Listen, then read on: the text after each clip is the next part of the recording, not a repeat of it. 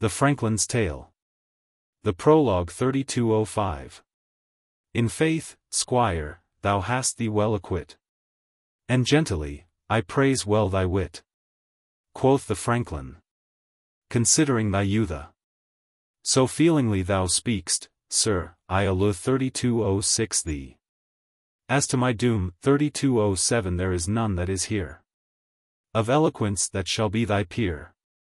If that thou live. God give thee good chance. And in virtue send thee continuance. For of thy speaking I have great dainty point 3208.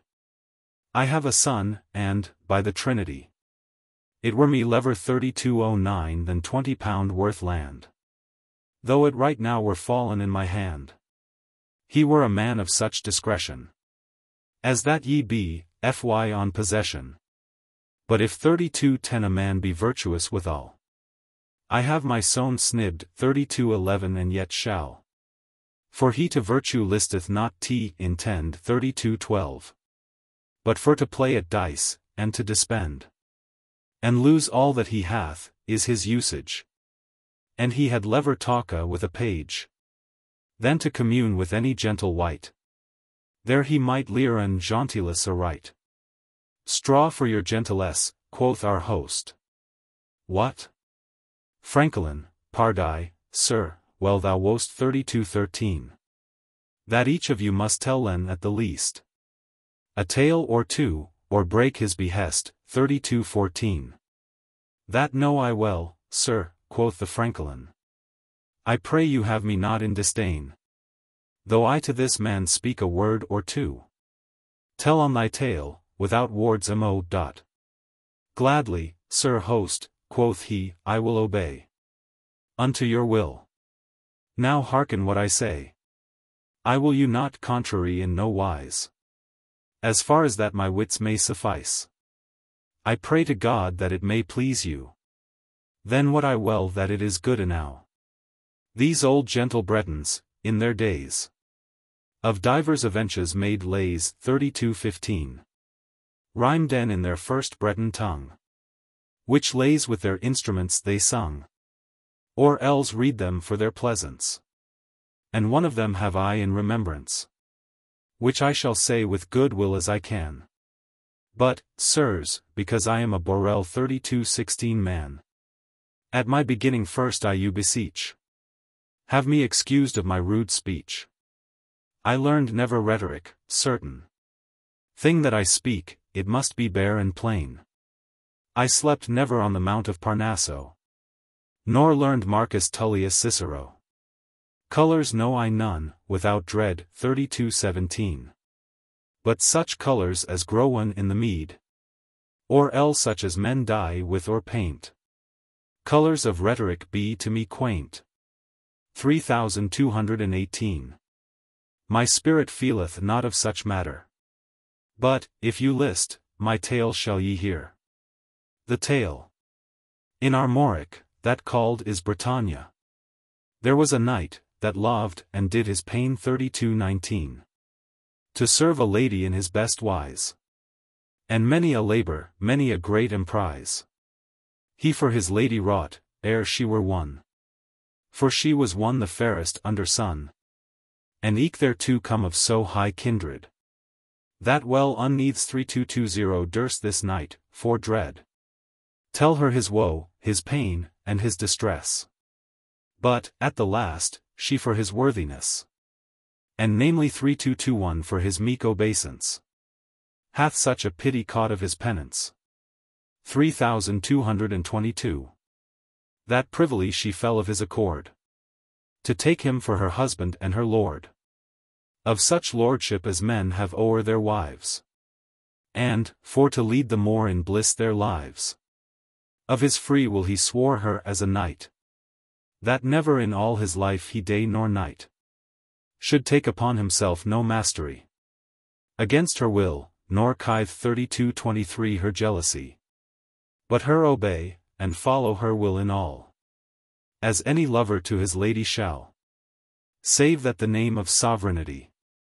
That would he have, for shame of his degree. She thanked him, and with full great humbless. she said. Sir, since of your gentleness ye proffer me to have so large a reign, no wood God never betwixt us twain. As in my guilt, were either war or strife. 32:24. Sir, I will be your humble true wife. Have here my troth, till that my heart breast. 3225. Thus be they both in quiet and in rest. For one thing, sires, safely dare I say, that friends ever each other must obey, if they will long hold in company. Love will not be constrained by mastery. When mastery comes, the God of love anon beateth 3226 his wings, and, farewell, he is gone. Love is a thing as any spirit free. Women of kind 3227 desire liberty, and not to be constrained as a thrall. 3228. And so do men, if soothly I say shall. Look who that is most patient in love. He is at his advantage all above. 3229. Patience is a high virtue certain, for it vanquisheth, as these clerks sayin, things that rigor never should attain. For every word men may not chide or plain. Learn to suffer, or, so may I go. 3230. Ye shall it learn whether ye will or no. For in this world certain no wight there is, that he not doth or saith sometimes amiss. Ire, or sickness, or constellation. 3231.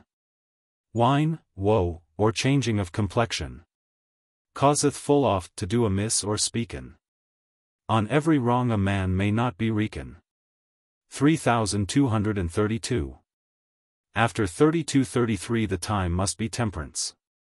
To every wight that can of 3234 governance. And therefore hath this worthy wise knight to live in ease, suffrance her behight. 3235. And she to him full wisely. 3236 gone to swear that never should there be default in her. Here may men see a humble wife accord. Thus hath she ta'en her servant and her lord. Servant in love, and lord in marriage. Then was he both in lordship and servage? Servage? Nay, but in lordship all above. Since he had both his lady and his love. His lady certes, and his wife also. The which that law of love accordeth to. And when he was in this prosperity, home with his wife he went to his country, not far from Penmark. 3237 where his dwelling was. And there he lived in bliss and in solace. 3238. Who could tell, but 3239 he had wedded be. The joy, the ease, and the prosperity that is betwixt a husband and his wife. A year and more lasted this blissful life, till that this night, of whom I spake thus, that of Carod 3240 was called Arviragus. Shope 3241 him to go and dwell a year or twain in Engleland, that called was eke Britain, to seek in arms worship and honor. For all his lust 3242 he set in such labor, and dwelled there 2 years. The book saith thus.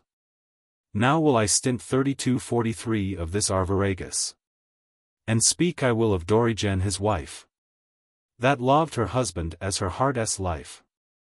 For his absence weepeth she and sigheth. 3244. As do these noble wives when them liketh. She mourneth, waketh, waileth, fasteth, plaineth. Desire of his presence her so distraineth, that all this wide world she set at naught. Her friends, which that knew her heavy thought, comfort her in all that ever they may. They preach her, they tell her night and day, that causeless she slays herself, alas. And every comfort possible in this case they do to her, with all their business. 3245. And all to make her leave her heaviness. By process, as ye knowen every one, men may so long graven in a stone, till some figure therein imprinted be. So long have they comforted her, till she received hath By hope and by reason. Imprinting of their consolation. Through which her great sorrow gone assuage. She may not always durn in such rage. And eke our Viragus, in all this care, hath sent his letters home of his welfare. And that he will come hastily again. Or else had this sorrow her hearty slain. Her friends saw her sorrow gin to slake, 3246. And prayed her on knees for God's sake, to come and roamen in their company, away to drive her dark fantasy. And finally she granted that request, for well she saw that it was for the best. Now stood her castle fast by the sea, and often with her friends walked she, her to disport upon the bank on high. There as many a ship and barge sigh. 3247. Sailing their courses, where them list to go. But then was that a parcel 3248 of her woe. For to herself full oft, alas, said she, is there no ship, of so many as I see, will bring home my lord? Then were my heart all warish d 3249 of this bitter pain as smart. Another time would she sit and think, and cast her eyen downward from the brink. But when she saw the grisly rocks blake 3250, for very fear so would her heart quake, that on her feet she might her not sustain. Then would she sit adown upon the green, and piteously into the sea behold 3251. And say right thus, with careful Sykes 3252 cold. Eternal God, that through thy purveyance leadest this world by certain governance. In idle 3253 as men say, ye nothing make. But, Lord, these grisly fiendly rocks blake, that seem rather a foul confusion of work, than any fair creation of such a perfect wise God and stable. Why have ye wrought this work unreasonable? For by this work, north, south, or west, or east, there is not fostered man, nor bird, nor beast. It doth no good, to my wit, but annoyeth. 3254. See ye not, Lord, how mankind it destroyeth? 100,000 bodies of mankind have rocks slain, all be they not in mind.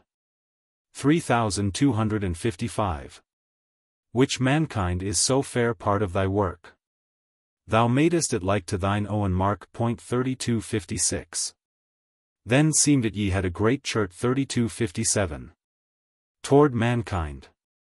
But how then may it be that ye such means make it to destroy? Which means do no good, but ever annoy. I wot well, clerks will say as them lest. 3258. By arguments, that all is for the best. Although I can the causes not why know. But thilk 3259 God that made the wind to blow, as keep my lord. This is my conclusion. To clerks leave I all disputation. But would to God that all these rocks blake were sunken into hella for his sake. These rocks slay mine heart for the fear. Thus would she say, with many a piteous tear. Her friends saw that it was no disport to roam by the sea, but discomfort, and shope them for to play somewhere else.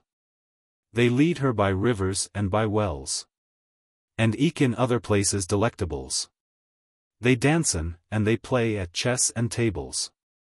So on a day, right in the morning tide, unto a garden that was there beside, in which that they had made their ordinance 3260. Of victual, and of other purveyance. They go and play them all the long day. And this was on the 6th morrow of May, which May had painted with his soft showeress. This garden full of leaves and of floweress, and craft of man's hand so curiously arrayed had this garden truly, that never was there garden of such price. 3261. But if it were the very paradise, odor of flowers, and the fresh sight, would have maked any heart light. That air was born, but if 3262 too great sickness or too great sorrow held it in distress. So full it was of beauty and pleasance. And after dinner they began to dance. And sing also, save Dorigen alone, who made alway her complaint and her moan. For she saw not him on the dance go. That was her husband. And her love also. But nathless she must a time abide. And with good hope let her sorrow slide. Upon this dance, among other men, danced a squire before Dorigen, that fresher was, and jollier of array. As to my doom, 3263 than is the month of May. He sang and danced, passing any man. That is or was since that the world began. Therewith he was, if men should him describe, one of the best faring 3264 men alive. Young, strong, and virtuous, and rich, and wise, and well beloved, and holden in great price. 3265. And, shortly if the sooth I tell shall, unweeting 3266 of this Dorigen at all. This lusty squire, servant to Venus, which that Wycald was Aurelius, had loved her best of any creature.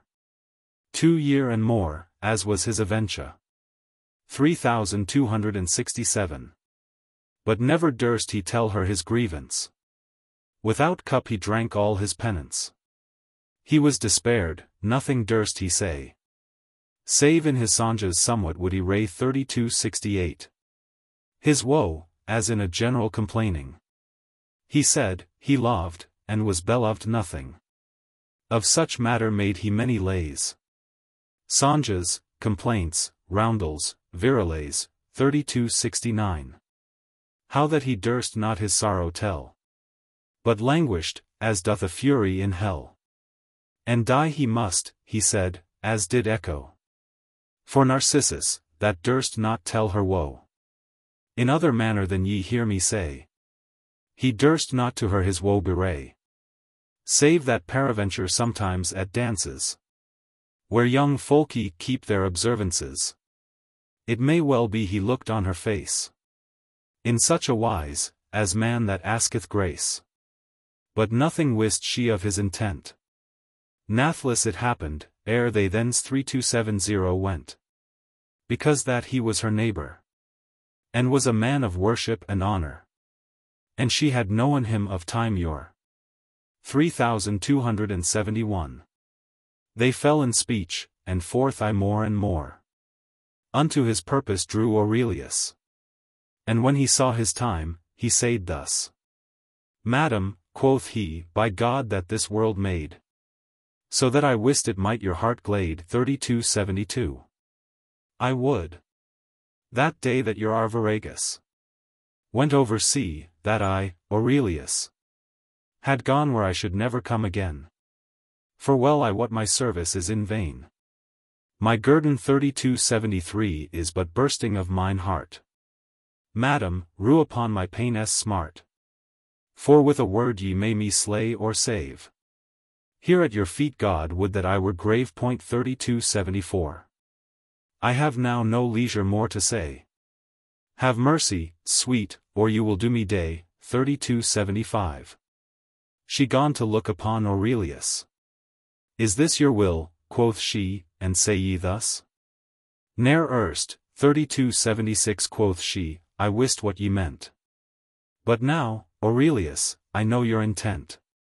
By Thilk 3277 God that gave me soul and life, never shall I be an untrue wife.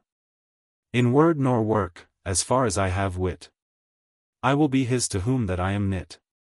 Take this for final answer as of me. But after that in play 3278 thus said she.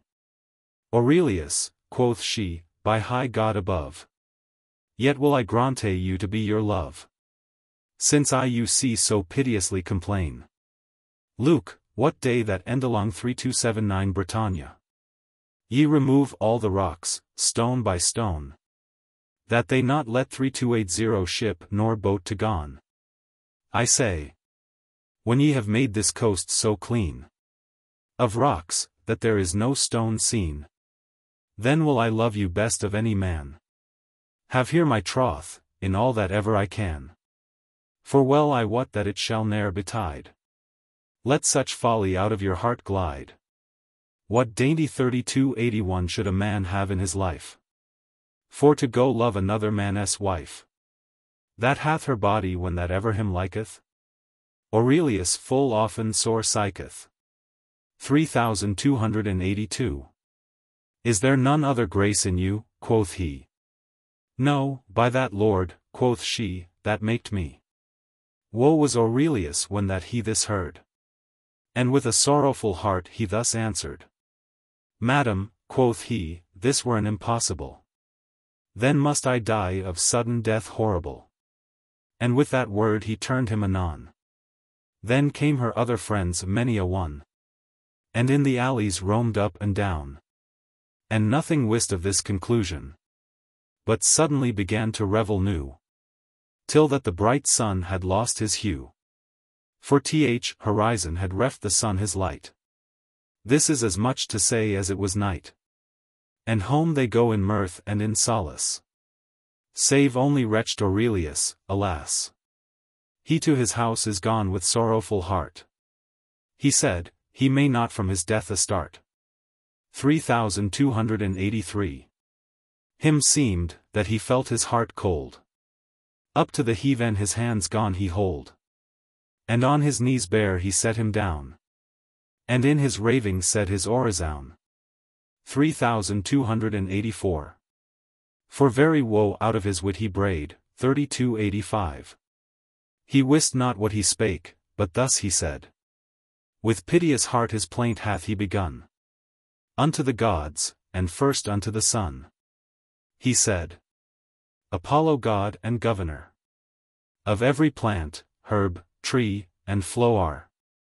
That givest, after thy declination. To each of them his time and his season. As thine Herbero 3286 changeth low and high. Lord Phoebus. Cast thy merciable 3287 eye. On wretched Aurelius, which that am but lorn. 3288. Lo, Lord, my lady hath my death twice sworn. Without guilt, but 3289 thy benignity. Upon my deadly heart have some pity. For well I wot, Lord Phoebus, if you lest 3290. Ye may me help, save my lady, best. Now vouchsafe, that I may you devise 3291. How that I may behold 3292 and in what wise. Your blissful sister, Lucina the Sheen 3293. That of the sea is chief goddess and queen. Though Neptunus have deity in the sea. Yet empress above him is she. Ye know well, Lord, that, right as her desire is to be quick d 3294 and lighted of your fire. For which she followeth you full busily. Right so the sea desireth naturally to follow her, as she that is goddess. Both in the sea and rivers more and less. Wherefore, Lord Phoebus, this is my request. Do this miracle, or do 3295 mine heart breast. 3296. That now, next at this opposition. Which in the sign shall be of the lion. As pray her so great a flood to bring. That 5 fathom at least it overspring. The highest rock in Armoric, Britannia.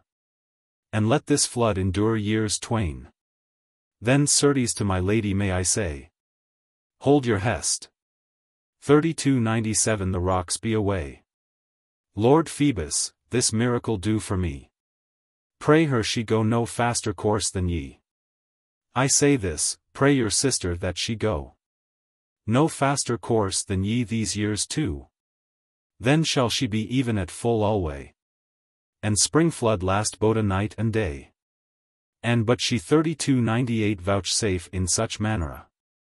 To grante me my sovereign lady dear. Pray her to sink every rock adown. Into her own dark region. Under the ground. Where Pluto dwelleth in. Or never more shall I my lady win. Thy temple in Delphos will I barefoot seek.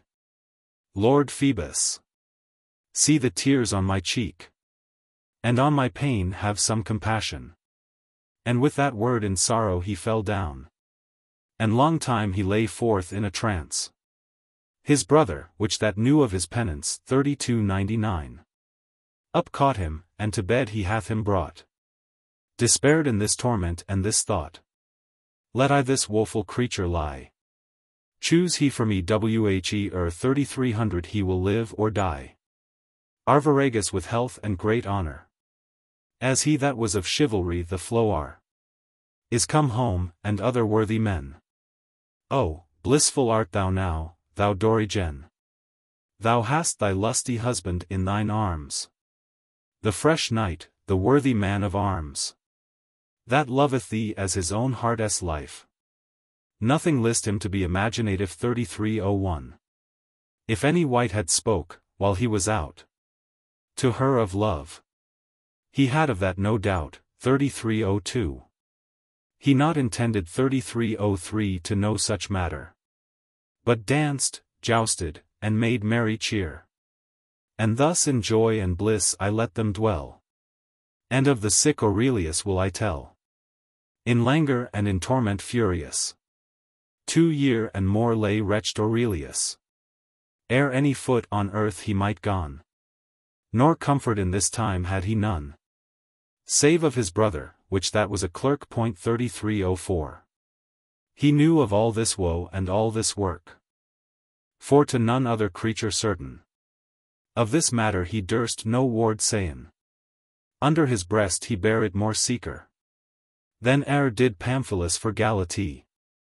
3305. His breast was whole without for to seen, but in his heart I was the arrow keen. And well ye know that of a Circin year 3306.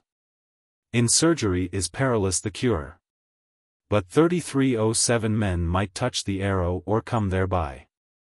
His brother wept and wailed privily, till at the last him fell in remembrance, that while he was at Orleans 3308 in France, as young clerks, that be Licorice 3309, to redden arts that be curious, see ken in every halk and every hern 3310, particular sciences for to learn. He him remembered, that upon a day, at Orleans in study a book he say 3311, of magic natural, which his fellow, that was that time a bachelor of law, all 3312 were he there to learn another craft, had privily upon his desk wylaft, which book spake much of operations, touching the 28 mansions, that long to the moon, and such folly, as in our days is not worth a fly. For Holy Church's faith, in our believe 3313. Suffereth none illusion to grieve. And when this book was in his remembrance, anon for joy his heart began to dance. And to himself he said privily, my brother shall be warish. D 3314 hastily. For I am sicker. 3315 that there be sciences, by which men make diverse appearances, such as these subtle treacherous. 3316 play. For oft at feasts have I well heard say, that treacherers, within a halley large, have made come in a water and a barge, and in the halley rowen up and down. Sometimes hath seemed come a grim lion, and sometimes flowers spring as in a mead, sometimes a vine, and grapes white and red, sometimes a castle all of lime and stone, and, when them liked, voided. 3317 it anon. Thus seemed it to every man's sight. Now then conclude I thus, if that I might at Orleans some old fellow find, that hath these moon-s mansions in mind, or other magic natural above, he should well make my brother have his love. For with an appearance a clerk 3318 may make, to man's sight, that all the rocks blake of Britannia were voided. 3319 every one, and ships by the brink come and gone, and in such form endure a day or two. Then were my brother warish. D 3320 of his woe, Then must she needs hold her behest. 33:21. Or else he shall shame her at the least. Why should I make a longer tale of this? Unto his brother's bed he comen is. And such comfort he gave him, for to gone to Orleans, that he upstart anon. And on his way forthward then is he fair. 3322. In hope for to be list 33:23 of his care. When they were come almost to that city. But if it were 33:24 a 2 furlong or 3. A young clerk roaming by himself they met. Which that in Latin thriftily 33:25 them gret. 3326. And after that he said a wondrous thing. I know, quoth he, the cause of your coming. And ere they farther any foot went, he told them all that was in their intent. The Breton clerk him asked of fellows, the which he had known in old daws. 33:27. And he answered him that they dead were. For which he wept full often many a tear. Down off his horse Aurelius light anon. And forth with this magician is begone home to his house, and made him well at ease. Them lacked no vitale that might them please. So well arrayed a house as there was one. Aurelius in his life saw never none. He shewed him, ere they went to Sapir. Forests, parks, full of wild deer. There saw he harts with their horns high. The greatest that were ever seen with eye. He saw of them 100 slain with hounds. And some with arrows bleed of bitter wounds. He saw, when voided 33:28 were the wild deer. These falconers upon a fair revere. That with their hawks have the heron slain. Then saw he knights jousting in a plain. And after this he did him such pleasance, that he him shewed his lady on a dance. In which himself danced, as him thought. And when this master, that this magic wrought, saw it was time, he clapped his hands too. And farewell, all the revel is wygo. 3329. And yet removed they never out of the house, while they saw all the sights marvellous. But in his study, where his books be, they sat still, and no wight but they three. To him this master called his squire, and said him thus, May we go to supper? Almost an hour it is, I undertake, since I you bade our supper for to make. When that these worthy men went with me into my study, where my books be. Sir, quoth this squire, when it liketh you. It is all ready, though ye will write now. Go we then sup, quoth he, as for the best. These amorous folk some time must have rest. At after supper fell they in treaty. What summy should this master's guerdon be? To remove all the rocks of Bretagne, and eke from Gironde 3330 to the mouth of Seine. He made it strange 3331 and swore, so God him save. Less than £1,000 he would not have. Nor gladly for that sum he would not gone. 3332. Aurelius with blissful heart anon answered thus, Fie on £1,000. This wide world, which that men say is round, I would it give, if I were lord of it. This bargain is full driven, for we be knit. 3333. Ye shall be paid truly by my troth. But Luke, for no negligence or sloth, ye tarry us here no longer than tomorrow. Nay, quoth the clerk, have here my faith to borrow. 3334. To bed is gone Aurelius when him lest. And well nigh all that night he had his rest. What for his labor, and his hope of bliss? His woeful heart of penance had a liss. 3335. Upon the morrow, when that it was day, unto Bretagne they took the right way. Aurelius and this magician beside, and be descended where they would abide. And this was, as the books me remember, the cold frosty season of December. Phoebus waxed old, and hued like Latown 3336. That in his oat declination shone as the burned gold, with streams 3337 bright. But now in Capricornadown he light. Whereas he shone full pale, I dare well sayn. The bitter frosts, with the sleet and rain, destroyed have the green in every yard. 3338. Janus sits by the fire with double beard, and drinketh of his bugle horn the wine. Before him stands the brawn of tusked swine. And Nowell 3339 creeth every lusty man. Aurelius, in all that ever he can, did to his master cheer and reverence, and prayed him to do his diligence, to bring him out of his painess smart, or with a sword that he would slit his heart. This subtle clerk such ruth 3340 had on this man, that night and day he sped him, that he can, to wait a time of his conclusion. This is to say, to make illusion, by such an appearance of jugglery. I know no terms of astrology, that she and every wight should ween and say, that of Britannia the rocks were away, or else they were sunken underground.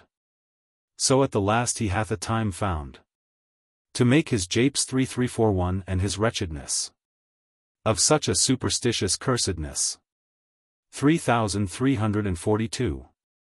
His tables Toltanes 3343 he brought, full well corrected, that there lacked not neither his collect, nor his expanse years, neither his roots, nor his other gears, as be his centers, and his arguments, and his proportional convenience, for his equations in everything, and by his 8 spheres in his working.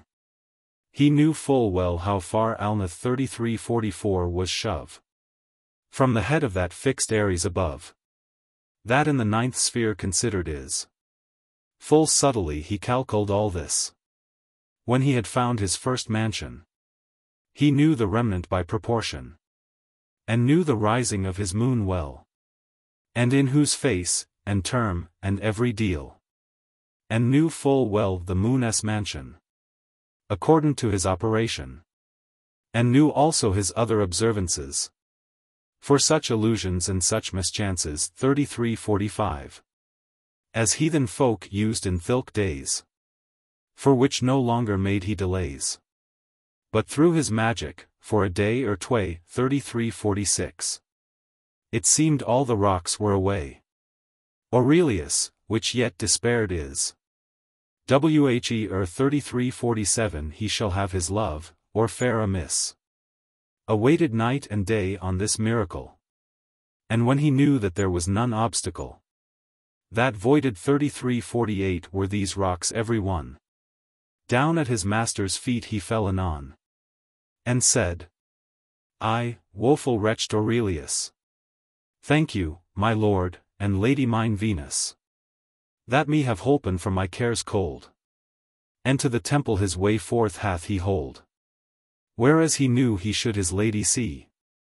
And when he saw his time, anon right he, with dreadful 3349 heart and with full humble cheer 3350, saluteth hath his sovereign lady dear. My rightful lady, quoth this woeful man, whom I most dread, and love as I best can, and loathiest were of all this world displease, were 't not that I for you have such disease. 3351. That I must die here at your foot anon.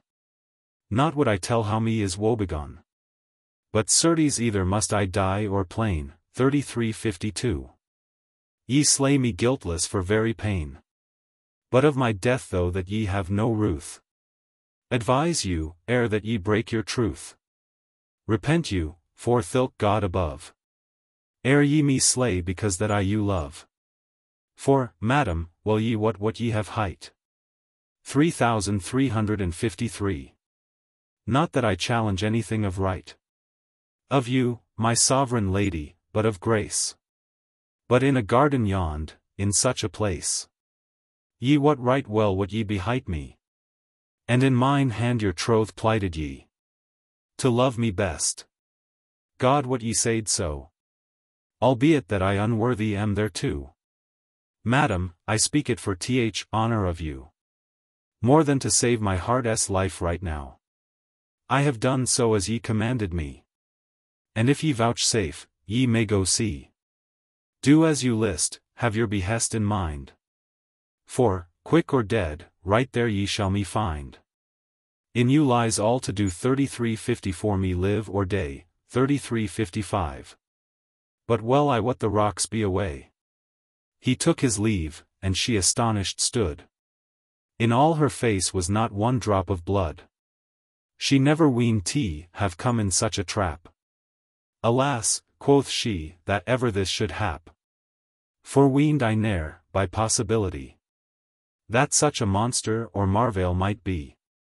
It is against the process of nature. And home she went a sorrowful creature. For very fear uneaths 3356 may she go. She wept, wailed, all a day or two. And swooned, that it ruth was to see. But why it was, to no wight told us she. For out of town was gone Arviragus. But to herself she spake, and said thus. With face pale, and full sorrowful cheer. In her complaint, as ye shall after hear. Alas! Quoth she, on thee, fortune, I plain 33:57. That unware hast me wrapped in thy chain. From which to scape, what I know succor. Save only death, or else dishonor. One of these two behoveth me to choose. But natheless, yet had I lever 33:58 lose. My life, then of my body have shame. Or know myself false, or lose my name. And with my death I may be quit why wis point 33:59. Hath there not many a noble wife, ere this? And many a maiden, slain herself, alas! Rather than with her body do trespass? Yes, certes. Lo, these stories bear witness. 3360. When 30 tyrants full of cursedness 3361. Had slain Phaedon in Athens at the feast. They commanded his daughters to arrest. And bringe them before them, in despite. All naked. To fulfill their foul delight. And in their father's blood they made them dance. Upon the pavement, God give them mischance. For which these woeful maidens, full of dread. Rather than they would lose their maidenhead. They privily bestart 3362 into a well. And drown themselves, as the books tell. They of Mycenae let inquire and seek. Of Lacedaemon 50 maidens eke. On which they would do their lechery. But there was none of all that company. That was not slain. And with a glad intent. Chose rather for to die, than to assent. To be oppressed 3363 of her maidenhead. Why should I then to dying be in dread? Lo, eke the tyrant Aristoclides. That loved a maiden hight Stymphalides. When that her father slain was on a night. Unto Diana's temple went she right.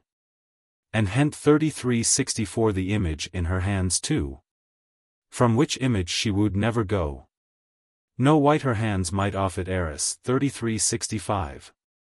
Till she was slain right in the self 3366 place. Now since that maidens had such despite. To be defouled with man's foul delight.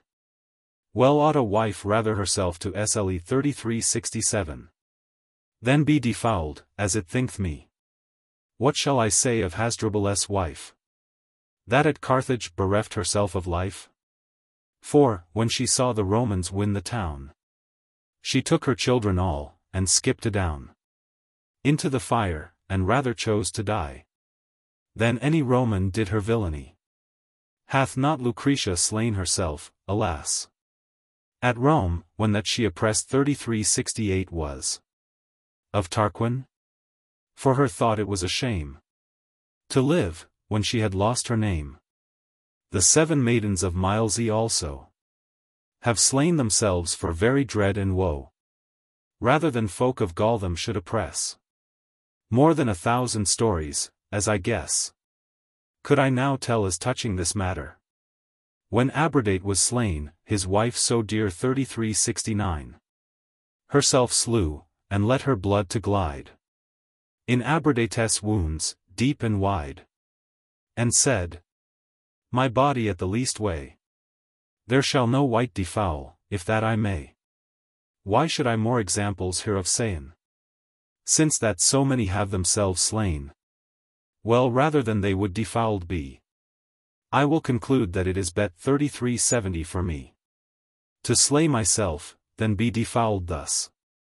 I will be true unto Arviragus, or else slay myself in some manner, as did Demotion's daughter dear, because she would not defouled be. O Sedasus, it is full great pity to read how thy daughters died, alas, that slew themselves for such manner cas. 3371. As great a pity was it, or well more, the Theban maiden, that for Nicanor herself slew, right for such manner woe. Another Theban maiden did right so, for one of Macedon had her oppressed. She with her death her maidenhead redressed. 3372.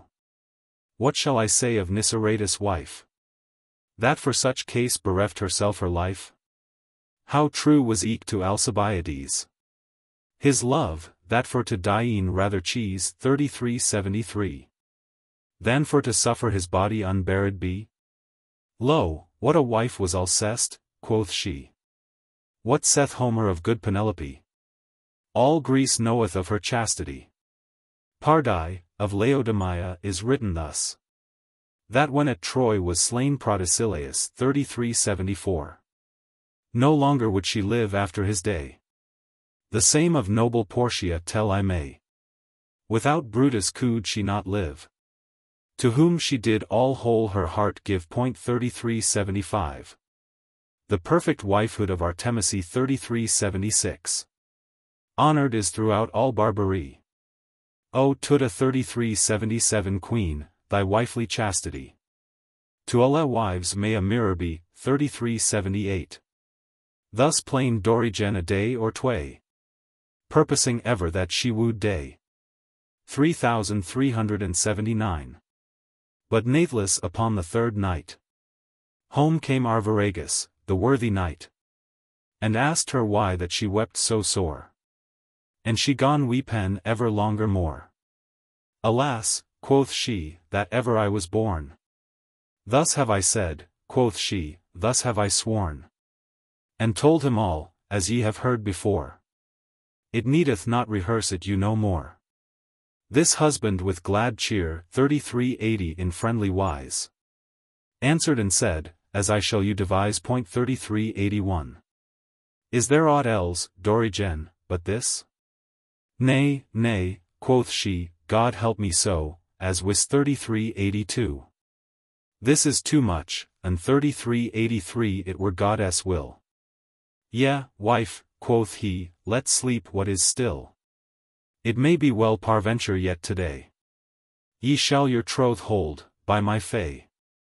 For, God so wisly. 3384 have mercy on me. I had well lever stick for to be. 3385. For very love which I to you have. But if ye should your troth keep and save, truth is the highest thing that man may keep. But with that word he burst anon to weep, and said, I you forbid, on pain of death, that never, while you lasteth life or breath, to no wight tell ye this misadventure. As I may best, I will my woe endure, nor make no countenance of heaviness, that folk of you may deem harm, or guess. And forth he called a squire and a maid. Go forth anon with Dorigen, he said, and bring her to such a place anon. They take their leave, and on their way they gone. But they not wist why she thither went. He would to no wight tell his intent. This squire, which that hight Aurelius, on Dorigen that was so amorous, of aventure happened her to meet amid the town, right in the quickest. 3386 street. As she was bound 3387 to go the way forthright toward the garden, there as she had hight 3388. And he was to the garden ward also. For well he spied when she would go out of her house, to any manner place. But thus they met, of aventure or grace. And he saluted her with glad intent, and asked of her whitherward she went. And she answered, half as she were mad, unto the garden, as my husband bade my troth for to hold. Alas! Alas! Aurelius gone to wonder on this case, and in his heart had great compassion of her, and of her lamentation, and of Arviragus, the worthy knight, that bade her hold all that she had hight. So loath him was his wife should break her truth, and in his heart he caught of it great ruth. 3389. Considering the best on every side, that from his lust yet were him lever. 3390 abide. Then do so high a churlish wretchedness. 3391. Against franchise. 3392 and alle gentleness. For which in few words he said thus: Madam, say to your lord Arviragus, that since I see the great gentleness of him, and eke I see well your distress, that him were lever. 3393 have shame, and that were ruth. 3394.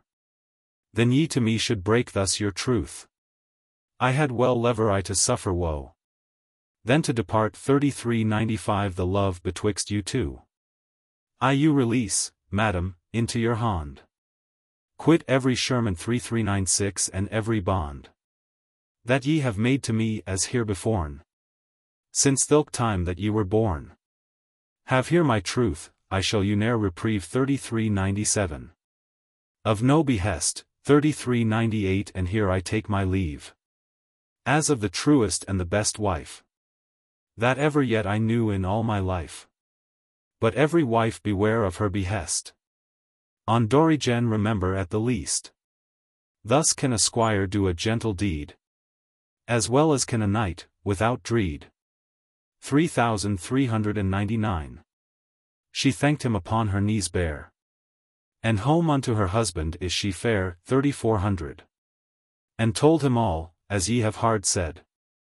And, trust me, he was so well apaid. 3401. That it were impossible me to write. Why should I longer of this case indite Arviragus and Dorigen his wife? In sovereign bliss led forth their life. Ne'er after was there anger them between. He cherished her as though she were a queen, and she was to him true for evermore. Of these two folk ye get of me no more. Aurelius, that his cost had all forlorn. 3402. Cursed the time that ever he was born. Alas! Quoth he, alas that I be hight. 3403. Of pured. 3404 gold 1,000 pound of weight. To this philosopher, how shall I do? I see no more, but that I am fordo. 3405. Mine heritage must I needs sell, and be a beggar, here I will not dwell, and shaman all my kindred in this place. But 3406 I of him may get better grace. But nathless I will of him assay, at certain days year by year to pay, and thank him of his great courtesy. My troth will I keep, I will not lie. With heart sore he went unto his coffer, and brought gold unto this philosopher, the value of 500 pound, I guess. And him beseeched, of his gentleness, to grant him days of 3407 the remnant. And said, Master, I dare well make avaunt. I failed never of my truth as yet. For sickerly my debt shall be quit towards you how so that ere I fare to go a begging in my kirtle bare. But would ye vouchsafe, upon surety, 2 year, or 3, for to respite me? Then were I well, for else must I sell mine heritage. There is no more to tell. This philosopher soberly. 3408 answered, And said thus, when he these words heard, Have I not holden covenant to thee? Yes, certes, well and truly, quoth he. Hast thou not had thy lady as thee liked? No, no, quoth he, and sorrowfully seekade. 3409. What was the cause? Tell me if thou can. Aurelius his tale anon began, and told him all as ye have heard before. It needeth not to you rehearse it more. He said, Arviragus of gentleness had lever 3410 die in sorrow and distress, than that his wife were of her troth false. The sorrow of Dorigen he told him als 3411. How loath her was to be a wicked wife, and that she lever had lost that day her life, and that her troth she swore through innocence. She ne'er erst 3412 had heard speak of a parents. 3413. That made me have of her so great pity, and write as freely as he sent her to me. As freely send I her to him again. This is all and some, there is no more to sayn.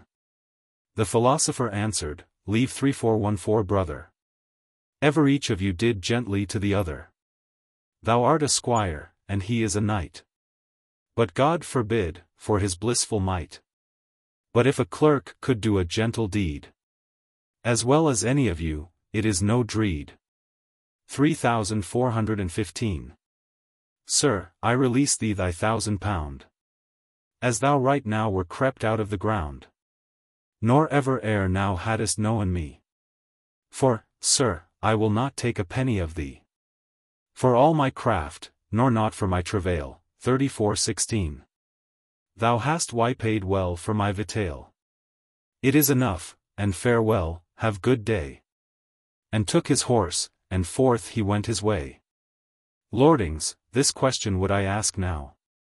Which was the most free? 3417. As think you? Now tell me, ere that ye farther wend. I can. 3418. No more, my tale is at an end. The Doctor's Tale. The Prologue. 3419. Yea, let that passe, quoth our host, as now. Sir Doctor of Physic, I pray you, tell us a tale of some honest matter. It shall be done, if that ye will it hear. Said this doctor, and his tale gone anon. Now, good men, quoth he, hearken every one. The tale. There was, as telleth Titus Livius 3420.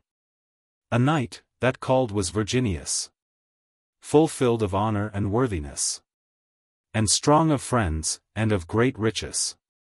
This knight one daughter had by his wife. No children had he more in all his life. Fair was this maid in excellent beauty, above in every wight that man may see.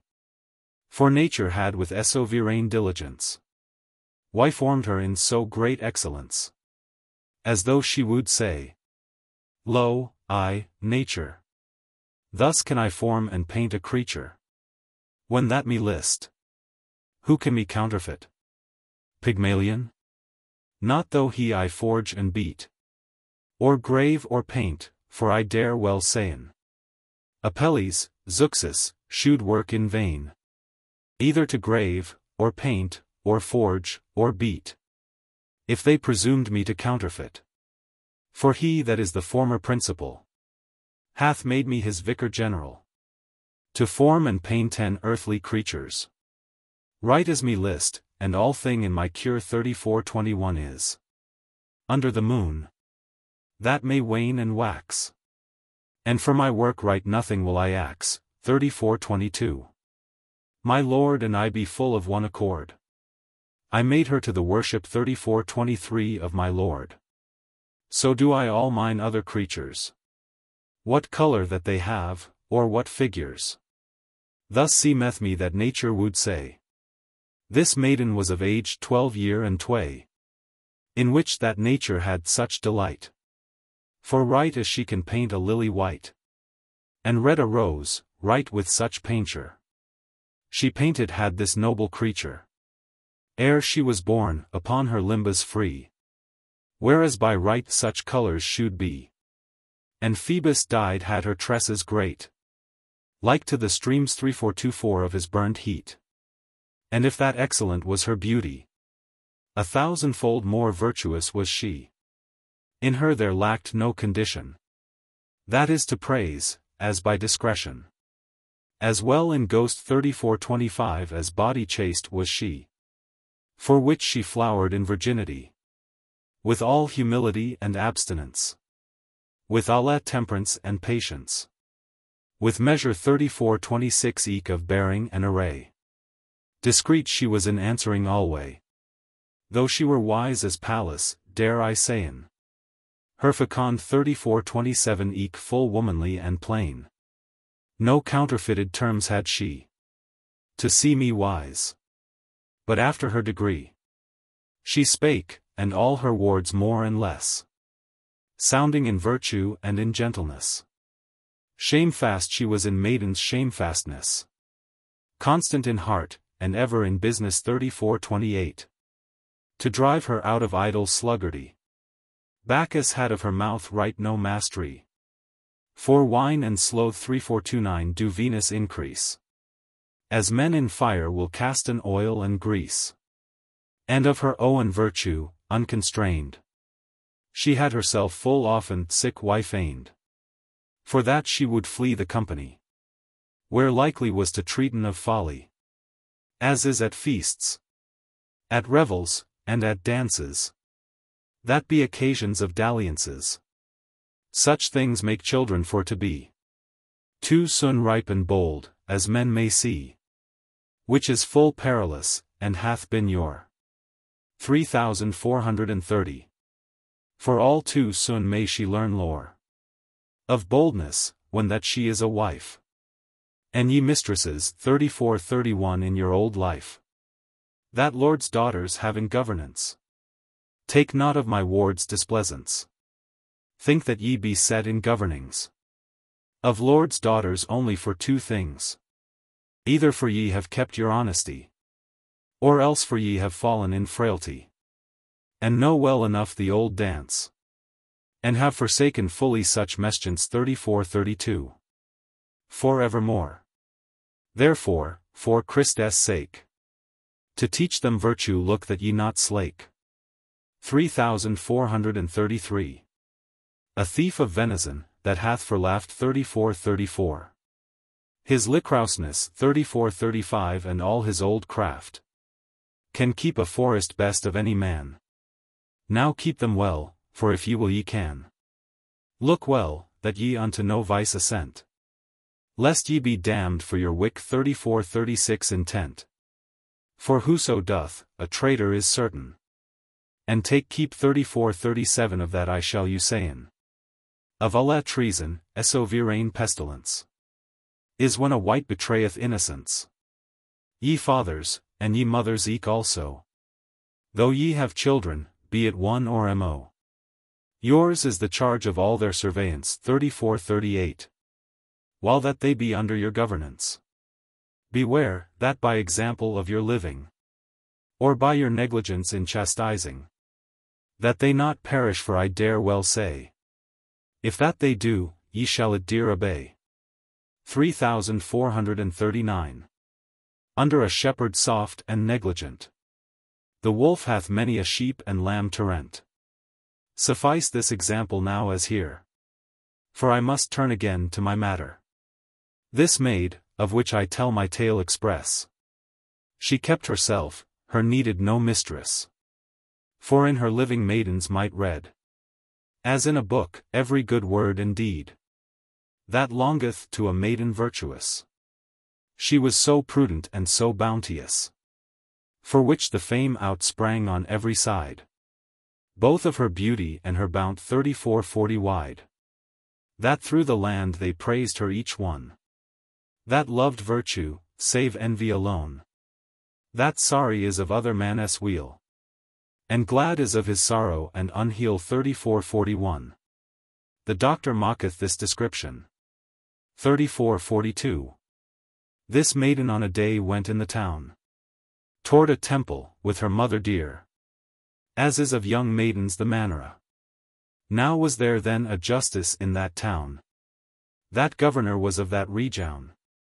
And so befell, this judge his eyen cast upon this maid, avising 3443 her full fast. As she came forth by where this judge stood, anon his heart changed and his mood. So was he caught with beauty of this maid. And to himself full privily he said, this maiden shall be mine for any man. Anon the fiend into his heart ran, and taught him suddenly, that he by sleight this maiden to his purpose win might. For certes, by no force, nor by no meed. 3444. Him thought he was not able for to speed. For she was strong of friends, and eke she confirmed was in such a sovereign bounte, that well he wist he might her never win. As for to make her with her body sin, for which, with great deliberation, he sent after a clerk. 3445 was in the town, the which he knew for subtle and for bold. This judge unto this clerk his tale told, in secret wise, and made him to assure he should tell it to no creature, and if he did, he should lose his head. And when assented was this cursed reed. 3446. Glad was the judge, and made him great cheer, and gave him gifts precious and dear. When Shipman 3447 was all their conspiracy, from point to point, how that his lechery performed should be full subtly, as ye shall hear it after openly. Home went this clerk, that hight Claudius, this false judge, that hight Appius. So was his name, for it is no fable, but known for a storial. 3448 thing notable. The sentence 3449 of it sooth. 3450 is out of doubt. This false judge went now fast about, to hasten his delight all that he may. And so befell, soon after on a day, this false judge, as telleth us the story, as he was wont, sat in his consistory, and gave his dooms. 3451 upon sundry case. This false clerk came forth a full great pace. 3452. And said, Lord, if that it be your will, as do me write upon this piteous bill. 3453. In which I plain upon Virginius. And if that he will say it is not thus, I will it prove, and find good witness. That sooth is what my billy will express. The judge answered, of this, in his absence, I may not give definitive sentence. Let do. 3454 him call, and I will gladly hear. Thou shalt have a right, and no wrong here. Virginius came to wheat. 3455 the judge's will. And right anon was read this cursed bill. The sentence of it was as ye shall hear. To you, my lord, Sir Appius, so clear sheweth your poor servant Claudius, how that a knight called Virginius, against the law, against all equity, holdeth, express against the will of me, my servant, which that is my thrall. 3456 by right, which from my house was stolen on a night, while that she was full young. I will it prove. 3457. By witness, Lord, so that it you not grieve. 3458. She is his daughter not, whatso he say. Wherefore to you, my lord the judge, I pray, yield me my thrall, if that it be your will. Lo, this was all the sentence of the bill.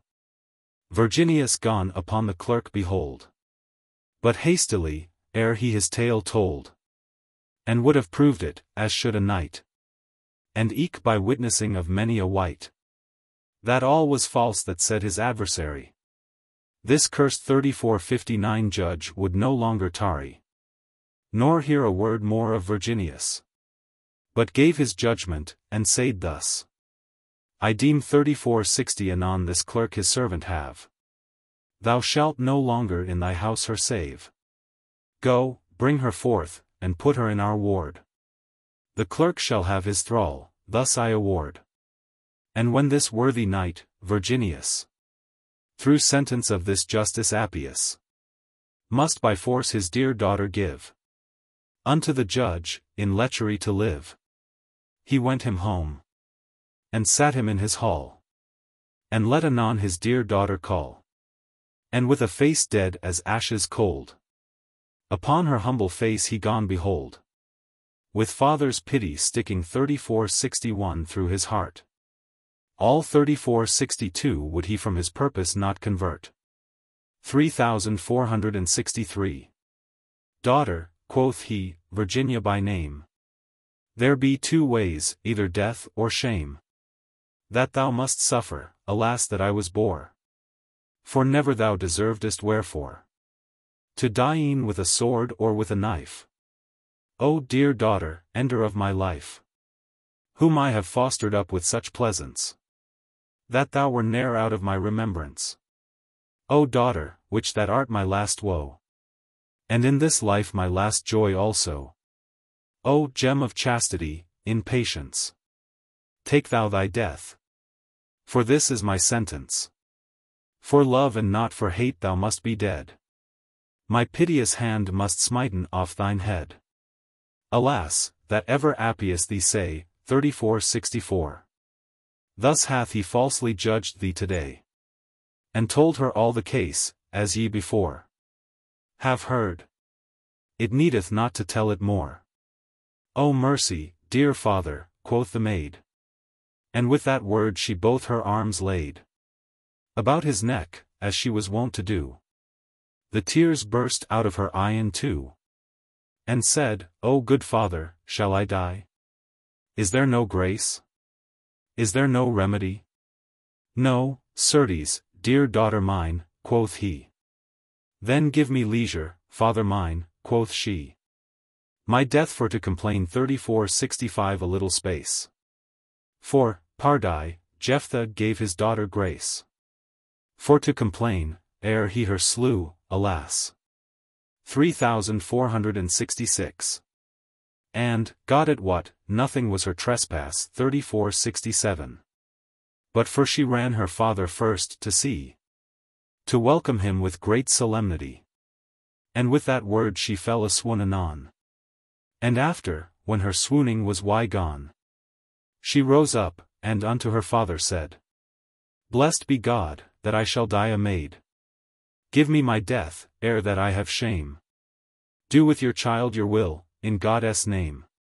And with that word she prayed him full oft, that with his sword he would smite her soft. And with that word, a swoon again she fell.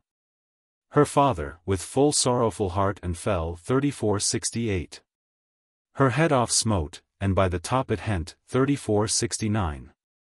And to the judge he went it to present, as he sat yet in doom. 3470 in consistory. And when the judge it saw, as saith the story, he bade to take him, and to hang him fast. But right anon 1,000 people enthrust. 3471. To save the night, for ruth and for pity, for known was the false iniquity. The people anon had suspect. 3472 in this thing, by manner of the clerk's challenging, that it was by th assent of Appius. They wist well that he was lecherous, for which unto this Appius they gone, and cast him in a prison right anon, whereas he slew himself, and Claudius, that servant was unto this Appius, was doomed for to hang upon a tree. But that Virginius, of his pity, so prayed for him, that he was exiled, and else certes had he been beguiled. 3473. The remnant were hanged, more and less, that were consenting to this cursedness. 3474. Here men may see how sin hath his merit. 3475. Beware, for no man knows how God will smite, in no degree, nor in which manner wise. The worm of conscience may agrees. Of 3476 wicked life, though it so privy be, that no man knows thereof, save God and he. For be he lewd man or else leered. 3477. He knows not how soon he shall be afeared. Therefore I read. 3478 You this counsel take. Forsake sin, ere sin you forsake. The Pardoner's Tale. The Prologue. Our host gone to swear as he were wood, 3479. Harrow, quoth he, by nails and by blood, 3480. This was a cursed thief, a false justice. As shameful death as heart can devise. Come to these judges and their advocas. 3481. Aldgate 3482. This Saley 3483 maid is slain, alas. Alas. Too dear bought 3484 she her beauty. Wherefore I say, that all day man may see. That gifts of fortune and of nature be cause of death to many a creature. Her beauty was her death, I dare well sayn. Alas! So piteously as she was slain. Of bote gifts, that I speak of now, men have full often more harm than prow. 3485. But truly, mine own master dear, this was a piteous tale for to hear. But nathless, pass over, 'tis no force. 3486. I pray to God to save thy gentle course. 3487. And eke thine urinals, and thy Jordans, thine Hippocras, and eke thy galleons. 3488. And every boist. 3489. Full of thy lectuary. God bless them, and Our Lady Saint Mary. So may I that. 3490. Thou art a proper man, and like a prelate, by Saint Ronian. Said I not well? Can I not speak in term? 3491. But well I what thou dost. 3492. Mine heart to erm. 3493. That I have almost caught a cardiacal. 3494. By Corpus Domini, but 3495 I have triacal. 3496. Or else a draught of moist and corny. 3497 ale. Or but 3498 I hear anon a merry tale. Mine heart is brost. 3499 For pity of this maid. Thou bel ami, thou pardoner, he said. Tell us some mirth of japes. 3500 Right anon. It shall be done, quoth he, by Saint Ronion. But first, quoth he, here at this ale stake. 3501. I will both drink, and biten on a cake. But right anon the gentle's gone to cry. Nay, let him tell us of no ribaldry. Tell us some moral thing, that we may lear. 3502. Some wit. 3503 And then will we gladly hear. I grant why wis. 3504 Quoth he. But I must think upon some honest thing while that I drink. The tale. 3505. Lordings, quoth he, in church when I preach, I pain me. 3506 To have an haughty and 3507 speech, and ring it out, as round as doth a bell. For I know all by rote that I tell. My theme is always one, and ever was. Radix malorum est cupiditas. 3508. First I pronounce whence that I come, and then my bules shew I all and some. Our liege lordess seal on my patent. That shew I first, my body to warrant. 3509. That no man be so hardy, priest nor clerk, me to disturb of Christ's holy work. And after that then tell I forth my tales. Bules of popes, and of cardinalis, of patriarchs, and of bishops I shew. And in Latin I speak awards few, to savour with my predication, and for to stir men to devotion. Then show I forth my long crystal stones, white-crammed fall of clouts. 3510 And of bones. Relics they be, as we they. 3511 Each one. Then have I in Latown. 3512 A shoulder bone, which that was of a holy Jewess sheep. Good men, say I, take of my wards keep. 3513. If that this bone be washed in any well, if cow, or calf, or sheep, or ox swell, that any worm hath eat, or worm wy stung, take water of that well, and wash his tongue, and it is whole anon. And farthermore, Of pox, and of scab, and every sore. Shall every sheep be whole, that of this well drinketh a draught, keep 35:14 of that I tell. If that the goodman, that the beasts oweth 35:15. Will every week, ere that the cock him croweth. Fasting, why drinken of this well a draught? As thilke holy Jew our elders taught. His beasts and his store shall multiply. And, sirs, also it healeth jealousy. For though a man be fallen in jealous rage, let make with this water his pottage. And never shall he more his wife mistrist 35:16. Though he the sooth of her default wist. All 35:17 had she taken priests 2 or 3. Here is a midine 35:18 eke, that ye may see. He that his hand will put in this midden, he shall have multiplying of his grain. When he hath sown, be it wheat or oats. So that he offer pence, or else groats. And, men and women, one thing warn I you. If any wight be in this church now, that hath done sin horrible, so that he dare not for shame of it why, shriven 35:19 be. Or any woman, be she young or old, that hath why made her husband cockwold 35:20. Such folk shall have no power nor no grace to offer to my relics in this place. And whoso findeth him out of such blame, he will come up and offer in God's name. And I ass oil him by the authority, which that by bull why granted was to me. By this God 35:21 have I won year by year 100 marks, since I was pardoneer. I stand like a clerk in my pulpit. And when the lewd 3522 people down is set, I preach so as ye have heard before. And tell them 100 japes 3523 more. Then pain I me to stretch forth my neck. And east and west upon the people I beck. As doth a dove, sitting on a burn. 3524. My hands and my tongue go so yearn 3525. That it is joy to see my business. Of avarice and of such cursedness 3526. Is all my preaching, for to make them free. To give their pence, and namely 3527 unto me. For mine intent is not but for to win. And nothing for correction of sin. I reck never, when that they be buried.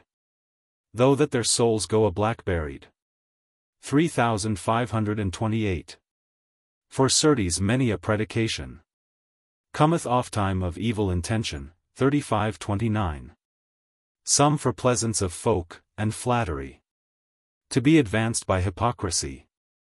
And some for vainglory, and some for hate.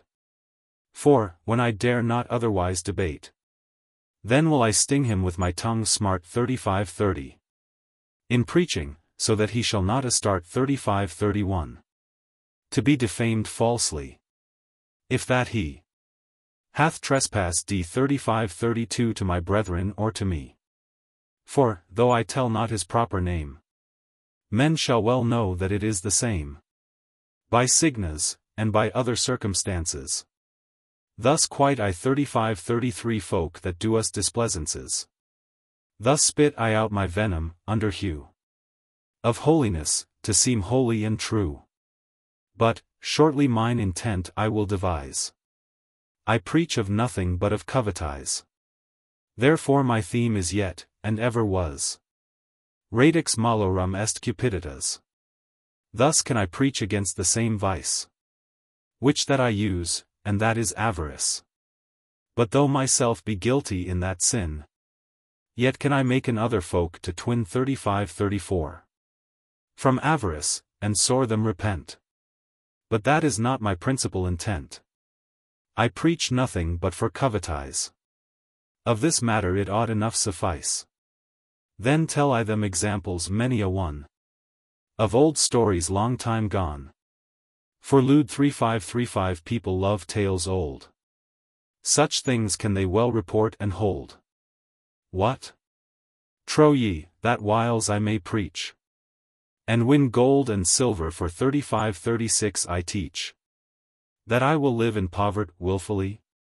Nay, nay, I thought it never truly. For I will preach and beg in sundry lands. I will not do no labor with mine hands, nor make baskets for to live thereby. Because I will not beg gen idly. I will none of the apostles counterfeit. 3537. I will have money, wool, and cheese, and wheat. All 3538 were it given of the poorest page, or of the poorest widow in a village. All 3539 should her children starve 3540 for famine. Nay, I will drink the liquor of the vine, and have a jolly wench in every town. But hearken, lordings, in conclusion. Your liking is, that I shall tell a tale. Now I have drunk a draught of corny ale. By God, I hope I shall you tell a thing that shall by reason be to your liking. For though myself be a full vicious man, a moral tale yet I you tell can, which I am wont to preach, for to win. Now hold your peace, my tale I will begin. In Flanders whilom was a company of young folks, that haunted folly, as riot, hazard, stews, and taverns. Whereas with lutes, harps, and jitterns 3541. They dance and play at dice both day and night. And eat also, and drink over their might. Through which they do the devil sacrifice. Within the devil's temple, in cursed wise. By superfluity abominable. Their oaths be so great and so damnable, that it is grisly 3542 for to hear them swear. Our blissful Lord's body they to tear, 3543. Them thought the Jews rent him not enough. And each of them at others sin lock. 3544. And right anon in come Tombasteers 3545. Fetus 3546 and small, and young Fruitisteers. 3547. Singers with harps, bawds 3548 wayfarers 3549. Which be the very devil's officers. To kindle and blow the fire of lechery. That is annexed unto gluttony. The Holy Writ take I to my witness. That luxury is in wine and drunkenness. 3550. Lo, how that drunken lot unkindly 3551. Lay by his daughters too unwittingly. So drunk he was he knew not what he wrought. Herod's, who so well the story sought 3552. When he of wine replete was at his feast. Right at his own table gave his hest 3553. To slay the Baptist John full guiltless. Seneca saith a good word, doubtless. He saith he can no difference find betwixt a man that is out of his mind, and a man wish that is drunklo 3554. But that woodness 3555 why fallen in a shrew 3556. Persevereth longer than drunkenness. O gluttony, full of all cursedness. O cause first of our confusion, original of our damnation, till Christ had bought us with his blood again. Luke, how dear, shortly for to sayin. About 3557 was first this cursed villainy. Corrupt was all this world for gluttony. Adam our father, and his wife also, from paradise, to labor and to woe, were driven for that vice. It is no dread. 3558. For while that Adam fasted, as I read, he was in paradise. And when that he ate of the fruit defended 3559 of the tree, anon he was cast out to woe and pain. O gluttony! Well ought us on the plain. Oh! Wist a man how many maladies follow of excess and of gluttonies, he would be the more measurable 3560. Of his diet, sitting at his table. Alas!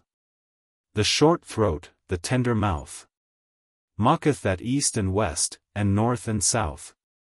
In earth, in air, in water, men do swink 3561. To get a glutton dainty meat and drink. Of this matter, O Paul, well canst thou treat. Meat unto womb, and womb eke unto meat. Shall God destroy both, as Paulus saith? 3562. Alas! A foul thing is it, by my faith, to say this word, and fouler is the deed, when man so drinketh of the white and red.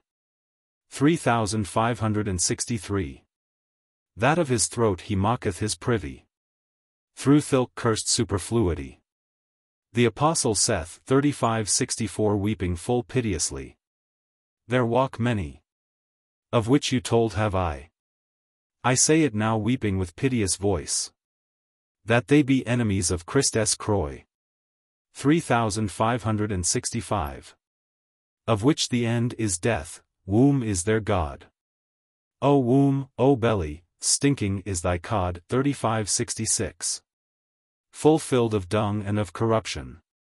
At either end of thee foul is the sown. How great labor and cost is thee to find. 3567. These cooks how they stamp, and strain, and grind, and turn substance into accident, to fulfill all thy liquorous talent.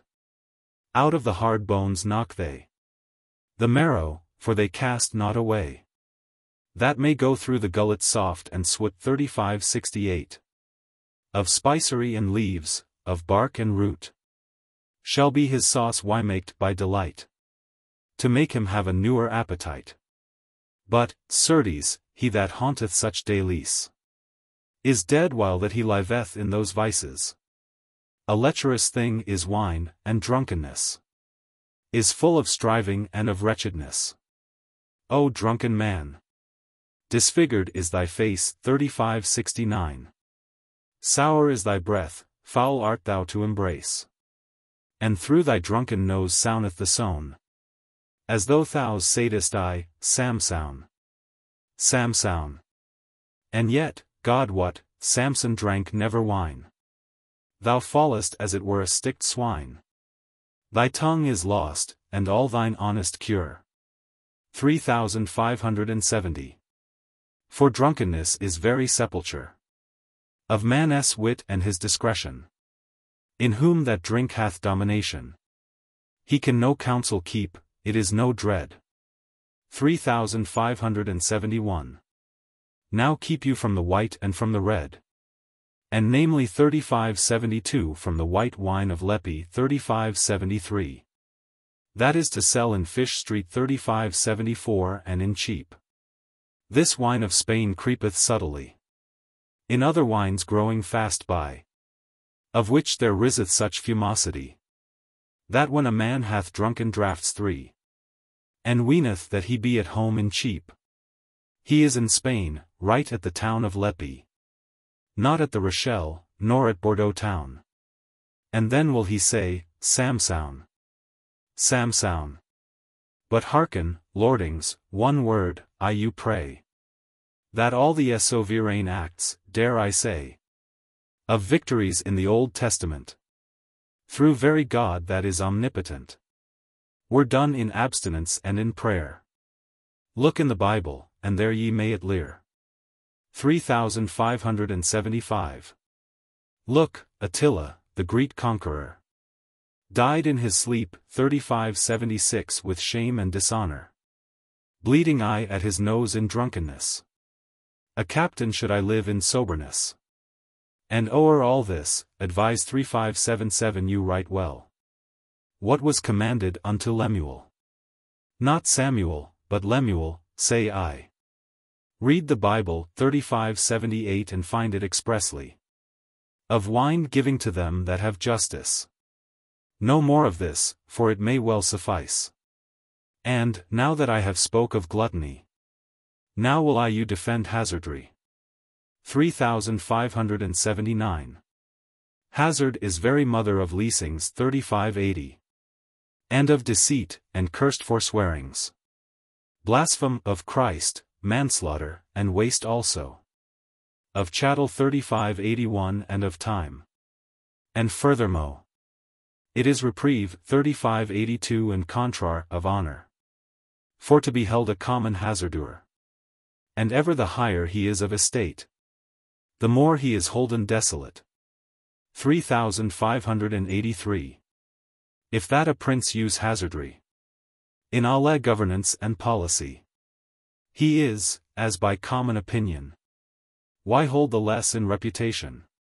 Chilon, that was a wise ambassador, was sent to Corinth with full great honor, from Lacedaemon 3584 to make alliance.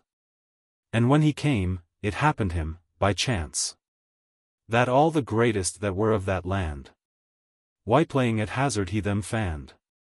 For which, as soon as that it might be, he stole him home again to his country, and said there, I will not lose my name, nor will I take on me so great fame. 3585.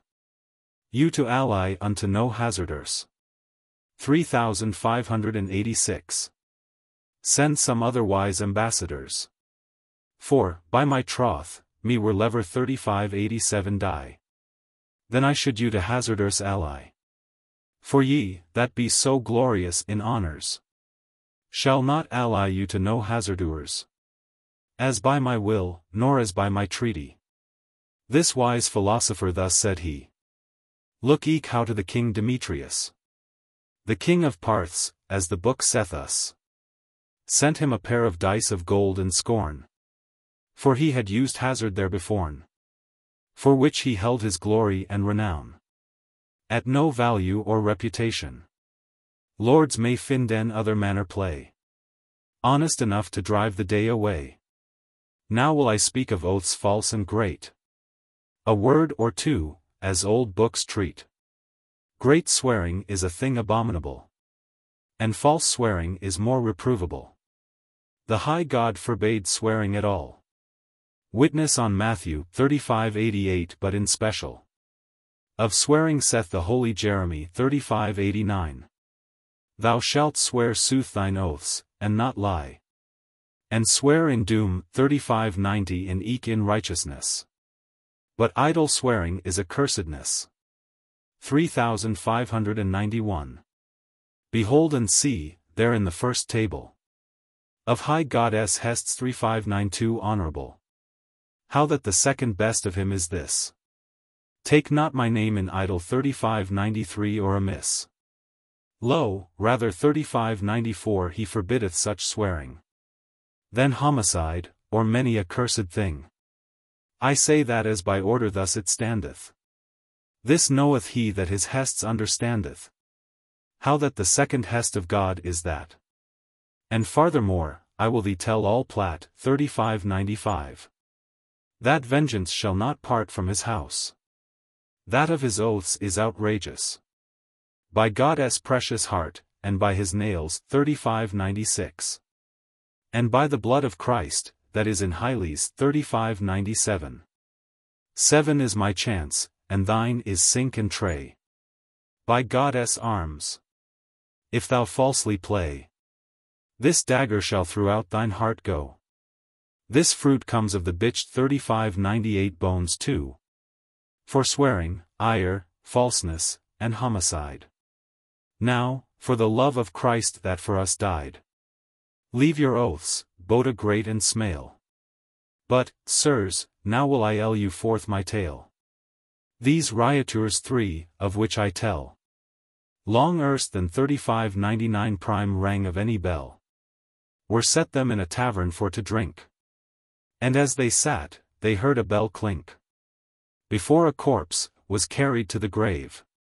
That one of them gone calle to his knave 3600. Go bet, 3601 quoth he, and ask readily. What corpse is this, that passeth here forth by? And look that thou report his name well. Sir, quoth the boy, it needeth never a deal, 3602. It was me told ere ye came here 2 hours. He was, pardie, an old fellow of yours. And suddenly he was slain tonight. For drunk 3603 as he sat on his bench upright.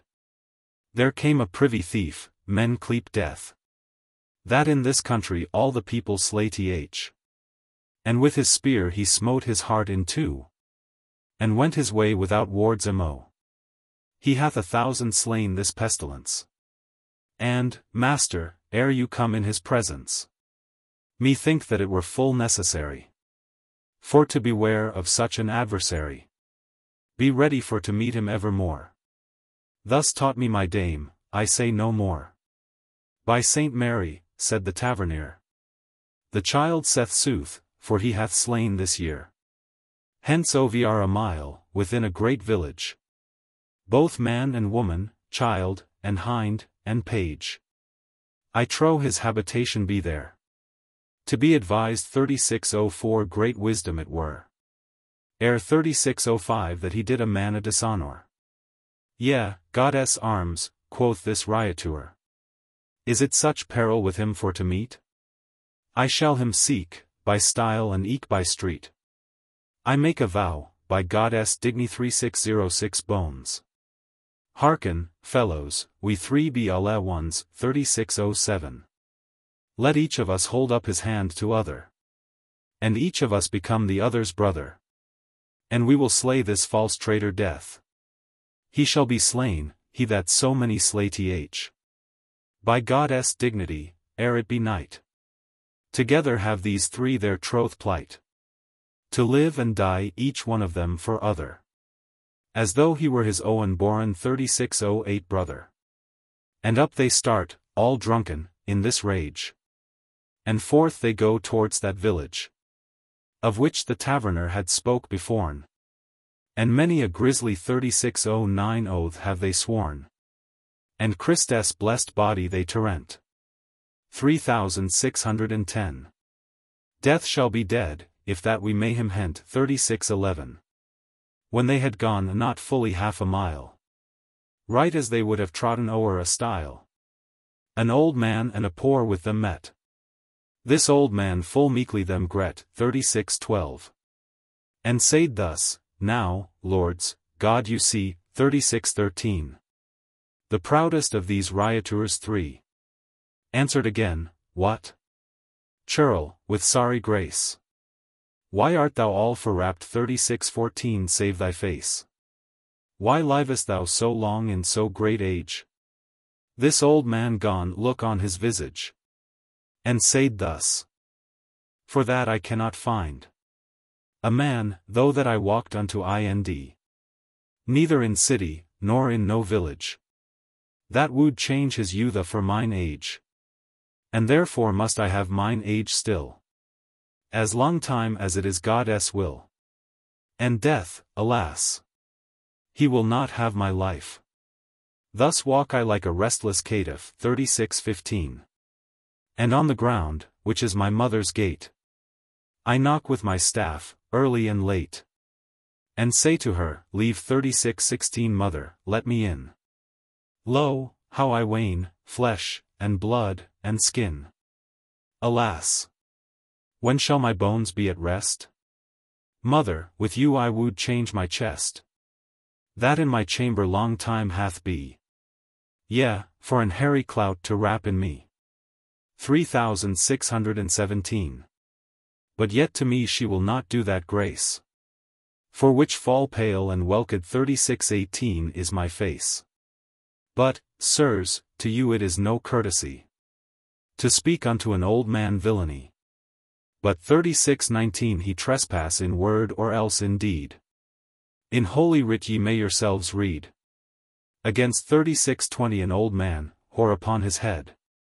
Ye should arise, therefore I you read 3621. Ne do unto an old man no harm now. No more than ye would a man did you. In age. If that ye may so long abide. And God be with you, whether ye go or ride. I must go thither as I have to go. Nay, old churl, by God thou shalt not so. Said this other hazarder anon. Thou partest not so lightly, by Saint John. Thou spakest right now of that traitor Death. That in this country all our friends slay th. Have here my troth, as thou art his espy. 3622. Tell where he is, or thou shalt at Abbey 3623. By God and by the Holy Sacrament. For soothly thou art one of his assent. To slay us young folk, thou false thief. Now, sirs, quoth he, if it be you so lief 36:24. To find death, turn up this crooked way. For in that grove I left him, by my fay. Under a tree, and there he will abide. Nor for your boast he will him nothing hide. See ye that oak? Right there ye shall him find. God save you, that bought again mankind. And you amend. Thus said this old man. And ever each of these rioters ran. Till they came to the tree, and there they found. Of florins fine, of gold wycoined round. Well nigh a 7 bushels, as them thought. No longer as then after death they sought. But each of them so glad was of the sight. For that the florins were so fair and bright. That down they sat them by the precious hoard. The youngest of them spake the first word. Brethren, quoth he, take keep what I shall say. My wit is great, though that I board 36:25 and play. This treasure hath fortune unto us given. In mirth and jollity our life to liven. And lightly as it comes, so will we spend. Hey! God's precious dignity. Who went 36:26. Today that we should have so fair a grace? But might this gold he carried from this place home to my house, or else unto yours? For well I wot that all this gold is ours. Then were we in high felicity. But truly by day it may not be. Men would say that we were thieves strong. And for our own treasure do us hong. 3627. This treasure must carried be by night. As wisely and as slyly as it might. Wherefore I read 36:28 that cut 36:29 among us all. We draw, and let's see where the cut will fall. And he that hath the cut, with heart blithe, shall run unto the town. And that full swithe 36:30. And bring us bread and wine full privily. And 2 of us shall keep subtly this treasure well, and if he will not tarry, when it is night, we will this treasure carry. By one assent, whereas us think best. Then one of them the cut brought in his fist. And bade them draw, and look where it would fall. And it fell on the youngest of them all. And forth toward the town he went anon. And all so soon as that he was gone. The one of them spake thus unto the other. Thou knowest well that thou art my sworn brother. Thy profit 36:31 will I tell thee right anon. Thou knowest well that our fellow is gone. And here is gold, and that full great plenty. That shall departed 36:32 he among us 3. But nathless, if I could shape 36:33 it so, that it departed were among us 2. Had I not done a friend's turn to thee? Other answered, not 36:34 how that may be. He knows well that the gold is with us tway. What shall we do? What shall we to him say? Shall it be counsel? 36:35 said the first shrew. 3636. And I shall tell to thee in words few what we shall do, and bring it well about. I grante, quoth the other, out of doubt, that by my truth I will thee not bewray. Now, quoth the first, thou knowst well we be tway. And 2 of us shall stronger be than 1. Look, when that he is set, 36:37 thou write anon. Arise, as though thou wouldest with him play. And I shall rive him through the sides tway. While that thou strugglest with him as in game. And with thy dagger look thou do the same. And then shall all this gold departed be. My dear friend, betwixt thee and me. Then may we both our lusts 3638 all fulfill. And play at dice right at our own will. And thus accorded 3639 be these shrews 3640 tway. To slay the third, as ye have heard me say. The youngest, which that went to the town. Full oft in heart he rolled up and down. The beauty of these florins new and bright. O Lord! Quoth he, if so were that I might have all this treasure to myself alone. There is no man that lives under the throne of God, that should have so merry as I.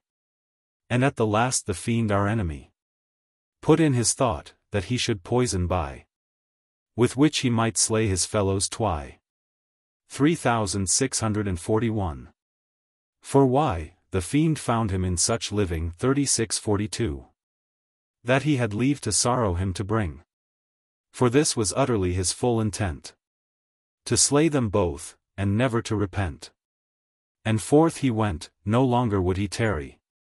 Into the town to an apothecary. And prayed him that he him would sell some poison, that he might his rats quell. 3643. And eke there was a polecat in his haw, 3644. That, as he said, his capons had wice law, 3645. And fain he would him wreak, 3646, if that he might. Of vermin that destroyed him by night. Th apothecary answered, thou shalt have a thing, as Whistly 3647. God my soul save. In all this world there is no creature that eat or drank hath of this confecture. Not but the mountains 3648 of a corn of wheat. That he shall not his life anon forleet. 3649. Yea, sterve 3650 he shall, and that in less while. Then thou wilt go apace 3651 not but a mile. This poison is so strong and violent. This cursed man hath in his hand hent 3652. This poison in a box, and swift he ran into the next street, unto a man, and borrowed of him large bottles 3. And in the 2 the poison poured he. The 3rd he kept clean for his own drink. For all the night he showed him 3653 for to swink 3654. In carrying off the gold out of that place. And when this riotour, with sorry grace, had filled with wine his great bottles 3, to his fellows again repaired he. What needeth it thereof to sermon 3655 more? For, right as they had cast 3656 his death before, right so they have him slain, and that anon. And when that this was done, thus spake the one. Now let us sit and drink, and make us merry. And afterward we will his body bury. And with that word it happened him par cast 3657.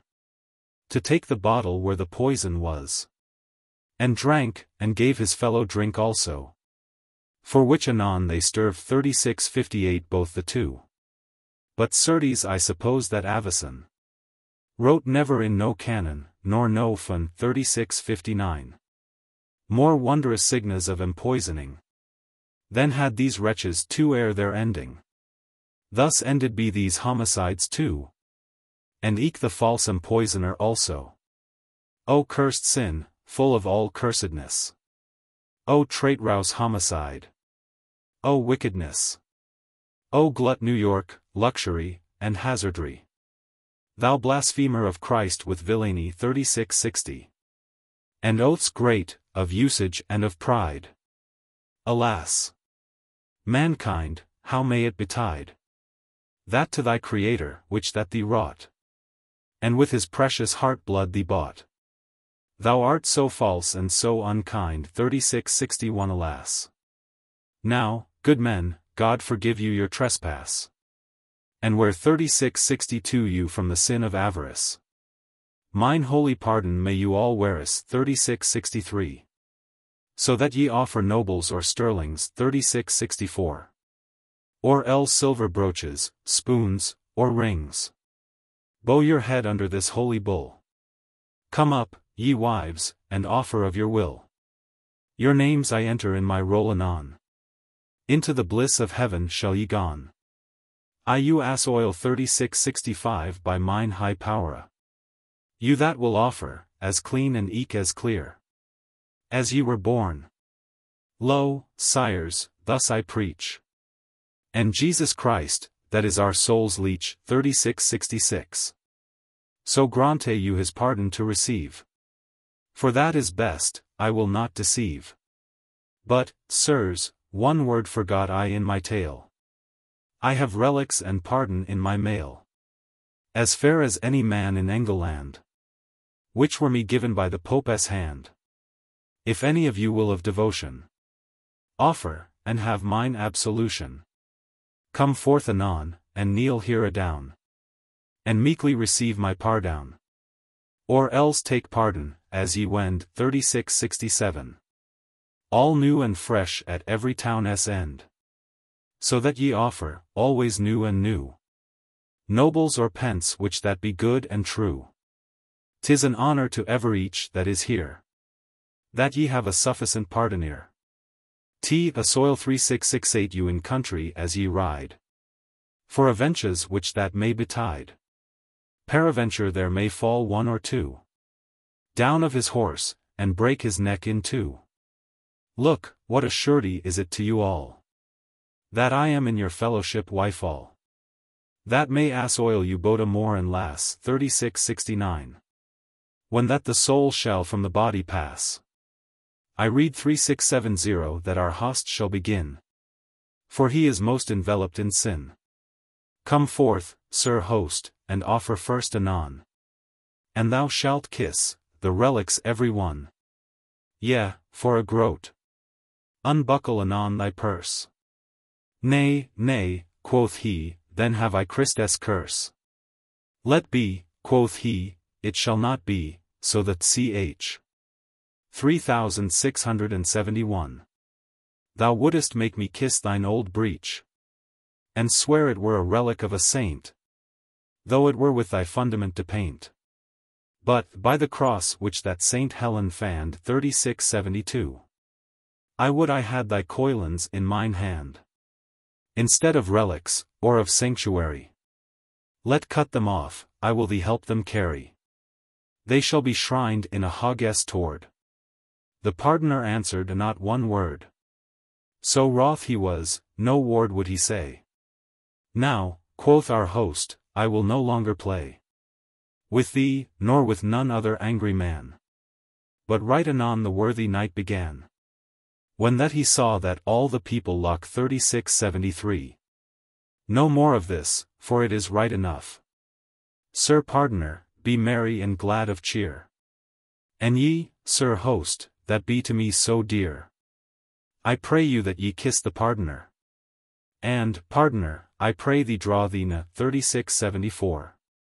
And as we did, let us laugh and play. Anon they kissed, and rode forth their way. The Shipman's Tale. 3675. The Prologue. Our host upon his stirrups stood anon, and said, Good men, hearken every one. This was a thrifty 3676 tale for the nones. Sir parish priest, quoth he, for God's bones, tell us a tale, as was thy forward your. 3677. I see well that ye learned men in lore. Can 3678 mush good, by God's dignity? The parson him answered, Bend thy sight. What ails the man, so sinfully to swear? Our host answered, O Jankin, be ye there? Now, good men, quoth our host, hearken to me. I smell a lollard 3679 in the wind, quoth he. Abide, for God's dignity 3680 passion. For we shall have a predication.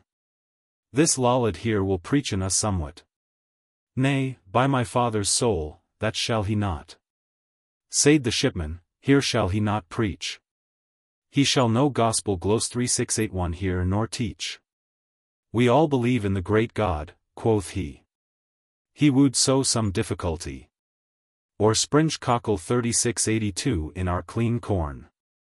And therefore, host, I warn thee beforn, my jolly body shall a tale tell, and I shall clink you so merry a bell, that I shall waken all this company.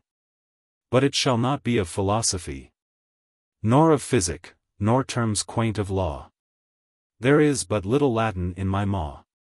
3683. The Tale. A merchant whilom dwelled at Saint Denis. That Riche was, for which men held him wise. A wife he had of excellent beauty, and companyable and revellous 3684 was she. Which is a thing that causeth more dispense than worth is all the cheer and reverence that men them do at feasts and at dances. Such salutations and countenances Parson, as doth the shadow on the wall. Put woe is him that pay must for all. The Saley 3685 husband Aldgate 3686 he must pay. He must us 3687 clothe and he must us array. All for his own worship richly. In which array we dance jollily. And if that he may not, paraventure. Or else list not such dispense endure. But think that is wasted and why lost. Then must another pay for our cost. Or lend us gold. And that is perilous. This noble merchant held a noble house, for which he had all day so great repair 3688. For his largesse, and for his wife was fair. That wonder is, but hearken to my tale. Amongst all these guests great and smale, there was a monk, a fair man and a bold. I trow a 30 winter he was old. That ever, in 13689 was drawing to that place. This young monk, that was so fair of face, acquainted was so with this good man, since that their first knowledge began, that in his house as familiar was he, as it is possible any friend to be. And, for as muchal as this good man, and eke this monk of which that I began, were both the two born in one village. The monk him claimed, as for cousinage, 3690. And he again him said not once nay, but was as glad thereof as foul of day. For to his heart it was a great pleasance. Thus be they knit with etern alliance, and each of them gone other to assure of brotherhood while that their life may dure. Free was Dan 3691 John, and namely 3692 of dispense, as in that house, and full of diligence, to do pleasance, and also great costage. 3693. He not forgot to give the least page in all that house, but, after their degree, he gave the Lord, and Sithen 3694 his many 3695. When that he came, some manner honest thing, for which they were as glad of his coming, as foul is fain when that the sun upriseth. No more of this as now, for it sufficeth.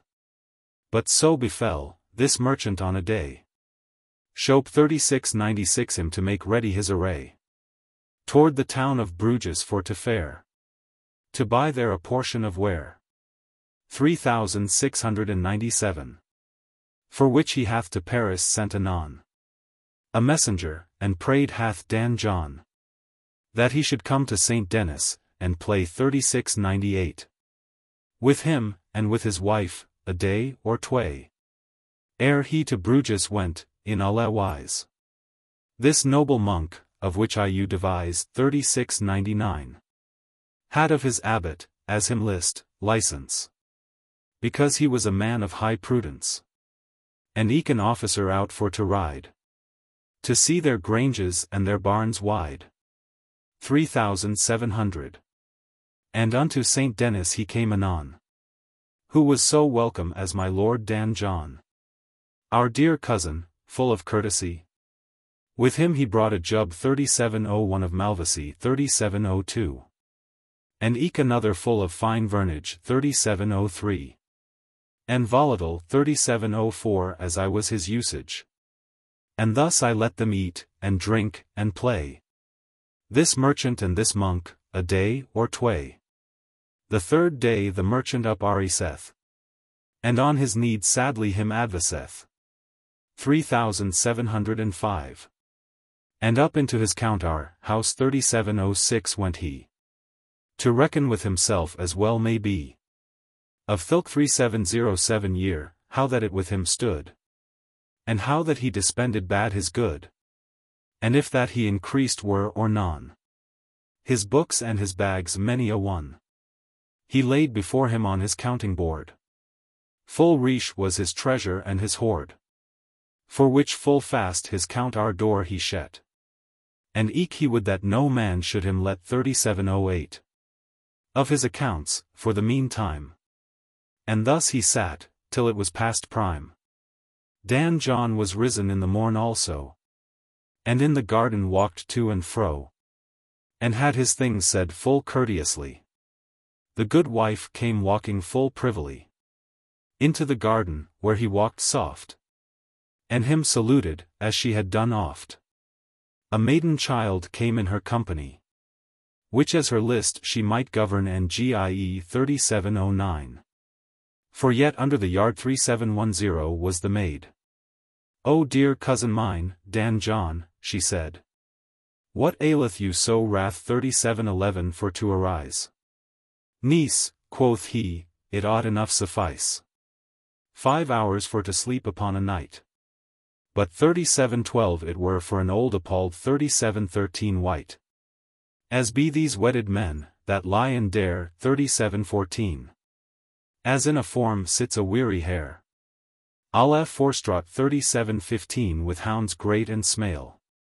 But, dear niece, why be ye so pale? I trow certes that our good man hath you so labored, since this night began, that you were need to rest hastily." And with that word he laughed full merrily, and of his own thought he waxed all red. This fair wife gone for to shake her head, and said thus, "Yea, God, what all," quoth she. "Nay, cousin mine, it stands not so with me. For by that God, that gave me soul and life, in all the realm of France is there no wife that less lust hath to that sorry play. For I may sing alas and well away, that I was born, but to no wight," quoth she. "Dare I not tell how that it stands with me? Wherefore I think out of this land to wend, or else of myself to make an end. So full am I of dread and eke of care." This monk began upon this wife to stare, and said, "Alas, my niece, God forbid that ye for any sorrow, or any dread, fordo 3716 yourself, but tell me your grief. Peradventure I may, in your mischief 3717, counsel or help. And therefore tell me all your annoy, for it shall be seeker. For on my Portos 3718 here I make an oath, that never in my life, for lief nor loath 3719, ne shall I of no counsel you bewray. The same again to you," quoth she, "I say. By God and by this Portos I you swear, though men me wooden all in pieces tear, ne shall I never, for 3720 to go to hell, bewray one word of thing that ye me tell. For no cousinage, nor alliance, but verily for love and affiance." 3721. Thus be they sworn, and thereupon they kissed, and each of them told other what them list. "Cousin," quoth she, "if that I had space, as I have none, and namely 3722 in this place, then would I tell a legend of my life, what I have suffered since I was a wife. With mine husband, all 3723 be he your cousin." "Nay," quoth this monk, "by God and Saint Martin, he is no more cousin unto me than is the leaf that hangeth on the tree. I call him so, by Saint Denis of France, to have the more cause of acquaintance of you, which I have loved specially, above an alla women sickerly." 3724. This swear I you on my profession. 3725. Tell me your grief, lest that he come adown, and hasten you, and go away anon. "My dear love," quoth she, "O my Dan John, full leaf 3726 were me this counsel for to hide. But out it must, I may no more abide. My husband is to me the worst man that ever was since that the world began.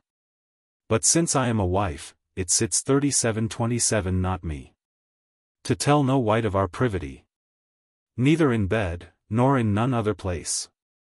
God shield 37:28 I should tell it for his grace. A wife shall not say of her husband, but all honor, as I can understand. Save unto you thus much I tell shall. As help me God, he is not worth at all, in no degree, the value of a fly. But yet me grieveth most his niggardly. 3729. And well ye wot, that women naturally desire things 6, as well as I. They wooed that their husbands should be hardy, 3730 and wise, and rich, and thereto free. And buxom 3731 to his wife, and fresh in bed. But by that ilk 3732 Lord that for us bled. For his honor myself for to array. On Sunday next I must needs pay 100 francs, or else am I lorn. 3733. Yet were me lever 3734 that I were unborn. Then me were done slander or villainy. And if mine husband eke might it be, I were but lost. And therefore I you pray, lend me this sum, or else must I day. 3735. Dan John, I say, lend me these 100 francs. Pardie, I will not fail you, my thanks. 3736. If that you list to do that I you pray. For at a certain day I will you pay. And do to you what pleasance and service. That I may do, right as you list devise. And but 3737 I do, God take on me vengeance. As foul as e'er had Ganilion 3738 of France. This gentle monk answered in this manner. Now truly, mine own lady dear, I have, quoth he, on you so great ruth. 3739. That I you swear, and plight you my truth, that when your husband is to Flanders fair. 3740. I will deliver you out of this care.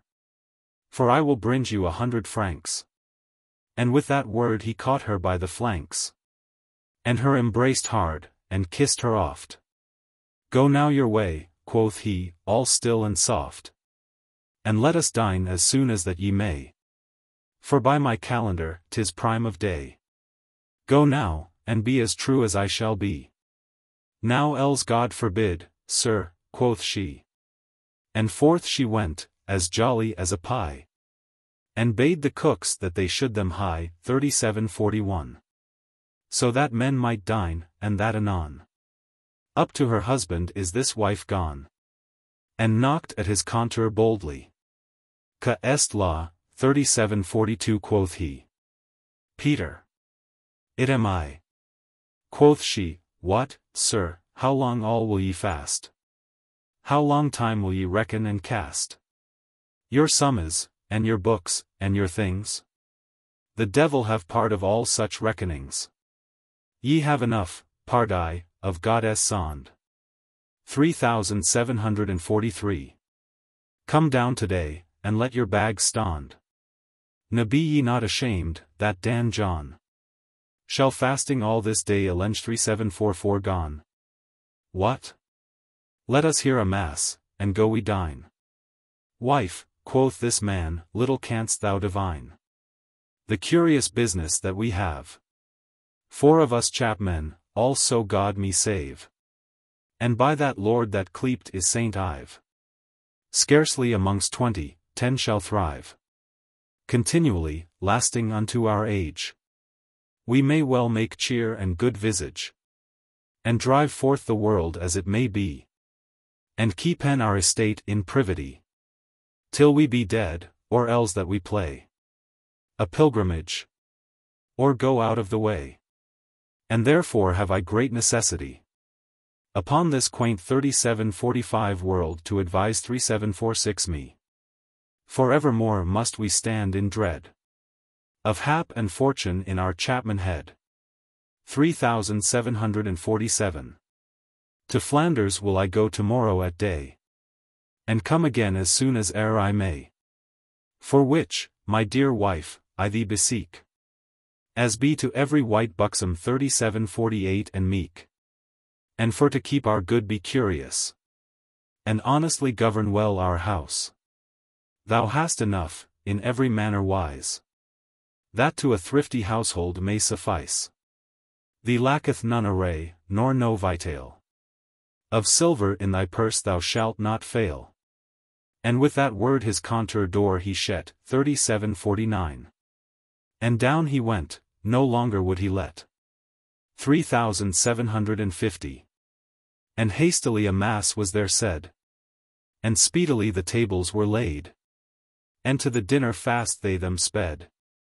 And richly this monk the chapman fed. And after dinner Dan John soberly this chapman took apart, and privily he said him thus, Cousin, it standeth so, that, well I see, to Bruges ye will go.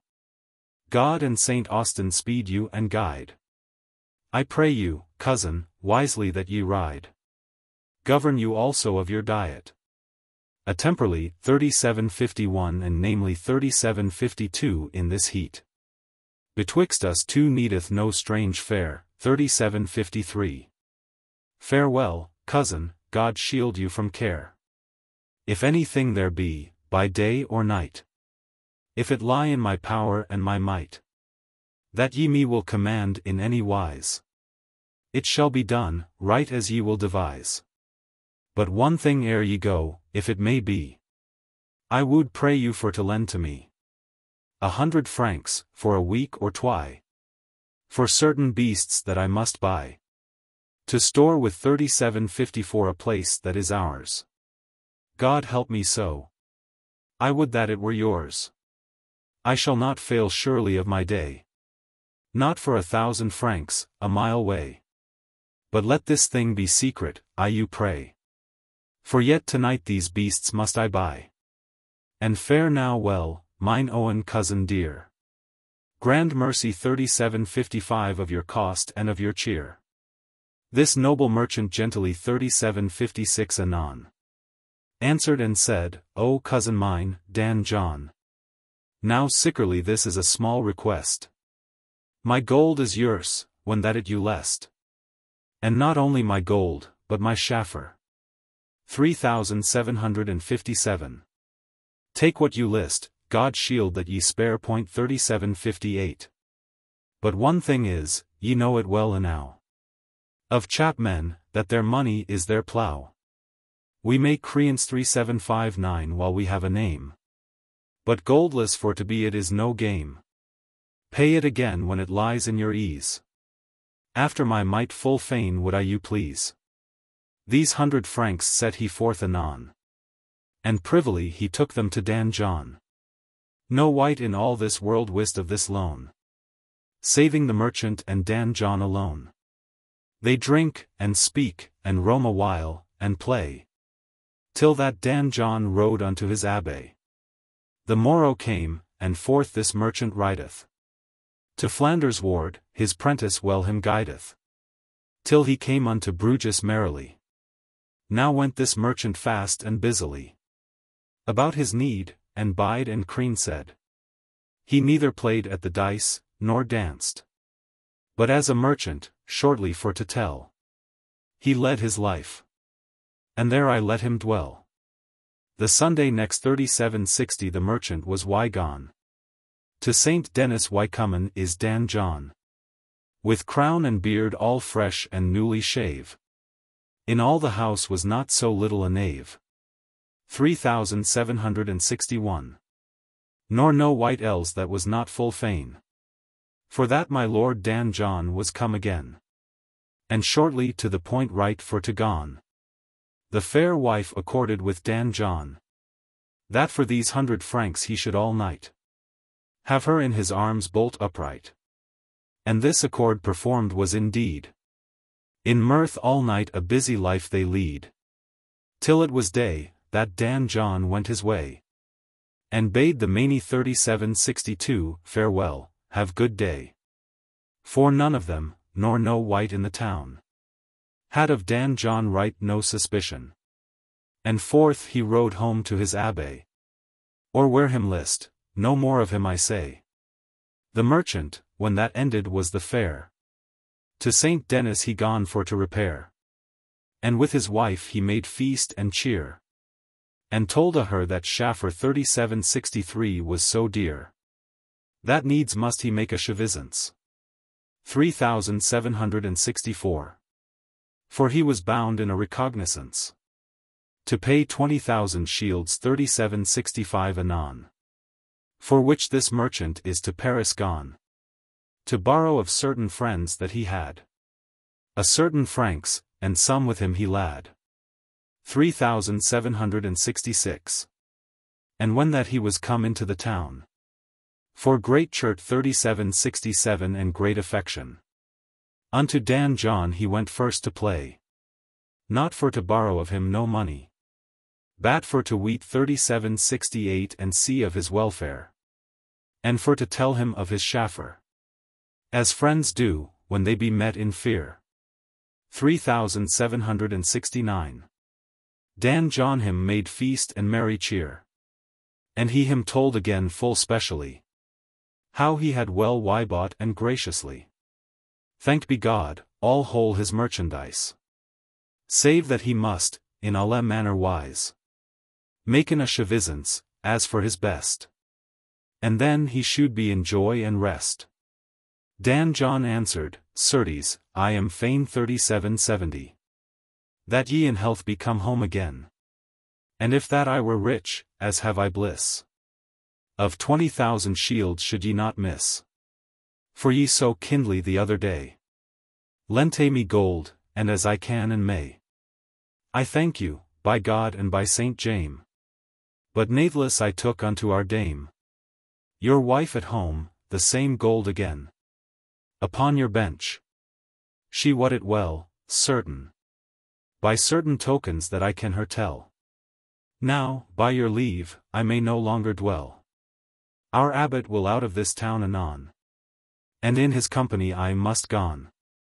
Greet well our dame, mine own niece sweet, and farewell, dear cousin, till we meet.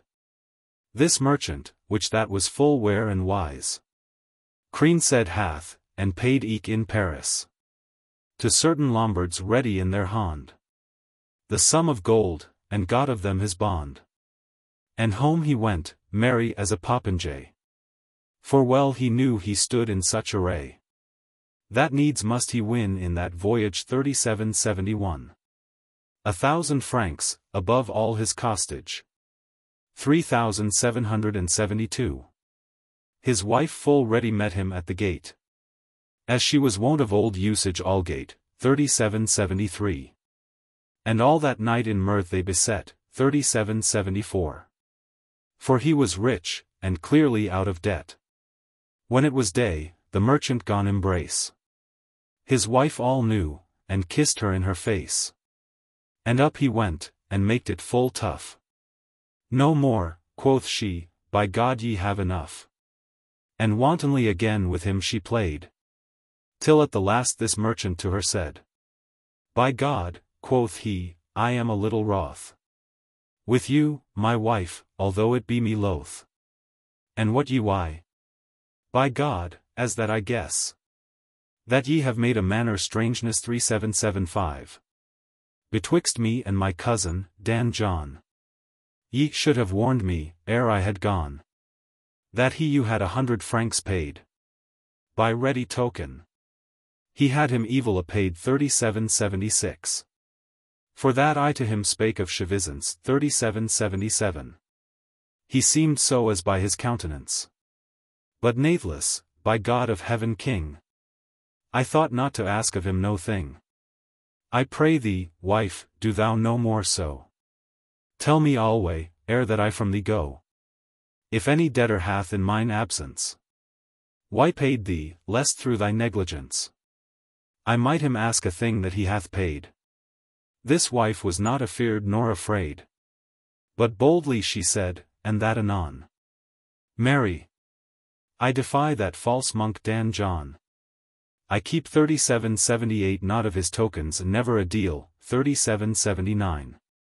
He took me certain gold, I wot it well. What? Evil the dom 3780 on his monkey snout. For, God it what, I weened without doubt, that he had given it me, because of you. To do therewith mine honour and my prow, 3781. For cousinage, and eke for bell cheer, that he hath had full often time here. But since I see I stand in such disjoint, 3782. I will answer you shortly to the point.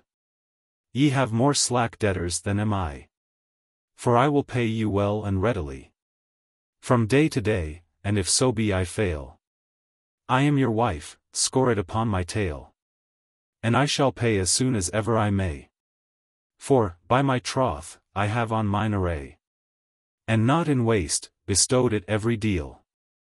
And, for I have bestowed it so well, for your honour, for God's sake I say, as be not wroth, but let us laugh and play. Ye shall my jolly body have to wed. 3783. By God, I will not pay you but in bed. Forgive it me, mine own spouse dear. Turn hitherward, and make better cheer. The merchant saw none other remedy, and for to chide, it were but a folly, since that the thing might not amended be. Now, wife, he said, and I forgive it thee, but by thy life be no more so large. 3784. Keep better my good, this give I thee in charge. Thus in death now my tale, and God ascend. Tailing enough, until our lives end. The Prioress's Tale. The Prologue. Well said, by Corpus Domini, quoth our host. Now long mayst thou sail by the coast. Thou gentle master, gentle mariner. God give the monk 1,000 last quad year, 3785. Aha! Fellows, beware of such a jape. 3786. The monk put in the man's hood an ape, 3787. And in his wife's eke, by St. Austin. Draw no monkeys more into your inn. But now pass over, and let us seek about. Who shall now tell first of all this rout? Another tale. And with that word he said, as courteously as it had been a maid, my lady Prioress, by your leave. So that I wist I should you not grieve. 3788. I would deem 3789 that ye tell should. A tale next, if so were that ye would. Now will ye vouchsafe, my lady dear? Gladly, quoth she, and said as ye shall hear. The tale 3790. O Lord our Lord, thy name how marvellous is in this large world widespread. 3791, quoth she. For not only thy laudy 3792 precious performed is by men of high degree, but by the mouth of children thy bount performed is. For on the breast sucking sometimes show they thy areeing. 3793. Wherefore in laud, as I best can or may, of thee, and of the white lily flower, which that thee bear, and is a maid alway. To tell a story I will do my labour, not that I may increase her honour, for she herselven is honour and root of bount. 3794. Next her son, and soul's boot. 3795. O mother maid, O maid and mother free. 3796. O bush unburnt, burning in Moses' sight, that ravishedst down from the deity, through thy humbless, the ghost that in thee light. 3797. Of whose virtue, when he thine heart light. 3798. Conceived was the Father's sapience. Help me to tell it to thy reverence, Lady. Thy bounty, thy magnificence, thy virtue, and thy great humility, there may no tongue express in no science. For sometimes, Lady, ere men pray to thee, thou goest before, of thy benignity, and gettest us the light, through thy prayer, to guiden us unto thy Son so dear. My conning 3799 is so weak, O blissful Queen, for to declare thy great worthiness. that I not may the weight of it sustain. But as a child of 12-month-old, or less, that can unneaths 3800 any word express. Right so fare I, and therefore, I you pray, guide my song that I shall of you say. There was in Asia, in a great city, amongst Christian folk, a Jewry, 3801. Sustained by a lord of that country, for foul usure, and lucre of villainy, hateful to Christ, and to his company. And through the street men might ride and wend, 3802. For it was free, and open at each end. A little school of Christian folk there stood, down at the farther end, in which there were children and heap wycombe of Christian blood, that learned in that school year by year such manner doctrine as men used there. This is to say, to singen and to read, as small children do in their childhead. Among these children was a widow's son, a little clergyman, 3803 year of age, that day by day to schole was his one, 3804. And eke also, whereso he saw th image of Christ's mother, had he in usage, as him was taught, to kneel adown, and say Ave Maria, as he went by the way.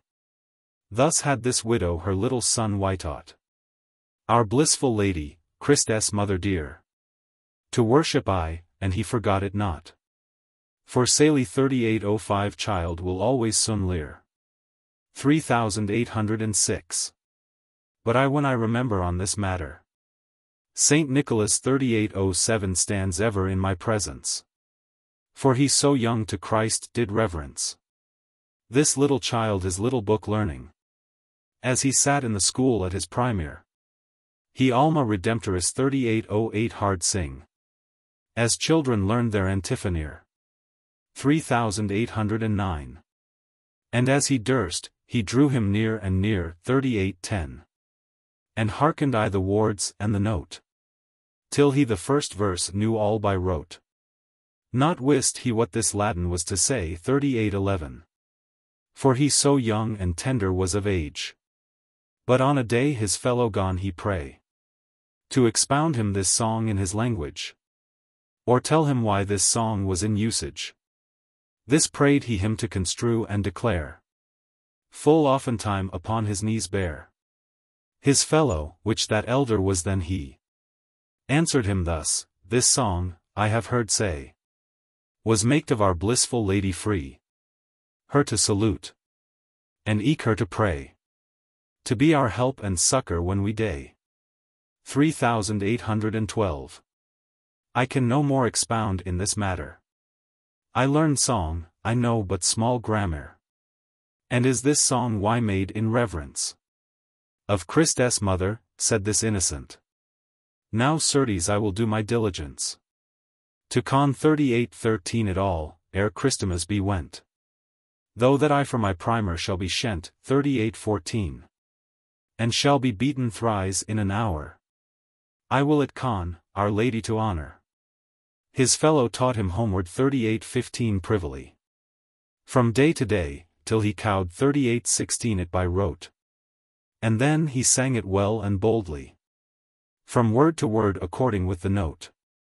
Twice in a day it passed through his throat, to schoolward, and homeward when he went. On Christ's mother was set all his intent.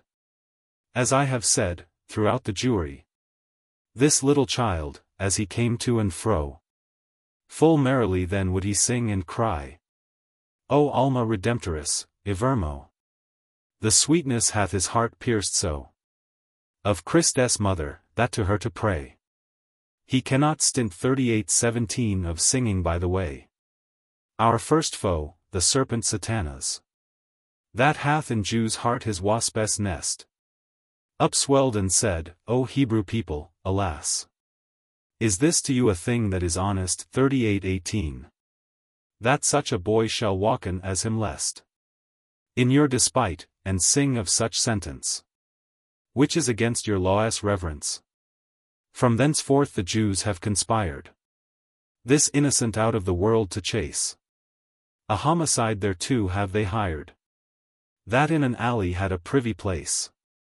And, as the child gone forth by for to pace, this cursed Jew him hent, 38:19, and held him fast, and cut his throat, and in a pit him cast.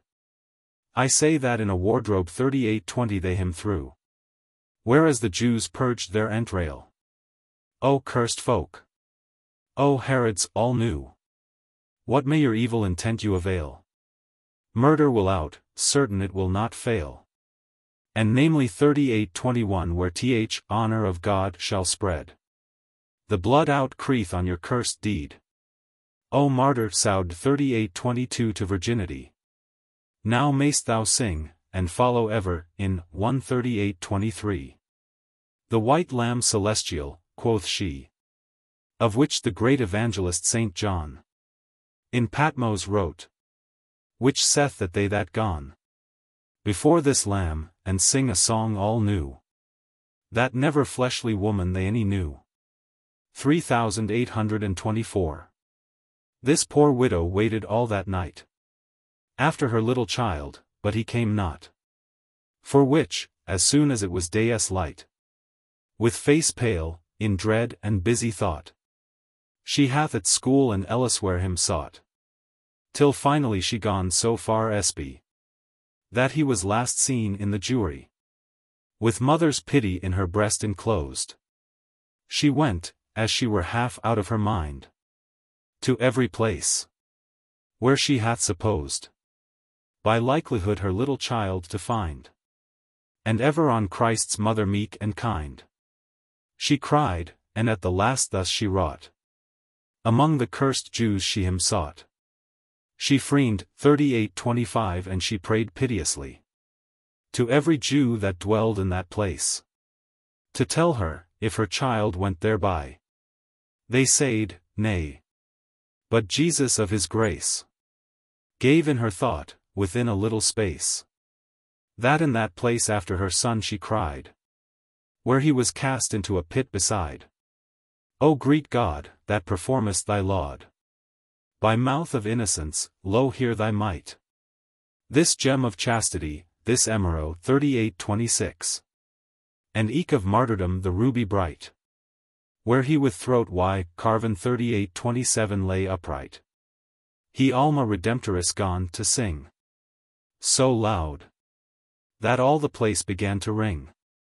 The Christian folk, that through the street went, in came, for to wonder on this thing. And hastily they for the provost sent. He came anon without tarrying, and read 38:28 Christ, that is of heaven King, and eke his mother, honor of mankind. And after that the Jews let 38:29 he bind, with torment, and with shameful death each one. The provost did 38:30 these Jews for to stir 38:31. That of this murder wist, and that anon. He would no such cursedness observe. 3832. Evil shall have that evil will deserve. Therefore with horses wild he did them draw, and after that he hung them by the law. The child, with piteous lamentation, was taken up, singing his song alway. And with honor and great procession, they carry him unto the next abbey. His mother swooning by the bier lay. Unneaths 3833 might the people that were there. This knew Rachel Bringe from his bier. Upon his bier lay this innocent, before the altar while the mass last, 3834. And, after that, th. Abbot with his convent have sped them for to bury him full fast. And when they holy water on him cast, yet spake this child, when sprinkled was the water, and sang, O Alma Redemptoris Mater. This abbot, which that was a holy man, as monkeys be, or else ought to be. This young child to conjure he began, and said, O dear child, I halse 3835 thee, in virtue of the Holy Trinity. Tell me what is thy cause for to sing, since that thy throat is cut, to my seeming. My throat is cut unto my neck bone. Said this child, and, as by way of kind 38:36. I should have died, ye long time agone. But Jesus Christ, as ye in books find, will that his glory last and be in mind. And, for the worship 38:37 of his mother dear, yet may I sing O Alma loud and clear. This well 38:38 of mercy, Christ's mother sweet. I loved alway, after my conning 38:39. And when that I my life should forleet 38:40. To me she came, and bade me for to sing this anthem verily in my dying, as ye have heard. And, when that I had sung, methought she laid a grain upon my tongue. Wherefore I sing, and sing I must certain, in honor of that blissful maiden free, till from my tongue off taken is the grain. And after that thus said she to me, my little child, then will I fetch thee, when that the grain is from thy tongue take. Be not aghast 38:41 I will thee not forsake. This holy monk, this abbot him mean I. His tongue out caught, and took away the grain. And he gave up the ghost full softly. And when this abbot had this wonder seen, his salt tears trickled down as rain. And groff 38:42 he fell all flat upon the ground. And still he lay, as he had been bound. The convent 38:43 lay eke on the pavement, weeping, and arrying 38:44 Christ's mother dear. And after that they rose, and forth they went, and took away this martyr from his bier. And in a tomb of marble stones clear, enclose they his little body sweet. Where he is now, God layna 38:45 us for to meet. O young Hugh of Lincoln, 3846 slain also, with cursed Jews, as it is notable. For it is but a little while ago. Pray eke for us, we sinful folk unstable, that, of his mercy, God so merciable 38:47. On us his great mercy multiply, for reverence of his mother Mary. Chaucer's Tale of Sir Thopas. The Prologue 38:48. When said was this miracle, every man, as sober 38:49 was, that wonder was to see. Till that our host to japen 38:50 he began. And then at erst 38:51 he looked upon me, and said thus, What man art thou, quoth he. Thou lookest as thou wouldest find an hare. For ever on the ground I see thee stare. Approach near, and look up merrily. Now wear you, sirs, and let this man have place. He in the waist is Shipman as well as I, 38:52. This were a puppet in an arm t embrace.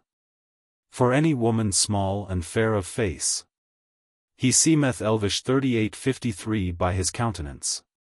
For unto no wight doth he dalliance.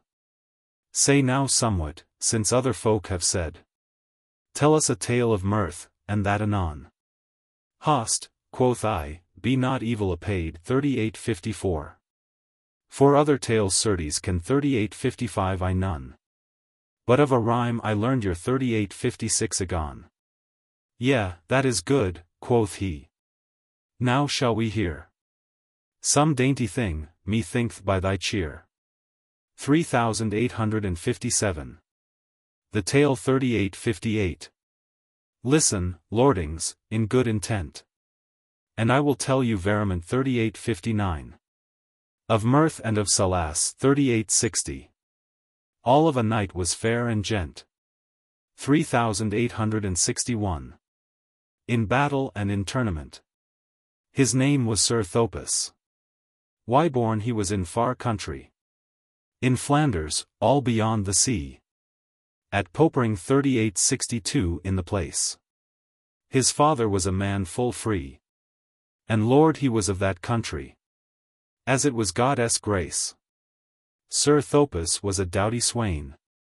White was his face as Painmain 3863. His lips red as rose. His road 3864 is like scarlet in grain. And I you tell in good certain. He had a seemly nose. His hair, his beard, was like saffron, that to his girdle reached adown.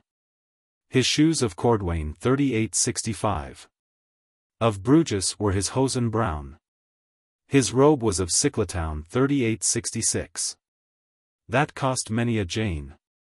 3867. He could hunt at the wild deer, and ride on hawking for revere 3868. With grey goshawk on hand. Thereto he was a good archer. Of wrestling was there none his peer. Where any ram 3869 should stand. Full many a maiden bright in bower. They mourned for him par amour. When them were better sleep. But he was chaste, and no lechour. And sweet as is the bramble flower, that beareth the red heap. 3870. And so it fell upon a day. Forsooth as I you tell may, Sir Thopas would outride. He worth 3871 upon his steed grey.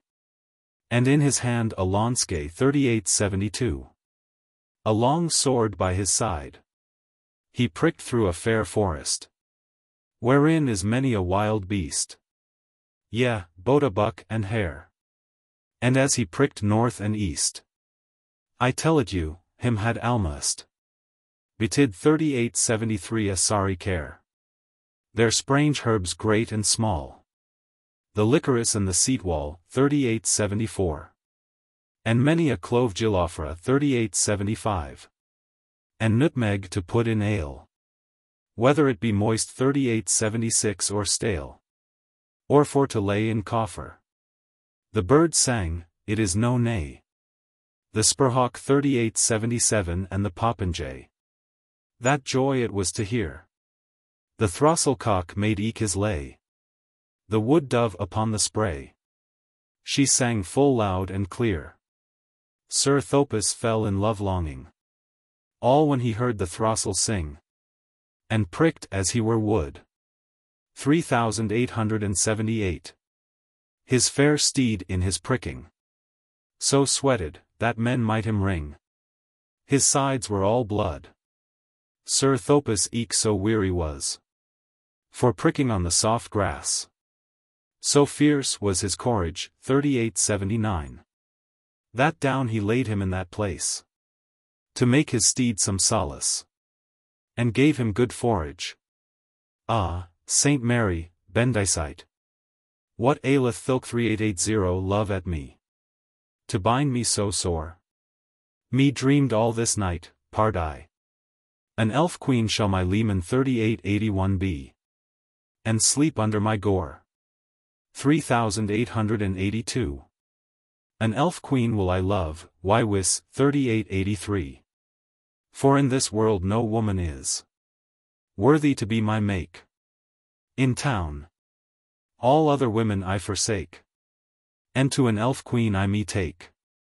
By dale and eke by down. Into his saddle he clomb anon. And pricked over stile and stone. An elf queen for to spy. Till he so long had ridden and gone, that he found in a privy 13884. The country of Faery. So wild. For in that country was there none that to him durst ride or gone. Neither wife nor child. Till that there came a great jaunt. His name was Sir Olipont 3885. A perilous man of deed. He said, child 3886 by Termagant 3887. But if 3888 thou prick out of mine haunt, anon I slay thy steed. With mace. Here is the Queen of Faery. With harp, and pipe, and symphony. Dwelling in this place. The child said, also may I the 3889. Tomorrow will I meet thee. When I have mine armor. And yet I hope, par ma fay, that thou shalt with this launskay abye in 3890 it full sore. Thy maw 3891. Shall I pierce, if I may, ere it be fully prime of day. For here thou shalt be slaw, 3892. Sir Thopas drew aback full fast. This giant at him stones cast out of a fell staff sling. But fair escaped child Thopas, and all it was through Goddess grace, and through his fair bearing. Yet listen, lordings, to my tale, merrier than the nightingale. For now I will you roan 3893. How Sir Thopas, with side smale, pricking over hill and dale, is come again to town. His merry men commanded he, to make him both game and glee. For needs must he fight with a giant with heeds 3, for paramour and jollity of one that shone full bright.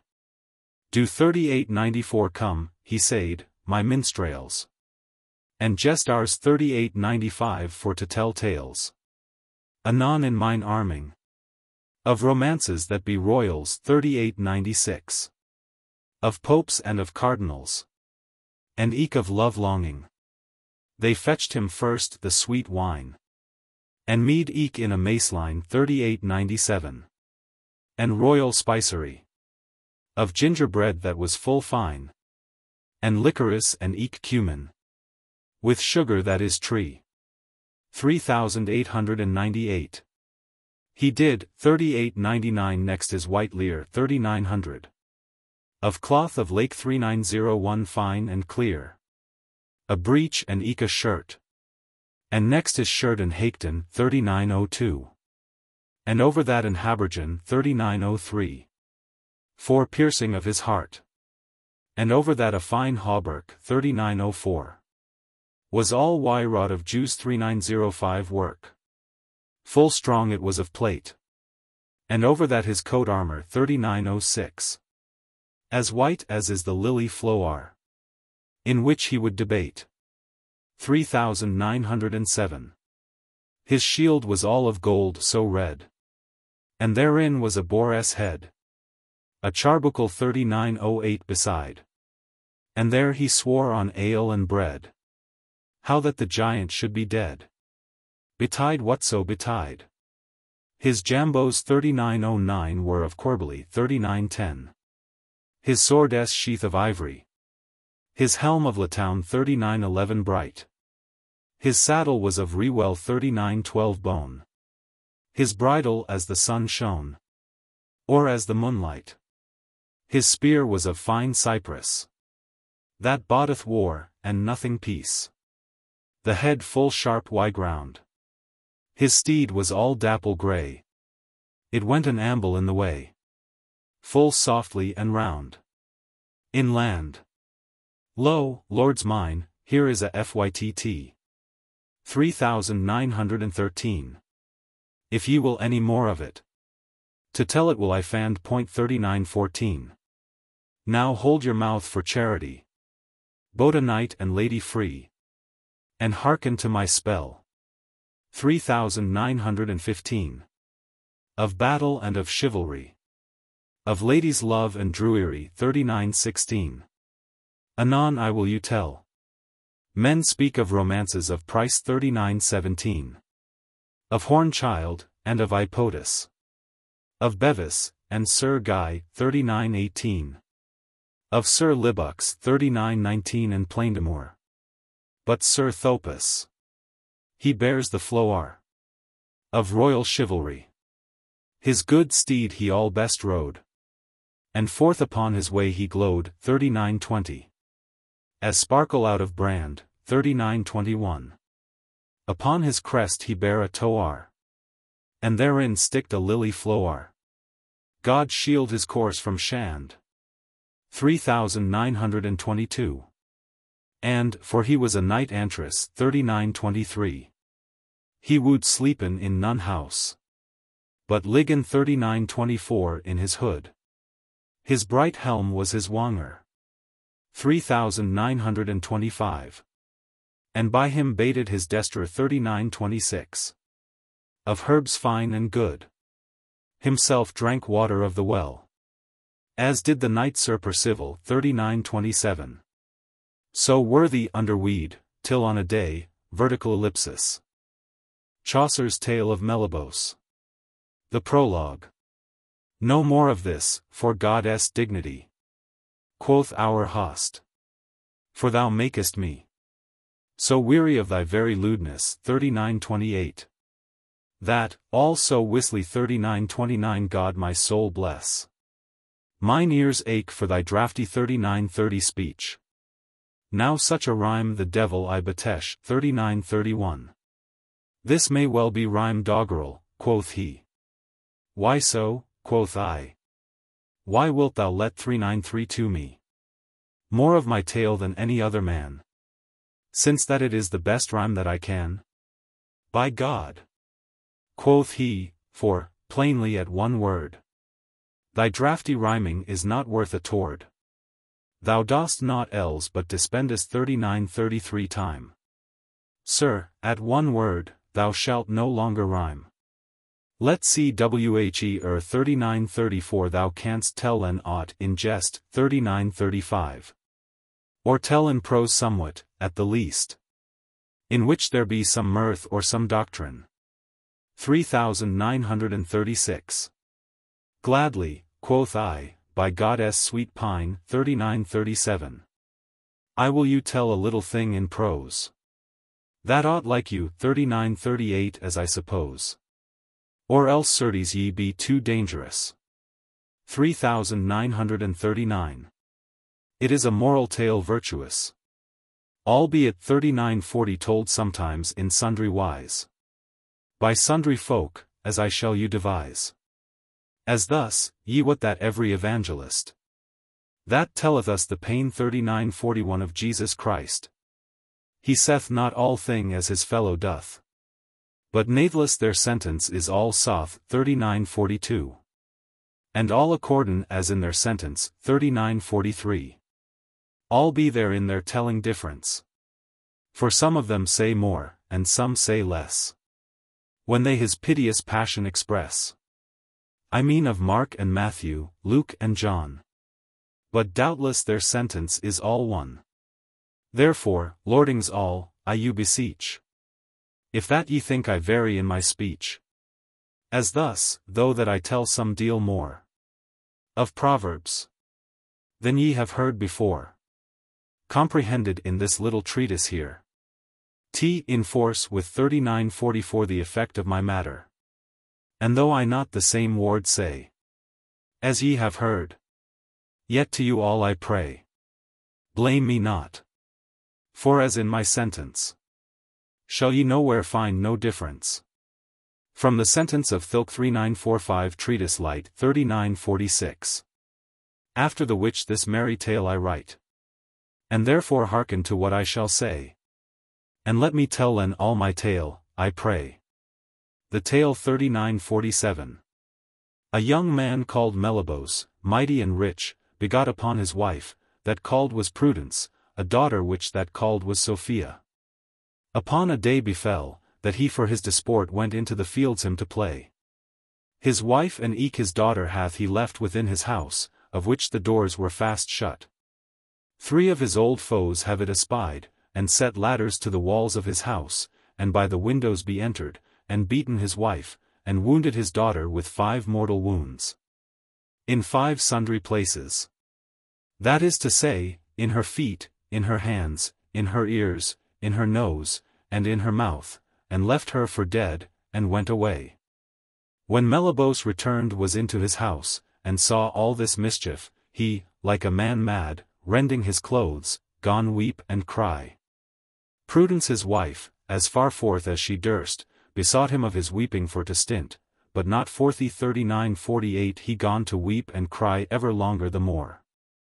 This noble wife Prudence remembered her upon the sentence of Ovid, in his book that called is the Remedy of Love. 3949 where he saith, he is a fool that disturbeth the mother to weep in the death of her child, till she have wept her fill, as for a certain time. And then shall a man do his diligence with amiable words her to recomfort and pray her of her weeping for to stint.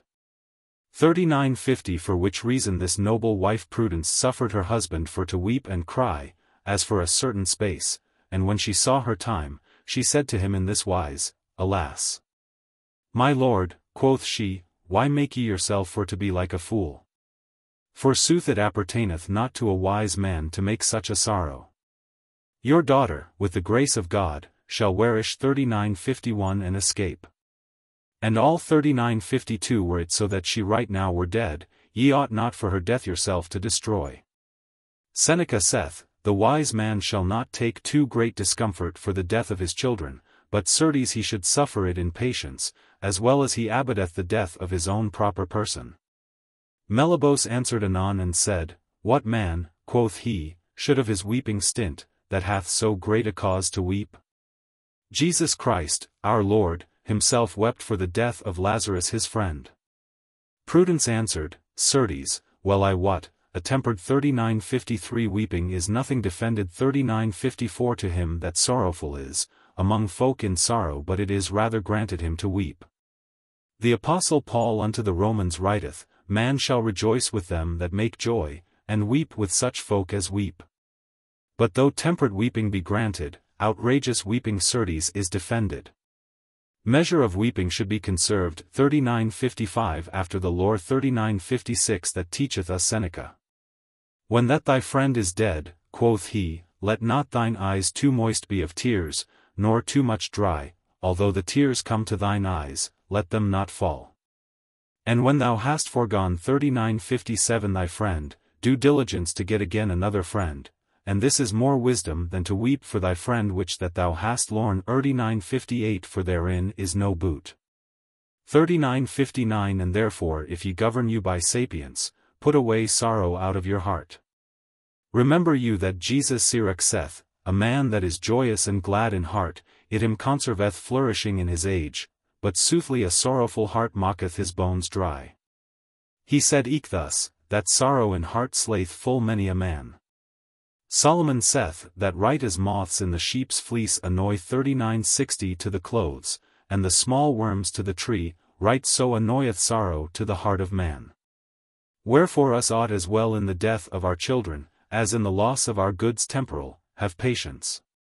Remember you upon the patient Job, when he had lost his children and his temporal substance, and in his body endured and received full many a grievous tribulation. Yet said he thus, our Lord hath given it to me, our Lord hath bereft it me. Right as our Lord would, right so be it done, blessed be the name of our Lord. To these foresaid things answered Meliboeus unto his wife Prudence, all thy words, quoth he, be true, and thereto 3961 profitable. But truly mine heart is troubled with this sorrow so grievously, that I know not what to do. Let call, quoth Prudence, thy true friends all, and thy lineage, which be wise, and tell to them your case, and hearken what they say in counselling, and govern you after their sentence. 3962 Solomon saith, work all things by counsel, and thou shalt never repent. Then, by counsel of his wife Prudence, this Meliboeus let call 3963 a great congregation of folk, as surgeons, physicians, old folk and young. And some of his old enemies reconciled, as by their semblance, to his love and to his grace. And therewithal there come some of his neighbors, that did him reverence more for dread than for love, as happeneth oft. There come also full many subtle flatterers, and wise advocates learned in the law.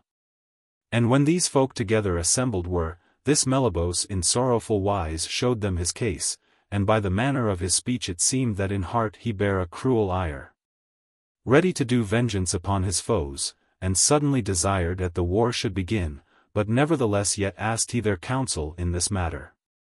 A surgeon, by license and assent of such as were wise, uprose, and to Meliboeus said as ye may hear. Sir, quoth he, as to us surgeons appertaineth, that we do to every wight the best that we can, whereas we be withholden 3964 and to our patient that we do no damage. Wherefore it happeneth many a time and oft, that when two men have wounded each other, one same surgeon healeth them both. Wherefore unto our art it is not pertinent to nurse war, nor parties to support. 3965 But certes, as to the warishing 3966 of your daughter, albeit so that perilously she be wounded, we shall do so attentive business from day to night, that, with the grace of God, she shall be whole and sound, as soon as is possible. Almost right in the same wise the physicians answered, save that they said a few words more, that right as maladies be cured by their contraries, right so shall man warish war, by peace. His neighbors full of envy, his feigned friends that seemed reconciled, and his flatterers, made semblance of weeping, and impaired and aggreged much of this matter. 3967 In praising greatly Meliboeus of might, of power, of riches, and of friends, despising the power of his adversaries, and said utterly, that he anon should wreak him on his foes, and begin war. Up rose then an advocate that was wise, by leave and by counsel of other that were wise, and said, Lordings, the need 3968 for which we be assembled in this place, is a full heavy thing. And an high matter, because of the wrong and of the wickedness that hath been done, and eke by reason of the great damages that in time coming be possible to fall for the same cause. And eke by reason of the great riches and power of the parties both. For which reasons, it were a full great peril to err in this matter. Wherefore, Meliboeus, this is our sentence. 3969 We counsel you, above all things, that right anon thou do thy diligence in keeping of thy body, in such a wise that thou want no SB 3970 nor watch thy body to save. And after that, we counsel that in thine house thou set sufficient garrison, so that they may as well thy body as thy house defend. But, certes, to move war or suddenly to do vengeance, we may not deem 3971 in so little time that it were profitable. Wherefore we ask leisure and space to have deliberation in this case to deem. For the common proverb saith thus, he that soon deemeth soon shall repent. And eke men say, that that judge is wise, that soon understandeth a matter, and judgeth by leisure. For albeit so that all tarrying be annoying, all gates 3972 it is no reproof 3973 in giving of judgment, nor in vengeance taking, when it is sufficient and reasonable. And that shoot our Lord Jesus Christ by example. For when that the woman that was taken in adultery was brought in his presence to know what should be done with her person, albeit that he wist well himself what he would answer. Yet would he not answer suddenly, but he would have deliberation, and in the ground he wrote twice. And by these causes we ask deliberation, and we shall then by the grace of God counsel the thing that shall be profitable. Up started then the young folk anon at once, and the most part of that company have scorned these old wise men and begun to make noise and said, right as well that iron is hot men should smite. Right so men should wreak their wrongs while that they be fresh and new, and with loud voice they cried, War! War! Up rose then one of these old wise, and with his hand made countenance 3974 that men should hold them still, and give him audience. Lordings, quoth he, there is full many a man that crieth, War! War, that what full little what war amounteth. War at his beginning hath so great an entering and so large, that every wight may enter when him liketh, and lightly 3975 find war, but certes what end shall fall thereof it is not light to know. For soothly when war is once begun, there is full many a child unborn of his mother, that shall sterve 3976 young by cause of that war, or else live in sorrow and die in wretchedness. And therefore, ere that any war be begun, men must have great counsel and great deliberation. And when this old man weaned 3977 to enforce his tale by reasons, well nigh all at once began they to rise for to break his tale, and bid him full oft his words abridge. For soothly he that preacheth to them that list not hear his words, his sermon them annoyeth. For Jesus Sirach saith, that music in weeping is a noyous 3978 thing. This is to say, as much availeth to speak before folk to whom his speech annoyeth, as to sing before him that weepeth. And when this wise man saw that him wanted audience, all shamefast he sat him down again. For Solomon saith, whereas thou mayest have no audience, enforce thee not to speak. I see well, quoth this wise man, that the common proverb is sooth, that good counsel wanteth, when it is most need. Yet 3979 had this Meliboeus in his counsel many folk, that privily in his ear counselled him certain thing, and counselled him the contrary in general audience. When Meliboeus had heard that the greatest part of his council were accorded 3980 that he should make war, anon he consented to their counselling, and fully affirmed their sentence. 3981. Dame Prudence, seeing her husband's resolution thus taken, in full humble wise, when she saw her time, begins to counsel him against war. By a warning against haste in requital of either good or evil. Meliboeus tells her that he will not work by her counsel, because he should be held a fool if he rejected for her advice the opinion of so many wise men, because all women are bad. Because it would seem that he had given her the mastery over him, and because she could not keep his secret, if he resolved to follow her advice. To these reasons Prudence answers that it is no folly to change counsel when things, or men's judgments of them, change, especially to alter a resolution taken on the impulse of a great multitude of folk, where every man crieth and clattereth what him liketh. That if all women had been wicked, Jesus Christ would never have descended to be born of a woman, nor have showed himself first to a woman after his resurrection, and that when Solomon said he had found no good woman, he meant that God alone was supremely good. 3982 That her husband would not seem to give her the mastery by following her counsel, for he had his own free choice in following or rejecting it. And that he knew well and had often tested her great silence, patience, and secrecy.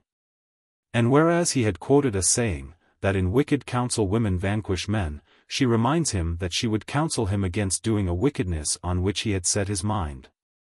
And cites instances to show that many women have been and yet are full good, and their counsel wholesome and profitable. Lastly, she quotes the words of God himself, when he was about to make woman as an helpmeet for man. And promises that, if her husband will trust her counsel, she will restore to him his daughter whole and sound, and make him have honor in this case. Meliboeus answers that because of his wife's sweet words, and also because he has proved and essayed her great wisdom and her great truth, he will govern him by her counsel in all things. Thus encouraged, Prudence enters on a long discourse, full of learned citations, regarding the manner in which counselors should be chosen and consulted, and the times and reasons for changing a counsel. First, God must be besought for guidance. Then a man must well examine his own thoughts, of such things as he holds to be best for his own profit, driving out of his heart anger, covetousness, and hastiness, which perturb and pervert the judgment. Then he must keep his counsel secret, unless confiding it to another shall be more profitable. But, in so confiding it, he shall say nothing to bias the mind of the counselor toward flattery or subserviency. After that he should consider his friends and his enemies, choosing of the former such as be most faithful and wise, and eldest and most approved in counseling, and even of these only a few. Then he must eschew the counselling of fools, of flatterers, of his old enemies that be reconciled, of servants who bear him great reverence and fear, of folk that be drunken and can hide no counsel, of such as counsel one thing privily and the contrary openly, and of young folk, for their counselling is not ripe. Then, in examining his counsel, he must truly tell his tale. He must consider whether the thing he proposes to do be reasonable, within his power, and acceptable to the more part and the better part of his counselors. He must look at the things that may follow from that counselling, choosing the best and waiving all besides. He must consider the root whence the matter of his counsel is engendered, what fruits it may bear, and from what causes they be sprung. And having thus examined his counsel and approved it by many wise folk and old, he shall consider if he may perform it and make of it a good end. If he be in doubt, he shall choose rather to suffer than to begin, but otherwise he shall prosecute his resolution steadfastly till the enterprise be at an end.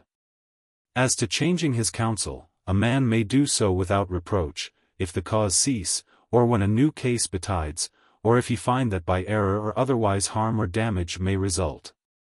Or if his counsel be dishonest or come of dishonest cause, or if it be impossible or may not properly be kept. And he must take it for a general rule, that every counsel which is affirmed so strongly, that it may not be changed for any condition that may betide, that counsel is wicked. Meliboeus, admitting that his wife had spoken well and suitably as to counselors and counsel in general, prays her to tell him in especial what she thinks of the counselors whom they have chosen in their present need. Prudence replies that his counsel in this case could not properly be called a counseling, but a movement of folly. And points out that he has erred in sundry wise against the rules which he had just laid down. Granting that he has erred, Meliboeus says that he is all ready to change his counsel right as she will devise. For, as the proverb runs, to do sin is human, but to persevere long in sin is work of the devil. Prudence then minutely recites, analyses, and criticizes the counsel given to her husband in the assembly of his friends. She commends the advice of the physicians and surgeons, and urges that they should be well rewarded for their noble speech and their services in healing Sophia. And she asks Meliboeus how he understands their proposition that one contrary must be cured by another contrary. Meliboeus answers, that he should do vengeance on his enemies, who had done him wrong. Prudence, however, insists that vengeance is not the contrary of vengeance, nor wrong of wrong, but the like, and that wickedness should be healed by goodness, discord by accord, war by peace. She proceeds to deal with the counsel of the lawyers and wise folk that advised Meliboeus to take prudent measures for the security of his body and of his house. First, she would have her husband pray for the protection and aid of Christ, then commit the keeping of his person to his true friends. Then suspect and avoid all strange folk, and liars, and such people as she had already warned him against. Then beware of presuming on his strength, or the weakness of his adversary, and neglecting to guard his person, for every wise man dreadeth his enemy. Then he should evermore be on the watch against ambush and all espial, even in what seems a place of safety, though he should not be so cowardly, as to fear where is no cause for dread. Yet he should dread to be poisoned, and therefore shun scorners, and fly their words as venom. As to the fortification of his house, she points out that towers and great edifices are costly and laborious, yet useless unless defended by true friends that be old and wise. And the greatest and strongest garrison that a rich man may have, as well to keep his person as his goods, is, that he be beloved by his subjects and by his neighbors. Warmly approving the counsel that in all this business Meliboeus should proceed with great diligence and deliberation. Prudence goes on to examine the advice given by his neighbors that do him reverence without love, his old enemies reconciled. His flatterers that counselled him certain things privily and openly counselled him the contrary, and the young folk that counselled him to avenge himself and make war at once. She reminds him that he stands alone against three powerful enemies, whose kindred are numerous and close, while his are fewer and remote in relationship. That only the judge who has jurisdiction in a case may take sudden vengeance on any man, that her husband's power does not accord with his desire. And that, if he did take vengeance, it would only breed fresh wrongs and contests. As to the causes of the wrong done to him, she holds that God, the causer of all things, has permitted him to suffer because he has drunk so much honey 3983 of sweet temporal riches, and delights, and honors of this world, that he is drunken, and has forgotten Jesus Christ his Saviour. The three enemies of mankind, the flesh, the fiend, and the world, have entered his heart by the windows of his body, and wounded his soul in 5 places, that is to say, the deadly sins that have entered into his heart by the 5 senses. And in the same manner Christ has suffered his 3 enemies to enter his house by the windows, and wound his daughter in the 5 places before specified. Meliboeus demurs, that if his wife's objections prevailed, vengeance would never be taken, and thence great mischiefs would arise. But Prudence replies that the taking of vengeance lies with the judges, to whom the private individual must have recourse. Meliboeus declares that such vengeance does not please him, and that, as fortune has nourished and helped him from his childhood, he will now essay her, trusting, with God's help, that she will aid him to avenge his shame. Prudence warns him against trusting to fortune, all the less because she has hitherto favored him, for just on that account she is the more likely to fail him. And she calls on him to leave his vengeance with the sovereign judge, that avengeth all villainies and wrongs. Meliboeus argues that if he refrains from taking vengeance he will invite his enemies to do him further wrong, and he will be put and held over low. But prudence contends that such a result can be brought about only by the neglect of the judges, not by the patience of the individual. Supposing that he had leave to avenge himself, she repeats that he is not strong enough, and quotes the common saw, that it is madness for a man to strive with a stronger than himself. Peril to strive with one of equal strength, and folly to strive with a weaker. But, considering his own defaults and demerits, remembering the patience of Christ and the undeserved tribulations of the saints, the brevity of this life with all its trouble and sorrow, the discredit thrown on the wisdom and training of a man who cannot bear wrong with patience, he should refrain wholly from taking vengeance. Meliboeus submits that he is not at all a perfect man, and his heart will never be at peace until he is avenged. And that as his enemies disregarded the peril when they attacked him, so he might, without reproach, incur some peril in attacking them in return, even though he did a great excess in avenging one wrong by another. Prudence strongly deprecates all outrage or excess. But Meliboeus insists that he cannot see that it might greatly harm him though he took a vengeance, for he is richer and mightier than his enemies, and all things obey money. Prudence thereupon launches into a long dissertation on the advantages of riches, the evils of poverty, the means by which wealth should be gathered, and the manner in which it should be used. And concludes by counseling her husband not to move war and battle through trust in his riches, for they suffice not to maintain war, the battle is not always to the strong or the numerous. And the perils of conflict are many. Meliboeus then curtly asks her for her counsel how he shall do in this need, and she answers that certainly she counsels him to agree with his adversaries and have peace with them. Meliboeus on this cries out that plainly she loves not his honor or his worship, in counseling him to go and humble himself before his enemies, crying mercy to them that, having done him so grievous wrong, ask him not to be reconciled. Then Prudence, making semblance of wrath, retorts that she loves his honor and profit as she loves her own, and ever has done. She cites the scriptures in support of her counsel to seek peace, and says she will leave him to his own courses, for she knows well he is so stubborn, that he will do nothing for her. Meliboeus then relents, admits that he is angry and cannot judge aright, and puts himself wholly in her hands, promising to do just as she desires, and admitting that he is the more held to love and praise her, if she reproves him of his folly. Then Dame Prudence discovered all her counsel and her will unto him, and said, I counsel you, quoth she, above all things, that ye make peace between God and you, and be reconciled unto him and to his grace. For, as I have said to you herebefore, God hath suffered you to have this tribulation and disease 3984 for your sins. And if ye do as I say you, God will send your adversaries unto you, and make them fall at your feet, ready to do your will and your commandment. For Solomon saith, when the condition of man is pleasant and liking to God, he changeth the hearts of the man's adversaries, and constraineth them to beseech him of peace of grace. And I pray you let me speak with your adversaries in privy place, for they shall not know it is by your will or your assent. And then, when I know their will and their intent, I may counsel you the more surely.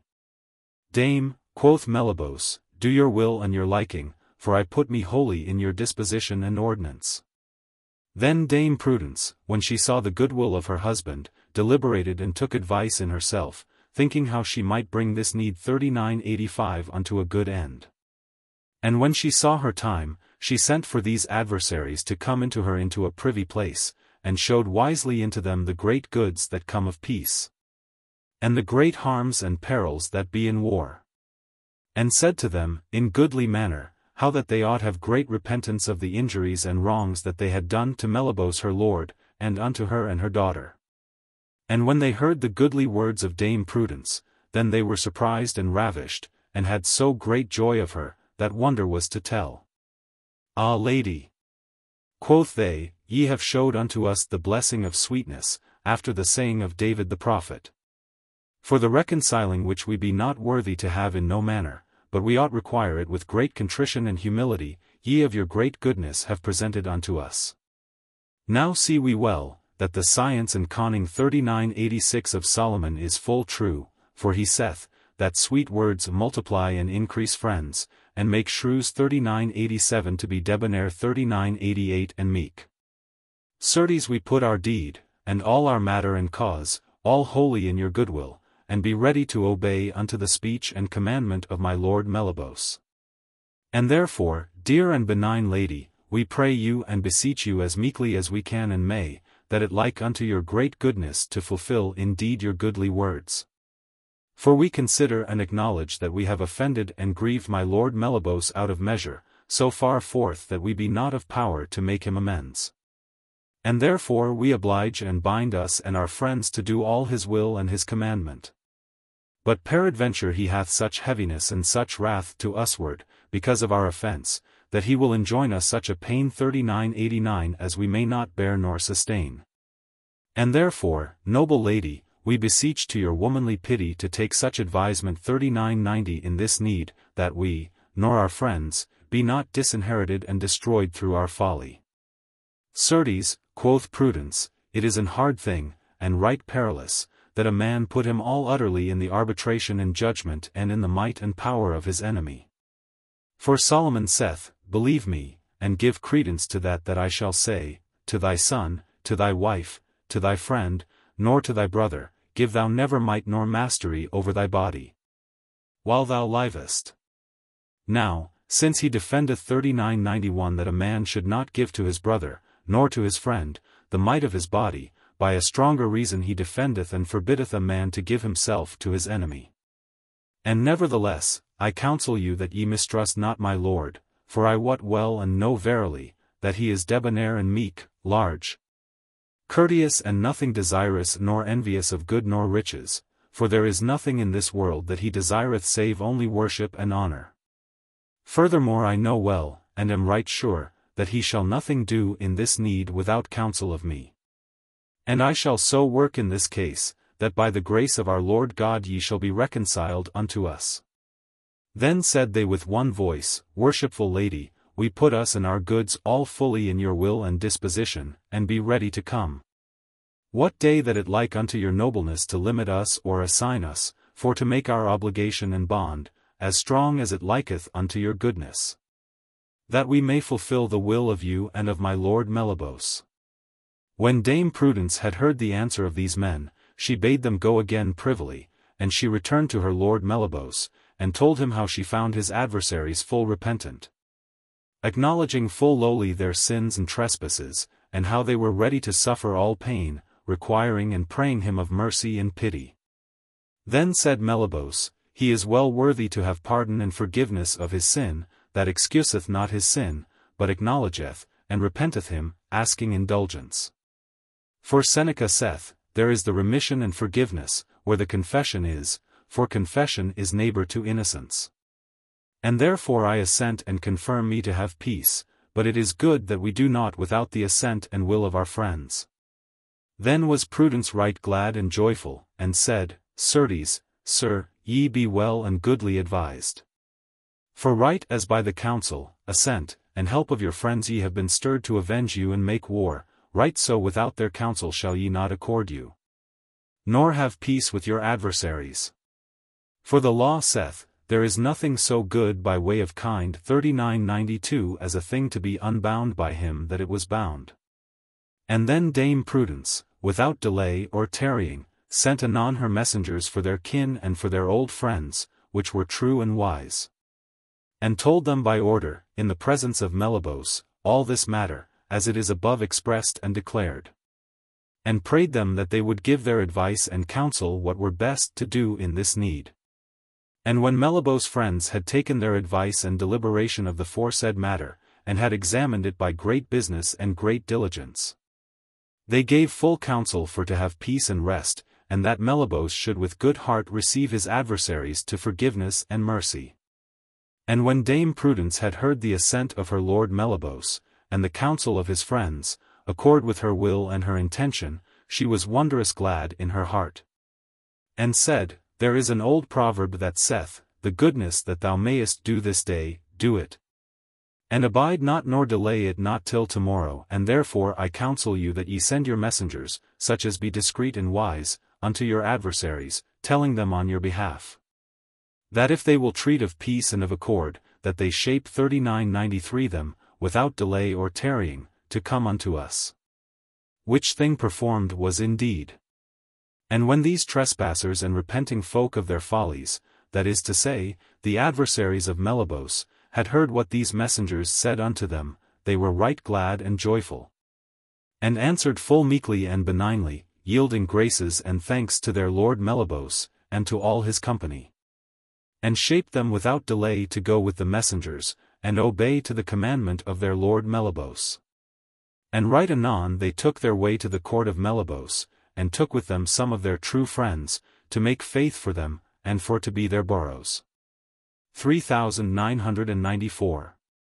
And when they were come to the presence of Meliboeus, he said to them these words. It stands thus, quoth Meliboeus, and sooth it is, that ye causeless, and without skill and reason, have done great injuries and wrongs to me, and to my wife Prudence, and to my daughter also. For ye have entered into my house by violence, and have done such outrage, that all men know well that ye have deserved the death, and therefore will I know and weet of you. Whether ye will put the punishing and chastising, and the vengeance of this outrage, in the will of me and of my wife, or ye will not. Then the wisest of them three answered for them all, and said, Sir, quoth he, we know well, that we be unworthy to come to the court of so great a lord and so worthy as ye be, for we have so greatly mistaken us. And have offended and aguilt 3995 in such wise against your high lordship, that truly we have deserved the death. But yet for the great goodness and debonair 3996 that all the world witnesseth of your person, we submit us to the excellence and benignity of your gracious lordship. And be ready to obey to all your commandments, beseeching you, that of your merciable 3997 pity ye will consider our great repentance and low submission. And grant us forgiveness of our outrageous trespass and offense. For well we know, that your liberal grace and mercy stretch them farther into goodness, than do our outrageous guilt and trespass into wickedness. Albeit that cursedly 3998 and damnably we have aguilt 3999 against your high lordship. Then Meliboeus took them up from the ground full benignly, and received their obligations and their bonds, by their oaths upon their pledges and boroughs. 4000 and assigned them a certain day to return unto his court for to receive and accept sentence and judgment, that Meliboeus would command to be done on them, by the causes aforesaid. Which things ordained, every man returned home to his house. And when that Dame Prudence saw her time she freened 4001 and asked her lord Meliboeus, what vengeance he thought to take of his adversaries. To which Meliboeus answered, and said, Certes, quoth he, I think and purpose me fully to disinherit them of all that ever they have, and for to put them in exile for evermore. Certes, quoth Dame Prudence, this were a cruel sentence, and much against reason. For ye be rich enough, and have no need of other men's goods.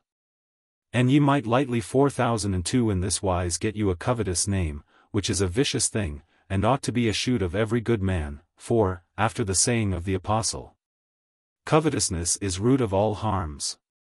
And therefore it were better for you to lose much good of your own, than for to take of their good in this manner. For better it is to lose good with worship, 4003, than to win good with villainy and shame. And every man ought to do his diligence and his business to get him a good name. And yet 4004 shall he not only busy him in keeping his good name, but he shall also enforce him alway to do some thing by which he may renew his good name. For it is written, that the old good los 4005 of a man is soon gone and past, when it is not renewed. And as touching that ye say, that ye will exile your adversaries, that think ye much against reason, and out of measure 4006 considered the power that they have given you upon themselves. And it is written, that he is worthy to lose his privilege, that misuseth the might and the power that is given him. And I set case 4007 ye might enjoin them that pain by right and by law, which I trow ye may not do, I say, ye might not put it to execution peradventure, and then it were like to return to the war, as it was before. And therefore if ye will that men do you obeisance, ye must deem 4008 more courteously, that is to say, ye must give more easy sentences and judgments. For it is written, He that most courteously commendeth, to him men most obey. And therefore I pray you, that in this necessity and in this need ye cast you 4009 to overcome your heart. For Seneca saith, that he that overcometh his heart, overcometh twice. And Tullius saith, there is nothing so commendable in a great lord, as when he is debonair and meek, and appeaseth him lightly. 40:10 And I pray you, that ye will now forbear to do vengeance, in such a manner, that your good name may be kept and conserved. And that men may have cause and matter to praise you of pity and of mercy. And that ye have no cause to repent you of thing that ye do. For Seneca saith, he overcometh in an evil manner, that repenteth him of his victory. Wherefore I pray you let mercy be in your heart, to the effect and intent that God Almighty have mercy upon you in his last judgment. For St. James saith in his epistle, Judgment without mercy shall be done to him, that hath no mercy of another wight. When Meliboeus had heard the great skills 40:11 and reasons of Dame Prudence, and her wise information and teaching, his heart gone inclined to the will of his wife, considering her true intent. He conformed him anon and assented fully to work after her counsel, and thanked God, of whom proceedeth all goodness and all virtue, that him sent a wife of so great discretion. And when the day came that his adversaries should appear in his presence, he spake to them full goodly, and said in this wise. Albeit so, that of your pride and high presumption and folly, and of your negligence and unconning, 40:12 ye have misborne 40:13 you, and trespassed 40:14 unto me. Yet forasmuch as I see and behold your great humility, and that ye be sorry and repentant of your guilts, it constraineth me to do you grace and mercy. Wherefore I receive you into my grace, and forgive you utterly all the offences, injuries, and wrongs, that ye have done against me and mine, to this effect and to this end. That God of his endless mercy will at the time of our dying forgive us our guilts, that we have trespassed to him in this wretched world. For doubtless, if we be sorry and repentant of the sins and guilts which we have trespassed in the sight of our Lord God, he is so free and so merciable, 40:15 that he will forgive us our guilts, and bring us to the bliss that never hath end. Amen. The Monk's Tale. The Prologue. When ended was my tale of Meliboeus, and of Prudence and her benignity. Our host said, as I am faithful man, and by the precious Corpus Madrian. 4016. I had lever 4017 than a barrel of ale. That goodly 4018 my wife had heard this tale. For she is no thing of such patience, as was this Meliboeus' wife Prudence. By God's bones, when I beat my knaves, she bringeth me the great-clubbed staves, and creeth, slay the dogs every one, and break of them both back and every bone. And if that any neighbor of mine will not in church unto my wife incline, 4019, or be so hardy to her to trespass, 4020, when she comes home she rampeth 4021 in my face, and creeth, false coward, wreak 4022 thy wife. By Corpus Domini, I will have thy knife, and thou shalt have my distaff, and go spin. From day till night right thus she will begin. Alas, she saith, that ever I was shape 4023. To wed a milksop, or a coward ape. That will be overlad 4024 with every wight. Thou darest not stand by thy wife's right. This is my life, but if 4025 that I will fight. And out at door anon I must me dight, 4026. Or else I am lost, but if that I be, like a wild lion, foolhardy, I wot well she will do 4027 me slay some day. Some neighbor and then go my way, 4028. For I am perilous with knife in hand, albeit that I dare not her withstand. For she is big in arms, by my faith. That shall he find, that her misdoth or saith. 4029. But let us pass away from this matter. My lord the monk, quoth he, be merry of cheer, for ye shall tell a tale truly. Lo, Rochester stands here fast by. Ride forth, mine own lord, break not our game. But by my troth I cannot tell your name. Whether shall I call you my Lord Dan John? Or Dan Thomas, or else Dan Alban? Of what house be ye, by your father's kin? I vow to God, thou hast a full fair skin. It is a gentle pasture where thou goest. Thou art not like a pennant 40-30 or a ghost. Upon my faith thou art some officer. Some worthy sexton, or some cellarer. For by my father's soul, as to my dome, 40-31. Thou art a master when thou art at home. No poor cloisterer, nor no novice. But a governor, both wily and wise. And therewithal, of bronze 4032, and of bones. A right well-faring person for the nonce. I pray to God give him confusion. That first thee brought into religion. Thou wouldst have been a treadfowl 4033 aright. Hadst thou as great leave, as thou hast might. To perform all thy lust and engenderer. Thou hadst begotten many a creature. Alas! Why wearest thou so wide a cope? 4034. God give me sorrow, but, an 4035 I were pope. Not only thou, but every mighty man. Though he were shorn full high upon his pan, 4036. Should have a wife, for all this world is lorn. 4037. Religion hath ta'en up all the corn of treading, and we borel 4038 men be shrimps, 4039. Of feeble trees there come wretched imps. 4040. This mocketh that our heirs be so slender and feeble, that they may not well engender. This mocketh that our wives will essay religious folk, for they may better pay of Venus paymentes than may we. God wot, no Lushbergs 4041 pay ye. But be not wroth, my lord, though that I play. Full oft in game a sooth have I heard say. This worthy monk took all in patience, and said, I will do all my diligence. As far as soundeth unto honesty 4042. To tell you a tale, or two or three. And if you list to hearken hitherward, I will you say the life of Saint Edward. Or else first tragedies I will tell, of which I have 100 in my cell. Tragedy is to say 4043 a certain story. As old books maken us memory of him that stood in great prosperity, and his wife fallen out of high degree, in misery, and in death wretchedly. And they be versified commonly. Of 6 feet, which men call hexametron. In prose eke be indited many a one. And eke in metre, in many a sundry wise. Lo, this declaring ought enough suffice. Now hearken, if ye like for to hear. But first I you beseech in this matter. Though I by order tell not these things.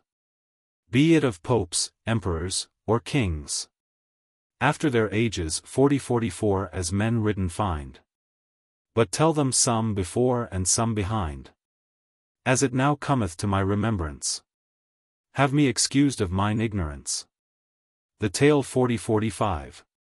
I will bewail, in manner of tragedy, the harm of them that stood in high degree, and fell so, that there was no remedy to bring them out of their adversity. For, certain, when that fortune list to flee, there may no man the course of her will hold. Let no man trust in blind prosperity. Beware by these examples true and old. At Lucifer, though he an angel were, and not a man, at him I will begin.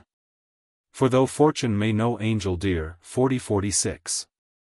From high degree yet fell he for his sin down into hell, whereas he yet is in.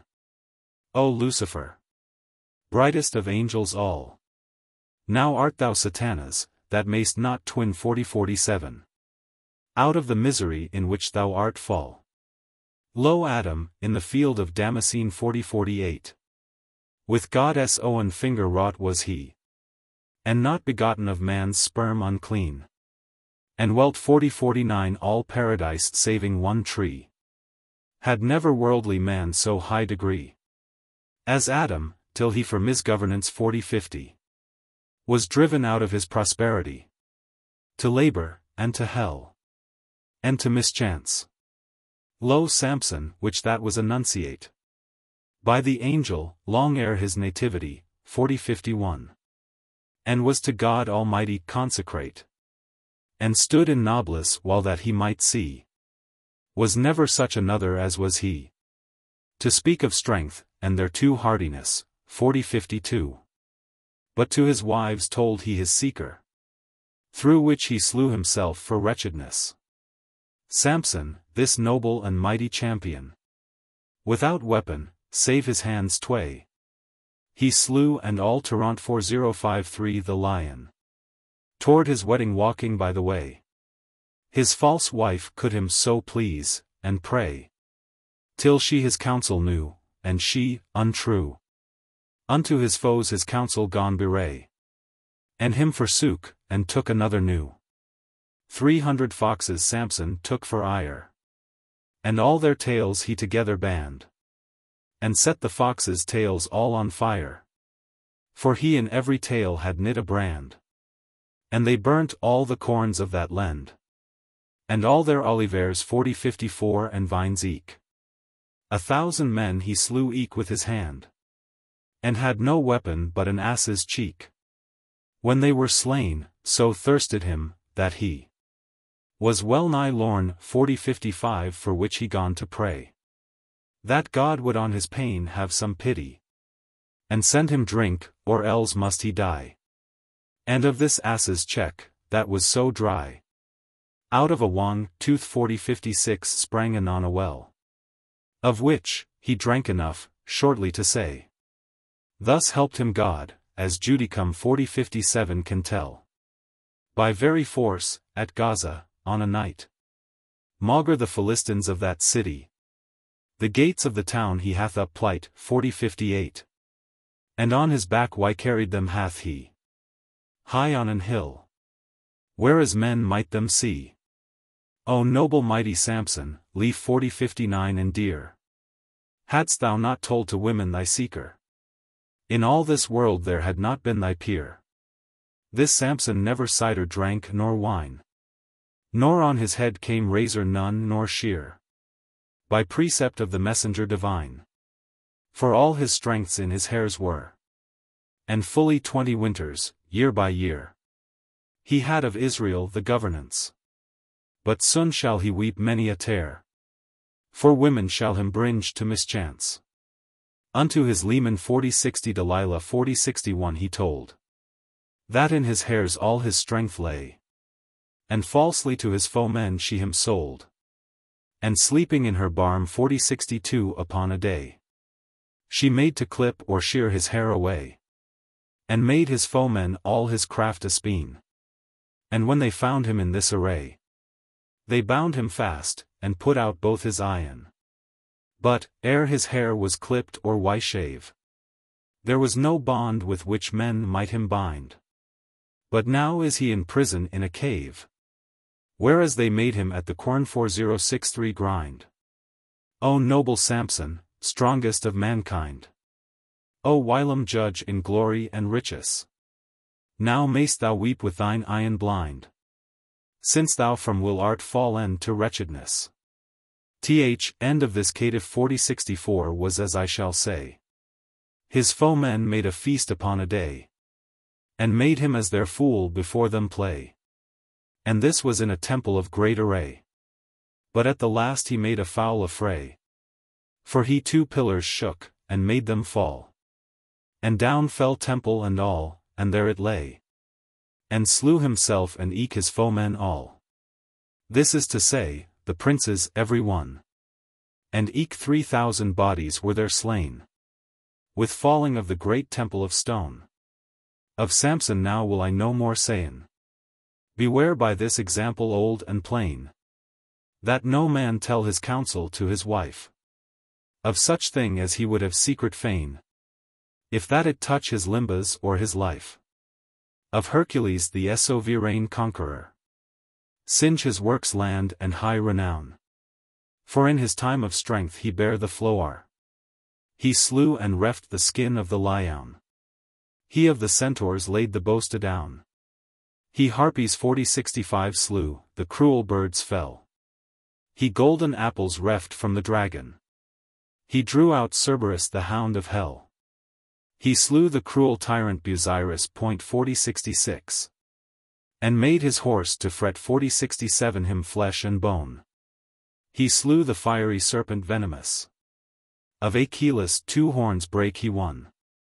And he slew Cacus in a cave of stone. He slew the giant Antaeus the strong. He slew the grizzly boar, and that anon. And bare the he-ven upon his neck long. 4068. Was never wight, since that the world began. That slew so many monsters as did he. Throughout the wide world his name ran. What for his strength, and for his high bounty. And every realme went he for to see. He was so strong that no man might him let. At both the world's ends, as saith Trophy. 4069. Instead of bounds he a pillar set. A leman had this noble champion. That hight Dejanira, fresh as May. And, as these clerks make mention, she hath him sent a shirt fresh and gay. Alas! This shirt, alas and well away. Envenomed was subtly withal. That ere that he had worn it half a day, it made his flesh all from his bones fall. But nathless some clerks her excuse. By one, that hight Nessus, that it maked. Be as he may, I will not her accuse. But on his back this shirt he wore all naked. Till that his flesh was for the venom blaked. 4070. And when he saw none other remedy, in oat coals he hath himself raked. For with no venom deigned he to die. Thus starve. 4071 this worthy mighty Hercules. Lo, who may trust on fortune any throw. 4072. For him that followeth all this world of pres. 4073. Ere he beware, is often laid full low. Full wise is he that can himself know. Beware, for when that fortune list to gloss, then waiteth she her man to overthrow. By such a way as he would least suppose. The mighty throne, the precious treasure, the glorious scepter, and royal majesty, that had the king Nabuchodonosor. With tongue unneaths 4074 may described be. He twice won Jerusalem the city. The vessels of the temple he with him lad. 4075. At Babylon was his sovereign seat. 4076. In which his glory and delight he had. The fairest children of the blood royal. Of Israel he did do 4077 geld anon. And maked each of them to be his thrall. 4078. Amongst others Daniel was one. That was the wisest child of every one. For he the dreams of the king expounded. Wherein Chaldea clerk was there none. That wist to what fine 4079 his dreams sounded. This proud king let make a statue of gold, 60 cubits long, and 7 in bread. To which image Boda young and old commanded he to lout 4080 and have in dread. Or in a furnace, full of flames red, he should be burnt that would not obey. But never would assent to that deed Daniel, nor his young fellows tway. This king of kings proud was and elate. He weened 4081 that God, that sits in majesty, might him not bereave of his estate. But suddenly he lost his dignity, and like a beast he seemed for to be, and ate hay as an ox, and lay thereout. In rain, with wild beasts walked he, till certain time was come about. And like an eagle's feathers waxed his hairs. His nails like a bird's claws were. Till God released him at certain years, and gave him wit. And then with many a tear, he thanked God, and ever his life in fear. Was he to do amiss, or more trace base? And till that time he laid was on his bier. He knew that God was full of might and grace. His son, which that hight Balthasar, That held the regni 4082 after his father's day. He by his father could not beware. For proud he was of heart and of array. And eke an idolaster was he aye. His high estate assured 4083 him in pride. But fortune cast him down, and there he lay. And suddenly his regni gone divide. A feast he made unto his lords all. Upon a time, and made them blithe be. And then his officers gone he call. Go, bring forth the vessels, said he. Which that my father in his prosperity out of the temple of Jerusalem reft. And to our high gods thank we. Of honor. That our elders 4084 with us left. His wife, his lords, and his concubines. I drank, while their appetites did last. Out of these noble vessels sundry wines. And on a wall this king his eyen cast. And saw an hand, armless, that wrote full fast. For fear of which he quaked, and sighed sore. This hand, that Balthasar so sore aghast 4085. Wrote Main, Tekel, Fairs, and no more.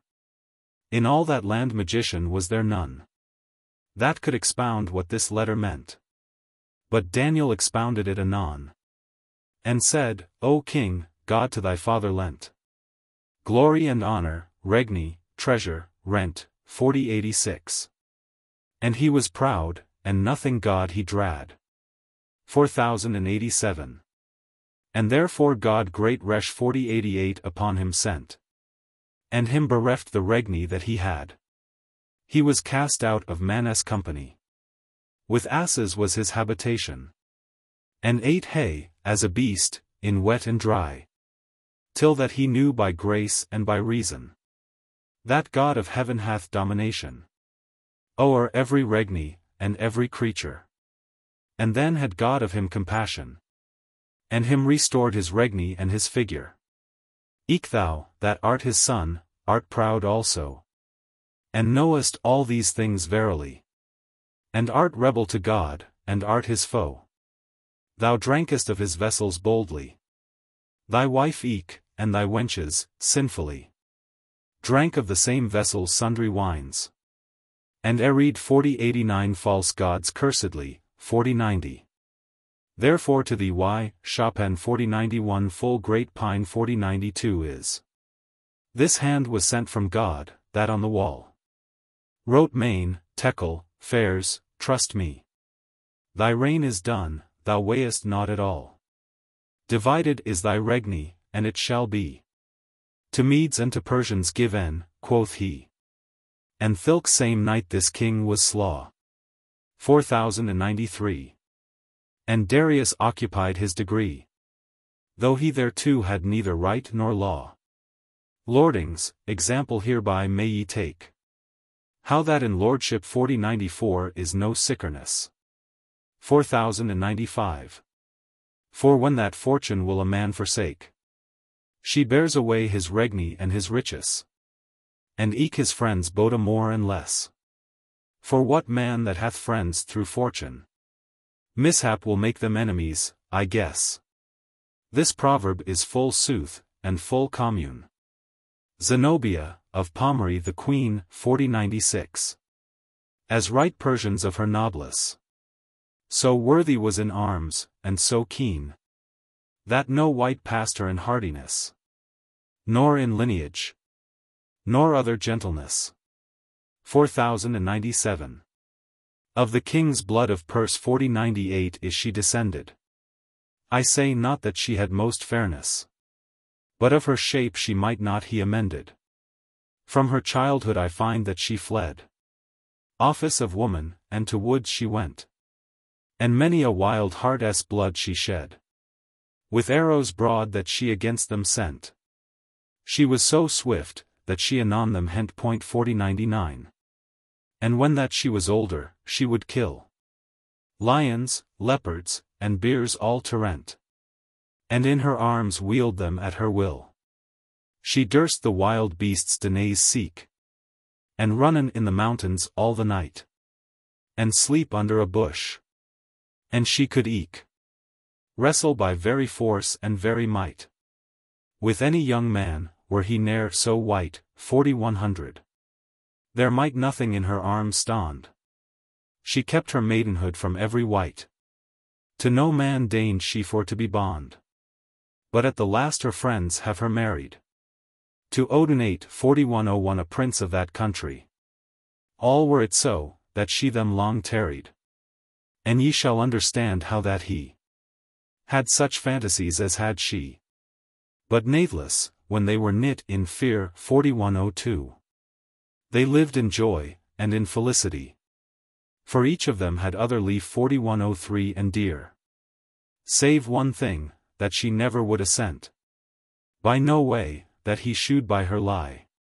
But one's, for it was her plain intent. To have a child, the world to multiply. And all so soon as that she might espy that she was not with child by that deed. Then would she suffer him do his fantasy. Eftsoon 4104, and not but ones, out of dread. 4105. And if she were with child at thilk cast, no more should he play thilk game. Till fully 40 days were past. Then would she once suffer him do the same. All 4106 were this Odenatus wild or tame. He got no more of her, for thus she said. It was to wives lechery and shame. In other case 4107, if that men with them played. Two sones, by this Odenate had she. The which she kept in virtue and lecher. 4108. But now unto our tale turn we. I say, so worshipful a creature. And wise therewith, and large with measure 4109. So penible 4110 in the war, and courteous eke. Nor more labor might in war endure. Was none. Though all this world men should seek. Her rich array it might not be told. As well in vessel 4111 as in her clothing. She was all clad in pierry 4112 and in gold. And eke she left not 4113 for no hunting. To have of sundry tongues full knowing. When that she leisure had, and for tea, intend 4114. To learn books was all her liking. How she in virtue might her life dispend. And, shortly of this story for to treat. So doughty was her husband and eke she. That they conquered many regs great. In Orient. With many a fair city. Appurtenant unto the majesty of Rome, and with strong hand held them fast. Nor ever might their foemen do 4115 them flee. I while that Odenatus days last. Her battles, whoso list them for to read. Against Sapor the king, 4116 and other mo. And how that all this process fell indeed. Why she conquered, and what title thereto. And after of her mischief 4117 and her woe. How that she was besieged and whiteake. Let him unto my master Petrarch go. That writes enough of this, I undertake. When Odenate was dead, she mightily the Regni held, and with her proper hand. Against her foes she fought so cruelly. That there en as 4118 king nor prince in all that land. That was not glad, if be that grace fand. That she would not upon his land warray. 4119. With her they made an alliance by bond. To be in peace, and let her ride and play. The Emperor of Rome, Claudius. Nor, him before, the Roman Gallian. Durst never be so courageous. Nor no Armenian, nor Egyptian. Nor Syrian, nor no Arabian. Within the fielda durst with her fight. Lest that she would them with her hands slen, 4120. Or with her many 4121 putty them to flight. In king's habit went her sones too. As heirs of their fathers regs all. And Haramano and Timoleo. Their names were, as Persians them call. But I fortune hath in her honey gall. This mighty queen may no while endure. Fortune out of her regni made her fall. To wretchedness and to misadventure. Aurelian, when that the governance of Rome came into his hands 4122. He showed 4123 upon this queen to do vengeance. And with his legions he took his way toward Zenobia, and, shortly for to say, he made her flee, and at the last her hent, 4124. And fettered her, and eke her children tway. And won the land, and home to Rome he went. Amongst other things that he won, her car, that was with gold wrought and pierry.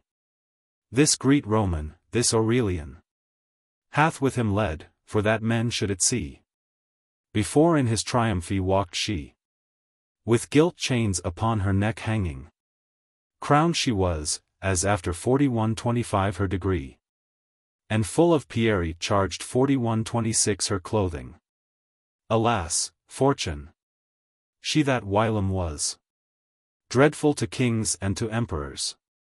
Now galleth 4127 all the people on her, alas. And she that helmed was in stark stores 4128. And won by force town strong and Prioress. Shall on her head now wear a vitramite. 4129. And she that bare the sceptre full of flores shall bear a distaff, her cost for to quite. 4130. Although that Nero were so vicious as any fiend that lies full low adown, yet he, as telleth us Suetonius 4131, this wide world had in subjection, both east and west, south and septentrion, of rubies, sapphires, and of pearls white, were all his clothes embroidered up and down. For he in gems greatly gone delight. More delicate, more pompous of array, more proud, was never emperor than he. That ilk cloth 4132 that he had worn one day, after that time he would it never see. Netties of gold thread had he great plenty, to fish in Tiber, when him list to play. His lusts were as law, in his degree. For fortune as his friend would him obey. He Rome burnt for his delicacy, 4133. The senators he slew upon a day, to hear how that men would weep and cry. And slew his brother, and by his sister lay. His mother made he in piteous array. For he her womb slit, to behold. Where he conceived was, so well away, that he so little of his mother told. 4134. No tear out of his eyen for that sight came, but he said, a fair woman was she. Great wonder is, how that he could or might be doomsman 4135 of her dead beauty. The wine to bringe him commanded he, and drank anon. None other woe he made, when might is joined unto cruelty. Alas! Too deep will the venom wade. In youth a master had this emperor, to teach him lettre 4136 and courtesy. For of morality he was the flower, as in his time, but if 4137 books lie. And while this master had of him mastery, he made him so conning and so supple 4138. That long time it was ere tyranny, or any vice, durst in him uncouple. 4139. This Seneca, of which that I devise 4140. Because Nero had of him such dread. For he from vices would him I chastise. Discreetly, as by word, and not by deed. Sir, he would say, an emperor must need be virtuous, and hate tyranny. For which he made him in a bath to bleed on both his arms, till he must die. This Nero had eke of accustoments 4141. In youth against his master for to rise, 4142. Which afterward he thought a great grievance. Therefore he made him dying in this wise. But nathless this Seneca the wise chose in a bath to die in this manera, rather than have another tormentize, 4143. And thus hath Nero slain his master dear. Now fell it so, that fortune list no longer The high pride of Nero to Charisse, 41-44. For though he were strong, yet was she stronger. She thought thus. By God, I am too nice 41-45. To set a man, that is full filled of vice. In high degree, and emperor him call. By God, out of his seat I will him trice. 4146. When he least weeneth, 41-47 soonest shall he fall. The people rose upon him on a night. For his default. And when he had espied. Out of his doors anon he hath him dight 41-48. Alone, and where he weened have been allied 41-49. He knocked fast. And I the more he cried. The faster shoot they their doors all. Then wist he well he had himself misguide 41-50. And went his way, no longer durst he call. The people cried and rumbled up and down. That with his ears heard he how they said. Where is this false tyrant, this Neroun? For fear almost out of his wit he brayed 41-51. And to his gods piteously he prayed. For succor, but it might not betide. For dread of this he thought that died. And ran into a garden him to hide. And in this garden found he churls tway. That sat by a fire great and red. And to these churls too he gone to pray. To slay him, and to guerdon 41-52 off his head. That to his body, when that he were dead. Were no despite done for his defame. 4153. Himself he slew, he cowed no better reed, 41-54. Of which fortune laughed and had game. 4155. Was never capitaine under a king. That regs more put in subjection. Nor stronger was in field of alle thing. As in his time, nor greater of renown. Nor more pompous in high presumption. Than Holofernes, whom fortune I kissed. So licrousely, and led him up and down. Till that his head was off ere that he wist. Not only that this world had of him awe. For losing of riches and liberty. But he made every man reny his law. 4156. Nabuchodonosor was God, said he. None other God should honored be. Against his hest 4157 there dare no white trace base. Save in Bethulia, a strong city. Where Eliakim priest was of that place. But keep 4158 of the death of Holofernes. Amid his host he drunken lay at night. Within his taunt, large as is a burn. 4159. And yet, for all his pomp and all his might. Judith, a woman, as he lay upright. Sleeping, his head off smote, and from his tent. Full privily she stole from every wight. And with his head unto her town she went. What needeth it of King Antiochus 4160? To tell his high and royal majesty. His great pride, and his works venomous? For such another was there none as he. Read what that he was in Maccabee.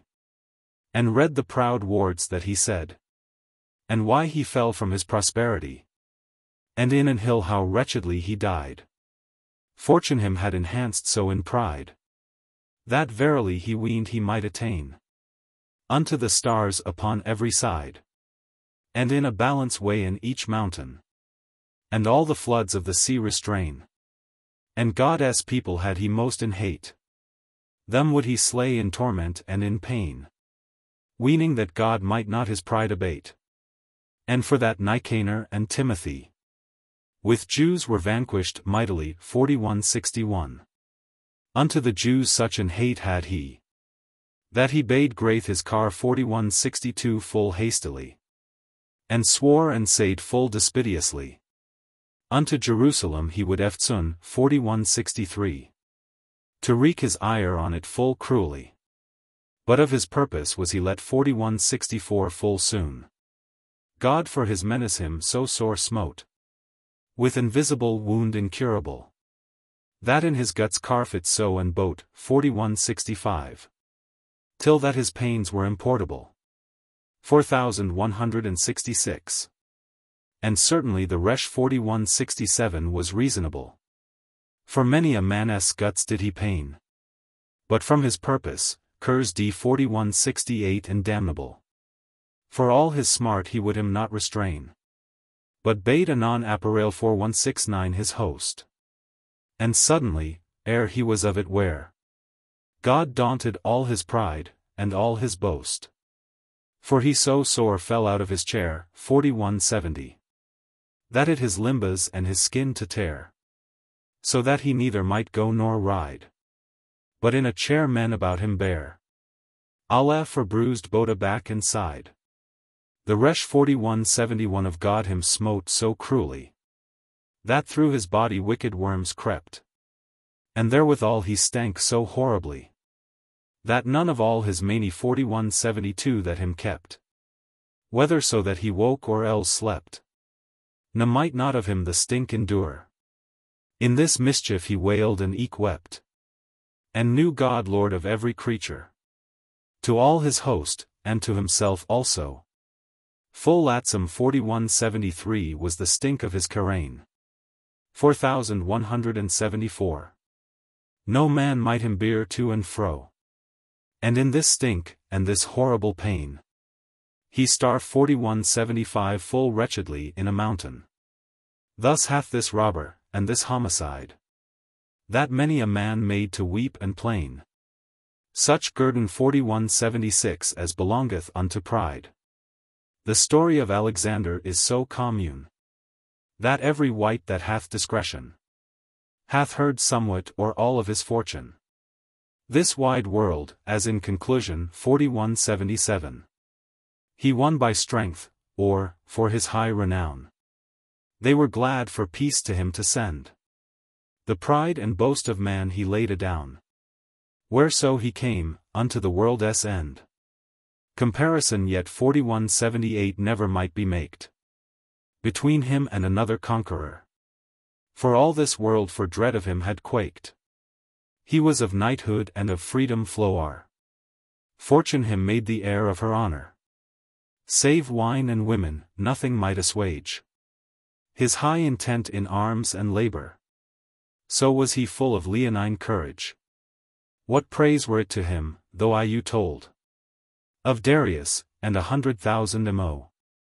Of kings, princes, dukes, and earls bold, which he conquered, and brought them into woe. I say, as far as man may ride or go. The world was his, why should I more devise? 4179. For, though I wrote or told you avermo of his knighthood it might not suffice. 12 years he reigned, as Seth Maccabee.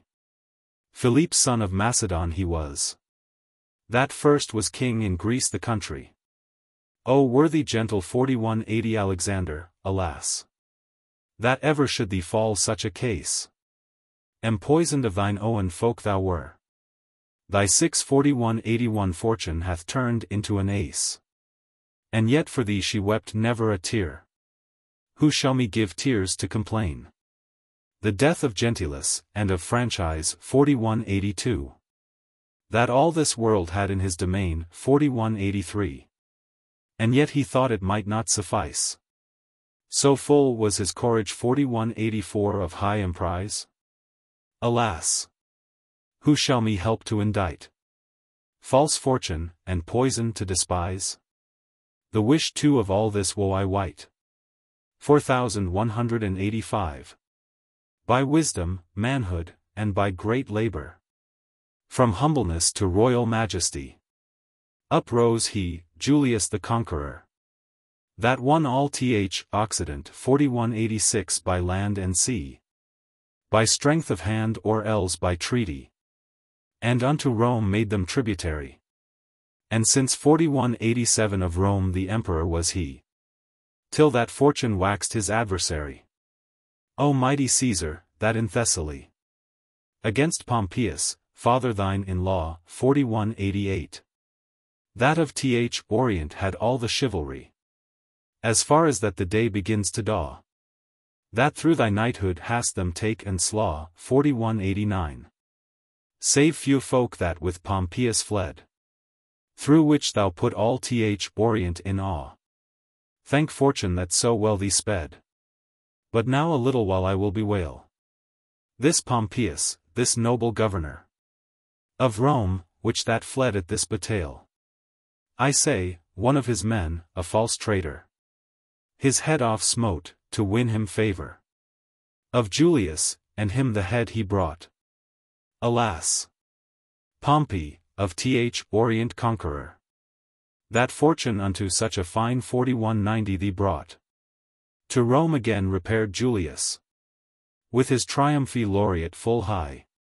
But on a time Brutus and Cassius, that ever had of his estate envy, full privily have made conspiracy against this Julius in subtle wise, and cast 4191 the place in which he should die.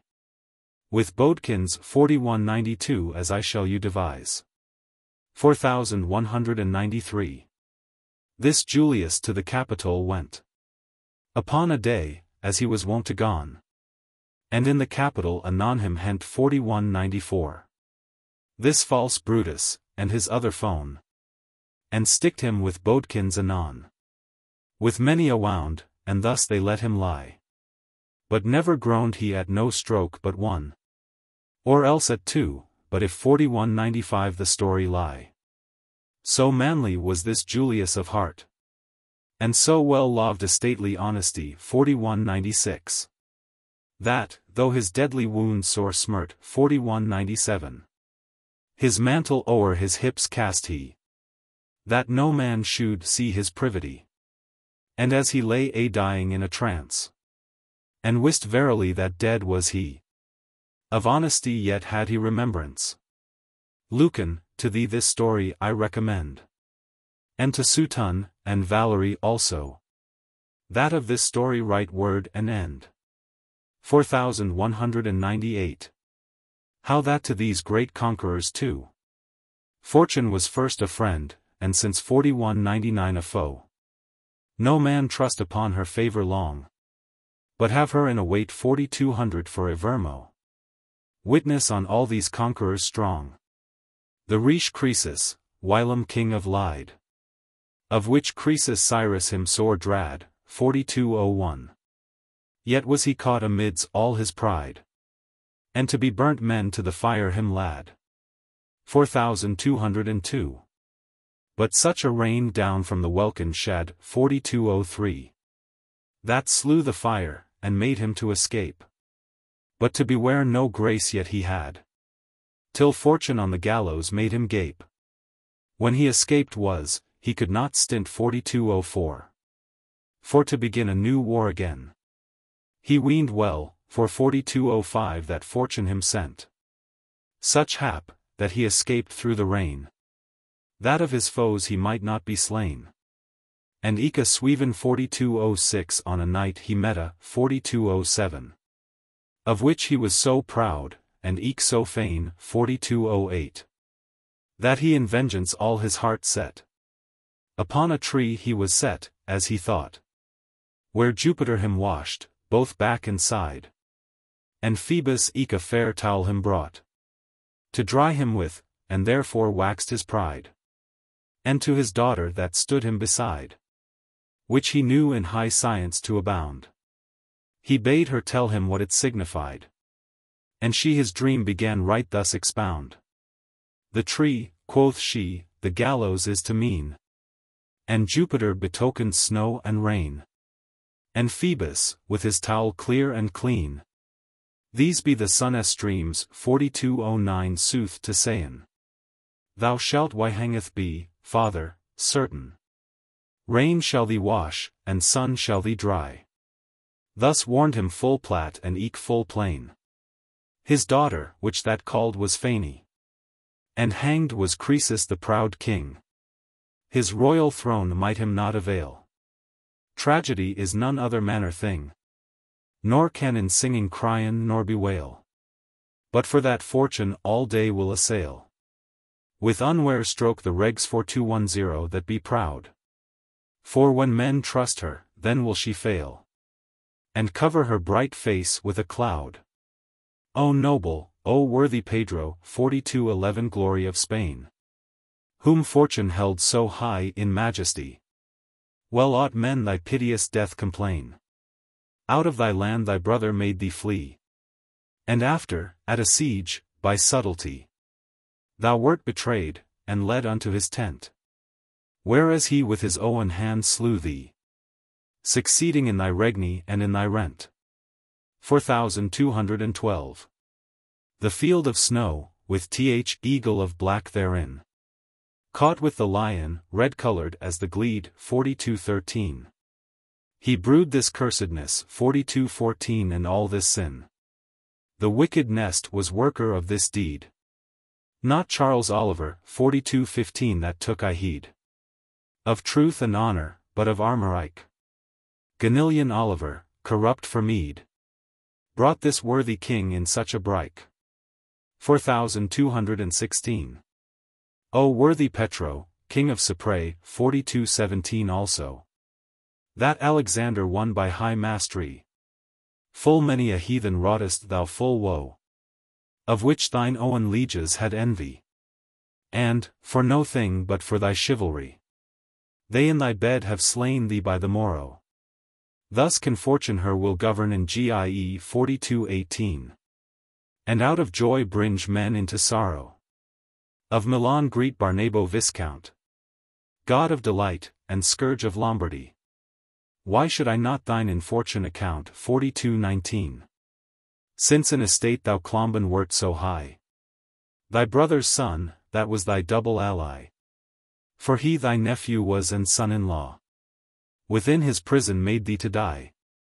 But why, nor how, Endnotes 4220 I that thou were slaw. 4221. Of Earl Hugolin of Pise the languor. 4222. There may no tongue tell for pity, but little out of Pisa stands a Toar, in which Toar in prison put was he. Aud with him be his little children 3. The eldest scarcely 5 years was of age. Alas! Fortune, it was great cruelty, such birds for to put in such a cage. Damned was he to die in that prison. For Roger, which that bishop was of Pise, had on him made a false suggestion, through which the people gone upon him rise, and put him in prison, in such a wise, as ye have heard. And meat and drink he had, so small, that well unneth 4223 it might suffice. And therewithal it was full poor and bad.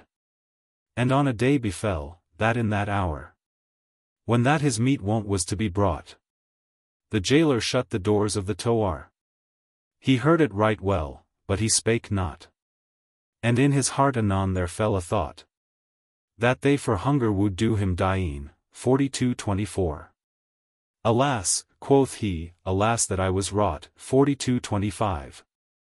Therewith the tears fell from his eyen. His youngest son, that 3 years was of age, unto him said, Father, why do ye weep? When will the jailer bring in our pottage? Is there no morsel bread that ye do keep? I am so hungry, that I may not sleep. Now would God that I might sleep in ever. Then should not hunger in my womb creep. There is no thing, save bread, that one were lever. 4226.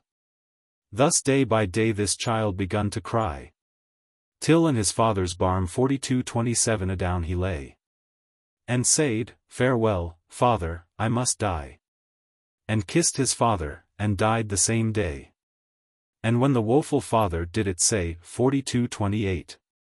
For woe his arms too he gone to bite, and said, Alas! Fortune, and well away. To thy false will my woe all may I wite. 4229. His children weened 4230 that it for hunger was, that he his arms gnawed, and not for woe. And said, Father, do not so, alas! But rather eat the flesh upon us too. Our flesh thou gave us, our flesh take us fro. And eat enough, right thus they to him said. And after that, within a day or two, they laid them in his lap adown, and died. Himself, despaired, eke for hunger starved. 4231. Thus ended is this Earl of Pise. From high estate fortune away him carf. 4232. Of this tragedy it ought enough suffice. Whoso will hear it in a longer wise. 4233. Read the Greek poet of Ital. That Dante hight. For he can it devise. 4234. From point to point, not one word will he fail. The nun's priest's tale. The prologue. Ho, quoth the knight, good sir, no more of this. That ye have said is right enough, why wis. 4235. And mush more. For little heaviness is right enough to mush folk, I guess. I say for me, it is a great disease. 4236. Whereas men have been in great wealth and ease, to herein of their sudden fall, alas. And the contrary is joy and great solace. 4237. As when a man hath been in poor estate, and climbeth up, and waxeth fortunate, and there abideth in prosperity. Such thing is gladsome, as it thinketh me. And of such thing were goodly for to tell. Yea, quoth our host, by St. Paul's bell. Ye say right sooth. This monk hath clapped. 4238 loud. He spake how fortune covered with a cloud. I wot not what, and alls of a tragedy. Right now ye heard, and pard I no remedy. It is for to bewail, nor complain. That is done. And also it is pain. As ye have said, to hear of heaviness. Sir monk, no more of this, so God you bless. Your tale annoyeth all this company. Such talking is not worth a butterfly. For therein is there no sport nor game. Therefore, Sir Monkey, Dan Piers by your name, I pray you heartily, tell us somewhat else. For sickerly, an air clinking of your bells. 4239. That on your bridle hang on every side. By heaven's king, that for us Allah died. I should ere this have fallen down for sleep, although the slough had been never so deep. Then had your tale been all told in vain. For certainly, as these clerks sayin, whereas a man may have no audience, naught helpeth it to tell his sentence. And well I wot the substance is in me, if anything shall well reported be. Sir, say somewhat of hunting. 4240 I you pray. Nay, quoth the monk, I have no lust to play. 4241. Now let another tell, as I have told. Then spake our host with rude speech and bold, and said unto the nunnes priest anon, Come near, thou priest, come hither, thou Sir John. 4242. Tell us such thing as may our hearts glade. 4243. Be blithe, although thou ride upon a jade. What though thine horse be both foul and lean? If he will serve thee, reck thou not a bean. Look that thine heart be merry evermo. Yes, host, quoth he, so may I ride or go. But 4244 I be merry, why wis I will be blamed. And right anon his tale he hath adamed. 4245. And thus he said unto us every one, This sweet priest, this goodly man, Sir John. The tale. 4246. A poor widow, some deal why, stepped 4247 in age, was whilom dwelling in a poor cottage, beside a grove, standing in a dale. This widow, of which I tell you my tale, since thilk day that she was last a wife, in patience led a full simple life. For little was her chattel and her rent. 4248. By husbandry. 4249 of such as God her sent. She found 4250 herself, and eke her daughters too. 3 large sows had she, and no mo. 3 kine, and eke a sheep that hight mall. Full sooty was her bower, 4251 and eke her hall, in which she ate full many a slender meal. Of poignant sauce knew she never a deal. 4252. No dainty morsel passed through her throat. Her diet was accordant to her coat. 4253. Repletion her made never sick. A temper. 4254. Diet was all her physic, and exercise, and heart as sufficance. 4255. The gout let her nothing. 4256. For to dance, nor apoplexy shent. 4257. Not her head. No wine drank she, neither white nor red. Her board was served most with white and black milk and brown bread, in which she found no lack.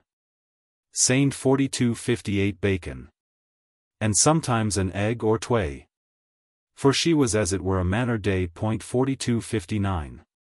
A yard. 4260. She had, enclosed all about, with sticks, and a dry ditch without, in which she had a cock, hight Chanticleer. In all the land of crowing as 4261 his peer. 4262. His voice was merrier than the merry organ. 4263. On mass days that in the churches gone, well sicker. 4264 was his crowing in his lodge, than is a clock, or an abbey horloge. 4265.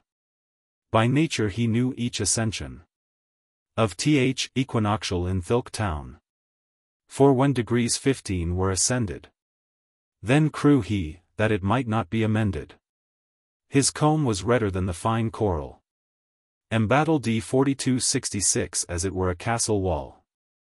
His bill was black, and as the jet it shone, like azure were his legs and his tone. 4267. His nails whiter than the lily flower, and like the burnished gold was his color. This gentle cock had in his governance 7 hennes, for to do all his pleasance, which were his sisters and his paramours, and wondrous like to him as of colors, of which the fairest hued in the throat was called Damosel Partelote. Courteous she was, discreet, and debonair, and companyable. 4268. And bare herself so fair, since the day that she 7 night was old, that truly she had the heart in hold of Chanticleer, locked in every lith.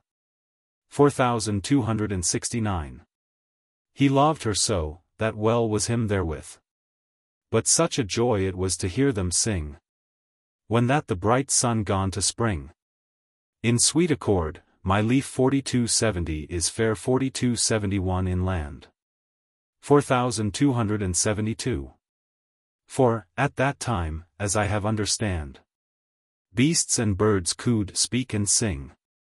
And so befell, that in a dawning, as Chanticleer among his wives all sat on his perchy, that was in the hall, and next him sat this fair Partelote, this Chanticleer gone groanin' in his throat, as man that in his dream is dretched. 4273 sore. And when that Partelote thus heard him roar, she was aghast. 4274 and said, Heart dear, what aileth you to groan in this manera? Ye be a very sleeper, fy for shame. And he answered and said thus, Madam, I pray you that ye take it not a grief. 4275. By God, me meta. 4276 I was in such mischief. 4277. Right now, that yet mine heart is sore affright. Now God, quoth he, my sweven. 4278 read aright, and keep my body out of foul prison. Me meta. 4279 How that I roamed up and down within our yard, whereas I saw a beast was like an hound, and would have made a rest. 4280.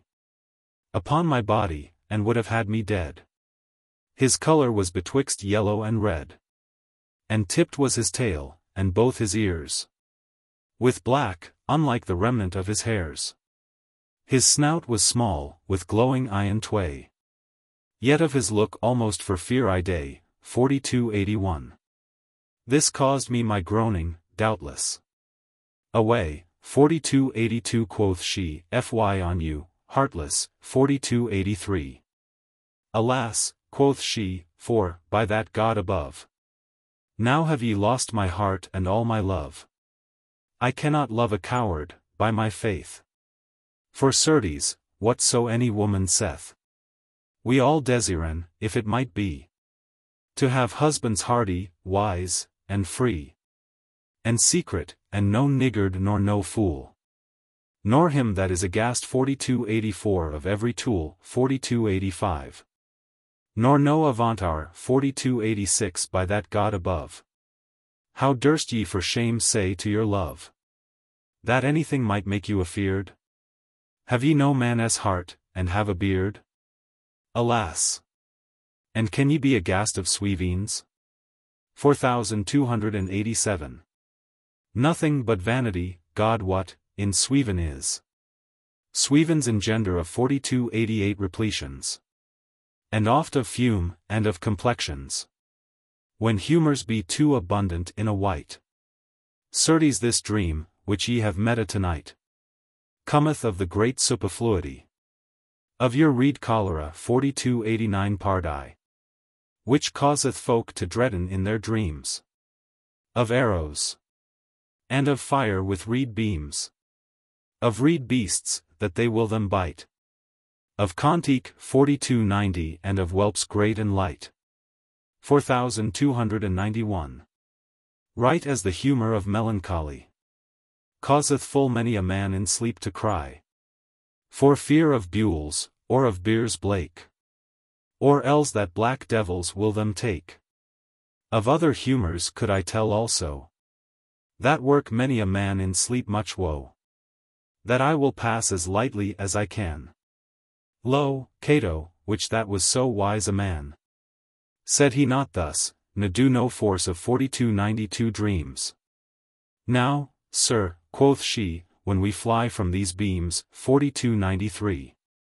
For Goddess love, as take some laxative, on peril of my soul, and of my life, I counsel you the best, I will not lie, that both of choler, and melancholy, ye purge you. And, for ye shall not tarry, though in this town is no apothecary, I shall myself 2 herbs teach you, that shall be for your health, and for your prow. 4294. And in our yard the herbs shall I find, the which have of their property by kind 4295, to purge you beneath, and eke above. Sire, forget not this for Goddess love. Ye be full choleric of complexion, where that the sun, in his ascension, you find not replete of humours hot. And if it do, I dare well lay a groat, that ye shall have a fever tertian, or else an ague, that may be your bane. A day or 2 ye shall have digestives of worms, ere ye take your laxatives. Of laurel, centaury 4296 and fumitorir 4297. Or else of elderberry, that groweth there. Of catapeus 4298 or of the gatorberries. 4299. Or herb ivy growing in our yard, that merry is. Pick them right as they grow, and eat them in. Be merry, husband, for your father's kin. Dread no dream, I can say you no more. Madam, quoth he, grand mercy of your lore. But nathless, as touching Dan Catown, that hath of wisdom such a great renown, though that he bade no dreams for to dread. By God, men may in old books read of many a man more of authority than ever Cato was, so may I the 4300. That all the reverse say of his sentence. 4301. And have well founden by experience, that dreams be significations, as well of joy, as tribulations, that folk enduren in this life present. There needeth make of this no argument. The very Pre 4302 sheweth it indeed. One of the greatest authors that men read 4303. Saith thus, that whilom two fellows went on pilgrimage in a full good intent. And happened so, they came into a town, where there was such a congregation of people, and eke so strait of herbergage, 4304, that they found not as much as one cottage, in which they both might why lodged be. Wherefore they musten of necessity, as for that night, depart company. And each of them went to his hostelry 4305, and took his lodging as it would fall. The one of them was lodged in a stall, far in a yard, with oxen of the plough. That other man was lodged well enow, as was his aventure, or his fortune, that us governeth all, as in commune. And so befell, that, long ere it were day, this man met a 4306 in his bed, there as he lay. How that his fellow gone upon him call, and said, Alas! For in an ox's stall, this night shall I be murdered, where I lie. Now help me, dear brother, or I die. In Allah haste come to me, he said. This man out of his sleep for fear abraid. 4307. But when that he was whacked out of his sleep, he turned him, and took of this no keep. He thought his dream was but a vanity. Thus twice in his sleeping dreamed he. And at the third time yet 4308 his fellow came, as he thought, and said, I am now slaw, 4309. Behold my bloody wounds, deep and wide. Arise up early, in the morning, tide. And at the west gate of the town, quoth he, a cart full of dung there shalt, thou see, in which my body is hid privily. Do thilk cart arrest 4310 boldly. My gold caused my murder, sooth to sayn. And told him every point how he was slain. With a full piteous face, and pale of hue. And, trust well, his dream he found full true. For on the morrow, as soon as it was day, to his fellowes in he took his way. And when that he came to this ox's stall, after his fellow he began to call. The hostelier answered him anon, and said, Sir, your fellow is why gone. As soon as day he went out of the town. This man gone fallen in suspicion, remembering on his dreams that he met a 4311. And forth he went, no longer would he let 4312 unto the west gate of the town, and fand a dung cart, as it went for to dung land. That was arrayed in the same wise, as ye have heard the dead man devise. 4313. And with an hearty heart he gone to cry, vengeance and justice of this felony. My fellow murdered in this same night. And in this cart he lies, gaping upright. I cry out on the ministers, quoth he, that should keep and rule this city. Harrow! Alas! Here lies my fellow slain. What should I more unto this tale sayn? The people out start, and cast the cart to ground. And in the middle of the dung they found the dead man, that murdered was all new. O blissful God! That art so good and true. Lo, how that thou beraced murder alway. Murder will out, that see we day by day. Murder is so latsome 4314 and abominable. To God, that is so just and reasonable, that he will not suffer it hellade 4315b. Though it abide a year, or two, or three. Murder will out, this is my conclusion. And right anon, the ministers of the town have hent 4316 the carter, and so sore him pined. 4317. And eke the hostelier so sore engined 4318. That they benew 4319 their wickedness anon, and were hanged by the neck bone. Here may ye see that dreams be to dread. And certes in the same book I read, right in the next chapter after this. I gab 4320 not, so have I joy and bliss. Two men that would have passed over sea, for certain cause. into a far country. If that the wind not had been contrary, that made them in a city for to tarry, that stood full merry upon an haven side. But on a day, against the eventide, the wind gone change, and blew right as them lest. 43:21. Jolly and glad they went to their rest, and cast 4322 them full early for to sail. But to the one man fell a great marvail, that one of them, in sleeping as he lay, he met a 43:23 a wondrous dream, against the day. He thought a man stood by his bed's side, and him commanded that he should abide, and said him thus, if thou tomorrow wend, 43:24, thou shalt be drowned, my tale is at an end. He woke, and told his follow what he meta, and prayed him his voyage for to let. 4325. As for that day, he prayed him to abide. His fellow, that lay by his bed's side, gone for to laugh, and scorned him full fast. No dream, quoth he, may so my heart aghast. 4326. That I will let for to do my things. 4327. I set not a straw by thy dreamings. For Swevens 4328 be but vanities and japes. 4329. Men dream all day of owls and of apes, and eke of many a maze. 4330 therewithal.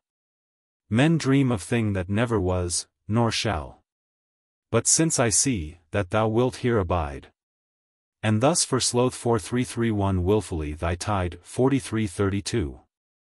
God wot, it ruth me. 4333 and have good day. And thus he took his leave, and went his way. But, ere that he had half his course sailed, I know not why, nor what mischance it ailed, but casually. 4334 the ship's bottom rent, and ship and man under the water went, in sight of other ships there beside, that with him sailed at the same tide. 4335.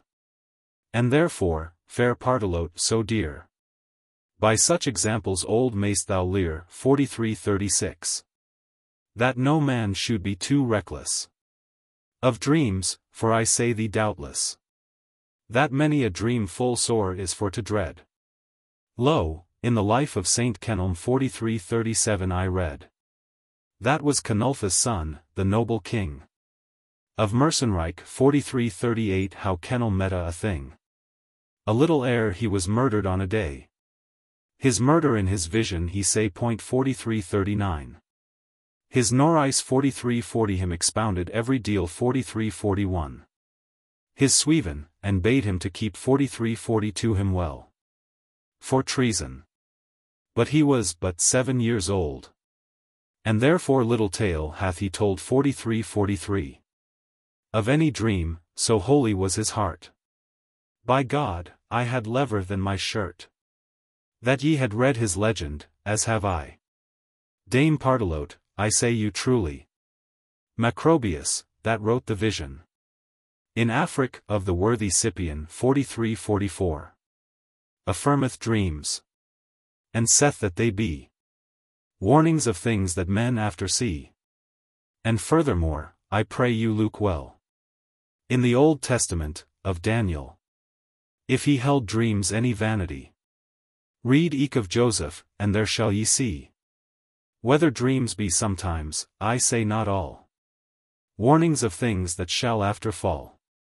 Look of Egypt the king, Dan Pharaoh, his baker and his buteller also, whether they felt none effect. 4345 in dreams. Whoso will seek the acts of sundry remes. 4346. May read of dreams many a wondrous thing.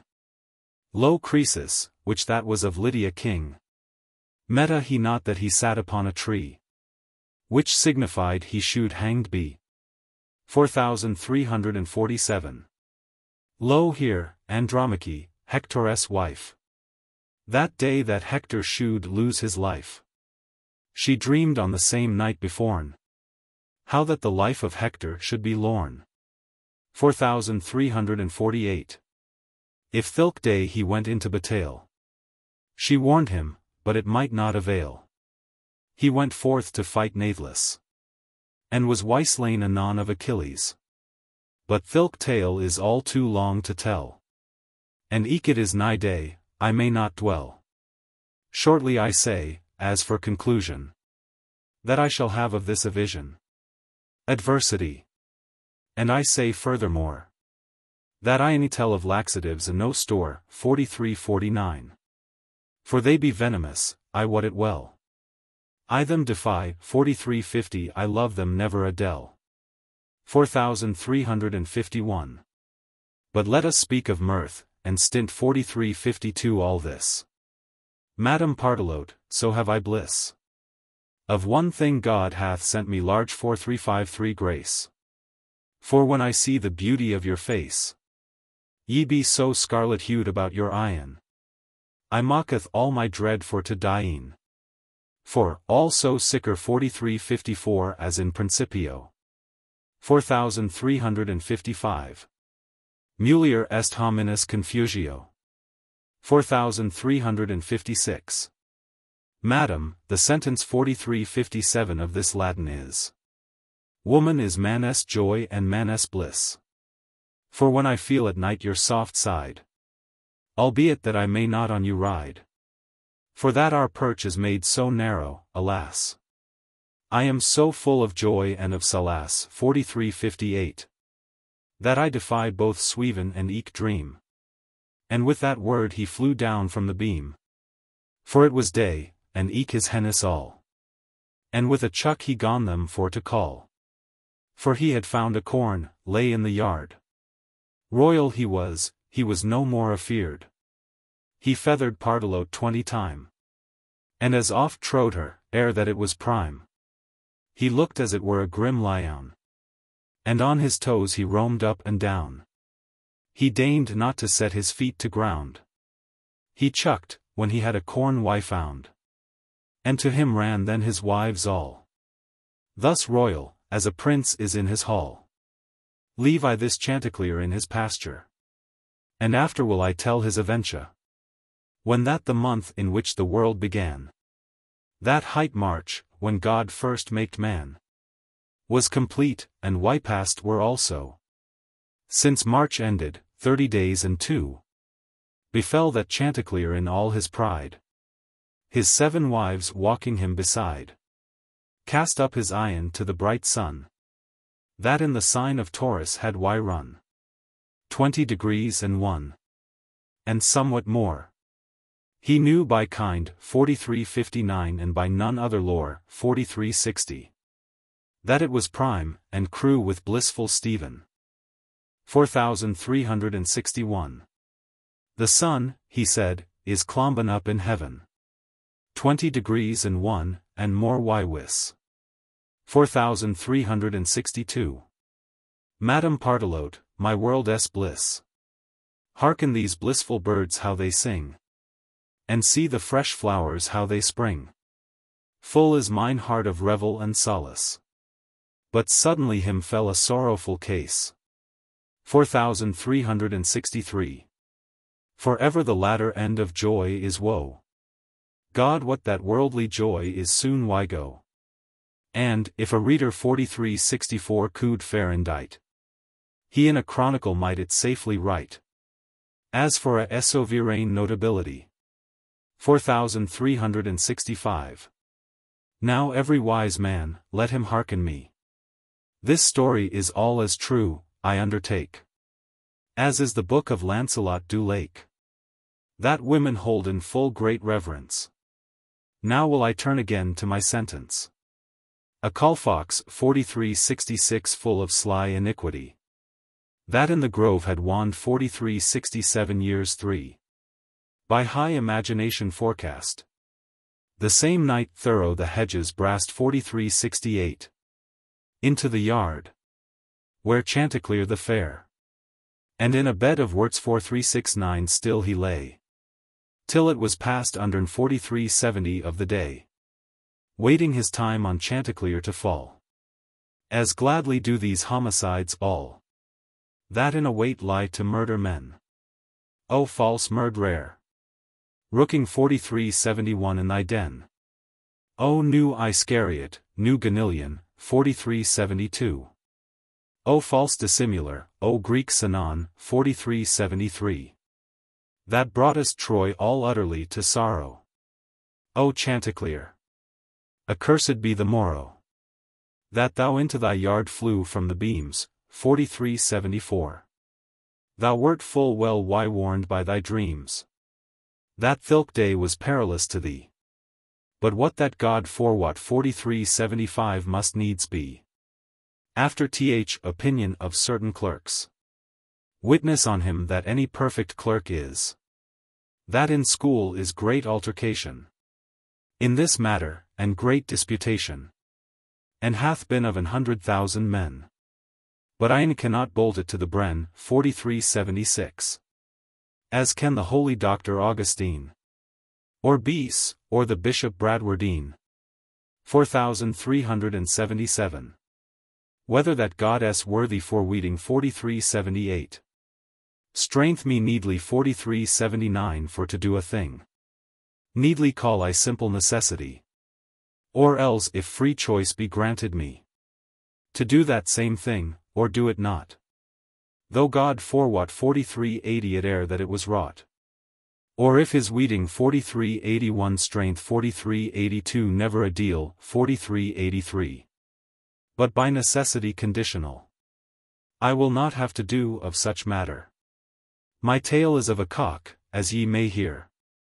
That took his counsel of his wife, with sorrow. To walken in the yard upon the morrow. That he had met a the dream, as I you told. Woman's counsels be full often cold, 4384. Woman's counsel brought us first to woe. And made Adam from paradise to go. Thereas he was full merry and well at case. But, for I not 4385 to whom I might displease. If I counsel of women would blame. Pass over, for I said it in my game. 4386. Read authors, where they treat of such matter. And what they say of women ye may hear. These be the cock's wards, and not mine. I can no harm of no woman divine. 4387. Fair in the sand, to bathe 4388 her merrily. Lies Partelote, and all her sisters by. Against the sun, and Chanticleer so free. Sang merrier than the mermaid in the sea. For Physiologus saith sickerly, 4389. How that they singe well and merrily. 4390. And so befell that, as he cast his eye among the worts 4391 on a butterfly, he was ware of this fox that lay full low. Nothing any list him then 4392 for to crow, but cried anon, cock, cock, and up he start, as man that was afraid in his heart. For naturally a beast desireth flee from his contrary 4393 if be may it see. Though he ne'er erst 4394 had soon it with his eye. This Chanticleer, when he gone him espy, he would have fled, but that the fox anon said, Gentle sir, alas! Why will ye gone? Be ye afraid of me that am your friend? Now, certes, I were worse than any fiend. If I to you would harm or villainy, I am not come your counsel to espy. But truly the cause of my coming was only for to hearken how ye sing. For truly ye have as merry a Stephen 4395. As any angel hath that is in heaven. Therewith ye have of music more feeling than had beasts, or any that can sing. My lord your father, God his soul bless. And eke your mother of her gentleness. Have in mine house been, to my great ease, 4396. And certes, sir, full fain would I you please. But, for men speak of singing, I will say. So may I brook 4397 well mine eyen tway. Save you, I hard never man so sing. As did your father in the morning. Certes it was of heart all that he sung. And, for to make his voice the more strong, He would so pain him 4398 that with both his eyen he must wink, so loud he would cryin. And standen on his tiptoes therewithal. And stretch forth his neck long and small. And eke he was of such discretion, that there was no man, in no region, that him in song or wisdom might pass. I have well read in Dan Bernal the Ass 4399. Among his verse, how that there was a cock, that, for 4400 a priestess' son gave him a knock upon his leg, while he was young and nice. 4401. He made him for to lose his benefice. But certain there is no comparison betwixt the wisdom and discretion of your father, and his subtlety. Now singe, sir, for Saint Charity. Let's see, can ye your father counterfeit? This Chanticleer his wings began to beat, as man that could not his treason espy. So was he ravished with his flattery. Alas! Ye lords, many a false flatterer 4402 is in your court, and many a lozenger 4403 that please you well more, by my faith, than he that soothfastness 4404 unto you saith. Read in Ecclesiast of flattery. Beware, ye lords, of their treachery. This Chanticleer stood high upon his toes, stretching his neck, and held his eyen close, and gone to crow loud for the nonce 4405.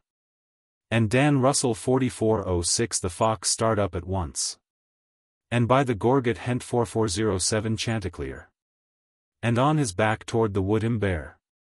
For yet was there no man that him pursued.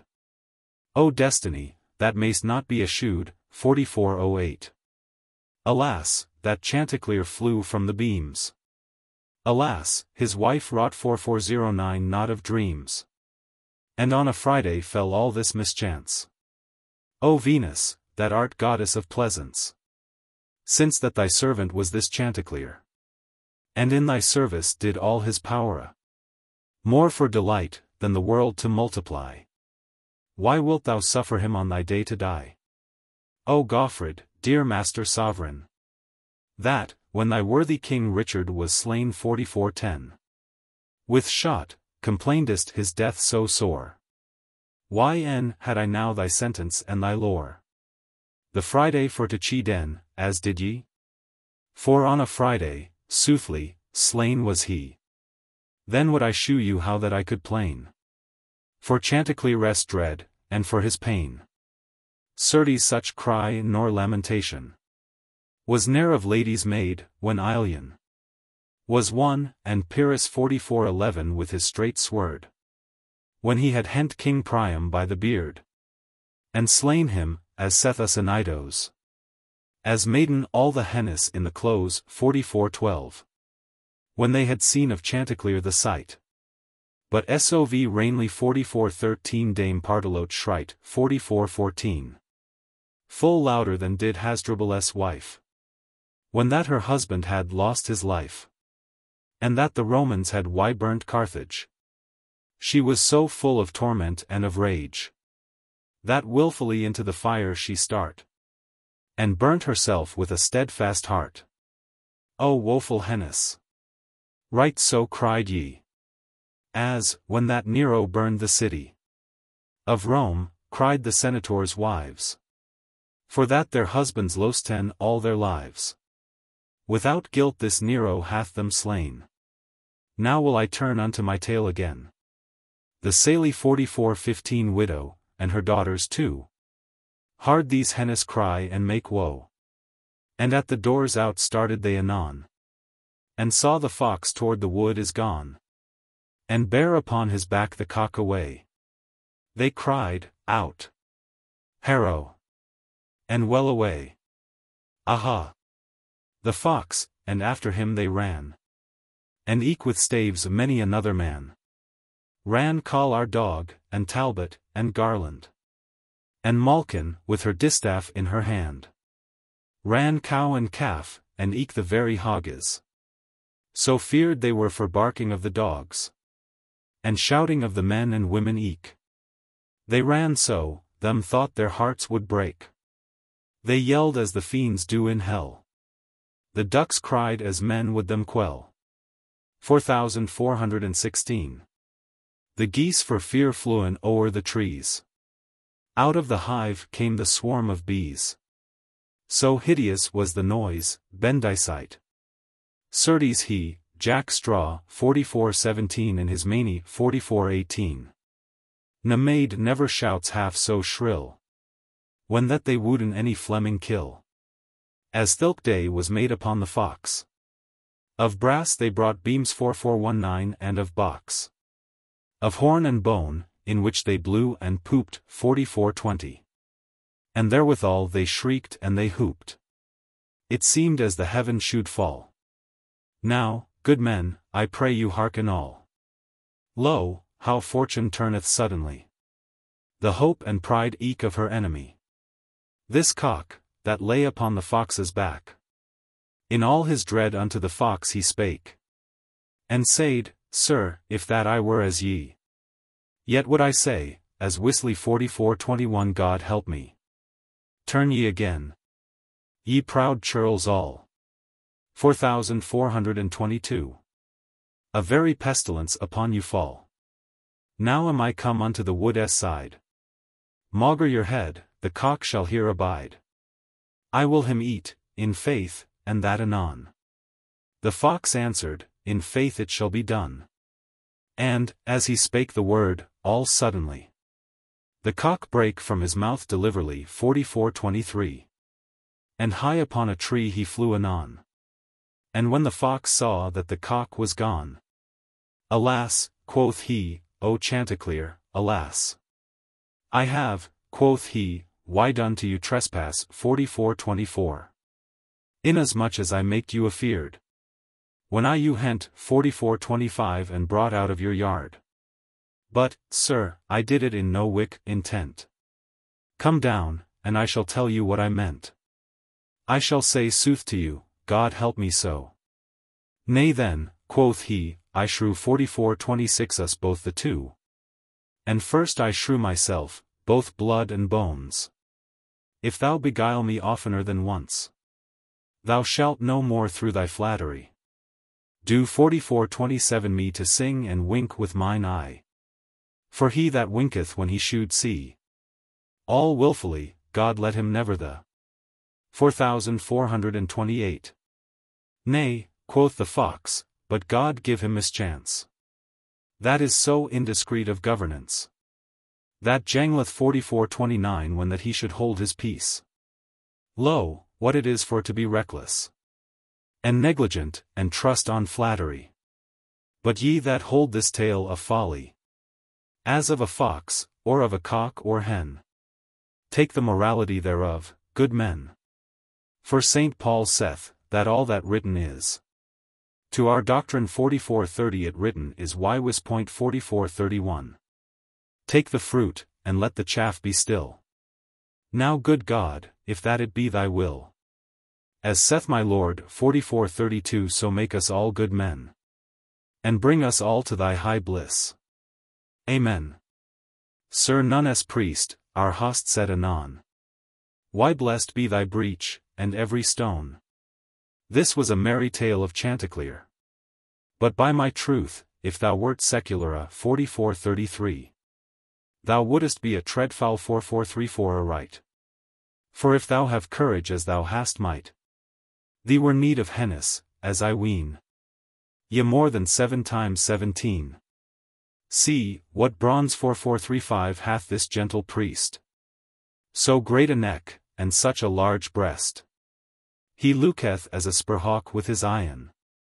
Him needeth not his colour for to dine with Brazil, nor with grain of Portugal.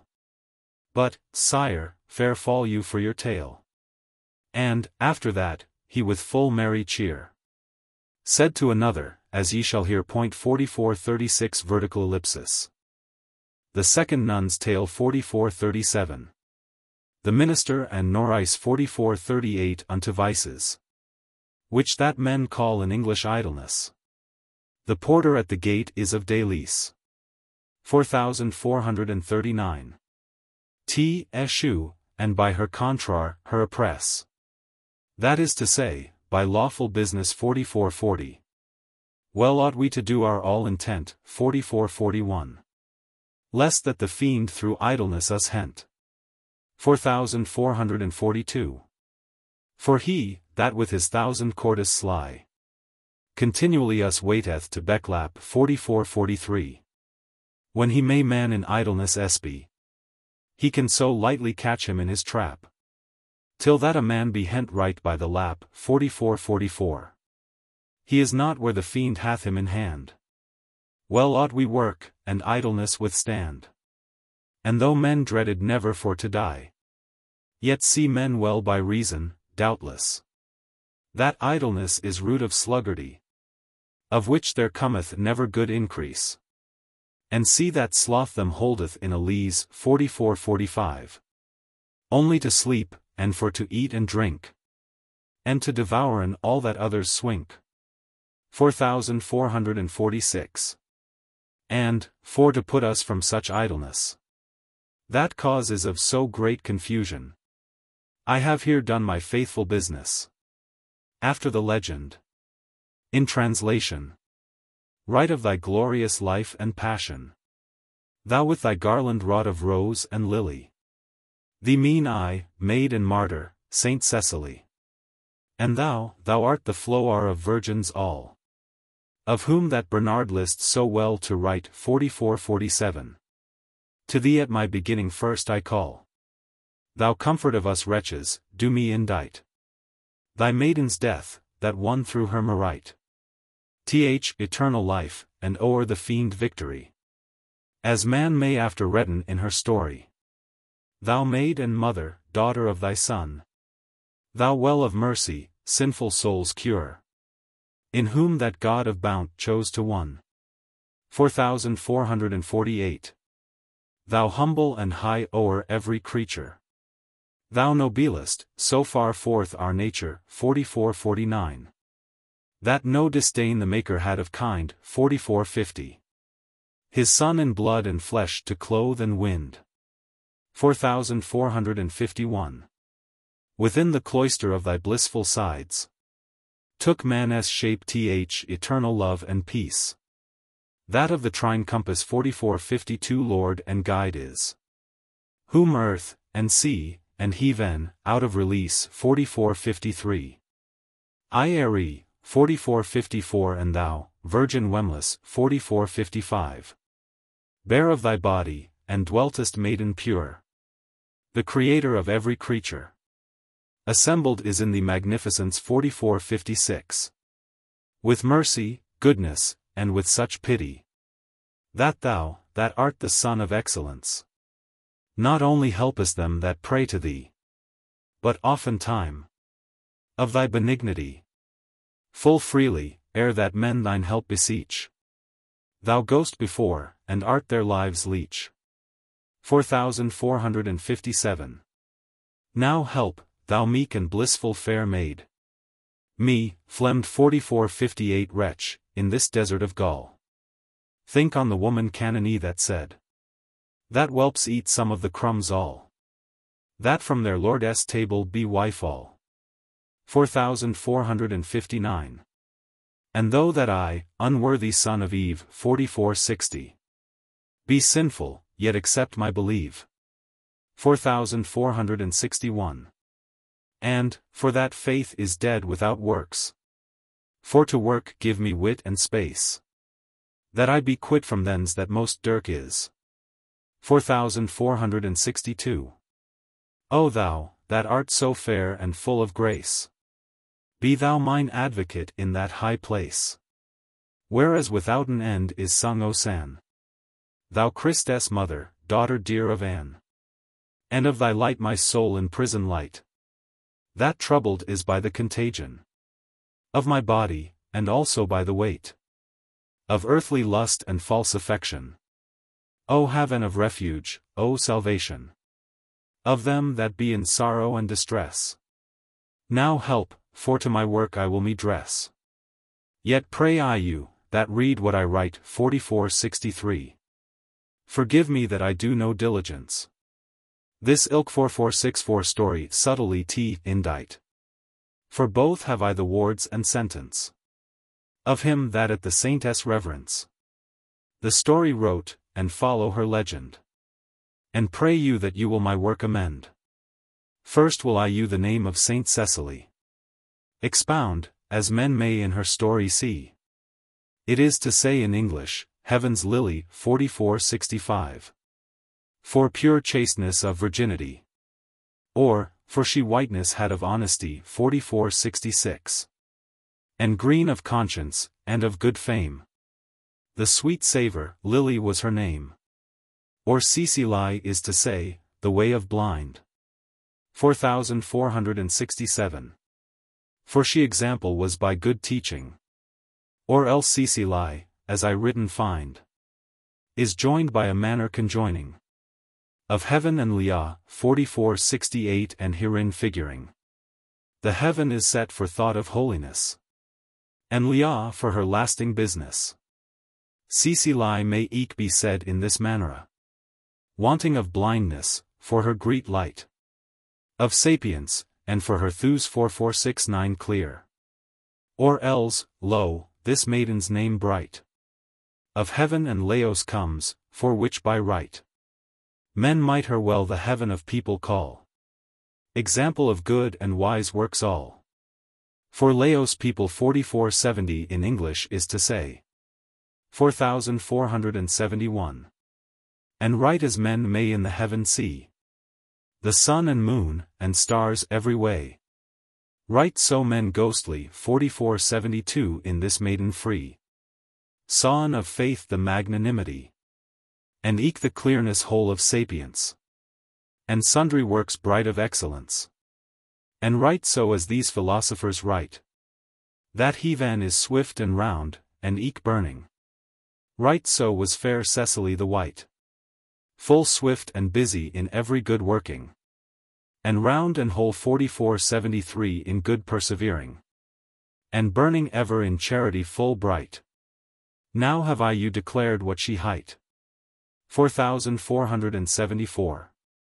This maiden bright Cecile, as her life saith, was come of Romans, and of noble kind.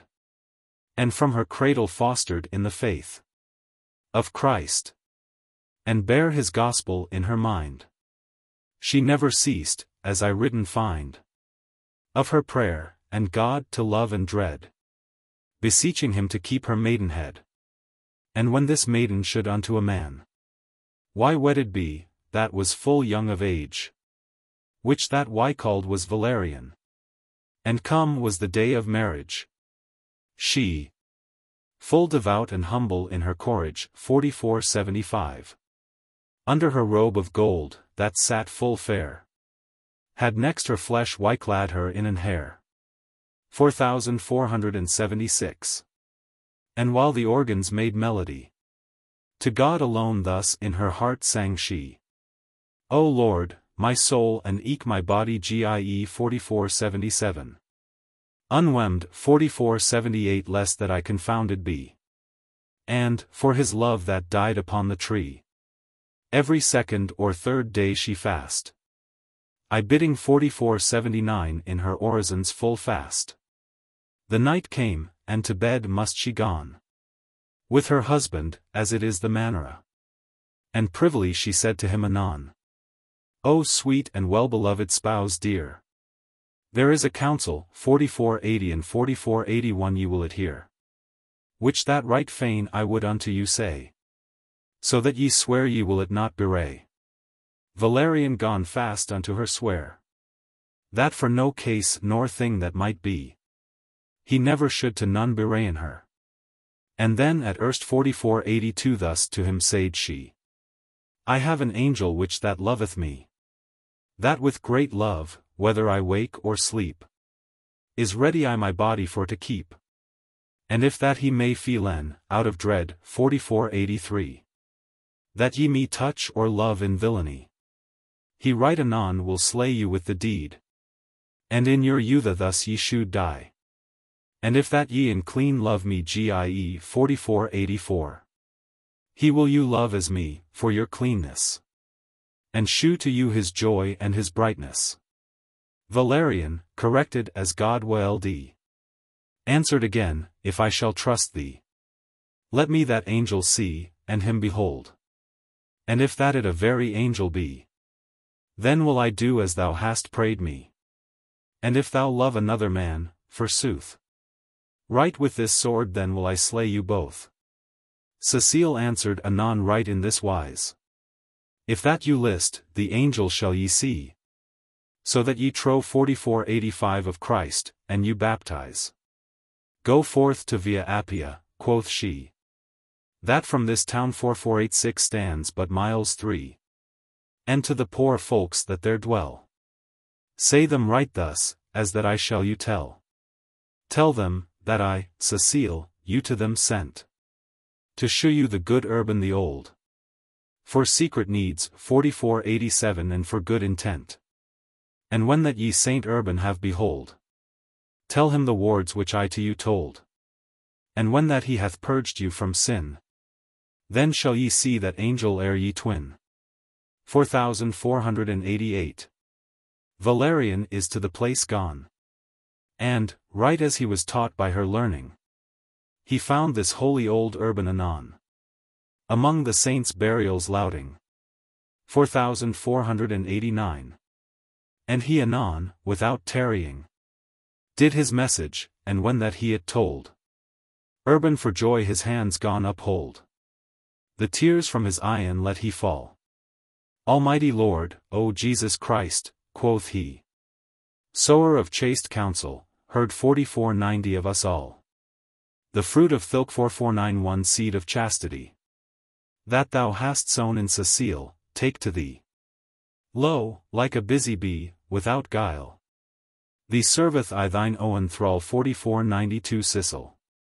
For Thilk spouse, that she took but knew 4493.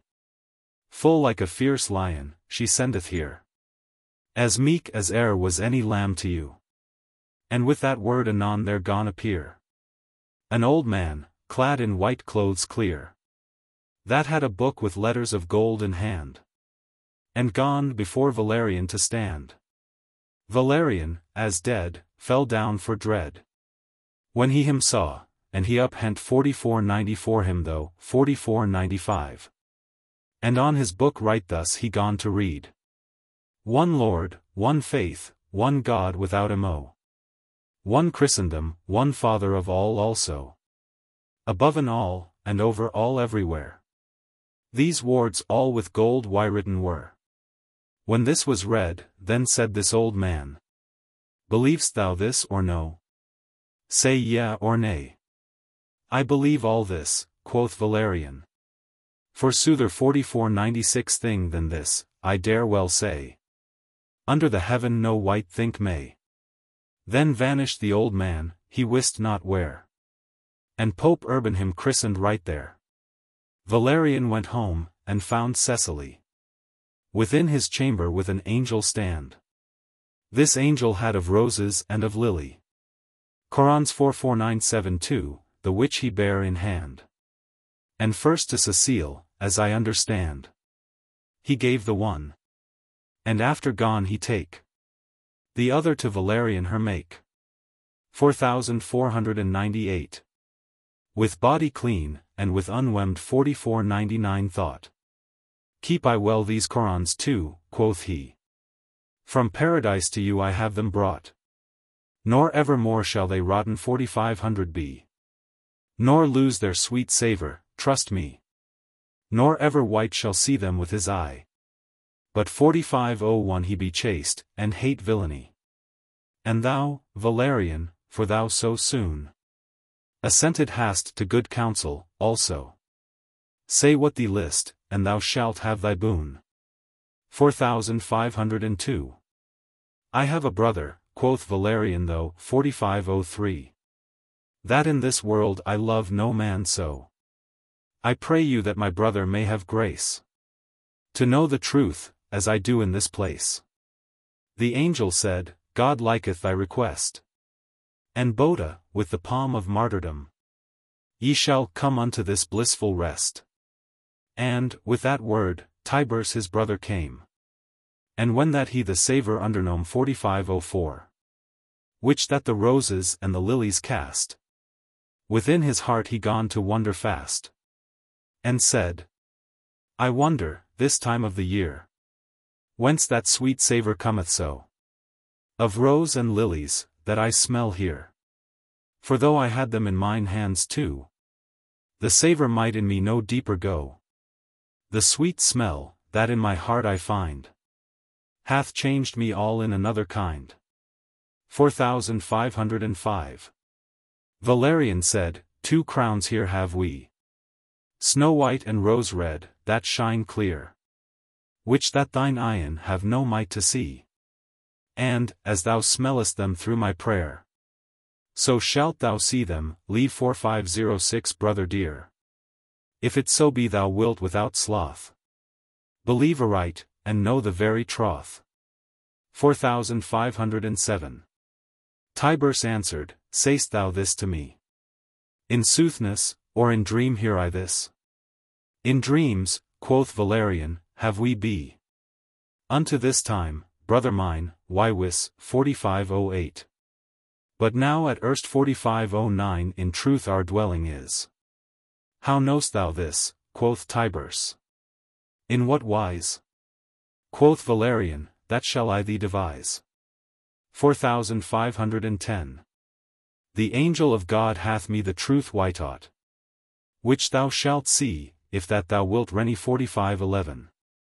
The idols, and be clean, and else not. 4512. And of the miracle of these crowns tway, Saint Ambrose in his preface list to say, solemnly this noble doctor dear commendeth it, and saith in this manera, the palm of martyrdom for to receive. Saint Cecily, full filled of God's gift, the world and eke her chamber gone to weave. 4513. Witness Tibers and Cecily's shrift, 4514. To which God of his bounty wooed shift 4515. Corons too, of flowers well smelling, and made his angel them the crowns bring. The maid hath brought these men to bliss above. The world hath wist what it is worth, certain devotion of chastity to love. Then showed him Cecily all open and plain, that idols all are but a thing in vain. For they be dumb, and thereto 4516 they be deave, 4517. And charged him his idols for to leave. Whoso that trow th 4518 not this, a beast he is. Quoth this Tibers, if that I shall not lie. And she gone kiss his breast when she heard this, and was full glad he could the truth espy. This day I take thee for mine ally, 4519. Said this blissful fair maiden dear. And after that she said as ye may hear. Lo, right so as the love of Christ, quoth she, made me thy brother's wife, right in that wise. Anon for mine ally here take I thee, since that thou wilt thine idols despise. Go with thy brother now and thee baptize, and make thee clean, so that thou mayst behold the angel's face, of which thy brother told. Tibers answered, and said, brother dear, first tell me whither I shall, and to what man? To whom, quoth he, come forth with good cheer.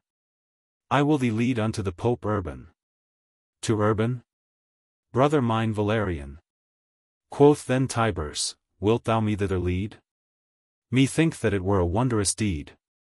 Meanest thou not that Urban, quoth he though, 4520.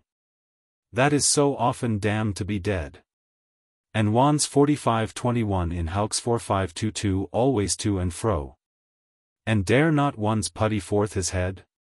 Men should him Brennan 4523 in a fire so red. If he were found, or if men might him spy. And us also, to bear him company. And while we seek that divinity, that is why hid in heaven privily. Allgate 4524 burnt in this world should we be. To whom Cecily answered boldly, men might dread well and skilfully 4525. This life to lose, mine own dear brother, If this were living only, and none other. But there is better life in other place. That never shall be lost, dread thee not. Which God Son us tolda through his grace. That Father's Son which all things wrought. And all that wrought is with a skilful 45:26 thought. The Ghost 45:27 that from the Father gone proceed. Hath sold 45:28 them, withouten any dreed. 4529. By word and by miracle, high God's Son. When he was in this world, declared here. That there is other life where men may one. 4530. To whom answered Tibers, O sister dear. Saidest thou not right now in this manner? There was but one God, Lord in soothfastness. 4531. And now of three how mayst thou bear witness? That shall I tell, quoth she, ere that I go. Right as a man hath sapiences three. Memory, engine, 4532 and intellect also. So in one being of divinity. Three persons there may right well be. Then gone she him full busily to preach. Of Christ's coming, and his pains teach. And many points of his passion. How God's Son in this world was withhold 4533. To do mankind plen 4534 remission. That was why bound in sin and cares cold. 4535. All this thing she unto Tibers told. And after that Tibers, in good intent. With Valerian to Pope Urban he went. That thanked God, and with glad heart and light. He christened him, and made him in that place. Perfect in his learning, and God's knight. And after this Tibers got such grace. That every day he saw in time and space. Angel of God, and every manner boon 4536. That be God asked, it was sped 4537 full soon. It were full hard by order for to sayn. How many wonders Jesus for them wrought. But at the last, to tell short and plain. The sergeants of the town of Rome them sought. And them before Almach the prefect brought. Which them apposed. 4538 and knew all their intent. And to image of Jupiter them sent. And said, whoso will not do sacrifice. Swap 4539 off his head, this is my sentence here. Anon these martyrs, that I you devise 4540. One Maximus, that was an officer. Of the prefects, and his corniculara 4541. Them hent 4542 and when he forth the saints lad. 4543. Himself he wept for pity that he had. When Maximus had heard the saints' lore 4544. He got him of the tormentors leave. And led them to his house without more. And with their preaching, ere that it were eve. They gone in 4545 from the tormentors to Reeve 4546. And from Maxim, and from his folk each one. The false faith. To trow 4547 in God alone. Cecilia came, when it was waxen night. With priests, that them christened all in fear. 4548. And afterward, when day was waxen light. Cecile them said with a full steadfast cheer 4549. Now, Christ's own knights leave 4550 and dear. Cast all away the works of darkness. And arm you in armor of brightness. Ye have forsooth done a great battail. Your course is done 4551 your faith have ye conserved. Go to the crown of life that may not fail. The rightful judge, which that ye have served, shall give it you, as ye have it deserved. And when this thing was said, as I devise 4552. Men led them forth to do the sacrifice. But when they were unto the place brought, to tell shortly the conclusion, they would incense nor sacrifice right not. But on their knees they set them adown. With humble heart and sad 4553 devotion. And lost both their heeds in the place, 45:54. Their souls went to the King of Grace. This Maximus, that saw this thing betide, with piteous tears told it anon right, that he their souls saw to heaven glide, with angels, full of clearness and of light, and with his word converted many a wight, for which Almachius did him to beat 45:55, with whip of lead, till he his life gone leet. 4556. Cecile him took, and buried him anon, by Tiburce and Valerian softly, within their burying place, under the stone. And after this Almachius hastily bade his ministers fetchen openly Cecile, so that she might in his presence do sacrifice, and Jupiter incense. 4557. But they, converted at her wise lore, 45:58, wept full sore, and gave full credence unto her word, and cried more and more, Christ, God's Son, without difference, is very God, this is all our sentence. 45:59. That hath so good a servant him to serve. Thus with one voice we trow. 45:60. Though we sterve. 4561. Almachius, that heard of this doing, bade fetch Cecile, that he might her see. And Alderfirst. 45:62. Lo, this was his asking. What manner woman art thou? Quoth he. I am a gentle woman born, quoth she. I ask thee, quoth he, though it thee grieve, of thy religion and of thy belief. Ye have begun your question foolishly. Quoth she, that wouldest two answers conclude in one demand? Ye ask lewdly. 4563. Almach answered to that similitude. Of whence comes thine answering so rude? Of whence, quoth she, when that she was freened. 4564. Of conscience, and of good faith unfeigned. Almachius said, takest thou no heed of my power? And she him answered this. Your might, quoth she, full little is to dread. For every mortal man's power is but like a bladder full of wind. Why wis. 4565. For with a needle's point, when it is blow, may all the boast of it be laid full low. Full wrongfully begunnest thou, quoth he. And yet in wrong is thy perseverance.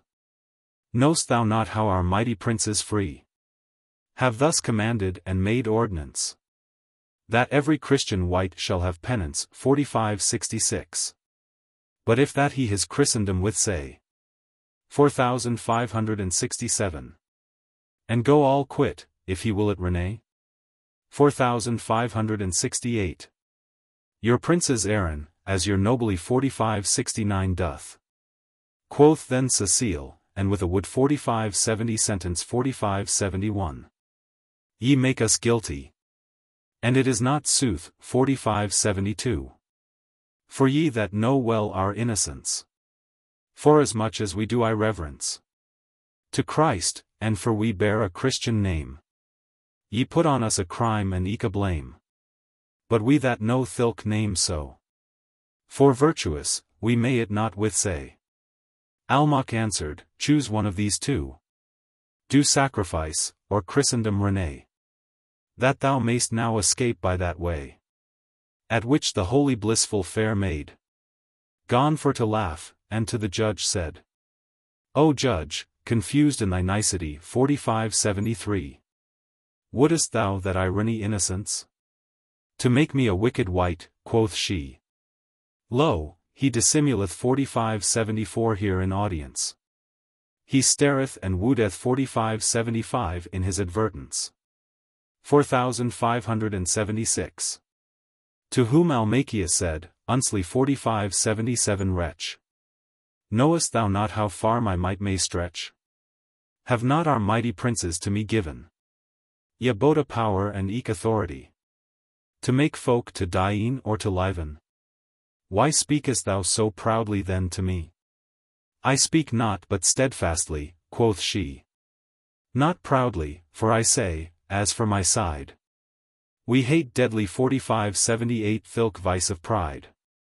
And, if thou dread not a sooth 4579 to hear, then will I shew all openly by right, that thou hast made a full great leasing 4580 here. Thou say'st thy princes have thee given might, both for to slay and for to quick 4581 a wight. Thou that mayst not but only life bereave, thou hast none other power nor no leave. But thou mayst say, thy princes have thee maked minister of death, for if thou speak of mo, thou least, for thy power is full naked. Do away 4582 thy boldness, said Meliboeus though 4583. And sacrifice to our gods, ere thou go. I reck not what wrong that thou me proffer, for I can suffer it as a philosopher. But those wrongs may I not endure, that thou speak'st of our gods here, quoth he. Cecile answered, O nice 4584 creature, thou saidst no word, since thou spake to me, that I knew not therewith thy nicety. 4585. And that thou wert in every manner wise 4586. Allude 4587 officer, a vain justice. There lacketh nothing to thine outward eyen, that thou art blind, for thing that we see all, that it is stone, that men may well espien. That ilk 4588 stone a god thou wilt it call. I read 4589 thee let thine hand upon it fall, and taste 4590 it well, and stone thou shalt it find. Since that thou seest not with thine eyen blind, it is a shame that the people shall so scorn thee, and laugh at thy folly. For commonly men wot it well over all. 4591. That mighty God is in his heaven high.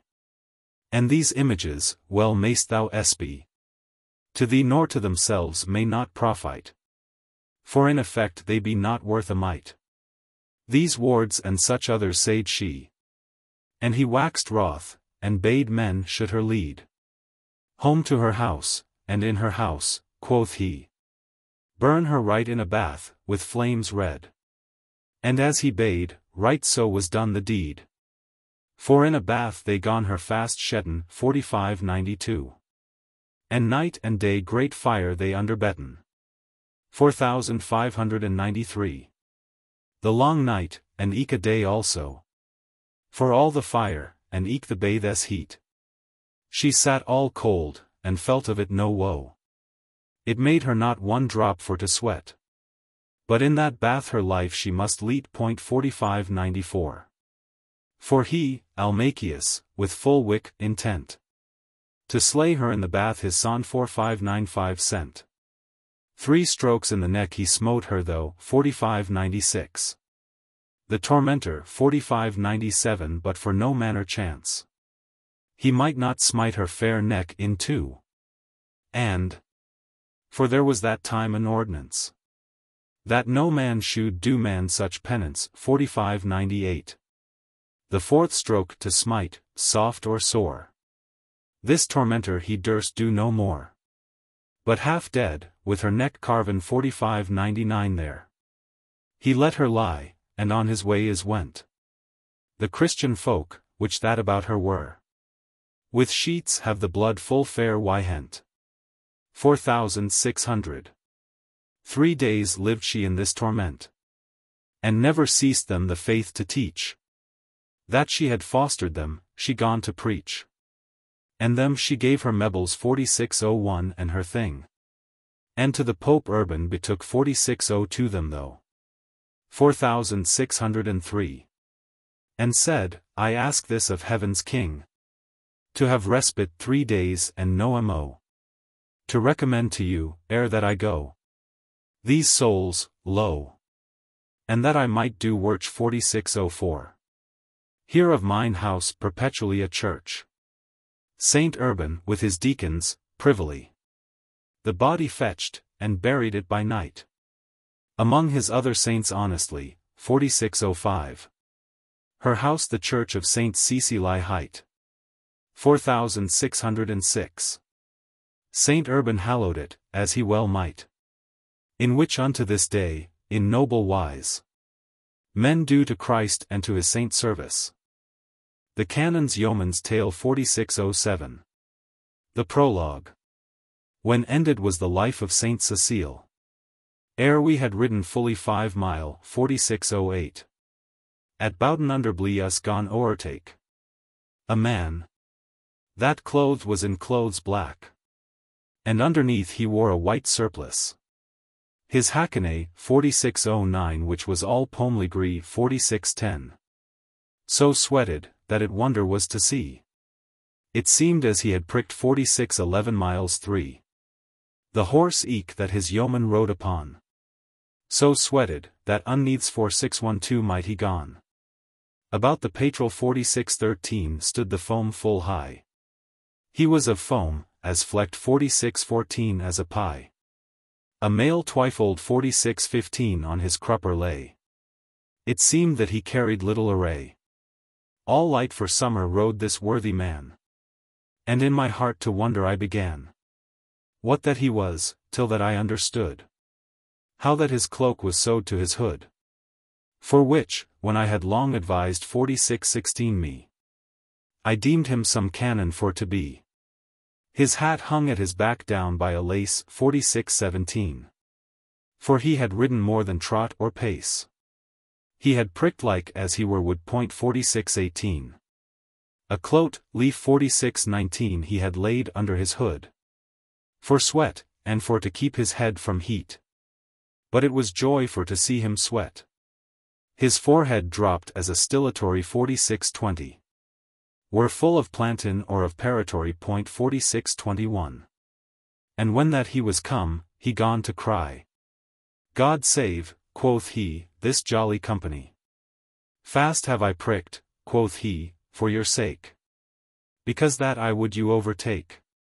To ridden in this merry company. His yeoman was eke full of courtesy. And said, Sirs, now in the morning tide, out of your hostelry I saw you ride. And warned here my lord and sovereign, which that to ride with you is full fain. For his disport. He loveth dalliance.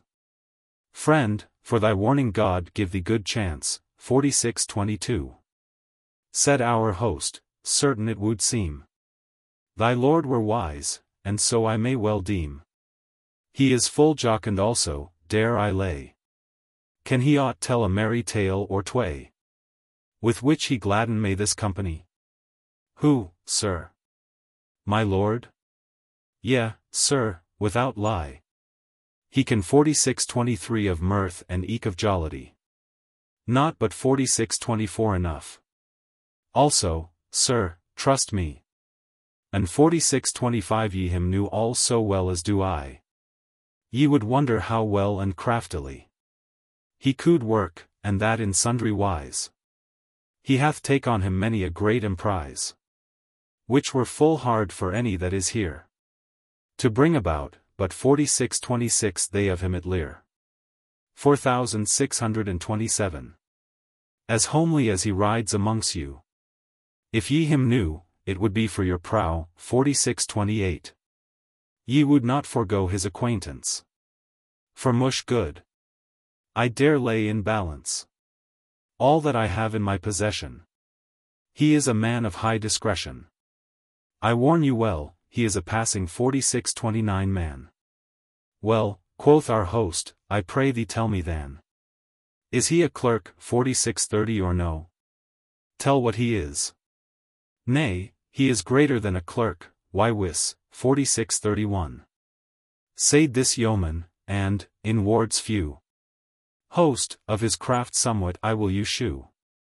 I say, my lord can 4632 such a subtlety. But all his craft ye may not weet 4633 of me. And somewhat help I yet to his working. That all the ground on which we be riding, till that we come to Canterbury town, he could all clean turnen up so down, and pave it all of silver and of gold. And when this yeoman had this tale told unto our host, he said, Bendicite, this thing is wonder marvellous to me. since that thy lord is of so high prudence. Because of which men should him reverence. That of his worship 4634 recketh he so light. 4635. His overestslop 4636 it is not worth a mite. As in effect to him, so may I go, 4637. It is all body 4638 and tutor also. Why is thy lord so sluttish, I thee pray? And is of power better clothes to bay, 4639. If that his deed accordeth with thy speech? Tell me that, and that I thee beseech. Why? Quoth this yeoman, whereto ask ye me? God help me so, for he shall never the 4640. But I will not avow 4641 that I say. And therefore keep it secret, I you pray. He is too wise, in faith, as I believe. Thing that is overdone, it will not prove 4642. Aright, as clerks say, it is a vice. Wherefore in that I hold him lewd 4643 and nice. 4644. For when a man hath over great a wit, full oft him happens to misusen it. So doth my lord, and that me grieveth sore. God it amend, I can say now no more. Thereof no force 4645 good yeoman, quoth our host. Since of the conning 4646 of thy lord, thou know'st. Tell how he doth, I pray thee heartily. Since that be is so crafty and so sly. 4647. Where dwell ye, if it to tell be? In the suburbs of a town, quoth he. Lurking in herns 4648 and in lanes blind. Whereas these robbers and these thieves by kind 4649. Hold their privy fearful residence. As they that dare not show their presence. So fare we, if I shall say the sooth. 4650. Yet, quoth our host, let me talk to thee. Why art thou so discolored of thy face? Peter.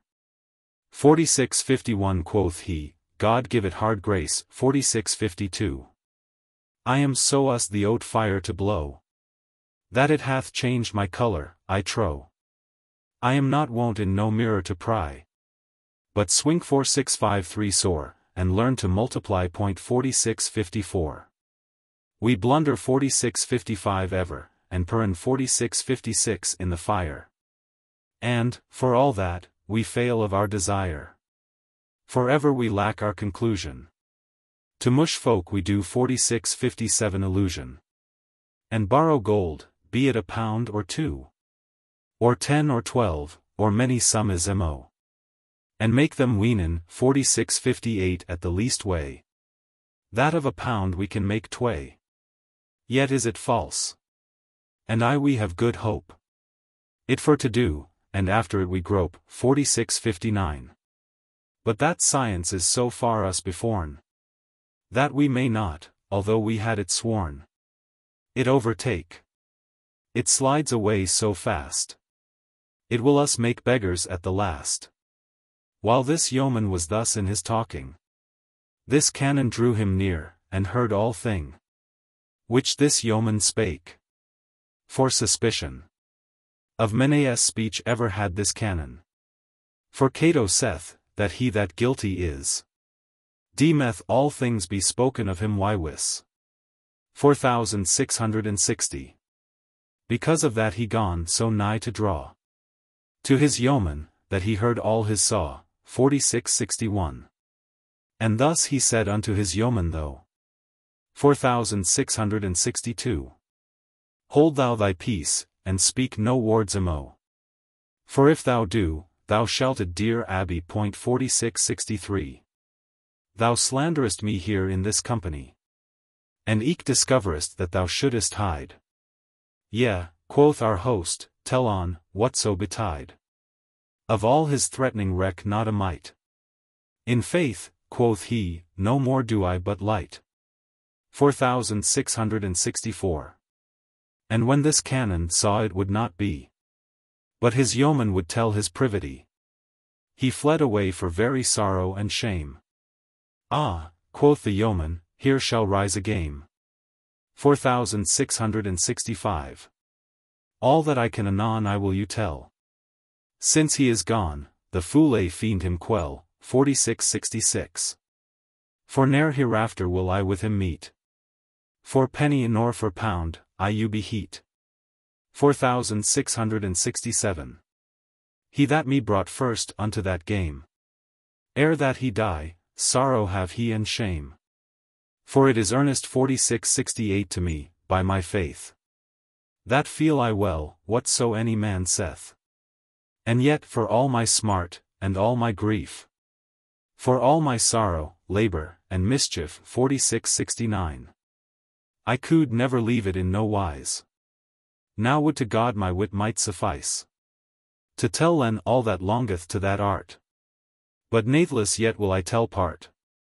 Since that my Lord is gone, I will not spare. Such thing as that I know, I will declare. The tale 4670. With this Canon I dwelt have 7 year. And of his science am I ne'er the near. 4671. All that I had I have lost thereby. And, God wot, so have many more than I. Where I was wont to be right fresh and gay. Of clothing, and of other good array.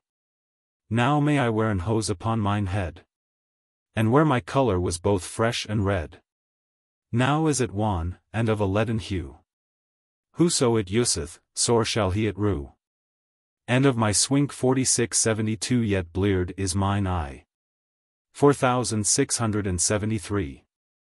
Lo, what advantage is to multiply! That sliding 4674 science hath me made so bare.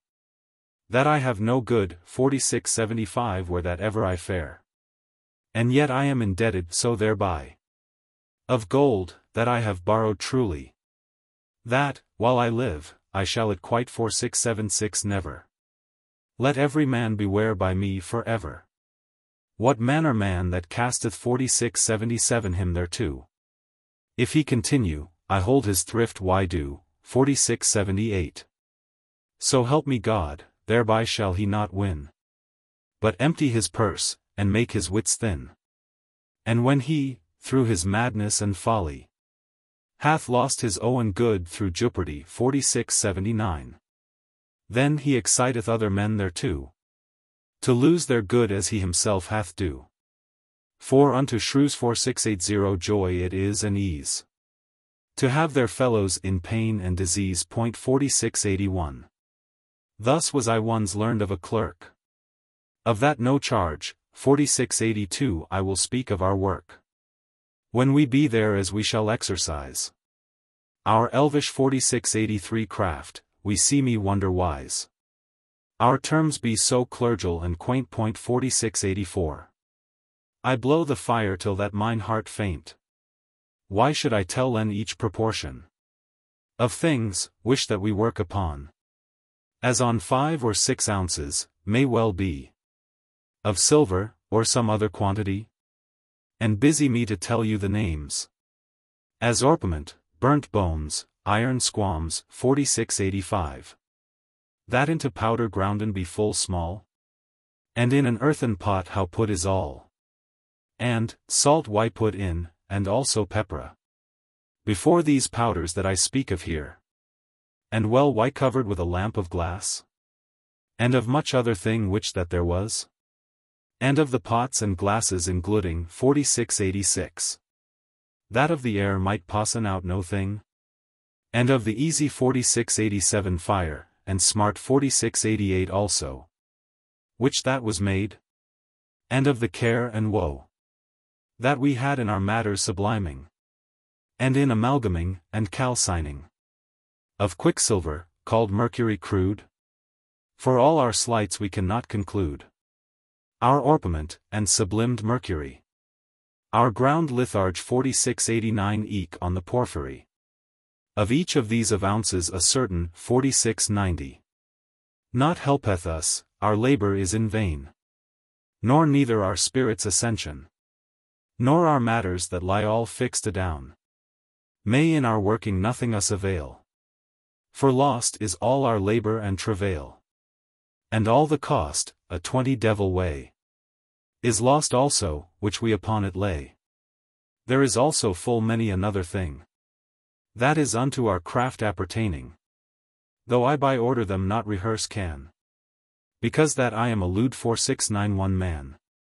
Yet will I tell them as they come to mind, although I cannot set them in their kind.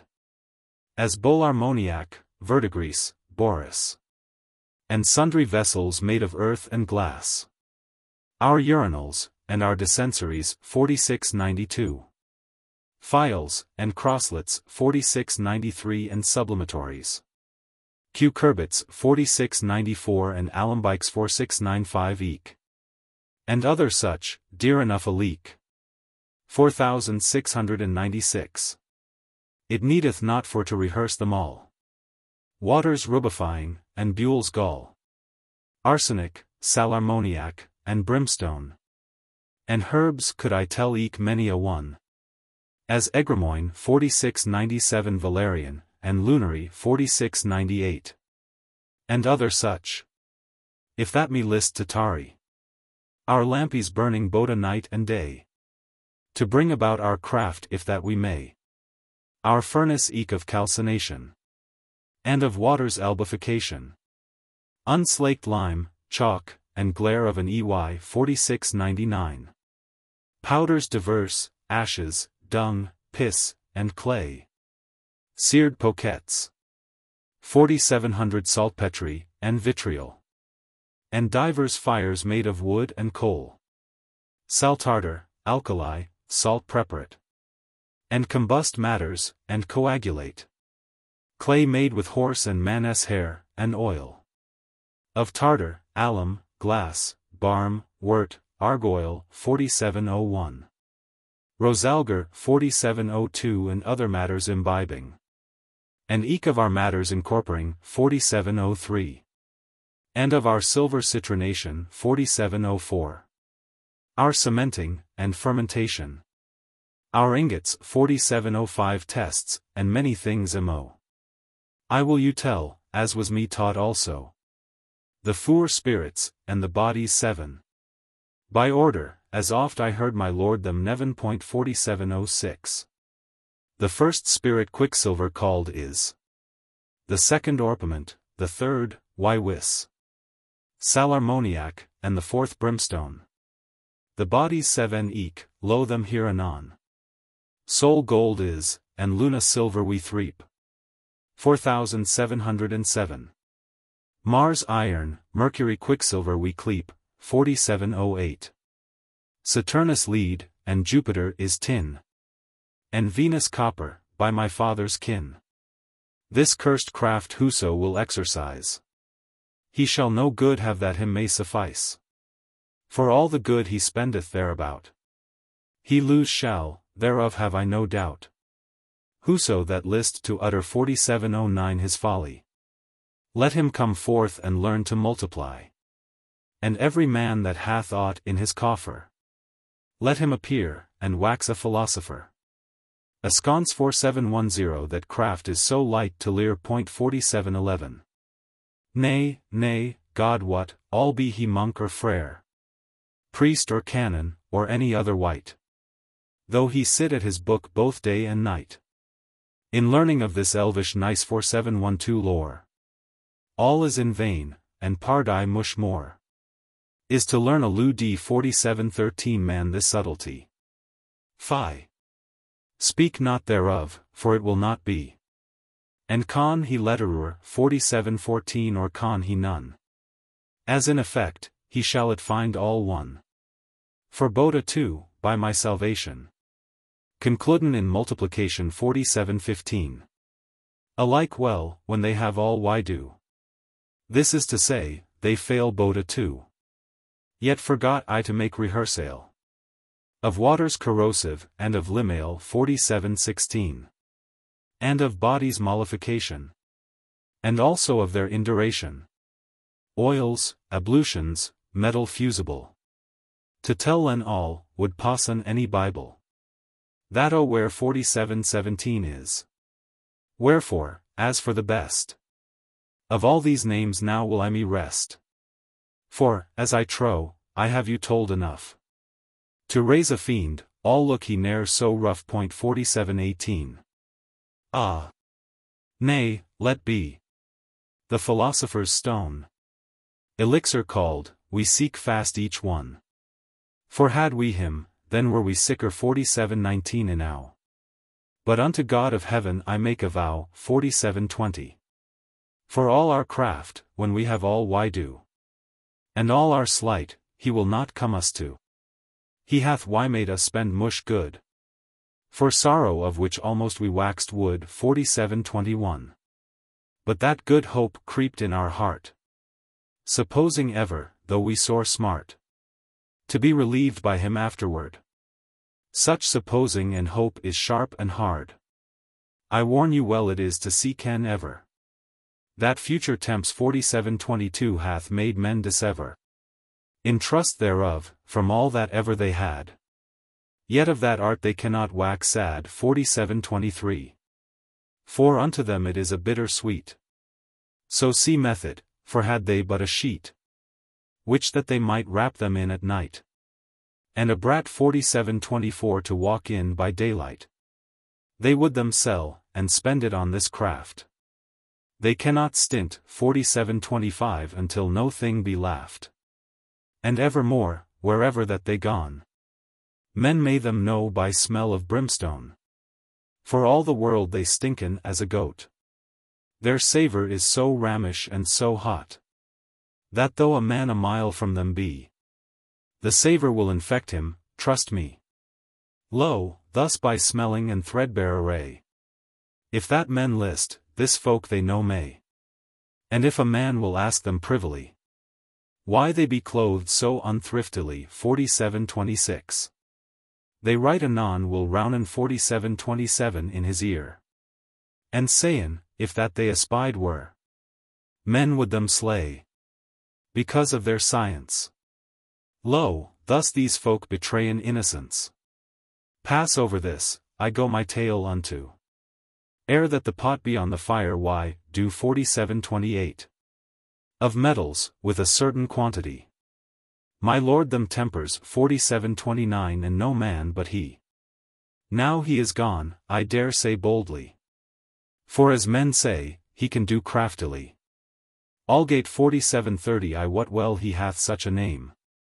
And yet full oft he runneth into blame. And know ye how? Full oft it hapneth so. The pot to breaks, and farewell. All is go. 4731. These metals be of so great violence, our walls may not make them resistance. But if 4732 they were wrought of lime and stone, they pierce so, that through the wall they gone. And some of them sink down into the ground. Thus have we lost by times many a pound. And some are scattered all the floor about. Some leap into the roof without doubt.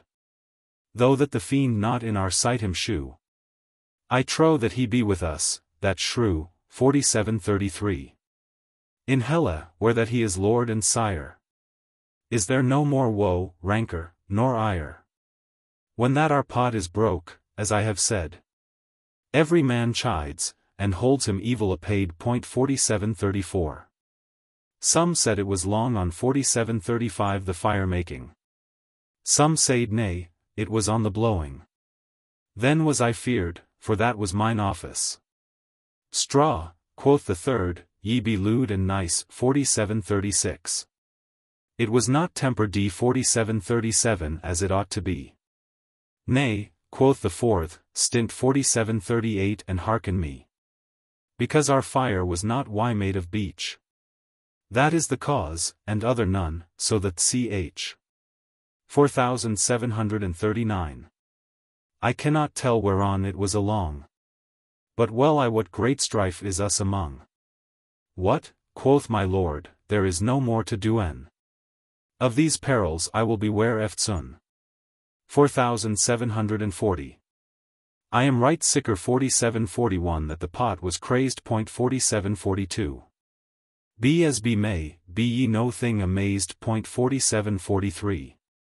As usage is, let's sweep the floor as swithe. 4744. Pluck up your hearts and be glad and blithe. The mullock 4745 on a heap why sweeped was. And on the floor why cast a canevas. And all this mullock in a sieve why throw. And sifted, and why picked many a throw. 4746. Pardie, quoth one, somewhat of our metal. Yet is there here, though that we have not all. And though this thing mishapped hath as now, 4747. Another time it may be well enow. We must put our good in adventure. 4748. A merchant, pardie, may not I endure. Trust me well, in his prosperity. Sometimes his good is drenched 4749 in the sea. And sometimes comes it safe unto the land. Peace, quoth my lord, the next time I will fand 4750. To bring our craft all in another plight 4751.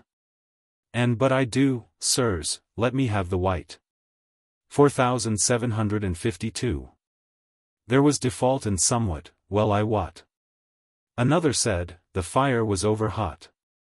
But be it hot or cold, I dare say this.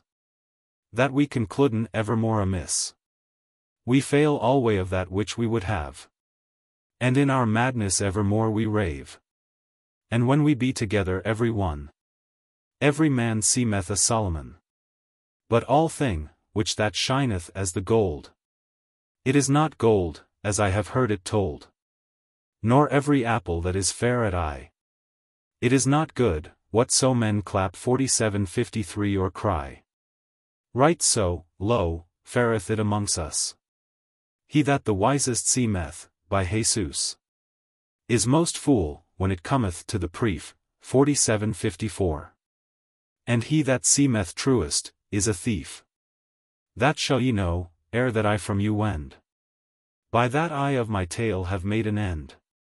There was a canon of religion amongst us, would infect all a town. Though it as great were as was Nineveh, Rome, Alessandra, 4755 Troy, or other three.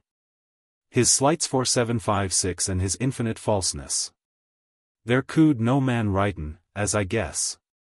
Though that he might live 1,000 year.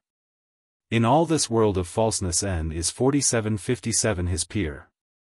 For in his terms he will him so wind. And speak his words in so sly a kind. When he commune shall with any wight, that he will make him dote 4758 anon aright. But 4759 it a fiend be, as himself is. Full many a man hath he beguiled ere this. And will, if that he may live any while. And yet men go and ride many a mile. Him for to seek, and have his acquaintance. Not knowing of his false governance. 4760. And if you list to give me audience, I will it tell here in your presence. But, worshipful canons religious, ne deem not that I slander your house. Although that my tale of a canon be. Of every order some shrew is 4761 pardie. And God forbid that all a company should rue a singular 4762 man's folly. To slander you is no thing mine intent. But to correct that is amiss I meant. This tale was not only told for you, but eke for other more, ye wot well how. That amongst Christ's apostles 12. There was no traitor but Judas himself. Then why should all the remnant have blame? That guiltless were? By you I say the same. Save only this, if ye will hearken me. If any Judas in your convent be, remove him betimes, I you read 4763. If shame or loss may causen any dread, and be no thing displeased, I you pray. But in this case hearken what I say. In London was a priest, an annulaire 4764. That therein dwelled had many a year. Which was so pleasant and so serviceable unto the wife, whereas he was at table, that she would suffer him no thing to pay. For board nor clothing, went he ne'er so gay. And spending silver had he right enow. Thereof no force, 4765 will proceed as now. And tell forth my tale of the canon that brought this priest to confusion. This false canon came upon a day unto the priestess' chamber, where he lay, beseeching him to lend him a certain of gold, and he would quit it him again. Lend me a mark, quoth he, but days 3. And at my day I will it quite thee. And if it so be that thou find me false, another day hang me up by the house. 4766. This priest him took a mark, and that is swithe 4767. And this canon him thanked often sith 4768. And took his leave, and went forth his way. And at the third day brought his money. And to the priest he took his gold again. Whereof this priest was wondrous glad and fain. 4769. Certes, quoth he, nothing annoyeth me 4770. To lend a man a noble, or 2, or 3. Or what thing were in my possession. When he so true is of condition, that in no wise he break will his day. To such a man I never can say nay. What, quoth this canon, should I be untrue? Nay, that were thing why fallen all of new. 4771. Truth is a thing that I will ever keep, unto the day in which that I shall creep into my grave, and else God forbid. Believe this as sicker 4772 as your creed. God thank I, and in good time be it said, that there was never man yet evil apaid 4773. For gold nor silver that he to me lent, nor ever falsehood in mine heart I meant. And sir, quoth he, now of my privity, since ye so goodly have been unto me, and kith 4774 to me so great gentleness, somewhat, to quite with your kindness, I will you shew. And if you list to lear 4775, I will you teach plainly the manner how I can work in philosophy. Take good heed, ye shall well see at I 4776. That I will do a mostri ere I go. Yea, quoth the priest, yea, sir, and will ye so? Marry. Thereof I pray you heartily. At your commandment, sir, truly. Quoth the canon, and else God forbid. Lo, how this thief could his service bead. 4777. Full sooth it is that such proffered service stinkth, as witness these old wise. 4778. And that full soon I will it verify. In this canon, root of all treachery, that evermore delight had in gladness. Such fiendly thoughts in his heart impress 4779. How Christ's people he may to mischief bring. God keep us from his false dissimuling. What wist this priest with whom that he dealt? Nor of his harm coming he nothing felt. O Saley 4780 priest, O Saley innocent. With covetise anon thou shalt be blent, 4781. O graceless, full blind is thy conceit. For nothing art thou ware of the deceit, which that this fox Chopin 4782 hath to thee. His wily wrenches 4783 thou not mayest flee. Wherefore, to go to the conclusion that referreth to thy confusion. Unhappy man, anon I will me high 4784. To tell thine unwit 4785 and thy folly. And eke the falseness of that other wretch. As far forth as that my conning 4786 will stretch. This canon was my lord, ye would ween, 4787. Sir host, in faith, and by the heavens queen.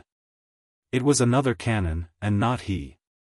That can 4788 an hundredfold more subtlety. He hath betrayed folks many a time. Of his falseness it dolleth 4789 me to rhyme. And ever, when I speak of his falsehead, for shame of him my cheeks wax red. All gates 4790 they begin for to glow. For redness have I none, right well I know. In my visage. For fumes diverse. Of metals, which ye have me heard rehearse. Consumed have and wasted my redness. Now take heed of this canon's cursedness. 4791.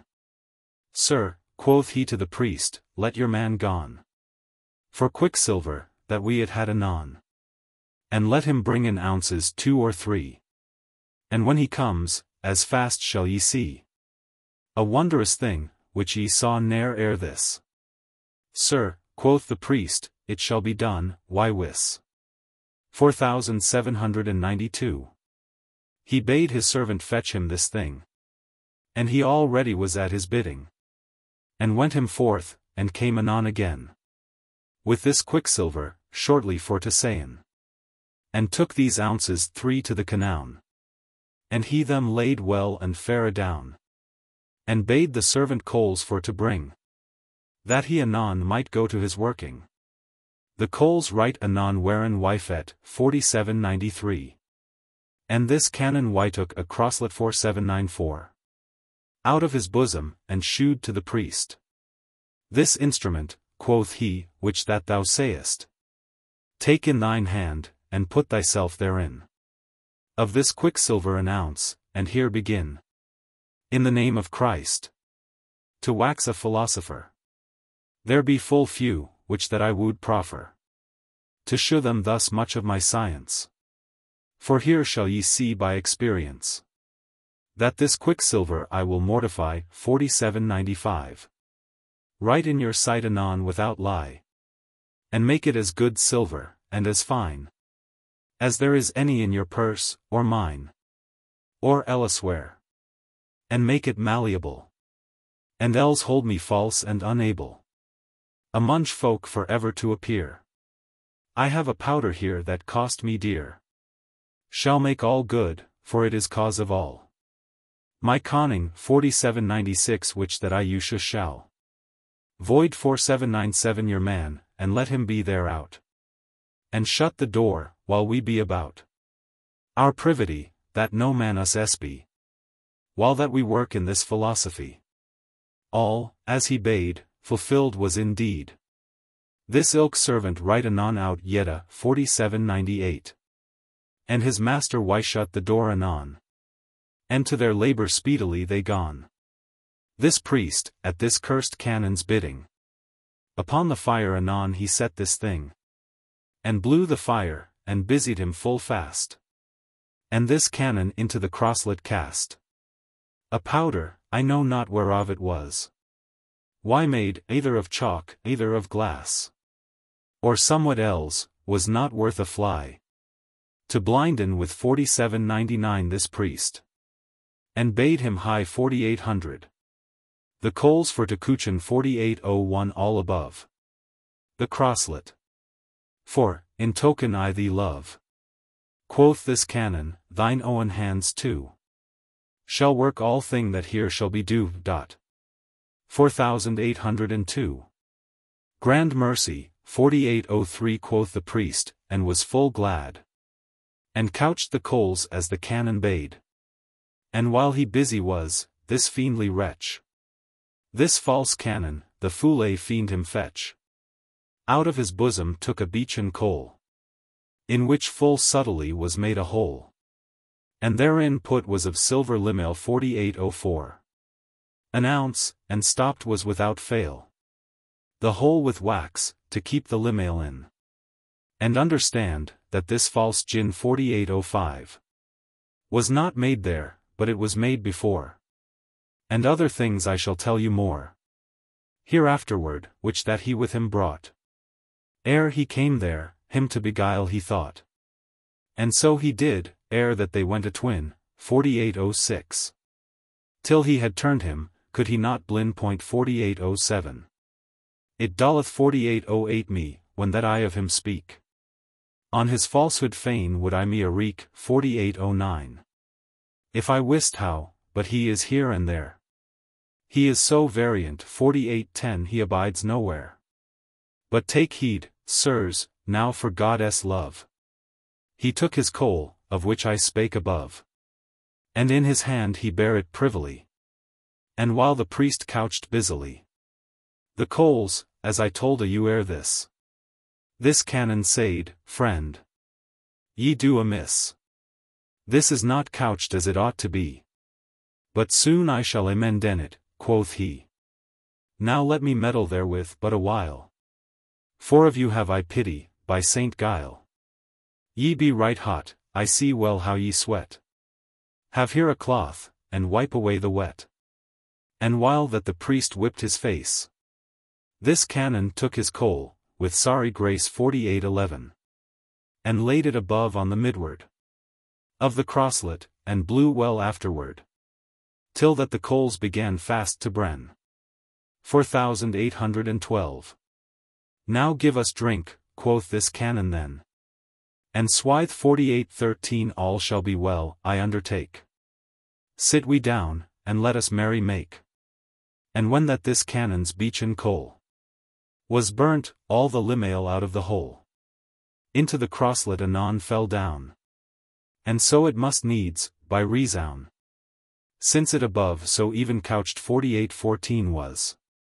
But thereof wist the priest no thing, alas. He deemed all the coals alike good, for of the sleight he nothing understood. And when this alchemister saw his time rise up, Sir Priest, quoth he, and stand by me. And, for I wot well ingot 48:15 have ye none. Go, walk forth, and bring me a chalk stone. For I will make it of the same shape. That is an ingot, if I may have hap. Bring eke with you a bowl, or else a pan full of water, and ye shall well see then 48:16. How that our business shall hap and preve. 4817. And yet, for ye shall have no misbelieve 48:18. Nor wrong conceit of me, in your absence. I will not be out of your presence, but go with you, and come with you again. The chamber door, shortly for to sayn. They opened and shut, and went their way. And forth with them they carried the key, and came again without any delay. Why should I tarry all the long day? He took the chalk, and shapped it in the wise of an ingot, as I shall you devise. 4819. I say, he took out of his owen sleeve a tane 4820 of silver, evil may he sheave, 4821. Which that any was but a just ounce of weight. And take heed now of his cursed sleight. He shapped his ingot, in length and in breed 4822. Of this tane, withouten any dreed, 4823. So slyly, that the priest it not espied. And in his sleeve again he gone it hide. And from the fire he took up his matter. And in th ingot put it with merry cheer. 4824. And in the water vessel he it cast. When that him list, and bade the priest as fast. Look what there is, put in thine hand and grope. 4825. There shalt thou find silver, as I hope.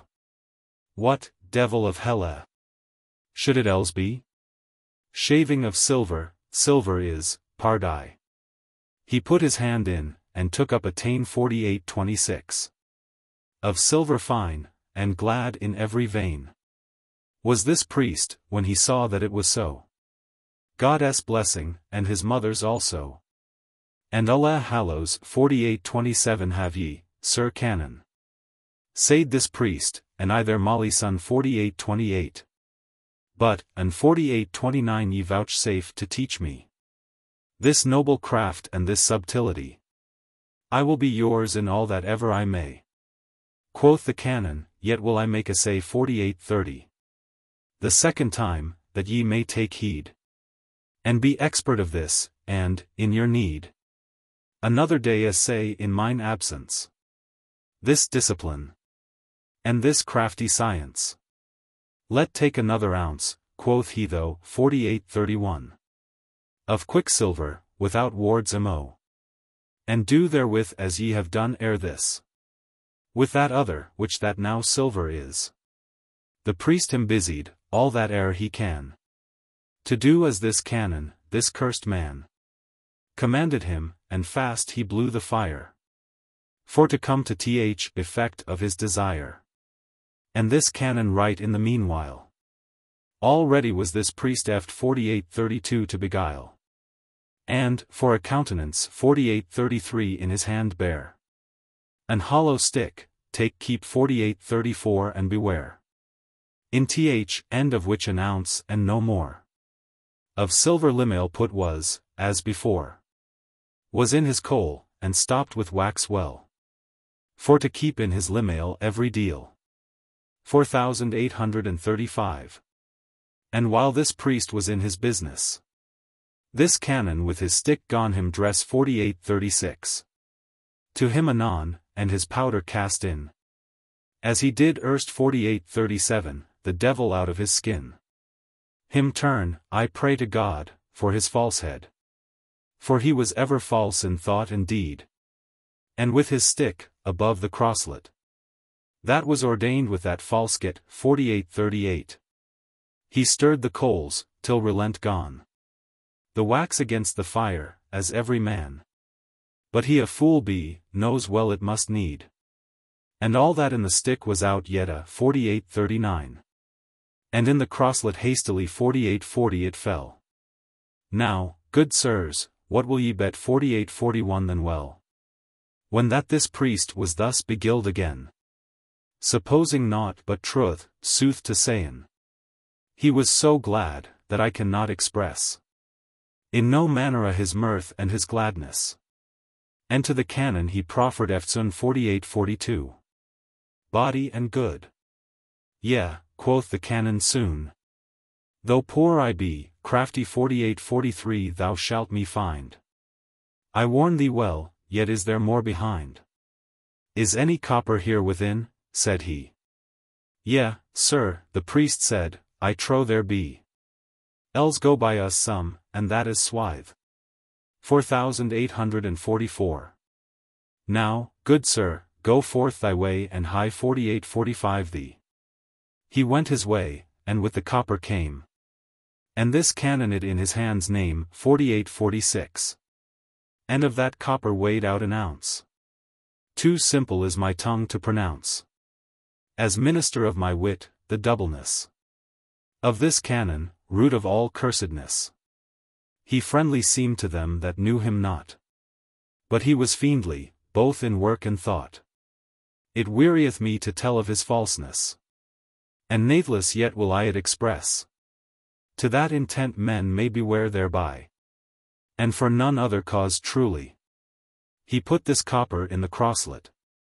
And on the fire as swithe 48:47 he hath it set. And cast in powder, and made the priest to blow. And in his working for to stoop low. As he did erst 48:48 and all was but a jape. 4849. Right as him list the priest he made his 8.4850. And afterward in the ingot he it cast. And in the pan he put it at the last. Of water, and in he put his own hand. And in his sleeve, as ye beforehand. Hard me tell, he had a silver tane. 4851. He silly took it out, this cursed hyena 4852. Unweeting 4853 this priest of his false craft. And in the pan's bottom he it laughed. 4854. And in the water rumbleth to and fro. And wondrous privily took up also the copper tane, not knowing thilke priest. And hid it, and him hent 4855 by the breast. And to him spake, and thus said in his game. Stoop now adown, by God, ye be to blame. Help me now, as I did you whilera, 4856. Put in your hand, and look what is there. This priest took up this silver tane anon. And then said the Canon, let us gone. With these 3 tines which that we have wrought. To some goldsmith, and weet if they be aught, 4857. For, by my faith, I would not for my hood. But if 4858 they were silver fine and good, And that as Swithe 4859 well proved shall it be. Unto the goldsmith with these tines 3. They went anon, and put them in assay 4860. To fire and hammer, might no man say nay. But that they weren as they ought to be. This sought 4861 priest, who gladder was than he. Was never bird gladder against the day. Nor nightingale in the season of May. Was never none, that better list to sing. Nor lady lustier in carolling. Or for to speak of love and womanhead. Nor knight in arms to do a hardy deed. To standen in grace of his lady dear. Then had this priest this craft for to lear. And to the Canon thus he spake and said. For love of God, that for us Allah died. And as I may deserve it unto you. What shall this receipt cost? Tell me now. By Our Lady, quoth this Canon, it is dear. I warn you well, that, save I and a frere. In England there can no man it make. No force, 4862 quoth he, now, sir, for God's sake. What shall I pay? Tell me, I you pray. Why wis, 4863 quoth he, it is full dear, I say. Sir, at one word, if that you list it have. Ye shall pay £40, so God me save. And ere 4860 for the friendship that ye did ere this. To me, ye should pay more, why wis. This priest the sum of £40 anon. Of nobles fet 4865 and took them every one. To this Canon, for this ilk receipt. All his working was but fraud and deceit. Sir Priest, he said, I keep 4866 to have no loss 4867. Of my craft, for I would it were kept close. And as ye love me, keep it secret. For if men knewen all my subtlety, by God, they would have so great envy. To me, because of my philosophy, I should be dead. There were no other way. God it forbid, quoth the priest, what ye say. Yet had I lever 4868 spenden all the good. Which that I have, and else where I would 4869. Then that ye should fall in such mischief. For your good will, sir, have ye right good prief, 4870. Quoth the Canon, and farewell, grand mercy 4871. He went his way, and never the priest him say 4872. After that day. And when that this priest should make an assay, at such time as he would. Of this receipt, farewell. It would not be. Lo, thus bejaped 4873 and beguiled was he. Thus made he 4874 his introduction. To bring folk to their destruction. Consider, sirs, how that in each estate, betwixt men and gold there is debate. So far forth that uneaths is there none. 4875. This multiplying blint 4876 so many a one. That in good faith I trow that it be the cause greatest of such scarcity. These philosophers speak so mistily. In this craft, that men cannot come thereby. For any wit that men have howadays.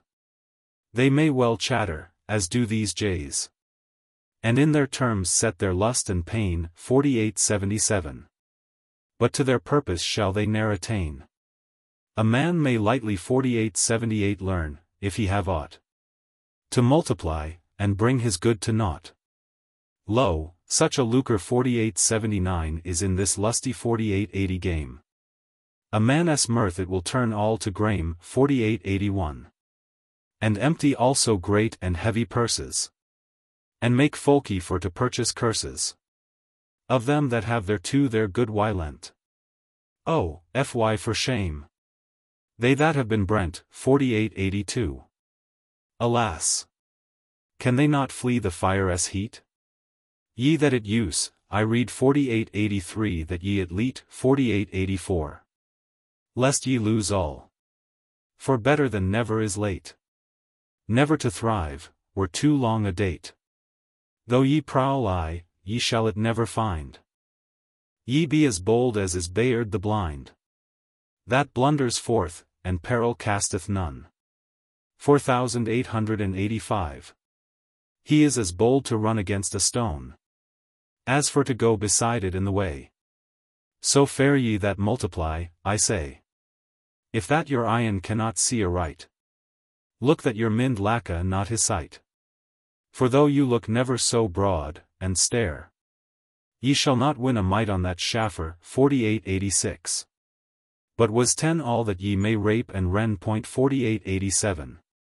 Withdraw the fire, lest it too fast brenn. 4888. Meddle no more with that art, I mean. For if ye do, your thrift. 4889 is gone full clean. And right as swithe. 4890 I will you tell here what philosophers say in this matter. Lo, thus saith Arnold of the New Town. 4891. As his rosary mocketh mention, he saith right thus, withouten any lie. There may no man Mercury mortify. But 4892 it be with his brother's knowledging. Lo, how that he, which first said this thing, of philosophers' father was, Hermes. 4893. He saith, how that the dragon doubtless, he dieth not, but if that he be slain with his brother. And this is for to sayn, by the dragon, Mercury, and none other, he understood, and brimstone by his brother, that out of Sol and Luna were wydraw. 4894. And therefore, said he, take heed to my saw. 4895. Let no man busy him this art to seech. 4896. But if 4897 that he th intention and speech of philosophers understand can. And if he do, he is a lewd. 4898 man. For this science and this conning. 4899 quoth he, is of the secret of secrets. 4900 pardai. Also there was a disciple of Plato, that on a time said his master to, as his book, Senior. 4901 will bear witness. And this was his demand in soothfastness. Tell me the name of Thilk. 4902 privy stone. And Plato answered unto him anon, take the stone that Titanos men name. Which is that, quoth he. Magnesia is the same. Said Plato. Yea, sir, and is it thus? This is ignotum per ignatius. 4903. What is magnesia, good sir, I pray? It is a water that is made, I say, of th elements 4, quoth Plato. Tell me the root, good sir, quoth he. Though. 4904. Of that water, if that it be your will. Nay, nay, quoth Plato, certain that I am ill. 4905. The philosophers sworn were every one, that they should not discover it to none, nor in no book it write in no manera. For unto God it is so lief. 4906 and dear, that he will not that it discovered be, but where it liketh to his deity, man for to inspire, and eke for to defend. 4907. Whom that he liketh. Lo, this is the end. Then thus conclude I, since that God of heaven will not that these philosophers neven. 4908. How that a man shall come unto this stone. I read. 4909 as for the best to let it gone. For whoso mocketh God his adversary, as for to work any thing in contrary of his will, certes never shall he thrive, though that he multiply term of his life. 4910. And there a point. 4911 for ended is my tale. God send every good man boot of his bail. 4912. The Manciple's tale. The prologue. Wheat. 4913 Ye not where there stands a little town, which that y called is Bob up and down. 4914. Under the Blee, in Canterbury way, there gone our host for to jape and play. And said, sirs, what Done is in the mire. 49:15. Is there no man, for prayer nor for hire, that will awaken our fellow behind? A thief him might full lightly. 49:16. Rob and bind. See how he nappeth, see, for cockes bones, as he would fall from his horse at once. Is that a cook of London? 49:17. With mischance? Do 49:18. Him come forth, he knoweth his penance. For he shall tell a tale, by my fay. 49:19. Although it be not worth a bottle hay. Awake, thou cook, quoth he, God give thee sorrow. What aileth thee to sleep by the morrow? 49:20. Hast thou had fleas all night, or art drunk? Or had thou with some queen all night wisewunk? 49:21. So that thou mayest not hold up thine head?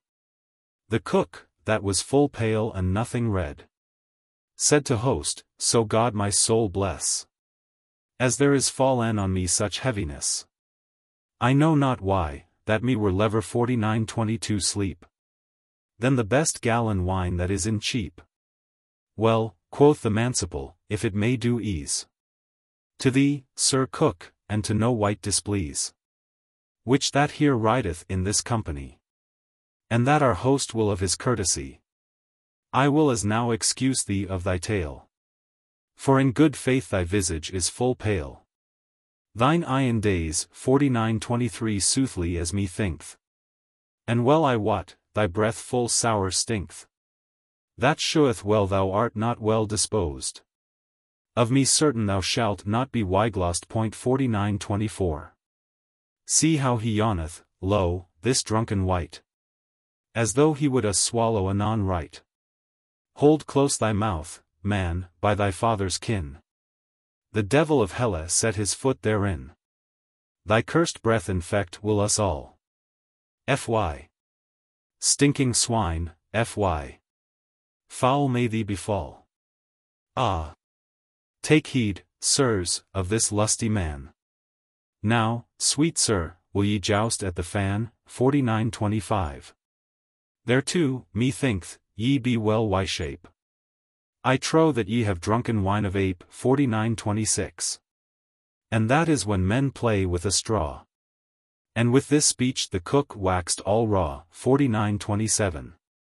And on the Manciple he gone gnawed fast, for lack of speech, and down his horse him cast. Whereas he lay, till that men him uptook. This was a fair shivachi. 49:28. Of a cook. Alas! That he had held him by his ladle. And ere that he again were in the saddle, there was great shoving boda to and fro, to lift him up, and mush care and woe. So unwieldy was this silly paled ghost. And to the Manciple then spake our host, because that drink hath domination upon this man, by my salvation, I trow he lewdly. 4929 will tell his tale. For were it wine, or old or moisty. 49:30 ale, that he hath drunk, he speaketh in his nose, and sneezeth fast, and eke he hath the pose. 4931.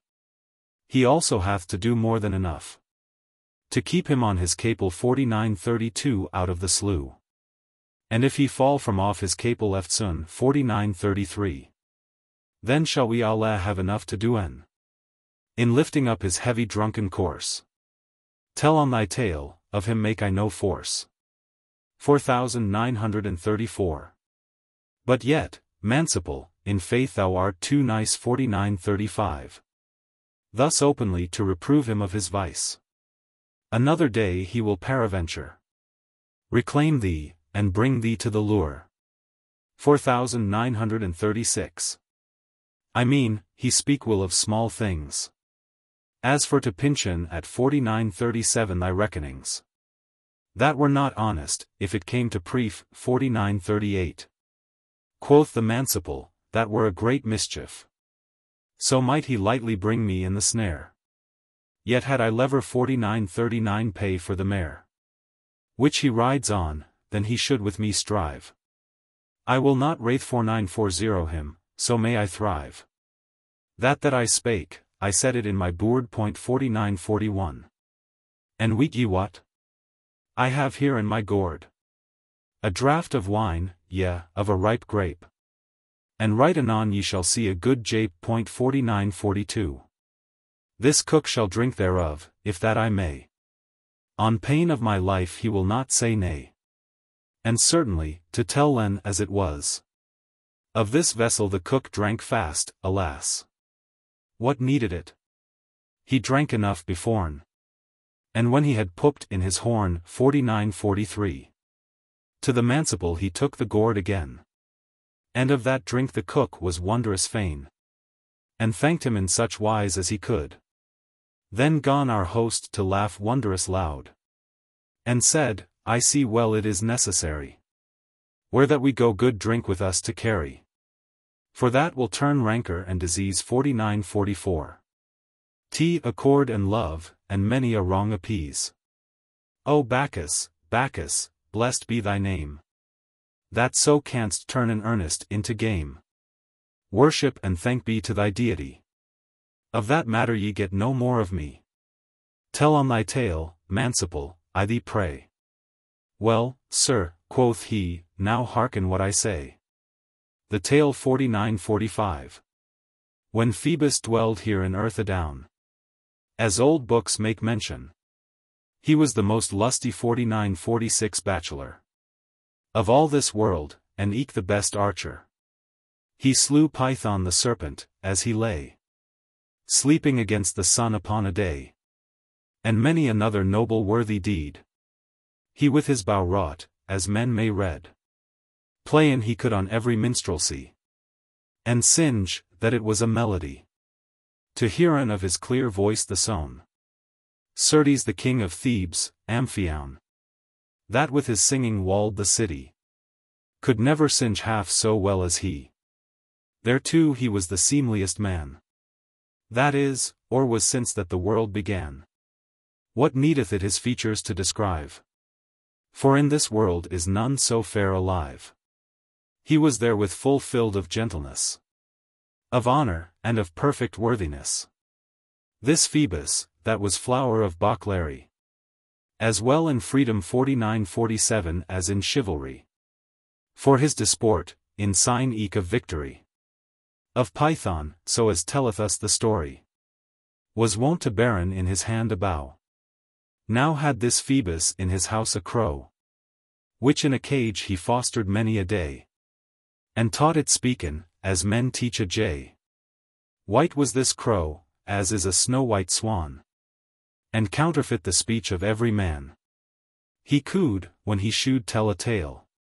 Therewith in all this world no nightingale ne cooed by 100,000 deal. 4948. Singe so wondrous merrily and well. Now had this Phoebus in his house a wife, which that he loved more than his life, and night and day did ever his diligence, her for to please, and do her reverence. Save only, if that I the sooth shall sayn, jealous he was, and would have kept her fain. For him were loath why, japed. 4949 for to be.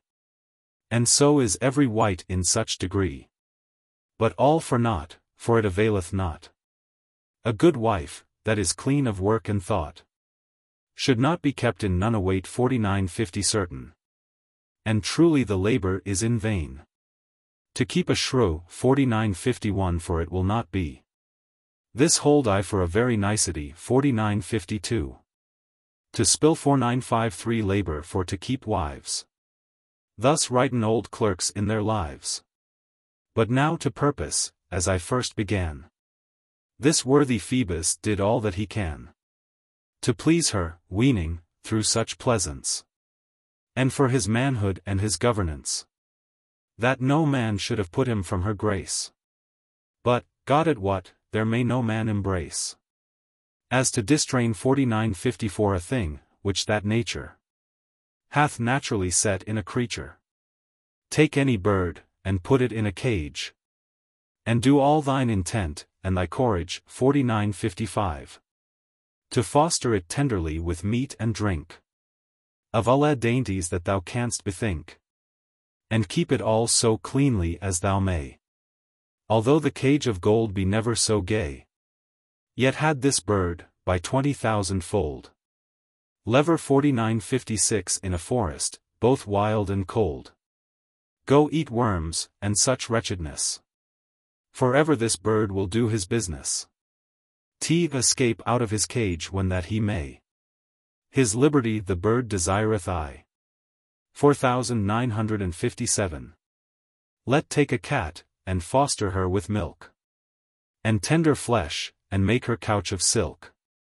And let her see a mouse go by the wall. Anon she weaveth 4958 milk, and flesh, and all. And every dainty that is in that house. Such appetite hath she to eat the mouse. Lo, here hath kind 4959 her dominatin. And appetite flemmeth 4960 discretion. A she-wolf hath also a villain's kind. 4961. The lutest wolf that she may find, or least of reputation, will she take. In time when her lust 4962 to have a make. 4963. All these examples speak I by 4964 these men. That be untrue, and nothing by women. For men have ever a lick-rouse appetite, on lower things to perform their delight, than on their wives, be they never so fair, never so true, nor so debonair. 4965. Flesh is so newfangled, with mischance 4966, that we can in no thing have pleasance. That soundeth 4967 unto virtue any while. This Phoebus, which that thought upon no guile, deceived was for all his jollity. For under him another had she, a man of little reputation, not worth to Phoebus in comparison. The more harm is. It happens often so, of which there cometh much harm and woe. And so befell, when Phoebus was absent, his wife anon hath for her leman 4968 sent. Her leman. Certes that is a knavish speech. Forgive it me, and that I you beseech. The wise Plato saith, as ye may read, the word must needs accord with the deed. If men shall tell properly a thing, the word must cousin be to the working. I am a boistous 4969 man, right thus I say. There is no difference truly betwixt a wife that is of high degree, if of her body dishonest she be, and any poor wench, other than this, if it so be they work both amiss. But, for 4970 the gentle is in estate above. She shall be called his lady and his love. And, for that other is a poor woman, she shall be called his wench and his leman. And God at what, mine own dear brother? Men lay the one as low as lies the other. Right so betwixt a titleless tyrant 4971, and an outlaw, or else a thief errant 4972. The same I say, there is no difference. To Alexander told was this sentence. But, for the tyrant is of greater might, by force of many 4973 for to slay downright, and burn both house and home, and make all plain 4974. Lo, therefore is he called a capitaine. And, for the outlaw hath but small many, and may not do so great an harm as he, nor bring a country to so great mischief. Men call him an outlaw or a thief. But, for I am a man not textual 4975. I will not tell of texts never a deal, 4976. I will go to my tale, as I began. When Phoebus' wife had sent for her leman, anon they wroughten all their lust volage. 4977. This white crow, that hung I in the cage, beheld their work, and said never a word. And when that home was come Phoebus the Lord, this crow sung, cuckoo, cuckoo, cuckoo. What? Bird, quoth Phoebus, what song sing'st thou now? Wert thou not wont so merrily to sing? that to my heart it was a rejoicing. To hear thy voice? Alas! What song is this? By God, quoth he, I singe not amiss. Phoebus, quoth he, for all thy worthiness. For all thy beauty, and all thy gentleness. For all thy song, and all thy minstrelsy. For all thy waiting. 4978 Bleared is thine eye 4979. With one of little reputation. Not worth to thee, as in comparison. The mountains 4980 of a gnat, so may I thrive. For on thy bed thy wife I saw him swive. What will ye more? The crow anon him told. By sod 4981 tokens, and by wards bold. How that his wife had done her lechery. To his great shame and his great villainy. And told him oft, he saw it with his eyen. This Phoebus gone away ward for Tyrrhene, 4982. Him thought his woeful heart burst in two. His bow he bent, and set therein a flow, 4983. And in his ire he hath his wife slain. This is th effect, there is no more to sayn. For sorrow of which he brake his minstrelsy. Both harp and lute, jittern 4984 and psaltery. And eke he brake his arrows and his bow. And after that thus spake he to the crow. Traitor, quoth he, with tongue of scorpion. Thou hast me brought to my confusion. Alas that I was wrought, 4985 yn ere 4986 I dead. O dear wife, O gem of lustihead 4987.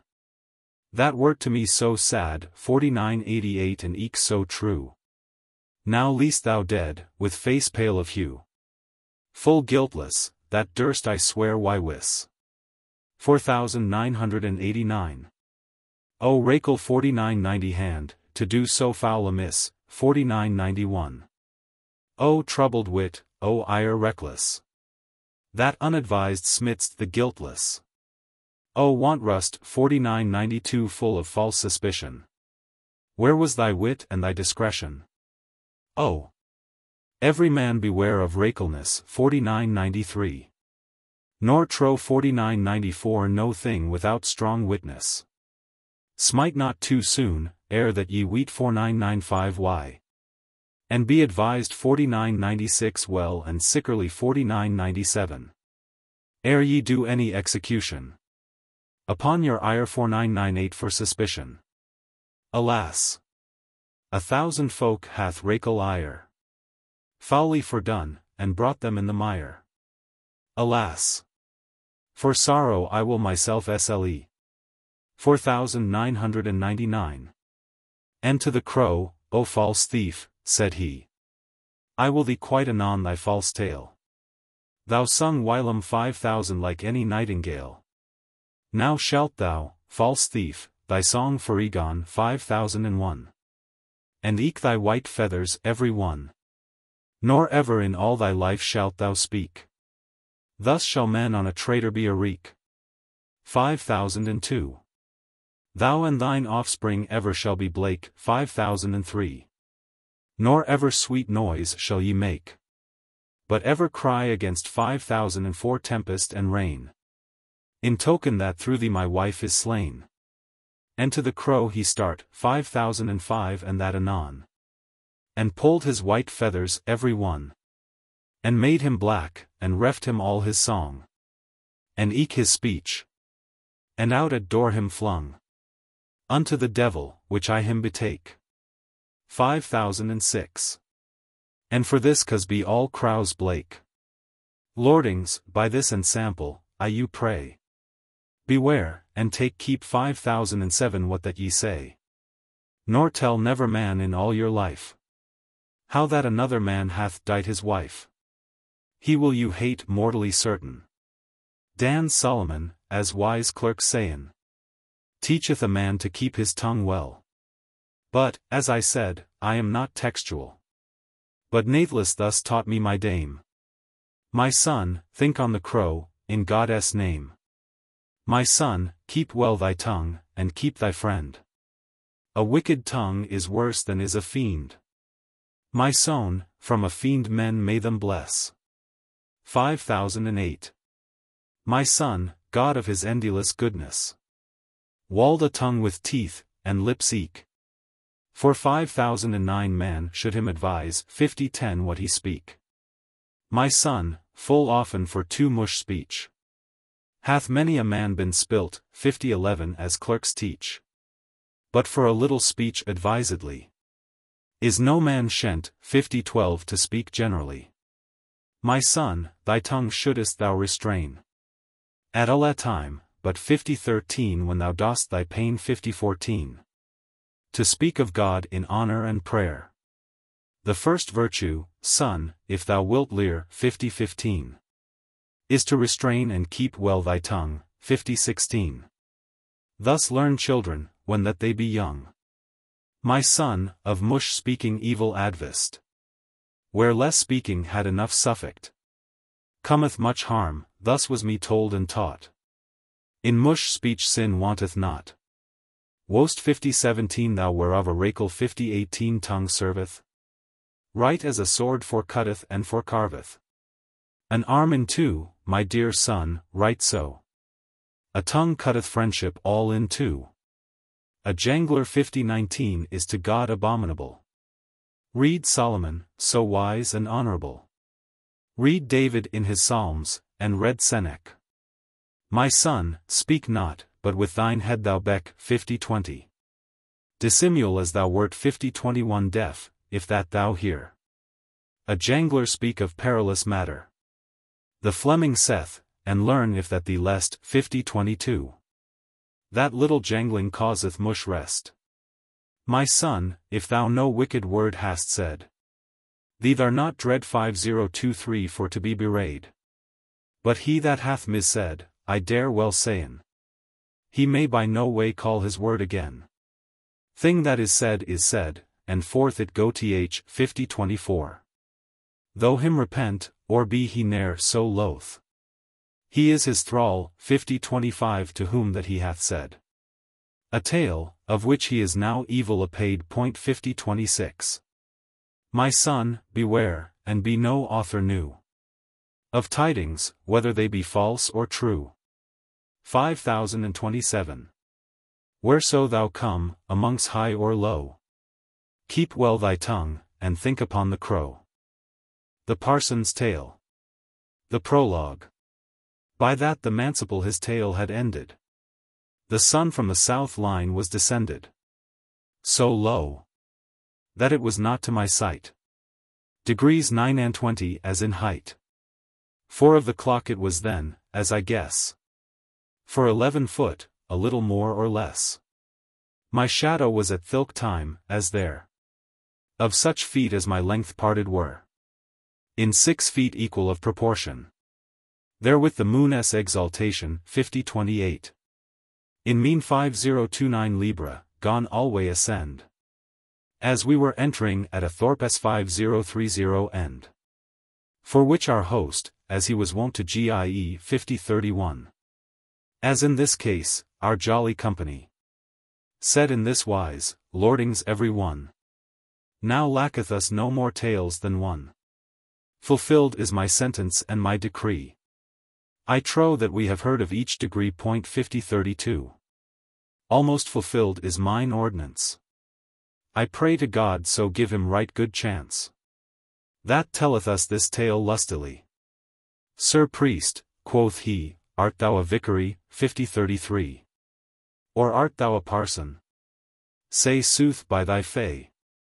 5034. Be what thou be, break thou not our play. 5035. For every man, save thou, hath told his tale. Unbuckle, and shew us what is in thy mail. 5036. For truly me thinketh by thy cheer, thou shouldest knit up well a great matter. Tell us a fable anon, for cock's bones. This parson him answered all at once. Thou gettest fable none white old for me.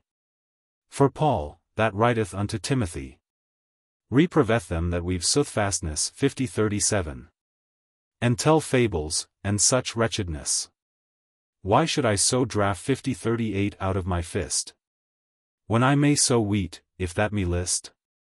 For which I say, if that you list to hear morality and virtuous matter, and then that ye will give me audience, I would full fain at Christes reverence do you pleasance lawful, as I can. But, trust well, I am a southern man. I cannot jest 5039 ram, rough 5040 by my letter. And, God wot, rhyme hold I but little better. And therefore if you list, I will not glose 5041. I will you tell a little tale in prose, to knit up all this feast, and make an end. And Jesus for his grace would me send, to shew you the way, in this voyage of thilke perfect glorious pilgrimage 5042. That hight Jerusalem celestial. And if ye vouchsafe, anon I shall begin upon my tale, for which I pray. Tell your advice 5043 I can no better say. But nathless this meditation, I put it I under correction of clerks 5044 for I am not textual. I take but the sentence 5045 trust me well. Therefore I make a protestation that I will stand to correction. Upon this word we have assented soon. For, as us seemed, it was for to do en 5046. To enden in some virtuous sentence 5047. And for to give him space and audience. And bade our host he should to him say, that allow we to tell his tale him pray. Our host had the wards for us all. Sir Priest, quoth he, now fare you befall. Say what you list, and we shall gladly hear. And with that word he said in this manner. Tell, quoth he, your meditation.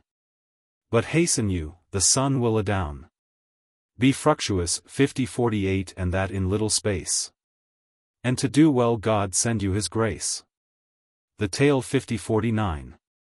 The parson begins his little treatise, which, if given at length, would extend to about 30 of these pages, and which cannot by any stretch of courtesy or fancy be said to merit the title of a tale, in these words.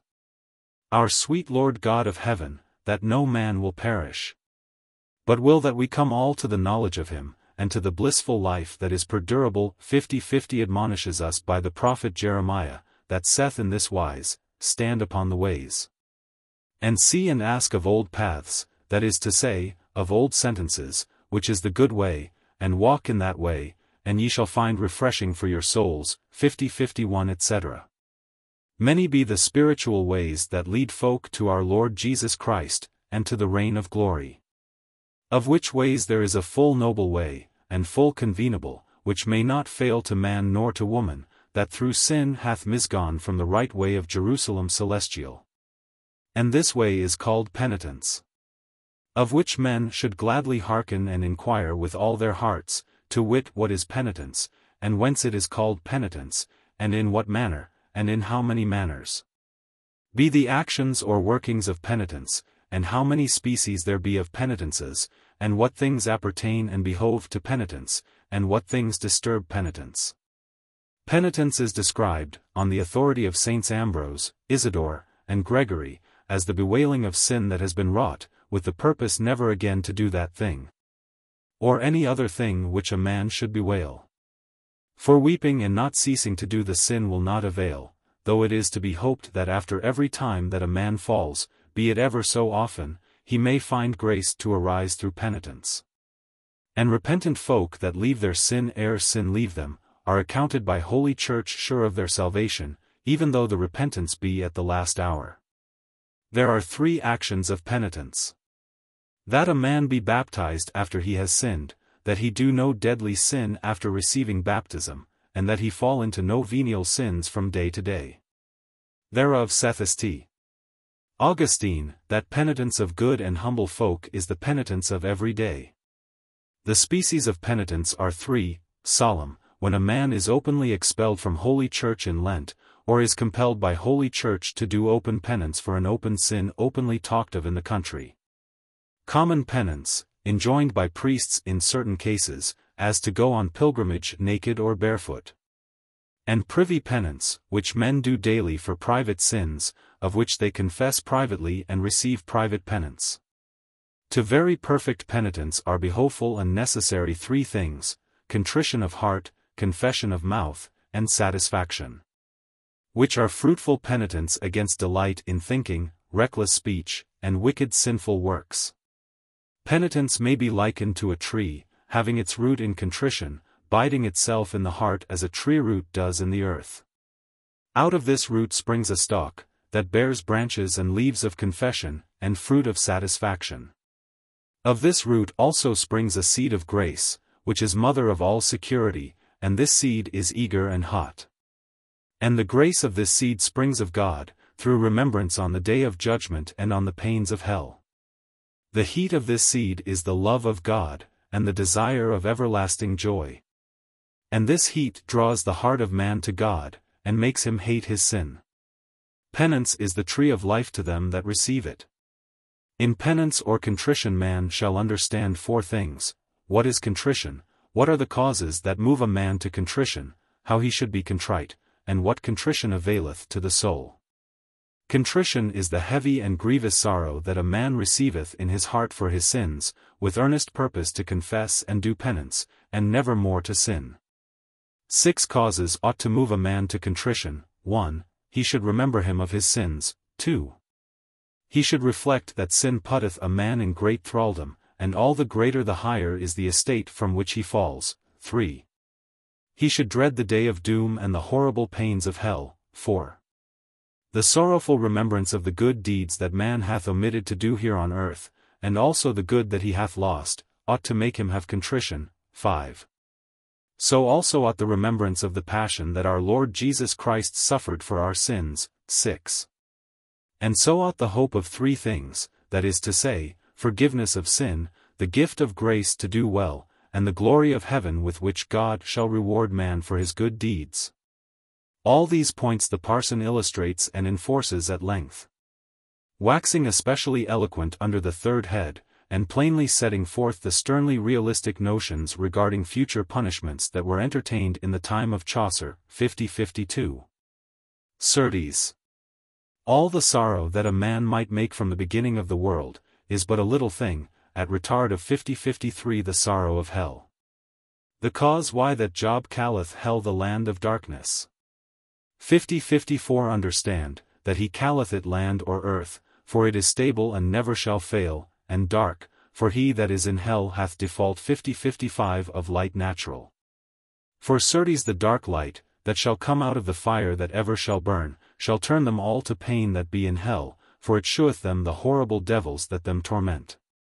Covered with the darkness of death, that is to say, that he that is in hell shall have default of the sight of God, for certes the sight of God is the life perdurable. 50-56 The darkness of death, be the sins that the wretched man hath done, which that disturb. 50-57 Him to see the face of God, right as a dark cloud doth between us and the sun. Land of misease, because there be 3 manner of defaults against 3 things that folk of this world have in this present life, that is to say, honors, delights, and riches. Against honor have they in hell shame and confusion, for well ye wot, that men call honor the reverence that man doth to man, but in hell is no honor nor reverence. For certes no more reverence shall be done there to a king than to a knave. 50-58 For which God saith by the prophet Jeremiah, the folk that me despise shall be in despite. Honor is also called great lordship. There shall no wight serve other, but of harm and torment. Honor is also called great dignity and highness. But in hell shall they be all fortrodden. 50-59 Of devils. As God saith, the horrible devils shall go and come upon the heads of damned folk. And this is, forasmuch as the higher that they were in this present life, the more shall they be abetted. 50-60 And defouled in hell. Against the riches of this world shall they have misease. 50-61 Of poverty, and this poverty shall be in 4 things, in default. 50-62 Of treasure. Of which David saith, the rich folk that embraced and won. 50-63 All their heart to treasure of this world, shall sleep in the sleeping of death.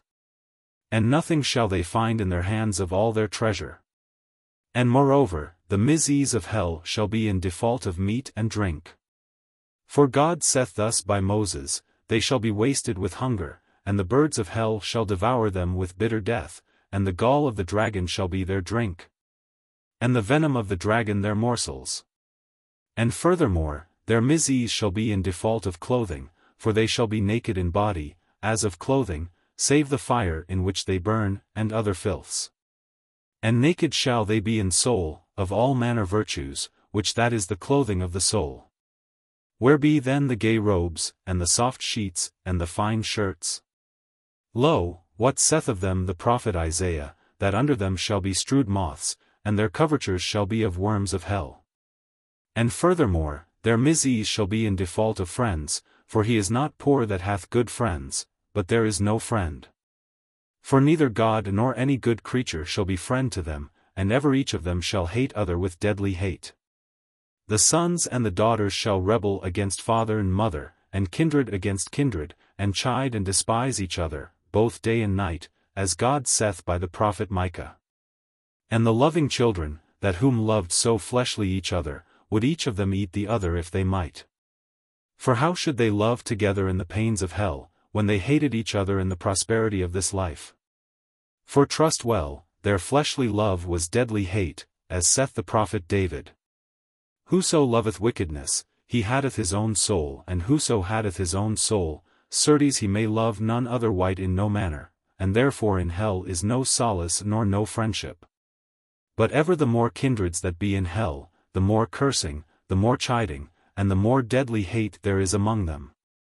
And further over, they shall have default of all manner delights, for certes delights be after the appetites of the five wits, 50-64 as sight, hearing, smelling, savouring, 50-65 and touching. But in hell their sight shall be full of darkness and of smoke, and their eyes full of tears, and their hearing full of wymenting 50-66 and grinting 50-67 of teeth, as saith Jesus Christ. Their nostrils shall be full of stinking, and, as saith Isaiah the prophet, their savouring 50-68 shall be full of bitter gall. And touching of all their body shall be covered with fire that never shall quench, and with worms that never shall die, as God saith by the mouth of Isaiah. And forasmuch as they shall not wean 50-69 that they may die for pain, and by death flee from pain, that may they understand in the word of Job, that saith, there is the shadow of death. Certes a shadow hath the likeness of the thing of which it is shadowed, but the shadow is not the same thing of which it is shadowed, right so fareth the pain of hell. It is like death, for the horrible anguish, and why? For it paineth them ever as though they should die anon, but certes they shall not die. For, as saith Saint Gregory, to wretched caitiffs shall be given death without death, and end without end, and default without failing. For their death shall always live, and their end shall evermore begin, and their default shall never fail. And therefore saith Saint John the Evangelist, they shall follow death, and they shall not find him, and they shall desire to die, and death shall flee from them. And eke Job saith, that in hell is no order of rule. And albeit that God hath created all things in right order, and nothing without order, but all things be ordered and numbered, yet nevertheless they that be damned be not in order, nor hold no order. For the earth shall bear them no fruit, for, as the prophet David saith, God shall destroy the fruit of the earth, as for them. Nor water shall give them no moisture, nor the air no refreshing, nor the fire no light. For as saith Saint Basil, the burning of the fire of this world shall God give in hell to them that be damned, but the light and the clearness shall be given in heaven to his children. Right as the good man giveth flesh to his children, and bones to his hounds. And for they shall have no hope to escape, saith Job at last, that there shall horror and grisly dread dwell without end. Horror is always dread of harm that is to come, and this dread shall ever dwell in the hearts of them that be damned. And therefore have they lost all their hope for 7 causes. First, for God that is their judge shall be without mercy to them, nor they may not please him, nor none of his hallows, 50-70 nor they may give nothing for their ransom. Nor they have no voice to speak to him, nor they may not flee from pain, nor they have no goodness in them that they may shew to deliver them from pain. Under the 4th head, of good works, the parson says. The courteous Lord Jesus Christ will that no good work be lost, for in somewhat it shall avail. But forasmuch as the good works that men do while they be in good life be all amortized 50-71 by sin following. And also since all the good works that men do while they be in deadly sin be utterly dead, as for to have the life perdurable, well may that man that no good works doth, sing that new French song. J. Tout perdu, mon temps et mon labor. For certes, sin beareth a man both the goodness of nature, and eke the goodness of grace. For soothly the grace of the Holy Ghost fareth like fire, that may not be idle. For fire faileth anon as it forleteth 50-72 its working, and right so grace faileth anon as it forleteth its working. Then losseth the sinful man the goodness of glory, that only is behight 50-73 to good men that labor and work. Well may he be sorry then, that oweth all his life to God, as long as he hath lived, and also as long as he shall live, that no goodness hath to pay with his debt to God. To whom he oweth all his life, for trust well he shall give account, as saith Saint Bernard, of all the goods that have been given him in his present life, and how he hath them dispended. Insomuch that there shall not perish an hair of his head, nor a moment of an hour shall not perish of his time, that he shall not give thereof a reckoning. Having treated of the causes, the parson comes to the manner of contrition, which should be universal and total, not merely of outward deeds of sin, but also of wicked delights and thoughts and words.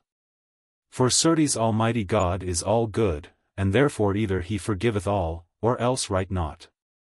Further, contrition should be wonder sorrowful and anguishous, and also continual, with steadfast purpose of confession and amendment. Lastly, of what contrition availeth, the parson says, that sometimes it delivereth man from sin, that without it neither confession nor satisfaction is of any worth. That it destroyeth the prison of hell, and mocketh weak and feeble all the strengths of the devils, and restoreth the gifts of the Holy Ghost and of all good virtues, and cleanseth the soul of sin. And delivereth it from the pain of hell, and from the company of the devil, and from the servage of sin, and restoreth it to all good spiritual, and to the company and communion of Holy Church. He who should set his intent to these things, would no longer be inclined to sin, but would give his heart and body to the service of Jesus Christ, and thereof do him homage. For, certes, our Lord Jesus Christ hath spared us so benignly in our follies, that if he had not pity on man's soul, a sorry song might we all sing. The second part of the parson's tale or treatise opens with an explanation of what is confession, which is termed the second part of penitence, that is, sign of contrition. Whether it ought needs be done or not, and what things be convenable to true confession.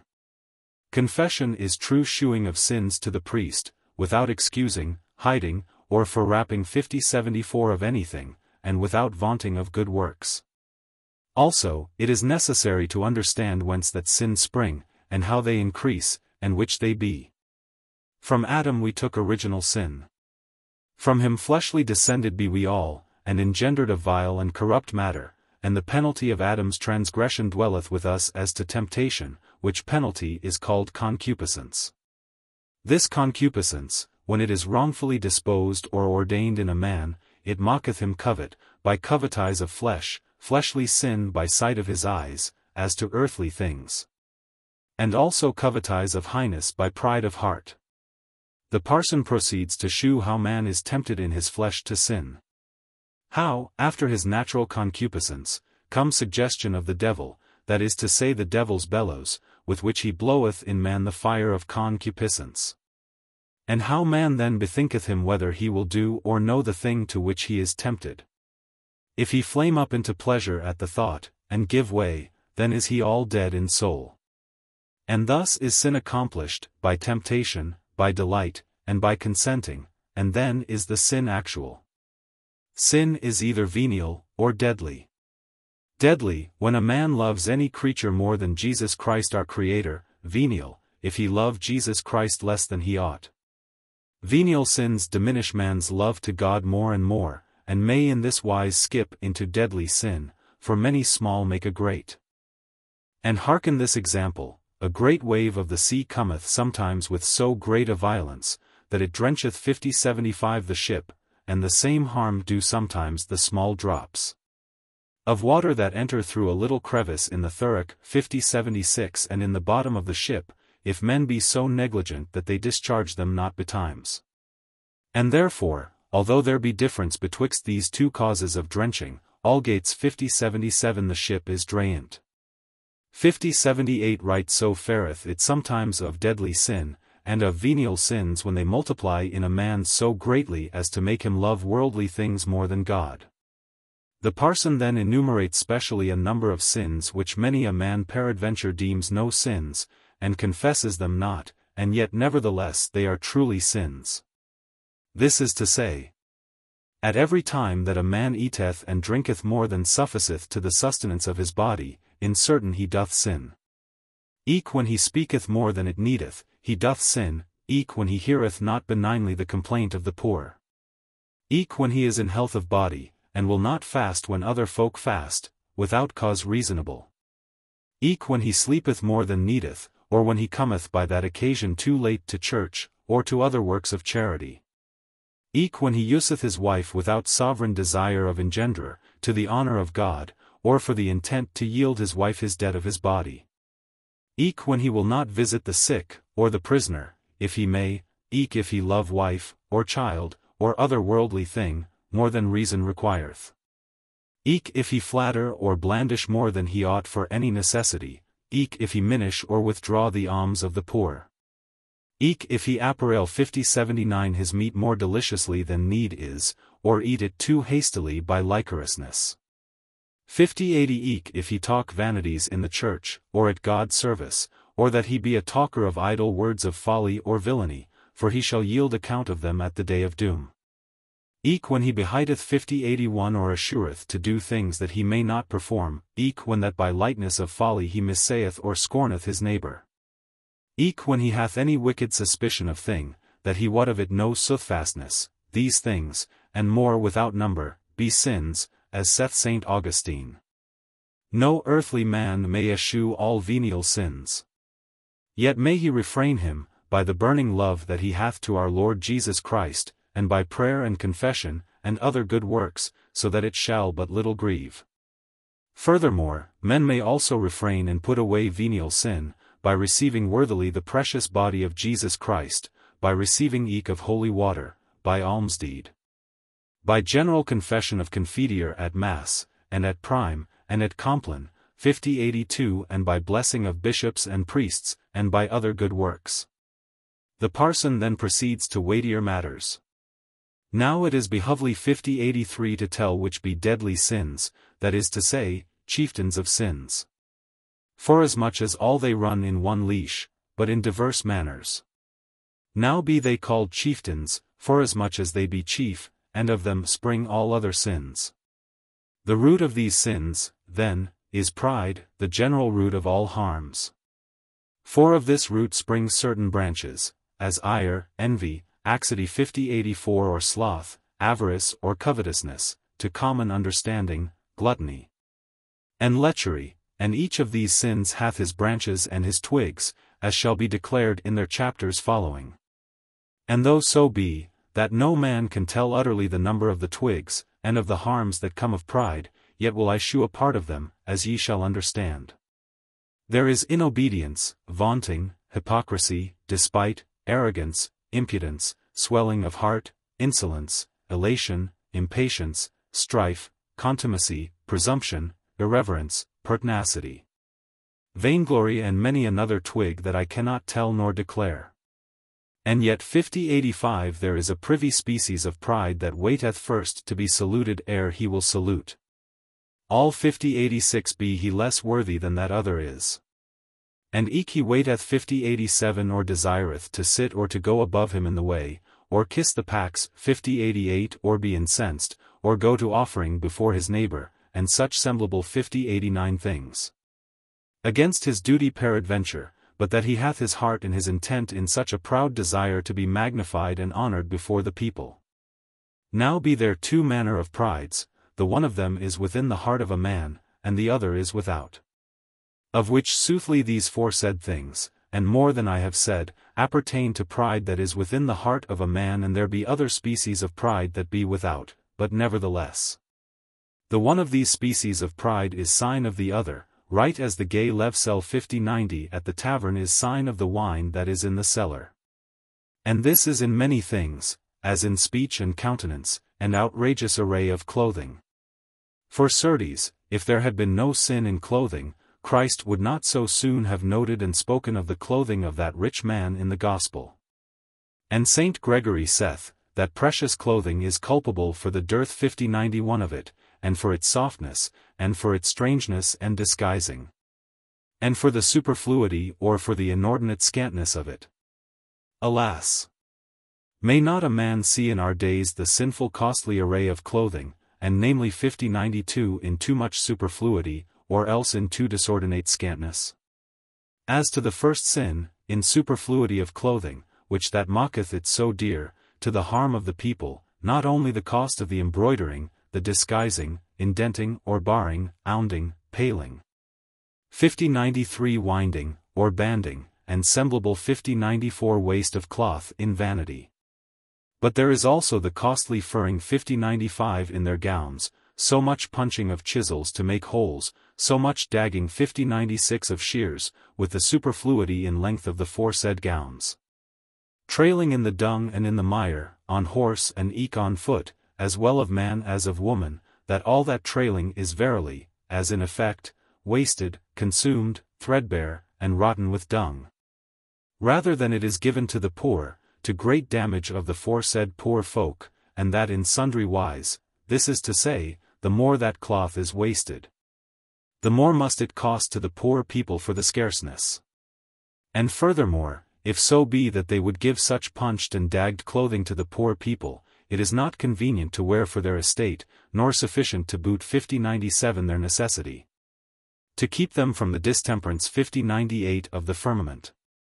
Upon the other side, to speak of the horrible disordinate scantness of clothing, as be these cut slops or hanseliness 5099 that through their shortness cover not the shameful member of man. To wicked intent alas! Some of them shew the boss and the shape of the horrible swollen members, that seem like to the malady of hernia, in the wrapping of their hosen, and eke the buttocks of them. That fair as it were the hinder part of a she-ape in the full of the moon. And moreover the wretched swollen members that they shew through disguising, in departing 5100 of their hosen in white and red, seemeth that half their shameful privy members were flain. 5101 And if so be that they depart their hosen in other colors, as is white and blue, or white and black, or black and red, and so forth. Then seemeth it, by variance of color, that the half part of their privy members be corrupt by the fire of Saint Anthony, or by canker, or other such mischance. And of the hinder part of their buttocks it is full horrible to see, for certes, in that part of their body where they purge their stinking ordure. That foul part shew they to the people proudly in despite of honesty 5102 which honesty Jesus Christ and his friends observed to shew in his life. Now as of the outrageous array of women, God wot, that though the visages of some of them seem full chaste and debonair 5103 yet notify they, in their array of attire, licorousness and pride. I say not that honesty 5104 in clothing of man or woman unconvenable but, certes, the superfluity or disordinate scarcity of clothing is reprovable. Also the sin of their ornament, or of apparel, as in things that appertain to riding, as in too many delicate horses, that be holden for delight, that be so fair, fat, and costly. And also in many a vicious knave 5105 that is sustained because of them. In curious harness, as in saddles, cruppers, patrals 5106 and bridles, covered with precious cloth and rich bars and plates of gold and silver. For which God saith by Zechariah the prophet, I will confound the riders of such horses.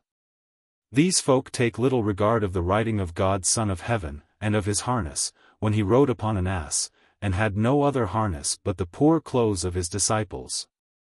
Nor we read not that ever he rode on any other beast. I speak this for the sin of superfluity, and not for reasonable honesty 5107 when reason it requireth. And moreover, certes, pride is greatly notified in holding of great many, 5108 when they be of little profit or of right no profit. And namely 5109 when that many is felonious and damages 5110 to the people by hardiness 5111 of high lordship, or by way of office.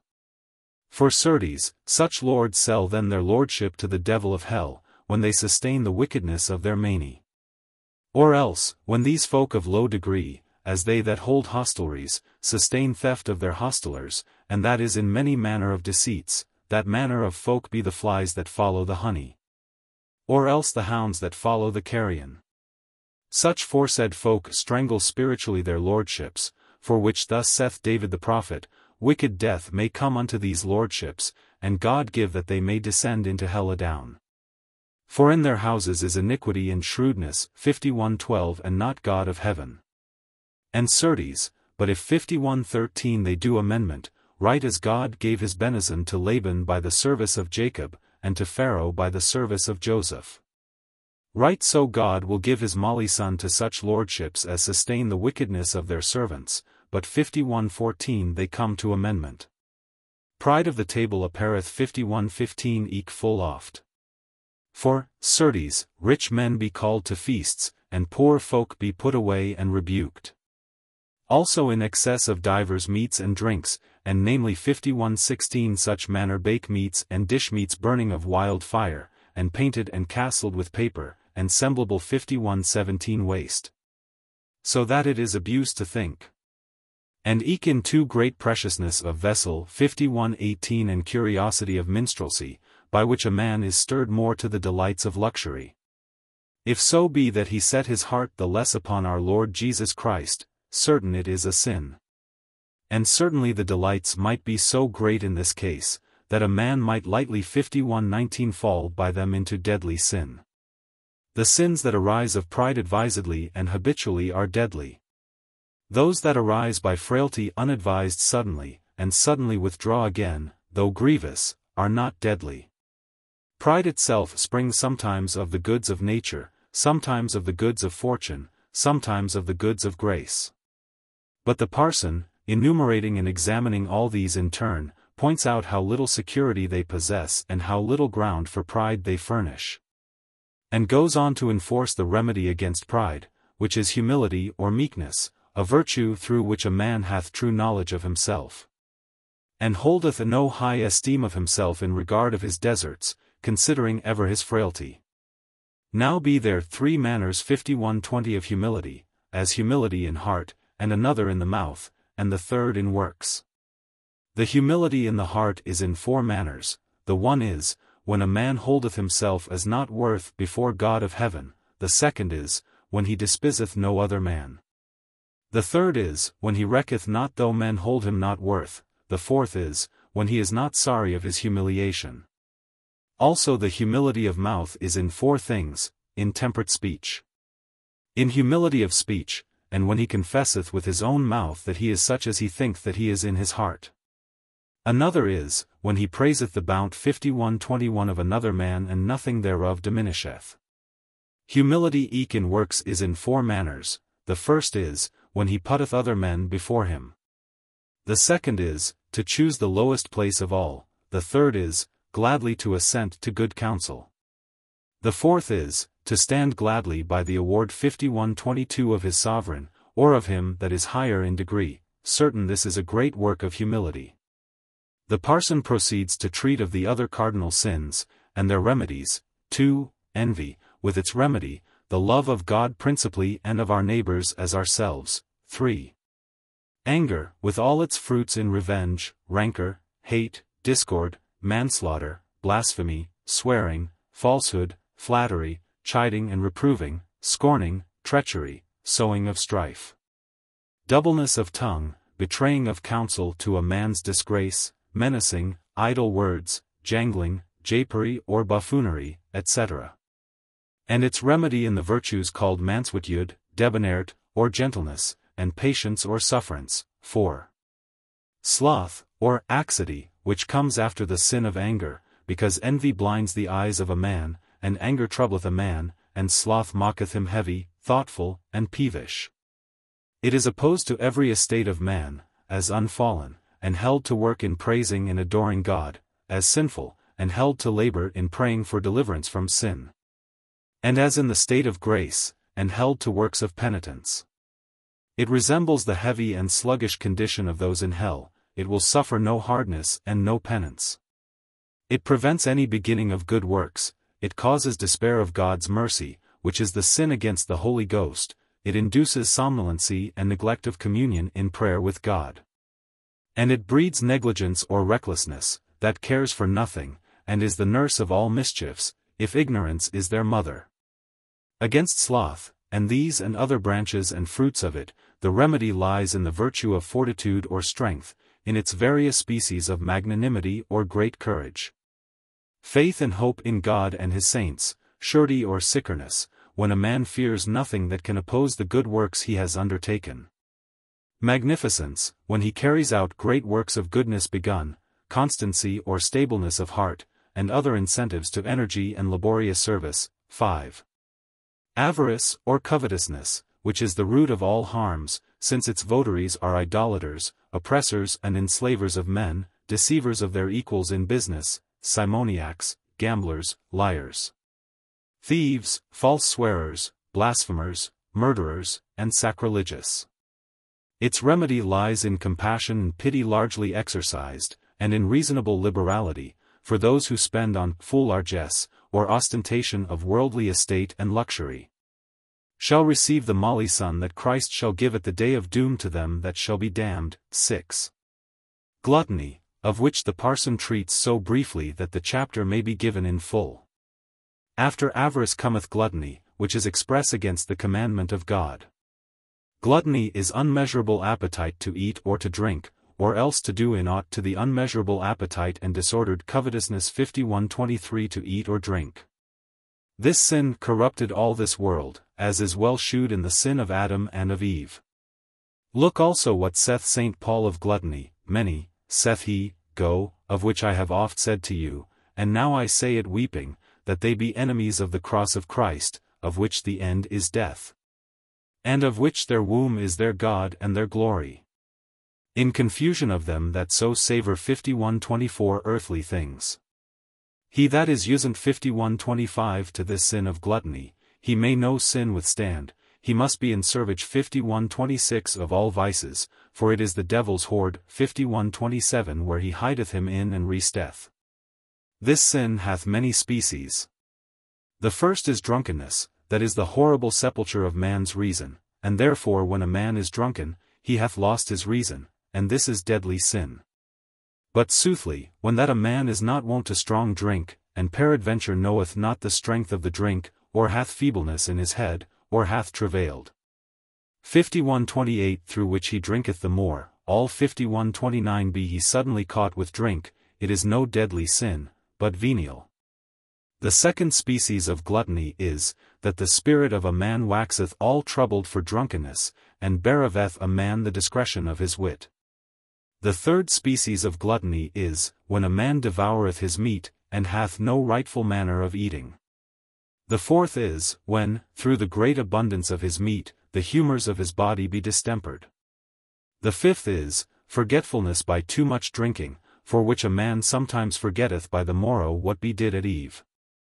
In other manner be distinct the species of gluttony, after St. Gregory. The first is, for to eat or drink before time. The second is, when a man getteth him too delicate meat or drink. The third is, when men take too much over measure. 51:30 The fourth is curiosity. 51:31 With great intent. 51:32 To make and apparel. 51:33 His meat. The fifth is, for to eat too greedily. These be the 5 fingers of the devil's hand, by which he draweth folk to the sin. Against gluttony the remedy is abstinence, as saith Galen. But that I hold not meritorious, if he do it only for the health of his body. St. Augustine will that abstinence be done for virtue, and with patience. Abstinence, saith he, is little worth, but 51:34 If a man have good will thereto, and but it be enforced by patience and by charity, and that men do it for God's sake, and in hope to have the bliss in heaven. The fellows of abstinence be temperance, that holdeth the mean in all things. Also shame, that escheweth all dishonesty. 51:35 Sufficiency, that seeketh no rich meats nor drinks, nor doth no force of. 51:36 No outrageous appareling of meat. Measure. 51:37 Also, that restraineth by reason the unmeasurable appetite of eating, soberness also, that restraineth the outrage of drink. Sparing also, that restraineth the delicate ease to sit long at meat, wherefore some folk stand of their own will to eat, because they will eat at less leisure. At great length the parson then points out the many varieties of the sin of 7. Lechery, and its remedy in chastity and continence, alike in marriage and in widowhood. Also in the abstaining from all such indulgences of eating, drinking, and sleeping as inflame the passions, and from the company of all who may tempt to the sin. Minute guidance is given as to the duty of confessing fully and faithfully the circumstances that attend and may aggravate this sin.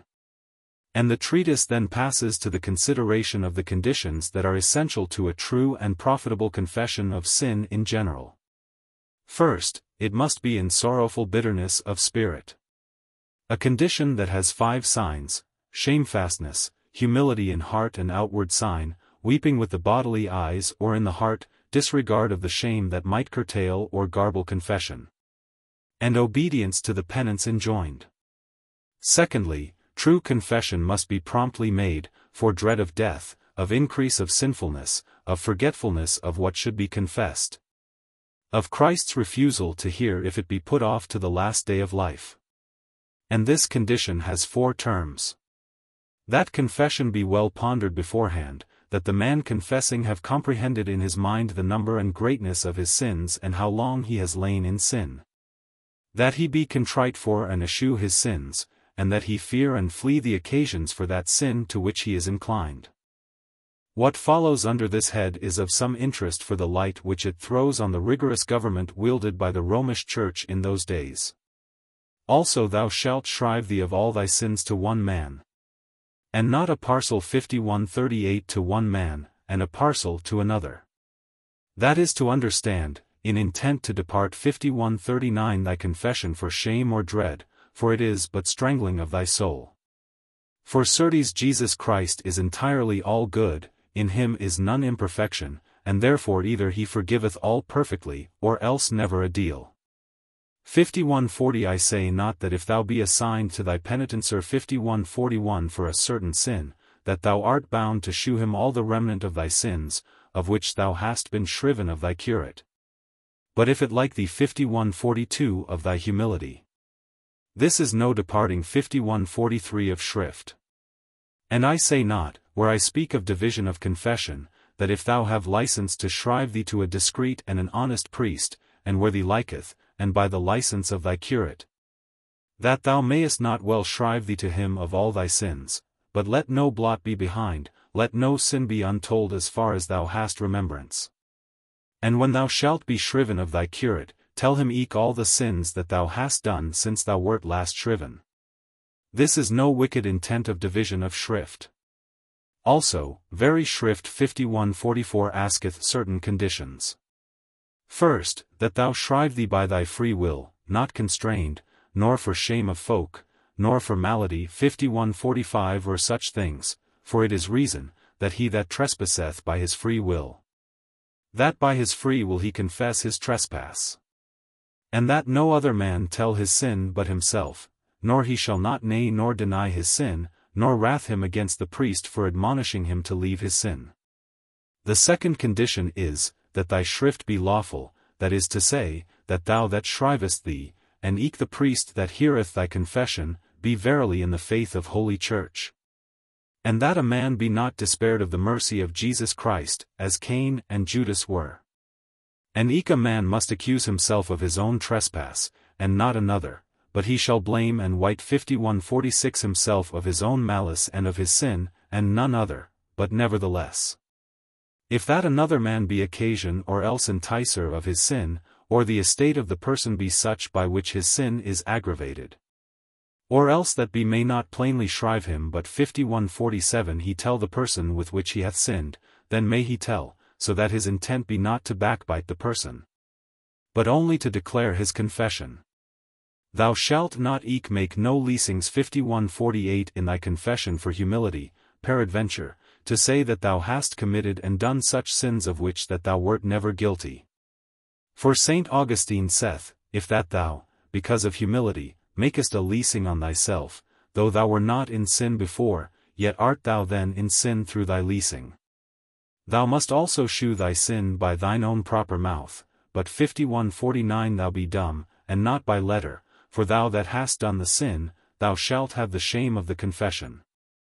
Thou shalt not paint thy confession with fair and subtle words, to cover the more thy sin, for then beguilest thou thyself, and not the priest.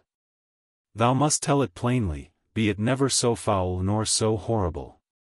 Thou shalt eke shrive thee to a priest that is discreet to counsel thee. And eke thou shalt not shrive thee for vainglory, nor for hypocrisy, nor for no cause but only for the doubt 51:50 of Jesus Christ and the health of thy soul. Thou shalt not run to the priest all suddenly, to tell him lightly thy sin, as who telleth a jape 51:51 or a tale, but advisedly and with good devotion, and generally shrive thee oft. If thou oft fall, oft arise by confession. And though thou shrive thee oftener than once of sin of which thou hast been shriven, it is more merit. And, as saith St. Augustine, thou shalt have the more lightly 51:52 release and grace of God, both of sin and of pain. And certes, once a year at the least way, it is lawful to be houseled 51:53 for soothly once a year all things in the earth renovelen. 51:54. Here ends the second part of the treatise. The third part, which contains the practical application of the whole, follows entire, along with the remarkable Prayer of Chaucer, as it stands in the Harleian manuscript. De tertia part poenitentio. Now have I told you a very 51:55 confession. That is the second part of penitence. The third part of penitence is satisfaction, and that standeth generally in almsdeed and bodily pain. Now be there three manner of almsdeed: contrition of heart, where a man offereth himself to God; the second is, to have pity of the default of his neighbor. The third is, in giving of good counsel and comfort, ghostly and bodily, where men have need, and namely 51:56 in sustenance of man's food. And keep 51:57 that a man hath need of these things generally. He hath need of food, of clothing, and of herboro. 51:58 He hath need of charitable counsel and visiting in prison and malady, and sepulture of his dead body. And if thou mayest not visit the needful with thy person, visit them by thy message and by thy gifts. These be generally alms or works of charity of them that have temporal riches or discretion in counselling. Of these works shalt thou hear at the day of doom. This alms shouldest thou do of thine own proper things, and hastily, 51:59 and privily if thou mayest. But nevertheless, if thou mayest not do it privily, thou shalt not forbear to do alms, though men see it, so that it be not done for thank of the world, but only for thank of Jesus Christ. For, as witnesseth St. Matthew, chap. v. A city may not be hid that is set on a mountain, nor men light not a lantern and put it under a bushel, but men set it on a candlestick, to light the men in the house. Right so shall your light lighten before men, that they may see your good works, and glorify your Father that is in heaven. Now as to speak of bodily pain, it is in prayer, in wakings, 51:60 in fastings, and in virtuous teachings. Of orisons ye shall understand, that orisons or prayers is to say a piteous will of heart, that redresseth it in God, and expresseth it by word outward, to remove harms. And to have things spiritual and durable, and sometimes temporal things. Of which orisons, certes in the orison of the Pater Noster hath our Lord Jesus Christ enclosed most things. Certes, it is privileged of three things in its dignity, for which it is more digni 51:61 than any other prayer, for Jesus Christ himself made it, and it is short. For 51:62 it should be coudé the more lightly, 51:63 and to withhold 51:64 it the more easy in heart, and help himself the oftener with this orison. And for a man should be the less weary to say it, and for a man may not excuse him to learn it, it is so short and so easy, and for it comprehendeth in itself all good prayers. The exposition of this holy prayer, that is so excellent and so digny, I betake 5165 to these masters of theology. Save thus much will I say, when thou prayest that God should forgive thee thy guilts, as thou forgivest them that they guilt to thee, be full well aware that thou be not out of charity. This holy orison aminisheth 5166 eke venial sin, and therefore it appertaineth specially to penitence. This prayer must be truly said, and in very faith, and that men pray to God ordinately, discreetly, and devoutly, and always a man shall put his will to be subject to the will of God. This orison must eke be said with great humbleness and full pure, and honestly, and not to the annoyance of any man or woman. It must eke be continued with the works of charity. It availeth against the vices of the soul, for, saith Saint Jerome, by fasting be saved the vices of the flesh, and by prayer the vices of the soul. After this thou shalt understand, that bodily pain stands in waking. 5167 For Jesus Christ saith, Wake and pray, that ye enter not into temptation. Ye shall understand also, that fasting stands in three things, in forbearing of bodily meat and drink, and in forbearing of worldly jollity, and in forbearing of deadly sin. This is to say, that a man shall keep him from deadly sin in all that he may. And thou shalt understand eke, that God ordained fasting. And to fasting appertain four things: largeness 5168 to poor folk, gladness of heart spiritual, not to be angry nor annoyed or grudge 5169 For he fasteth. And also reasonable hour for to eat by measure, that is to say, a man should not eat in untime 5170 nor sit the longer at his meal for 5171 he fasteth. Then shalt thou understand, that bodily pain standeth in discipline, or teaching, by word, or by writing, or by ensample. Also in wearing of hairs 5172 or of stammen 5173 or of habergeons 5174 on their naked flesh for Christ's sake. But wear thee well that such manner penance of thy flesh make not thine heart bitter or angry, nor annoyed of thyself. For better is to cast away thine hair than to cast away the sweetness of our Lord Jesus Christ. And therefore saith St. Paul, Clothe you, as they that be chosen of God in heart, of misericord 5175 debonaire 5176 sufferance 5177 and such manner of clothing. Of which Jesus Christ is more apaid 5178 than of hairs or of hauberks. Then is discipline eke in knocking of thy breast, in scourging with yards 5179 in kneelings, in tribulations, in suffering patiently wrongs that be done to him. And eke in patient sufferance of maladies, or losing of worldly cattle 5180 or of wife, or of child, or of other friends. Then shalt thou understand which things disturb penance, and this is in four things, that is dread, shame, hope, and wanhope, that is, desperation. And for to speak first of dread, for which he weeneth that he may suffer no penance.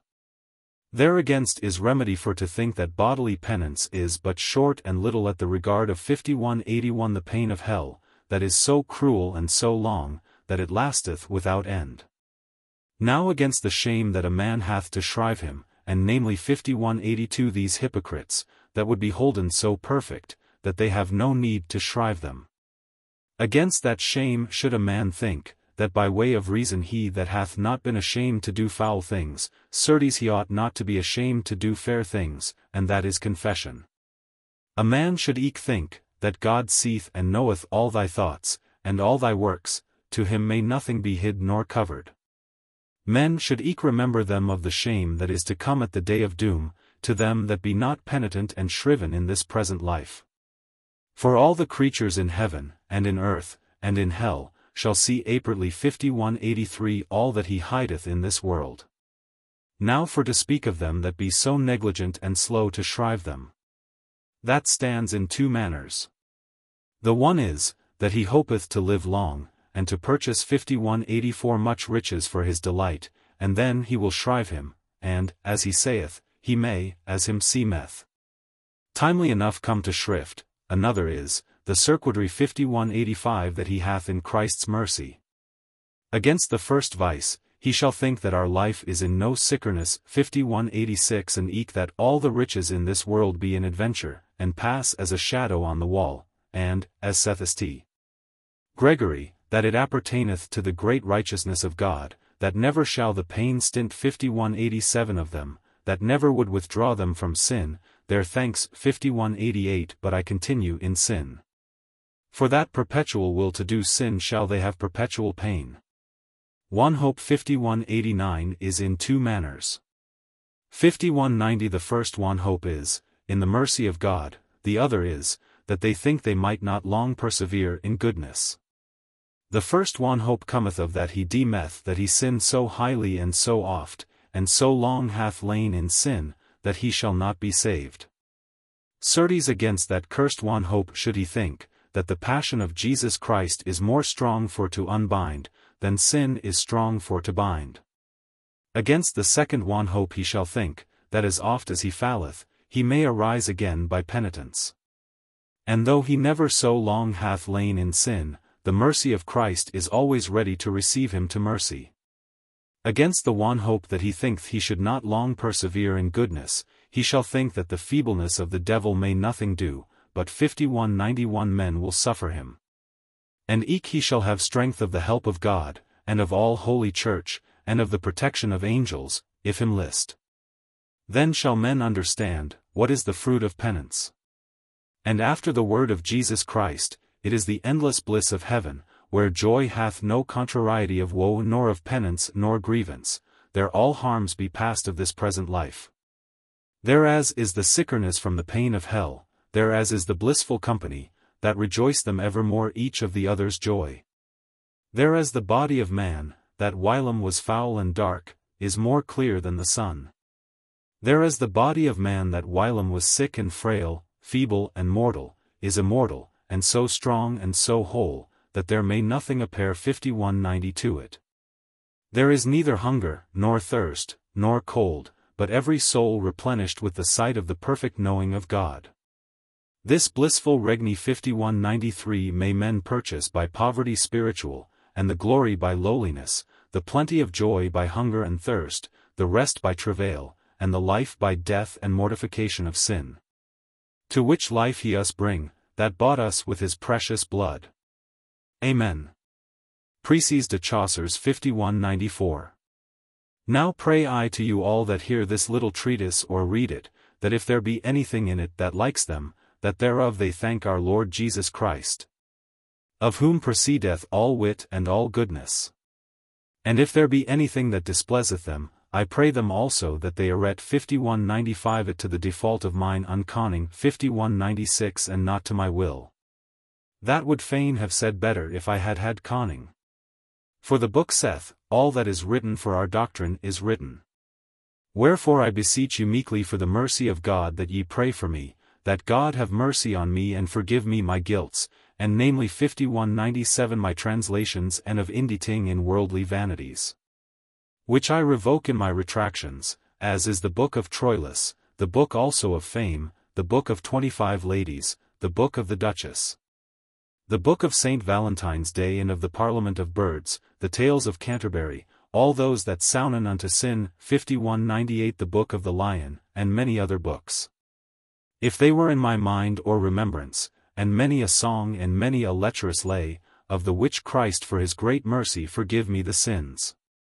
But of the translation of Beasts de Consolation, and other books of consolation and of legend of lives of saints, and homilies, and moralities, and devotion, that thank I our Lord Jesus Christ, and his mother, and all the saints in heaven, beseeching them that they from henceforth unto my life's end send me grace to bewail my guilts, and to study to the salvation of my soul.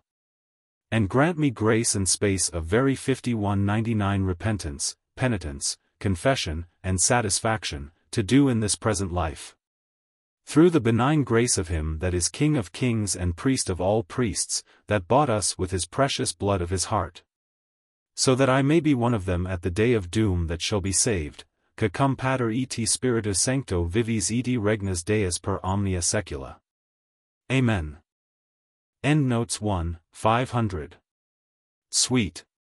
Right arrow curving left. Grove Forest. Right arrow curving left. Twigs, boughs. Right arrow curving left. Tyrwhitt points out that the bull should be read here, not the ram, which would place the time of the pilgrimage in the end of March. Whereas, in the prologue to the Man of Law's Tale, the date is given as the 28th day of April, that is messenger to May. Right arrow curving left. Hearts, inclinations. Right arrow curving left. Dante, in the Vita Nuova, distinguishes three classes of pilgrims: palmieri, palmers who go beyond sea to the east, and often bring back staves of palm wood. Peregrini, who go the shrine of Saint Iago in Galicia; Romii, who go to Rome. Sir Walter Scott, however, says that palmers were in the habit of passing from shrine to shrine, living on charity. Pilgrims, on the other hand, made the journey to any shrine only once, immediately returning to their ordinary avocations. Chaucer uses palmer of all pilgrims. Right arrow curving left. The distant saints known, renowned, in sundry lands. Hallows survives, in the meaning here given, in All Hallows, All Saints' Day. Couth, past participle of con to know, exists in uncouth. Right arrow curving left. The tabard, the sign of the inn, was a sleeveless coat, worn by heralds. The name of the inn was, some 3 centuries after Chaucer, changed to the Talbot. Right arrow curving left. Who had by chance fallen into company. Why fall? Y is a corruption of the Anglo-Saxon ge prefixed to participles of verbs. It is used by Chaucer merely to help the meter. In German, why fall, or why fall, would be gefallen; why run, or why ron, would be geranen. Right arrow curving left. And we were well accommodated with the best. Right arrow curving left. Forward, covenant, promise. Right arrow curving left. Describe, relate. Right arrow curving left. Farther. Right arrow curving left. Alexandria, in Egypt, captured by Pierre de Lusignan, king of Cyprus, in 1365 but abandoned immediately afterwards. 13 years before, the same prince had taken Sadali, the ancient Italia, in Anatolia, and in 1367 he won Laias, in Armenia, both places named just below. Right arrow curving left. Been placed at the head of the table, above knights of all nations, in Prussia, whither warriors from all countries were wont to repair. To aid the Teutonic order in their continual conflicts with their heathen neighbors in Lettau or Lithuania, German, Litauen, Russia, etc. Right arrow curving left. Journeyed, ridden, made campaigns, German, reisen, to travel. Right arrow curving left. Algeciras was taken from the Moorish king of Granada, in 1344, the Earls of Derby and Salisbury took part in the siege. Right arrow curving left. Belle-Marie is supposed to have been a Moorish state in Africa, but Pommery has been suggested as the correct reading. Right arrow curving left.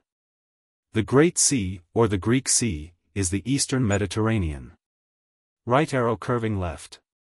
Tramacene, or Tramessin, is enumerated by Froissart among the Moorish kingdoms in Africa.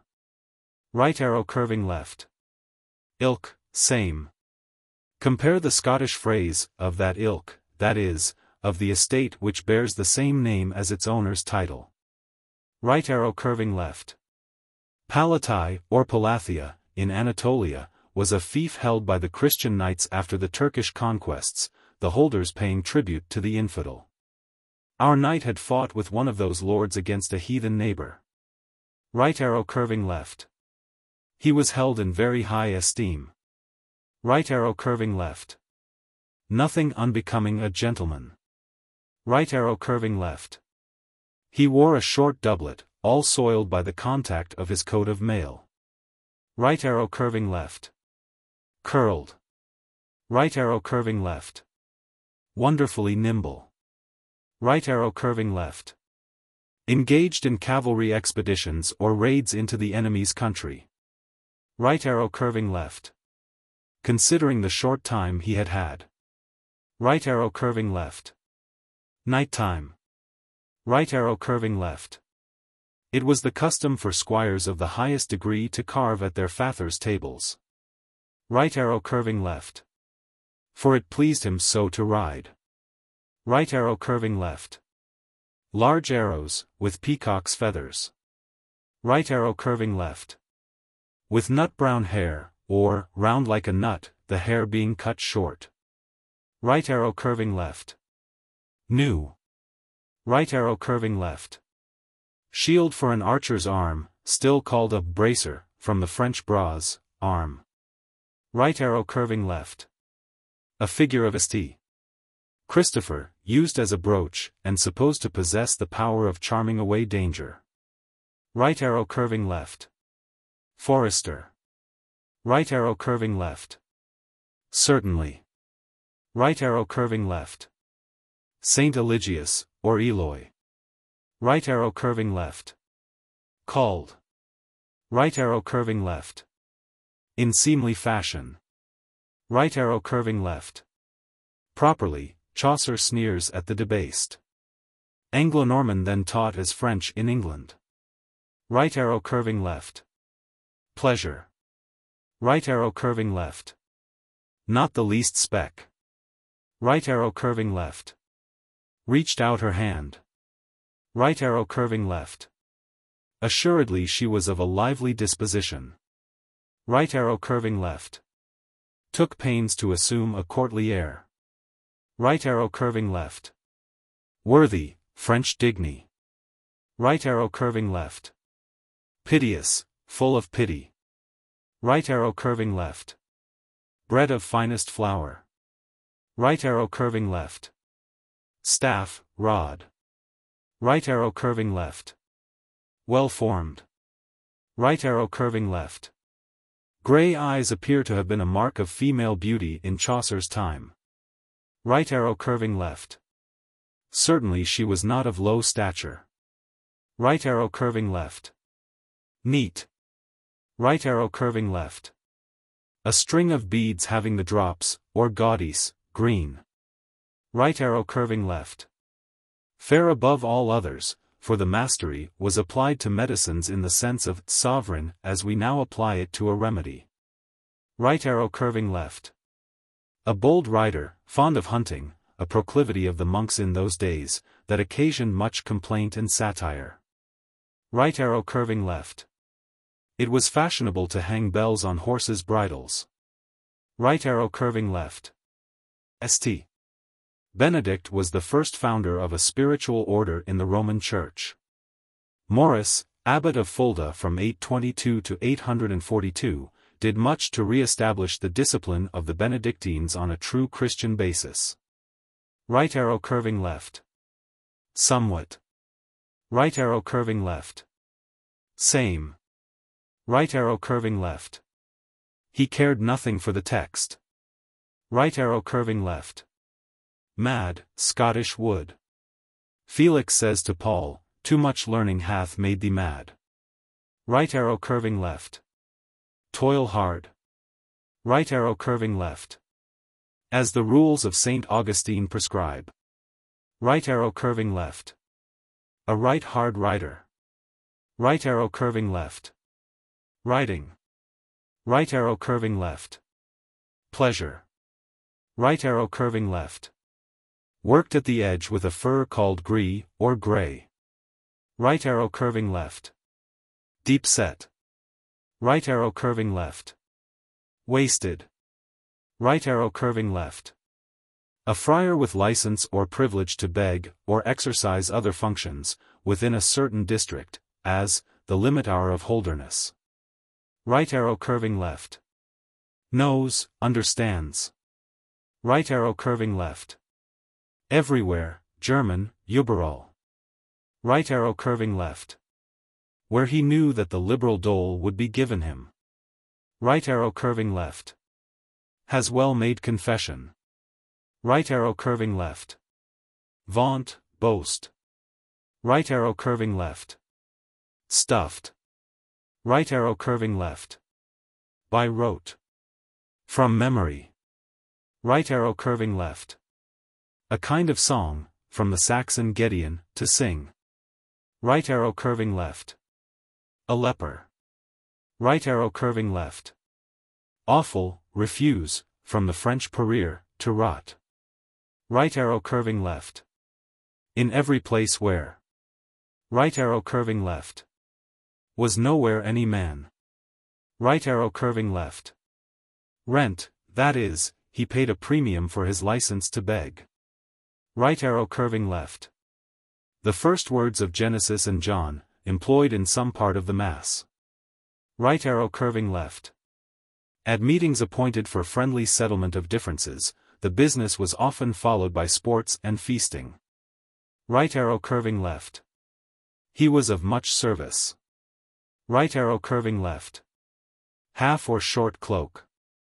Right arrow curving left. Neatly. Right arrow curving left. He would for anything that the sea were guarded. The old subsidy of tonnage and poundage, says Tyrwhitt, was given to the king pour la sauvegarde et custody del mer. For the safeguard and keeping of the sea, 12e for c. 3. Right arrow curving left. Middelburg, at the mouth of the Scheldt, in Holland, Orwell, a seaport in Essex. Right arrow curving left.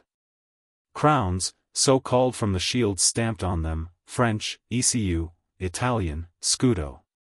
Right arrow curving left. Employed. Right arrow curving left. In such a dignified way did he manage. Right arrow curving left. Merchandising, conduct of trade. Agreement to borrow money. Right arrow curving left. No not, what not. Right arrow curving left. Oxford. Right arrow curving left. Had long gone, devoted himself. Right arrow curving left. Thin. Right arrow curving left. Poorly.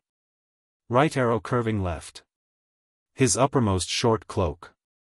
Right arrow curving left. Leafer, rather. Right arrow curving left.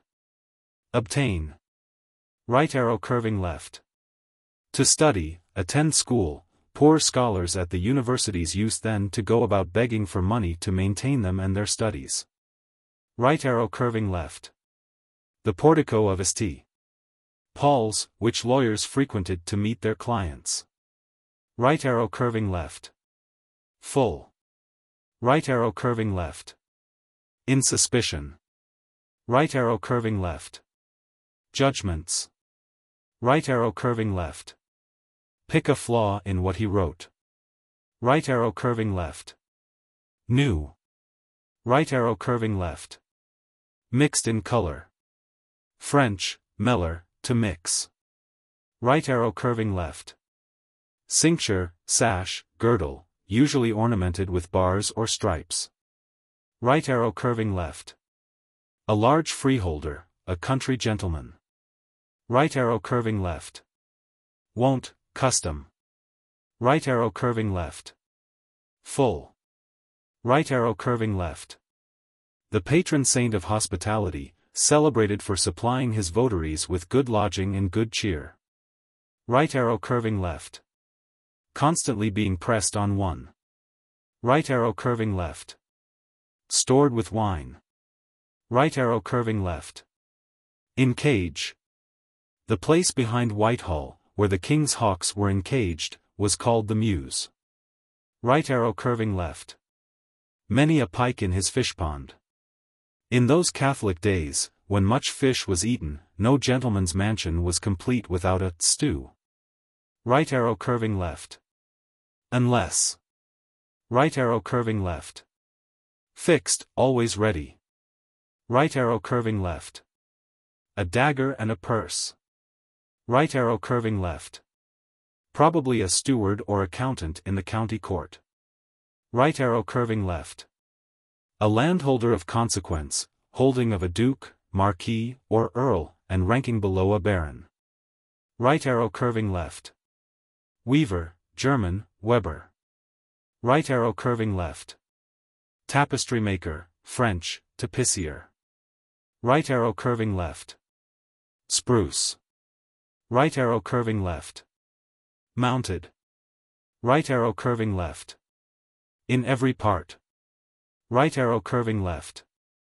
On the raised platform at the end of the hall, where sat at meat or in judgment those high in authority, rank, or honor. In our days the worthy craftsmen might have been described as good platform men. Right arrow curving left. New. Right arrow curving left. Fitted. Right arrow curving left. To take precedence over all and going to the evening service of the church, or to festival meetings, to which it was the fashion to carry rich cloaks or mantles against the homecoming. Right arrow curving left. The nonce, occasion. Right arrow curving left. Poudre marchande tart, some now unknown ingredient used in cookery, galingale, sweet or long-rooted cypress. Right arrow curving left. A rich soup made by stamping flesh in a mortar. Right arrow curving left. Gangrene, ulcer. Right arrow curving left. Not what is now known by the name, one part of it was the brawn of a capon. Right arrow curving left. A seaman who dwelt far to the west. Right arrow curving left. On a hack, as he could. Right arrow curving left. Coarse cloth. Right arrow curving left. Harborage. Right arrow curving left. Pilotage, from Anglo-Saxon ladman, a leader, guide, or pilot. Hence, lodestar, lodestone. Right arrow curving left. Make fortunate. Right arrow curving left. Known. Right arrow curving left. Remedy. Right arrow curving left. The authors mentioned here were the chief medical textbooks of the Middle Ages. The names of Galen and Hippocrates were then usually spelt Gallian and Hippocras or Hippocras. Right arrow curving left. In red and blue. Right arrow curving left. A fine silk stuff. Right arrow curving left. He spent but moderately, keeping the money he had made during the visitation of the plague. Right arrow curving left. Damage, pity. Right arrow curving left. Skill. The west of England, especially around Bath, was the seat of the cloth manufacture, as were Ypres and Ghent in Flanders. Right arrow curving left. The offering at Mass. Right arrow curving left. Headdresses. Chaucer here satirises the fashion of the time, which piled bulky and heavy waddings on ladies' heads. Right arrow curving left. Used in the sense of fresh or new, as in Latin, mustum signifies new wine. And Chaucer elsewhere speaks of moisty ale as opposed to old. Right arrow curving left. Now. Right arrow curving left. Bologna in Italy. Right arrow curving left. At the shrine of Saint Iago of Compostela in Spain. Right arrow curving left. New. Right arrow curving left. Buck-toothed. Goat-toothed, to signify her wantonness, or gap-toothed, with gaps between her teeth. Right arrow curving left. Jest, talk. Right arrow curving left. New. Right arrow curving left. Work. Right arrow curving left. Oftentimes. Right arrow curving left. He was satisfied with very little. Right arrow curving left. Great and small. Right arrow curving left. Gave. Right arrow curving left. Unlearned. Right arrow curving left. An endowment to sing masses for the soul of the donor. Right arrow curving left. Detained. Right arrow curving left. Severe. Right arrow curving left. Disdainful. Right arrow curving left. But if it were. Right arrow curving left. Reprove, hence our modern snub.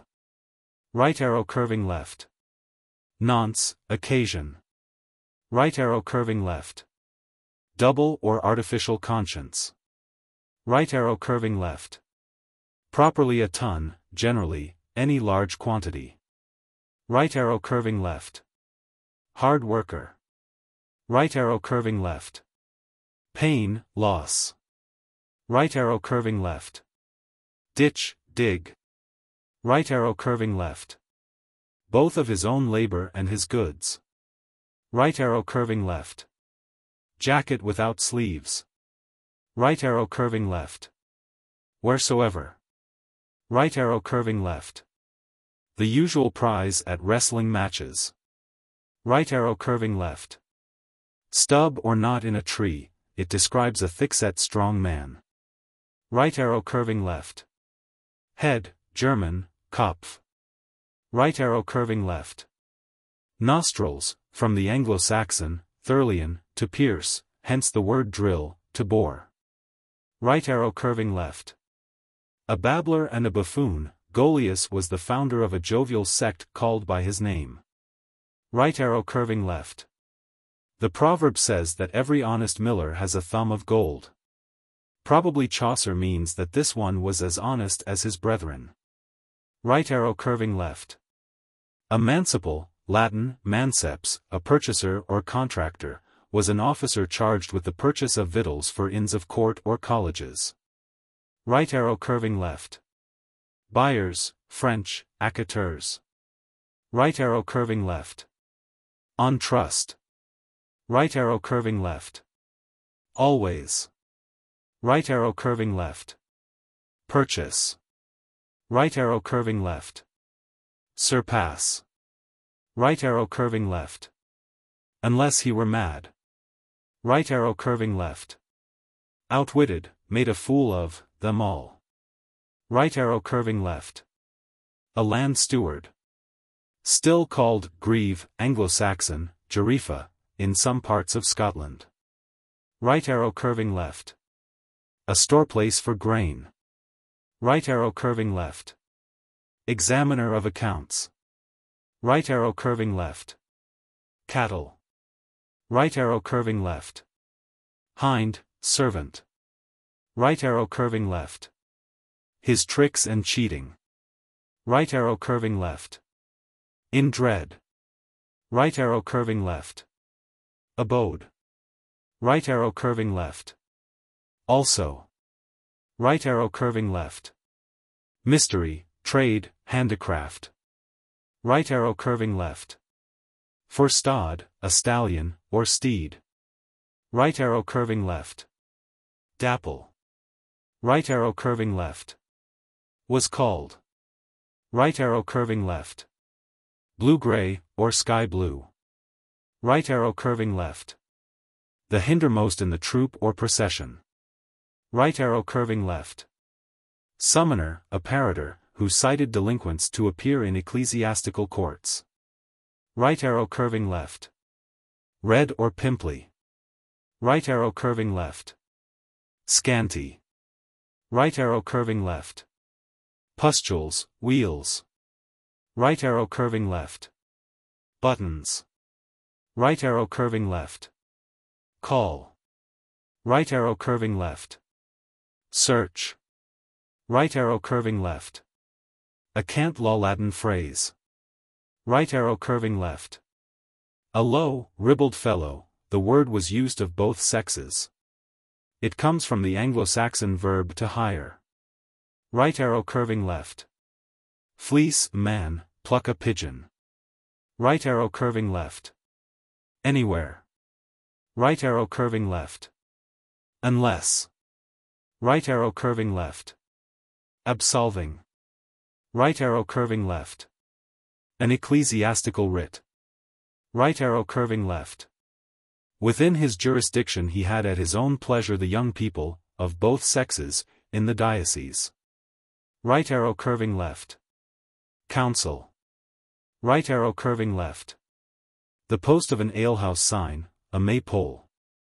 Right arrow curving left. A seller of pardons or indulgences. Right arrow curving left. Sang the bass. Right arrow curving left. Streak, strip. Right arrow curving left. Locks, shreds, little heaps. Right arrow curving left. The new gate, or fashion. Gate is still used in this sense in some parts of the country. Right arrow curving left. An image of Christ, so called from St. Veronica, who gave the Saviour a napkin to wipe the sweat from his face as he bore the cross, and received it back with an impression of his countenance upon it. Right arrow curving left. Brimful. Right arrow curving left. Packet, baggage, French, mal, a trunk. Right arrow curving left. Pillowcase. Right arrow curving left. Piece. Right arrow curving left. Took hold of him. Right arrow curving left. Copper, Latin. Right arrow curving left. Jests. Right arrow curving left. Alderbest, alderbest, allerbest, best of all. Right arrow curving left. An anthem sung while the congregation made the offering. Right arrow curving left. Polish well his tongue, speak smoothly. Right arrow curving left. Apparently another Southwark tavern, Stowe mentions a bull as being near the tabard. Right arrow curving left. How we bore ourselves, what we did, that same night. Right arrow curving left. Account it not rudeness in me. Right arrow curving left. Let him speak. Right arrow curving left. Although I have. Right arrow curving left. List, pleased. Right arrow curving left. Deep set. Right arrow curving left. Cheapside, then inhabited by the richest and most prosperous citizens of London. Right arrow curving left. Lodging, inn. French, herberge. Right arrow curving left. If. Right arrow curving left. Pleasure.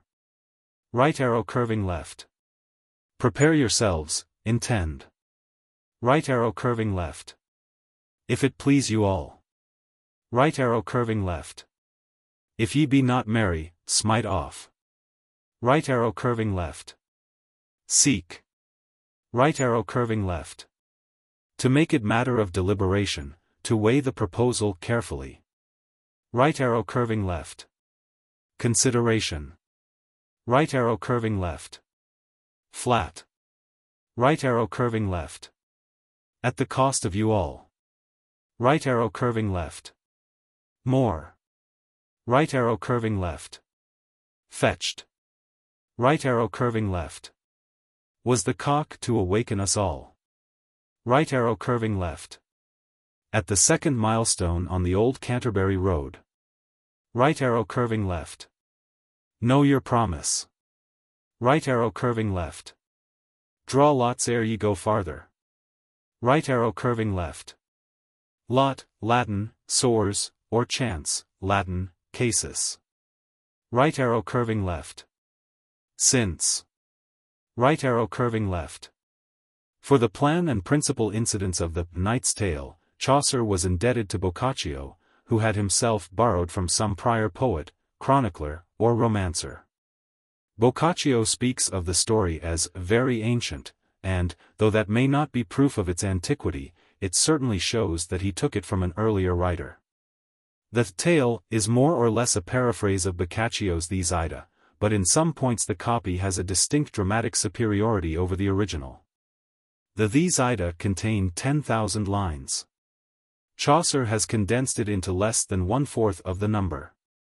The Knight's Tale is supposed to have been at first composed as a separate work. It is undetermined whether Chaucer took it direct from the Italian of Boccaccio, or from a French translation. Right arrow curving left. Once on a while, formerly.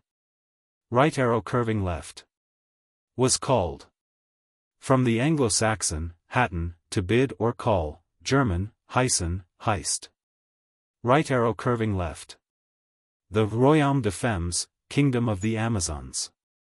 Gower, in the Confessio Amantis, styles Penthesilea the Queen of Femini. Right arrow curving left. Mickle, great. Right arrow curving left. If it were not. Right arrow curving left. 1. Conquered, German Johannen. Right arrow curving left. To plough, Latin, arere.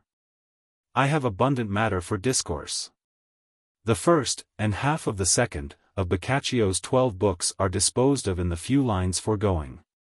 Right arrow curving left. Nor will I hinder any of this company. Right arrow curving left. Where I left off. Right arrow curving left. Prosperity, wealth. Right arrow curving left. Bewailing, German, Wakelegen. Right arrow curving left. Stint, cease, desist. Right arrow curving left. Seize. Right arrow curving left. Wronged. Right arrow curving left. Aspect, countenance. Right arrow curving left. Pity. Right arrow curving left.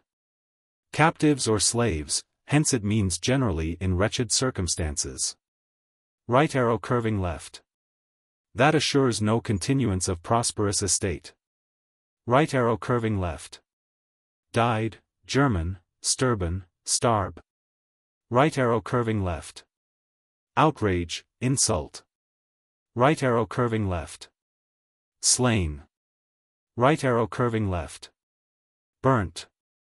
Right arrow curving left.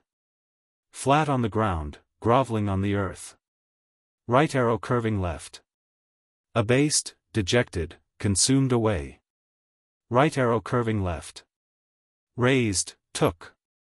Right arrow curving left. As far as his power went, all that in him lay. Right arrow curving left. Avenge. Right arrow curving left. Delay. Right arrow curving left. No or ne'er is used as the comparative of n, near, instead of nor. Right arrow curving left. Bright, lovely. Right arrow curving left. Road. Right arrow curving left.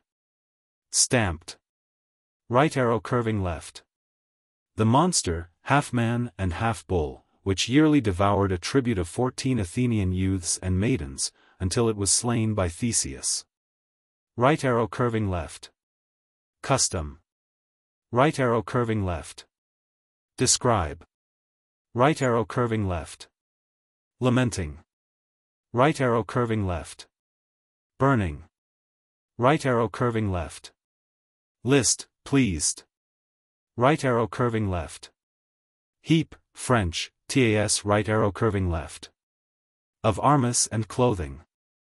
Right arrow curving left. Pillagers, strippers, French, pilleurs. Right arrow curving left. Lying side by side. Right arrow curving left. Armor of the same fashion. Right arrow curving left. Born of 2 sisters. Right arrow curving left. He would take no ransom. Right arrow curving left. For the rest of his life. Right arrow curving left. Set free. Right arrow curving left. What not, no not. Right arrow curving left. Decked, dressed. Right arrow curving left. Sunrise. Right arrow curving left. Mingled. Right arrow curving left. Subtle, well arranged. Right arrow curving left. The dungeon was originally the central tower or keep of feudal castles. It was employed to detain prisoners of importance. Hence the modern meaning of the word dungeon. Right arrow curving left. Adjoining. Right arrow curving left. Saw. Right arrow curving left. Chance. Right arrow curving left. Stop, start aside. Right arrow curving left.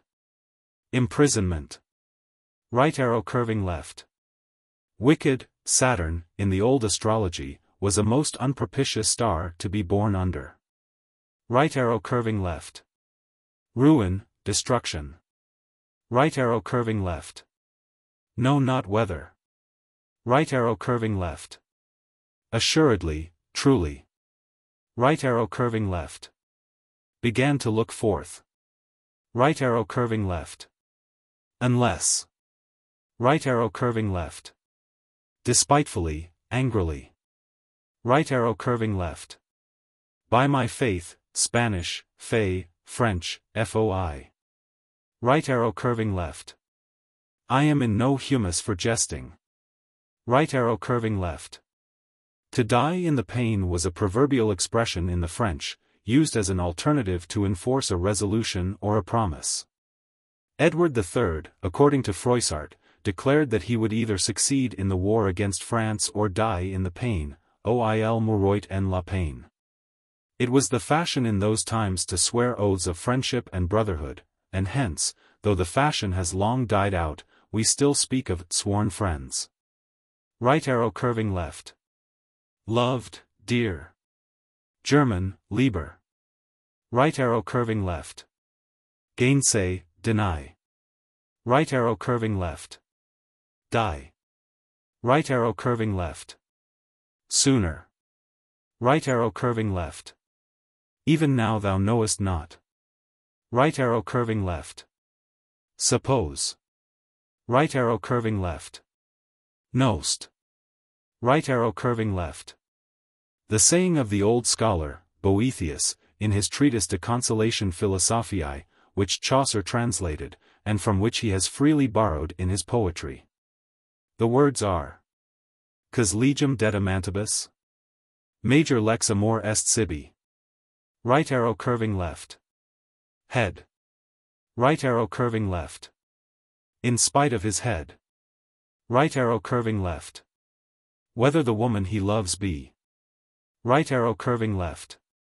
Perithous and Theseus must, for the meter, be pronounced as words of 4 and 3 syllables respectively, the vowels at the end not being diphthongated, but enunciated separately.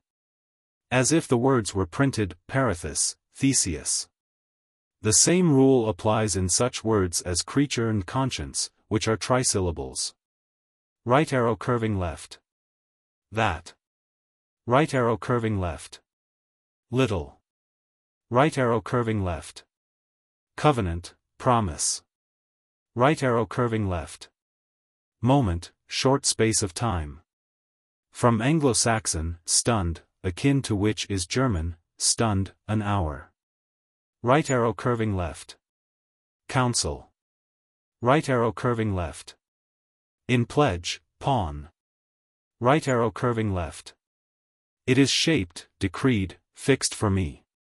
Right arrow curving left. Chance. Right arrow curving left. Die in despair. In want of hope. Right arrow curving left. Pleasure. Right arrow curving left. Why do men so often complain of God's providence? Right arrow curving left. Household, menials, or servants, etc., dwelling together in a house. From an Anglo-Saxon word meaning a crowd. Compare German, Menge, multitude. Right arrow curving left. Or slider, slippery. Right arrow curving left. Especially I for instance. Right arrow curving left. Thought. Right arrow curving left. The very fetters. The Greeks used kappa alpha theta alpha rho omicron, the Romans purus, in the same sense. Right arrow curving left. Takest little heed. Right arrow curving left. Manhood, courage. Right arrow curving left. Perish, die. Right arrow curving left. Seized so madly upon his heart. Right arrow curving left. Eternal. Right arrow curving left. Consultation. Right arrow curving left. More by you esteemed. Right arrow curving left. Lie huddled together, sleep. Right arrow curving left. Pardieu, by God. Right arrow curving left. Restrain his desire. Right arrow curving left. Pleasure. Right arrow curving left. Pain, trouble, French, pain. Right arrow curving left. Mad right arrow curving left. Stint, pause. Right arrow curving left. Little. Right arrow curving left. Knew not. Right arrow curving left. Condition. Right arrow curving left. On peril of his head. Right arrow curving left. In the medieval courts of love, to which allusion is probably made 40 lines before, in the word parliament, or parliament. Questions like that here proposed were seriously discussed. Right arrow curving left. Fainted, died. Right arrow curving left. Bereft, taken away, from him. Right arrow curving left. Became, waxed. Right arrow curving left. Arrow. The phrase is equivalent to our, dry as a bone. Right arrow curving left. Yellow. Old spelling Fallway, French fauve, tawny colored. Some editions have, sallow. Right arrow curving left. Stinted, stopped. Right arrow curving left. Behavior, fashion, dress. But, by another reading, the word is gyre, and means fit, trance, from the Latin, gyro, I turn round. Right arrow curving left. Mania, madness. Right arrow curving left. In front of his head in his fantastic cell.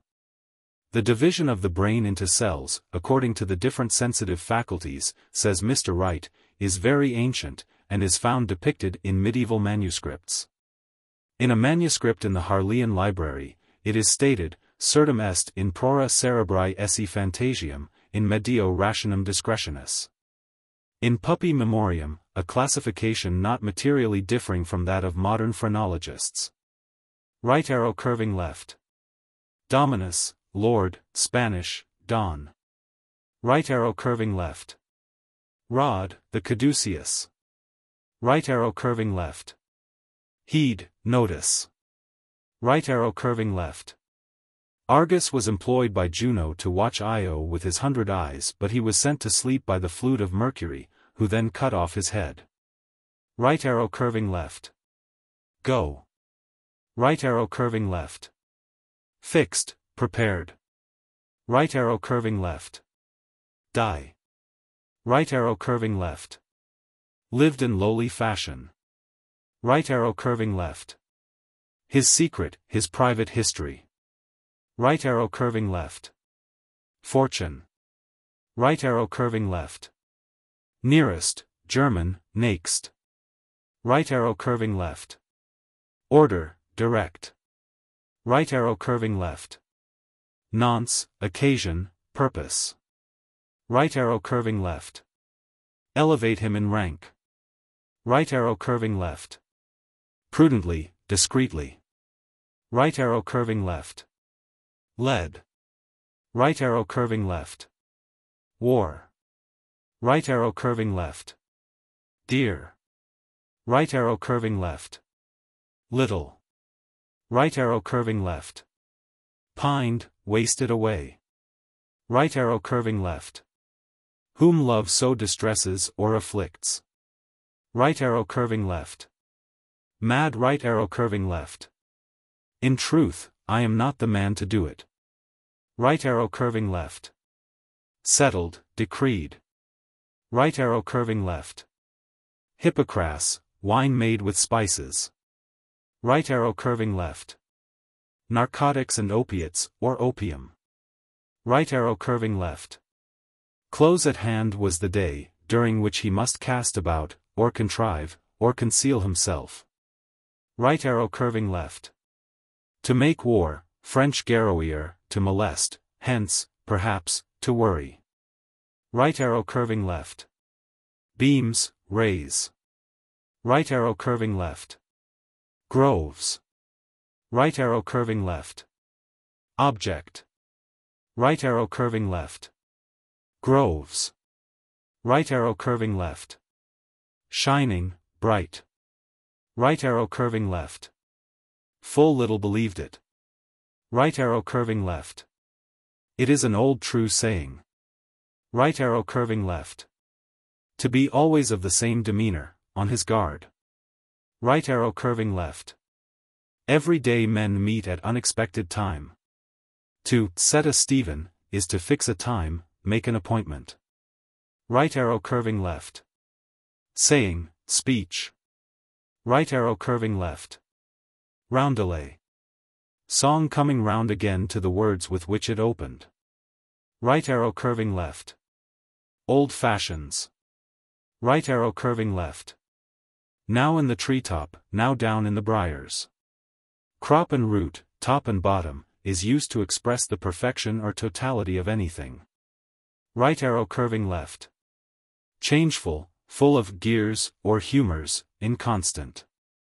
Right arrow curving left. Changeful, full of gears, or humors, inconstant. Right arrow curving left.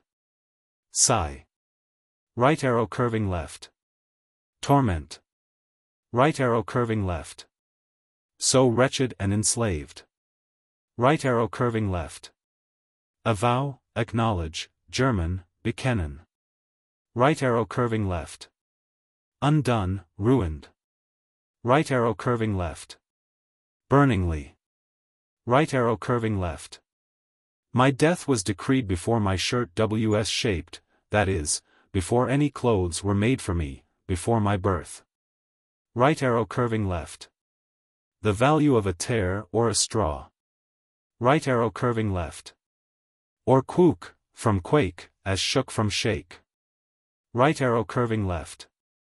Mad right arrow curving left. Wicked. Right arrow curving left. Caught. Right arrow curving left. Deceived, imposed upon. Right arrow curving left. Escaped. Right arrow curving left. Doubt. Right arrow curving left. Wrathful. Right arrow curving left. Were it not. Right arrow curving left. Despite. Right arrow curving left. Wilt challenge, reclaim, her by combat. Right arrow curving left. Knowledge. Right arrow curving left. Armor, arms. Right arrow curving left. Had pledged his faith. Right arrow curving left. Queen, French, reign, Venus is meant. The common reading, however, is regni, reign or power. Right arrow curving left. Thanks to him, with his goodwill. Right arrow curving left. Prepared 2 suits of armor. Right arrow curving left. Contest. Right arrow curving left. Realm, kingdom. Right arrow curving left. Gap, opening. Right arrow curving left. Grovia. Right arrow curving left. When they recognized each other afar off. Right arrow curving left. Thrust. Right arrow curving left. Think. Right arrow curving left. Mad right arrow curving left. For anger mad. Right arrow curving left. Providence, foreordination. Right arrow curving left. Again. Right arrow curving left. I. Intelligence, power. Right arrow curving left. Especially. Right arrow curving left. Torment, destruction. Right arrow curving left. Plain. Compare modern English, lawn, and French, landus, flat, bare marshy tracts in the south of France. Right arrow curving left. Pleased. Right arrow curving left. Fiercely. Right arrow curving left.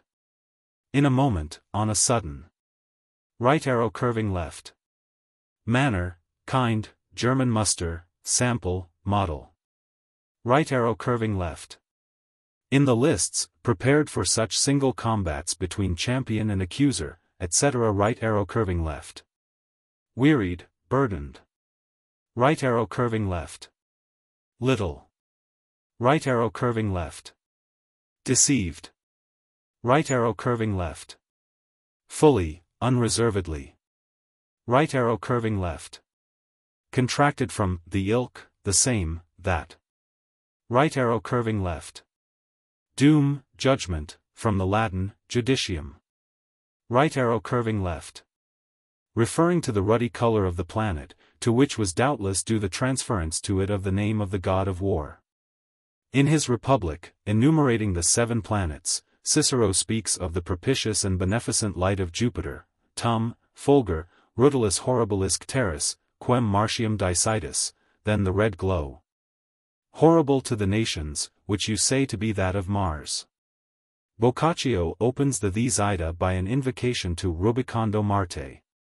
Right arrow curving left. His anger was appeased. Right arrow curving left. Continually, perhaps another reading, every one, is the better. Right arrow curving left. Unpitying, disdainful. Right arrow curving left. Can make no distinction. Right arrow curving left. Endnotes 501-1000. Alike.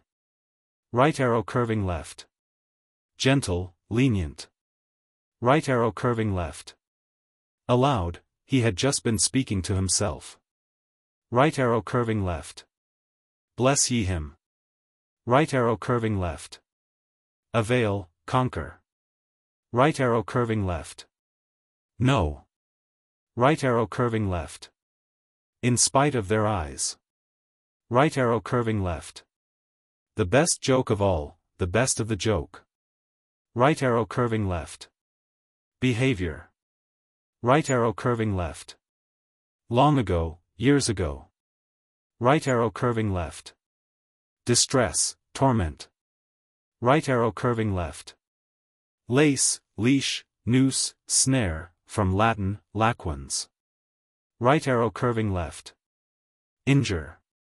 Right arrow curving left. Completely. Right arrow curving left. What he asked. Right arrow curving left. Will he, nil he.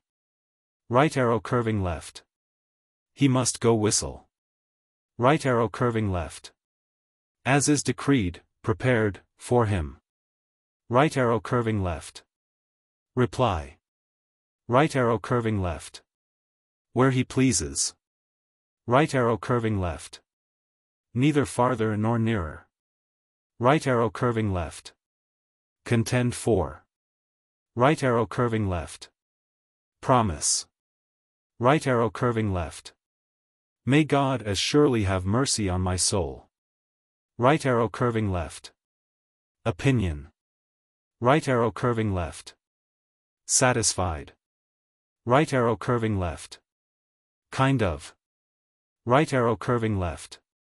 Especially. Right arrow curving left. Oftentimes, the Thebans are the rival lovers. Right arrow curving left. Expenditure. Right arrow curving left. Was not. Right arrow curving left. Steps, benches, as in the ancient amphitheater. Right arrow curving left. Either the building was 60 paces high, or, more probably, there were 60 of the steps or benches. Right arrow curving left. Hind red. Right arrow curving left. Arithmetic. Right arrow curving left. Painter of figures or portraits. Right arrow curving left. Caused. Right arrow curving left. A great amount, heap. Right arrow curving left. Caused. Right arrow curving left. Describe. Right arrow curving left. Size. Right arrow curving left. Lamentings. Right arrow curving left. Falsehoods. Right arrow curving left. The flower turned soul, or girasol, which turns with and seems to watch the sun, as a jealous lover his mistress. Right arrow curving left. The Isle of Venus, Cythera, in the Aegean Sea.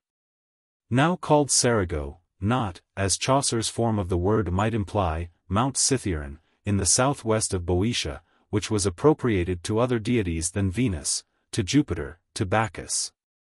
And the Muses. Right arrow curving left. Pleasantness. Right arrow curving left. Olden time. Right arrow curving left. Abased into slavery. It need not be said that Chaucer pays slight heed to chronology in this passage, where the deeds of Turnus, the glory of King Solomon, and the fate of Croesus are made memories of the far past in the time of fabulous Theseus, the Minotaur slayer.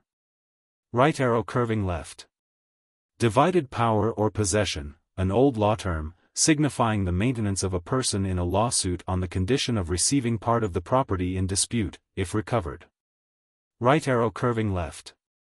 Or, guide, rule. Right arrow curving left. Snare. Right arrow curving left. A kind of dulcimer. Right arrow curving left. Breadth. Right arrow curving left. Interior, chambers. Right arrow curving left. That. Right arrow curving left. Gnarled. Right arrow curving left. Groaning noise. Right arrow curving left. Slope. Right arrow curving left. Such a furious voice. Right arrow curving left. Crossways and lengthways. Right arrow curving left. Thick as a ton. Right arrow curving left. Live coal. Right arrow curving left. The plunderers that followed armies, and gave to war a horror all their own. Right arrow curving left. Stable, Anglo-Saxon, sipen, the word Shipman still survives in provincial parlance. Right arrow curving left. Contention, discord. Right arrow curving left. Creaking, jarring noise. Right arrow curving left. Hair of the head. The line, perhaps, refers to the deed of Jael. Right arrow curving left. Madness. Right arrow curving left. Outcry. Right arrow curving left. Carrion, corpse. Right arrow curving left. Slashed, cut. Right arrow curving left. Not dead of sickness. Right arrow curving left. The meaning is dubious. We may understand the dancing ships, the ships that hop on the waves. Steers being taken as the feminine adjectival termination, or we may, perhaps, read, with one of the manuscripts, the ships upon the steers, that is, even as they are being steered. Or on the open sea, a more picturesque notion. Right arrow curving left. Devouring, the Germans use fressen to mean eating by animals, essen by men. Right arrow curving left. Through the misfortune of war. Right arrow curving left. Maker of bows. Right arrow curving left. Stithy, anvil. Right arrow curving left. That. Right arrow curving left. Julius Caesar.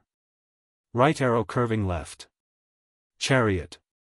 Right arrow curving left. Mad. Right arrow curving left.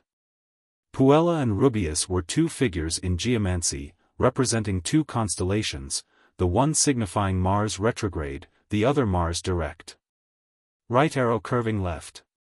In reverence, fear. Right arrow curving left. Or Callisto, daughter of Lycaon, seduced by Jupiter, turned into a bear by Diana, and placed afterwards, with her son, as the great bear among the stars. Right arrow curving left. Pole star. Right arrow curving left. Farther. For, faray, or, faray. Right arrow curving left. Daphne, daughter of the river god Peneus, in Thessaly, she was beloved by Apollo, but to avoid his pursuit, she was, at her own prayer, changed into a laurel tree. Right arrow curving left. Maid. Right arrow curving left. Devour. Right arrow curving left. Seated. Right arrow curving left. Quiver. Right arrow curving left. As the goddess of light, or the goddess who brings to light, Diana, as well as Juno, was invoked by women in childbirth, so Horace, Odes 3:22, says. Montium custos nemerumque. Virgo. Quae laborantes utero puellas. Tervocata audis adamisque lito, diva triformis. Right arrow curving left. In every part, deal corresponds to the German thiel, a portion. Right arrow curving left. See speaking. Right arrow curving left. Little. Right arrow curving left. Set in array, contest. Right arrow curving left. Surely, German, Sitcher. Scotch, sicker, certain. When Robert Bruce had escaped from England to assume the Scottish crown, he stabbed Comyn before the altar at Dumfries. And, emerging from the church, was asked by his friend Kirkpatrick if he had slain the traitor. "I doubt it," said Bruce. "Doubt," cried Kirkpatrick. "I'll mak sicker." And he rushed into the church, and dispatched Comyn with repeated thrusts of his dagger. Right arrow curving left. Believed. Right arrow curving left. Since. Right arrow curving left. Never since the world began was there assembled from every part of the earth, in proportion to the smallness of the number, such a brave and noble company of knights. Right arrow curving left. With his goodwill, thanks to his own efforts. Right arrow curving left. Surpassing. Right arrow curving left. Pleasing. Right arrow curving left. Short doublet. Right arrow curving left. Back and front armor. Right arrow curving left. Prussian. Right arrow curving left. Well grieved. Like Homer's epsilon kappa nu eta mu iota delta epsilon alpha chi alpha iota omicron iota, right arrow curving left. Fashion. Right arrow curving left. Combed, the word survives in unkempt. Right arrow curving left. Fashion. Right arrow curving left. Age. Right arrow curving left. As thick as a man's arm. Right arrow curving left. Greyhounds, mastiffs. From the Spanish word alano, signifying a mastiff. Right arrow curving left. Rings. Right arrow curving left. Retinue, company. Right arrow curving left. Bay horse. Right arrow curving left. Diversified with flourishes or figures. Right arrow curving left. A kind of silk. Right arrow curving left. Trimmed. Right arrow curving left. Brimful, covered with. Right arrow curving left. His curled hair ran down into ringlets. Right arrow curving left. Pale yellow color.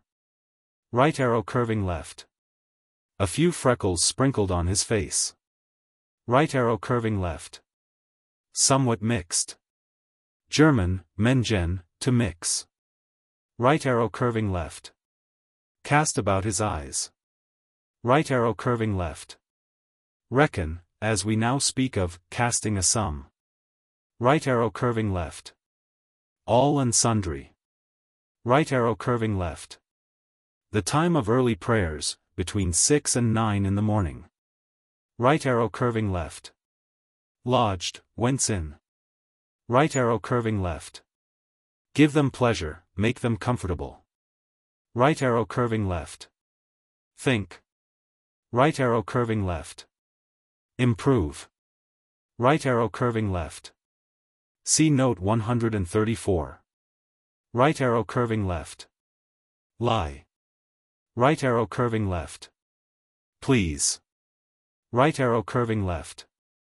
Then. Right arrow curving left. Go. Right arrow curving left.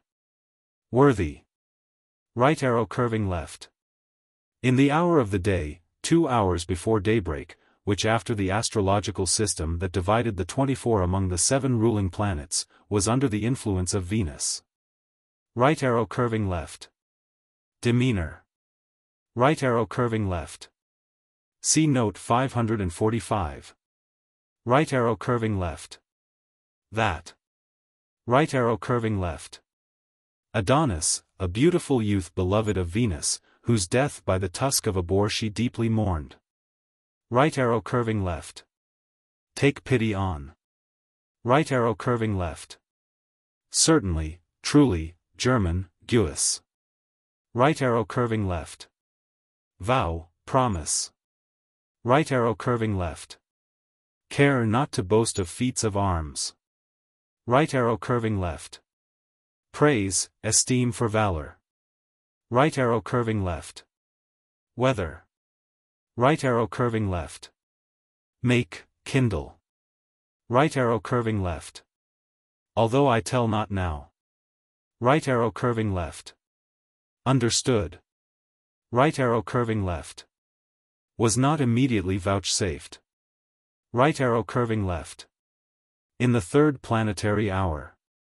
Palamon had gone forth in the hour of Venus, 2 hours before daybreak, the hour of Mercury intervened, the third hour was that of Luna, or Diana.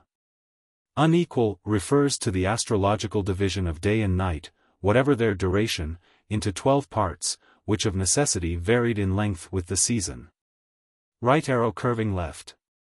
Lead. Right arrow curving left. Draping. Hence the word smock, smockless, in Chaucer, means naked. Right arrow curving left. Gentle. Right arrow curving left. Accept. Right arrow curving left. Pleasure. Right arrow curving left. Do as he will. Right arrow curving left. Of the species of oak which Pliny, in his Natural History, calls Cirrus. Right arrow curving left. Statius, the Roman who embodied in the 12 books of his Thebaid the ancient legends connected with the War of the Seven against Thebes. Right arrow curving left. Knowest. Right arrow curving left. Earned, suffered from. Right arrow curving left. Knowest. Right arrow curving left. Field sports. Right arrow curving left.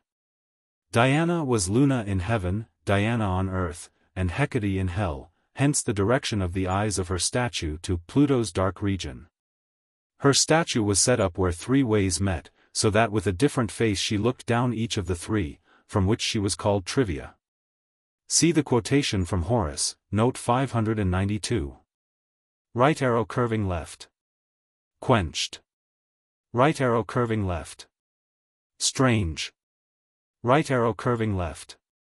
Went out and revived. Right arrow curving left. Cease. Right arrow curving left. Those. Right arrow curving left. Burn. Right arrow curving left. Hence. Right arrow curving left. Quiver.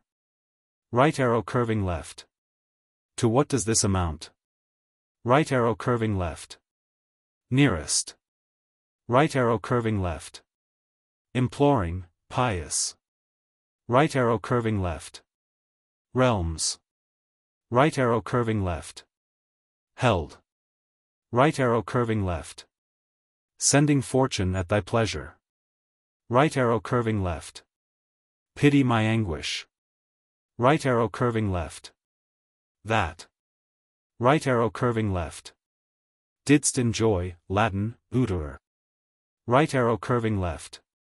Thou wert unlucky. Right arrow curving left. Net, snare, the invisible toils in which Hephaestus caught Ares and the faithless Aphrodite, and exposed them to the inextinguishable laughter of Olympus. Right arrow curving left. Lying. Right arrow curving left. Pity. Right arrow curving left. Ignorant, simple. Right arrow curving left. Believe. Right arrow curving left. Causeth. Right arrow curving left. Float, swim. Right arrow curving left. Promise, vouchsafe. Right arrow curving left. Cause. Right arrow curving left. Hang. Right arrow curving left. The offense, indignity. Right arrow curving left. Ended. Right arrow curving left. Arose from the ground. Right arrow curving left. Heaved, lifted. Right arrow curving left. Glad. Right arrow curving left. That concession of Arcite's prayer. Right arrow curving left. Stop. Right arrow curving left. Here, as in Mars the Red, we have the person of the deity endowed with the supposed quality of the planet called after his name. Right arrow curving left. Age. Right arrow curving left. Experience. Right arrow curving left. Surpass in counsel. Out wheat. Right arrow curving left. Orbit. The astrologers ascribed great power to Saturn, and predicted much debate under his ascendancy, hence it was against his kind to compose the heavenly strife. Right arrow curving left. Cottage, cell. Right arrow curving left. Discontent. Right arrow curving left. Full. Right arrow curving left. Contrivances, plots. Right arrow curving left. Promised. Right arrow curving left. Grandfather, French aïeul. Right arrow curving left. Pleasure. Right arrow curving left. See speaking. Right arrow curving left. That. Right arrow curving left. Armor. Right arrow curving left. Train, retinue. Right arrow curving left. Rare. Right arrow curving left. Embroidering. Right arrow curving left. Headpieces, helmets, from the French test, tête, head. Right arrow curving left. Trappings. Right arrow curving left. Ornamental garb. French, parer, to deck. Right arrow curving left. Rubbing, polishing, Anglo-Saxon neiden, to rub. Right arrow curving left. Thongs, compare lanyards. Right arrow curving left. Servants. Right arrow curving left. As close as they can walk. Right arrow curving left. Drums, used in the cavalry, Boccaccio's word is natura. Right arrow curving left. Conversation. Right arrow curving left. Conjecturing. Right arrow curving left. Bald. Right arrow curving left. Double-headed axe, Latin, by pennies. Right arrow curving left. Conjecturing. Right arrow curving left. Alike. Right arrow curving left. Fetched, brought. Right arrow curving left. Behest, command. Right arrow curving left. Discourse. Right arrow curving left. Ho. Ho, to command attention, like oyez, the call for silence in law courts or before proclamations. Right arrow curving left. Done. Right arrow curving left. Arrange, contrive. Right arrow curving left. Kind of. Right arrow curving left. Fence, thrust. Right arrow curving left. Defend. Right arrow curving left. In peril of distress. Right arrow curving left. Happen. Right arrow curving left. His equal, match. Right arrow curving left. Sound. Right arrow curving left. In orderly array. Right arrow curving left. Serge, woolen cloth. Right arrow curving left. First quarter, between 6 and 9 a.m. Right arrow curving left. Same, selfsame, German, Durselby. Right arrow curving left. Bold demeanor. Right arrow curving left. Equal. Right arrow curving left. Arrange themselves in 2 ranks and rows. Right arrow curving left. Fraud. Right arrow curving left. Spurring, riding. Right arrow curving left. Steadily. Right arrow curving left. Concave part of the breast, where the lower ribs join the cartilago ensiformis. Right arrow curving left. Strike in pieces, to before a verb implies extraordinary violence in the action denoted. Right arrow curving left. Burst, shatter. Right arrow curving left. Push his way, he refers impersonally to any of the combatants. Right arrow curving left. Thrusteth. Right arrow curving left. Afterwards taken. Right arrow curving left. Covenant. Right arrow curving left. Caused. Right arrow curving left. Pleased. Right arrow curving left. Those. Right arrow curving left. Twice. Right arrow curving left. Gallifa, in Mauritania. Right arrow curving left. Little. Right arrow curving left. See Note 18. Right arrow curving left. Mad right arrow curving left. Seize, assail. Right arrow curving left. By the bargain, that whoever was brought to the attack, or barrier, should be out of the fight. Right arrow curving left. Fell. Right arrow curving left. Contented. Right arrow curving left. Lord. Right arrow curving left. Keep silence. Right arrow curving left. Rides from end to end. Right arrow curving left.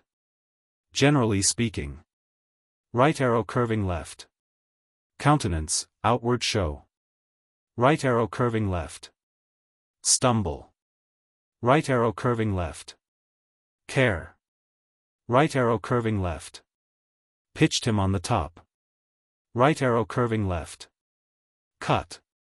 Right arrow curving left. Quickly, believe is still used in Scotland to mean by and by, immediately.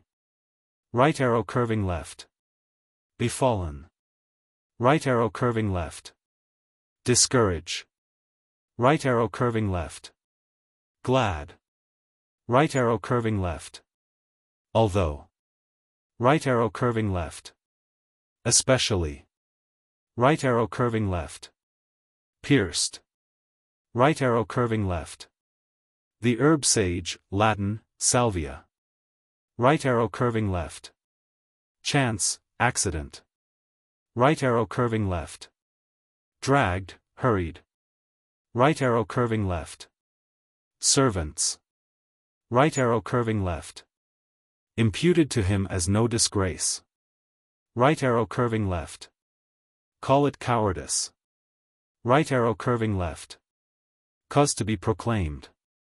Right arrow curving left. Stop. Right arrow curving left. Prize, merit. Right arrow curving left. Day's journey. Right arrow curving left. Surgical skill. Right arrow curving left. Left in his body. Right arrow curving left. Neither opening veins nor cupping. French, ventouseur, to cup. Right arrow curving left. Sinew, muscle. Right arrow curving left. Destroyed. Right arrow curving left. Availeth. Right arrow curving left. Work. Right arrow curving left. Church. Right arrow curving left. Spirit. Right arrow curving left. The severance. Right arrow curving left. So surely guide my soul. Right arrow curving left. Humility. Right arrow curving left. Overtaken, overcome.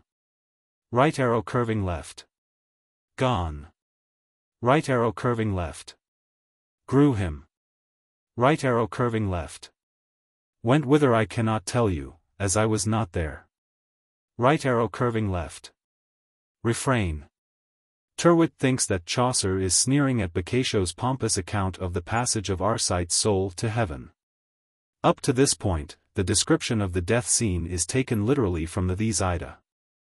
Right arrow curving left. Diviner, or divine.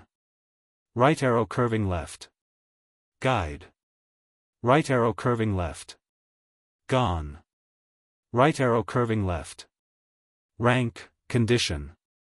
Right arrow curving left. Care, Latin, cura. Right arrow curving left. Deliberates. Right arrow curving left. Selfsame. Right arrow curving left. A funeral pyre. Right arrow curving left. Caused orders straightway to be given. Right arrow curving left. Row. Right arrow curving left. Logs, pieces. Right arrow curving left. Well arranged to burn. Right arrow curving left. Run. Right arrow curving left. With face uncovered. Right arrow curving left. Made by the people who saw him lie in state. Right arrow curving left. With neglected beard, and rough hair strewn with ashes. Flottery is the general reading. But sluttery seems to be more in keeping with the picture of abandonment to grief. Right arrow curving left. Unorder that. Right arrow curving left. Turkish. Right arrow curving left. Burnished. Right arrow curving left. Quiver. Right arrow curving left. They ride out slowly, at a foot pace, with sorrowful air. Right arrow curving left. Main Street, so Froissart speaks of Le Souverain Carrefour. Right arrow curving left. Covered, hid, Anglo-Saxon, Riggin, to veil. Right arrow curving left. Custom. Right arrow curving left. Preparation. Right arrow curving left. Reached. Right arrow curving left. Stretched. Right arrow curving left. Were called. Right arrow curving left. Aspen. Right arrow curving left. Linden, lime. Right arrow curving left. The forest deities. Right arrow curving left. Dwelt. Right arrow curving left. Terrified. Right arrow curving left. Laid. Right arrow curving left. Straw. Right arrow curving left. Spices. Right arrow curving left. Precious stones, French, Prioress. Right arrow curving left. Applied the funeral torch. The guise was, among the ancients, for the nearest relative of the deceased to do this, with averted face. Right arrow curving left. Mad right arrow curving left. Procession. It was the custom for soldiers to march thrice around the funeral pile of an emperor or general. On the left hand is added, in reference to the belief that the left hand was propitious, the Roman augur turning his face southward, and so placing on his left hand the east. Whence good omens came. With the Greeks, however, their augurs facing the north, it was just the contrary. The confusion, frequent in classical writers, is complicated here by the fact that Chaucer's description of the funeral of Arcite is taken from Statius Thebaid, from a Roman's account of a Greek solemnity. Right arrow curving left. Watching by the remains of the dead, from Anglo-Saxon, lice, a corpse, German, Leichnam. Right arrow curving left. That. Right arrow curving left. Funeral games. Right arrow curving left. Care. Right arrow curving left. In any danger, contest. Right arrow curving left. Come. Right arrow curving left. Ended. Right arrow curving left. Assembly for consultation. Right arrow curving left. Cases, incidents. Right arrow curving left. Caused. Right arrow curving left. Unknown. Right arrow curving left. In haste. Right arrow curving left. Seated. Right arrow curving left. Waited. Right arrow curving left. He fixed his eyes where it pleased him. Right arrow curving left. Bound. Right arrow curving left. Chaucer here borrows from Boethius, who says, Hanc rerum serene ligat. Terras ac pelagus regens. Et scylla imperitans, amor. Right arrow curving left.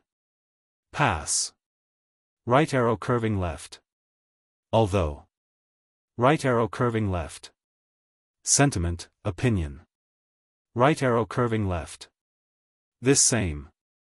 Right arrow curving left. No part or piece. Right arrow curving left. Providence, heat is the first mover. Right arrow curving left. Arranged, ordered. Right arrow curving left. Walk right arrow curving left. Dry. Right arrow curving left. Go, disappear. Right arrow curving left. The same. Right arrow curving left. Escape, avoid. Right arrow curving left. Murmurs at. Right arrow curving left.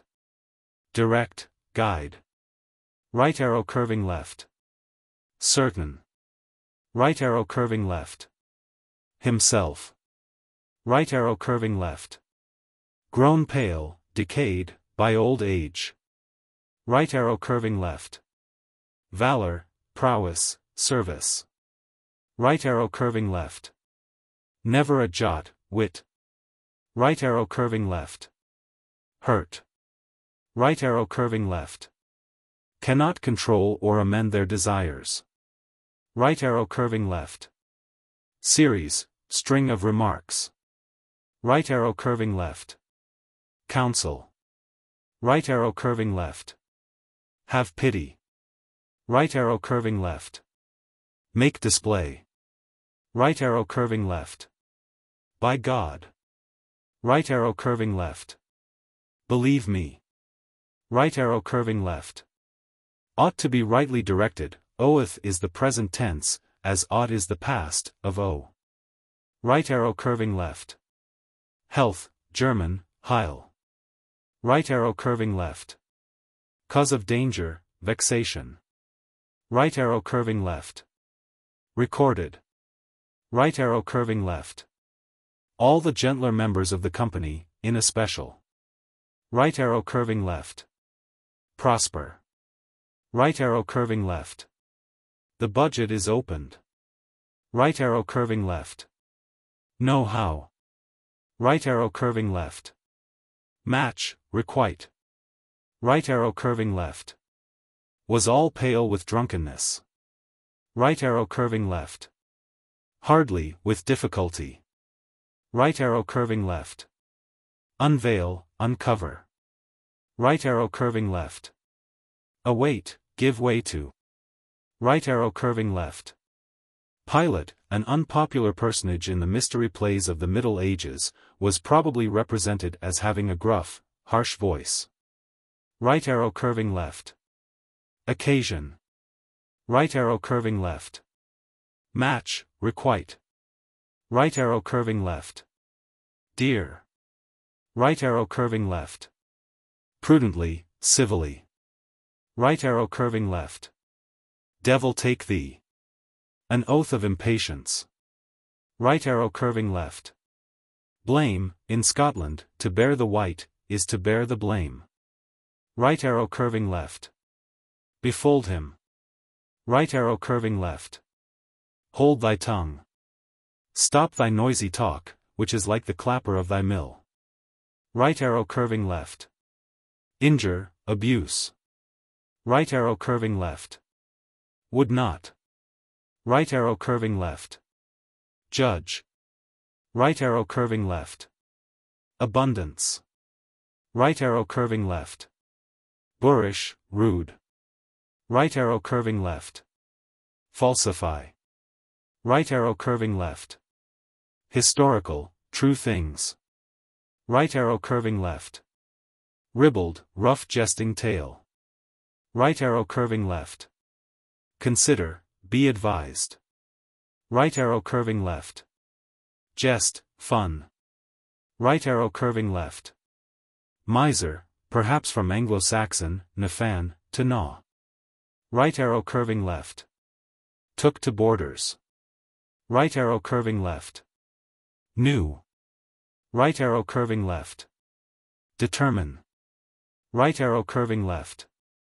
Gentle, handsome. Right arrow curving left. Secret, earnest. Right arrow curving left. Neatly decked.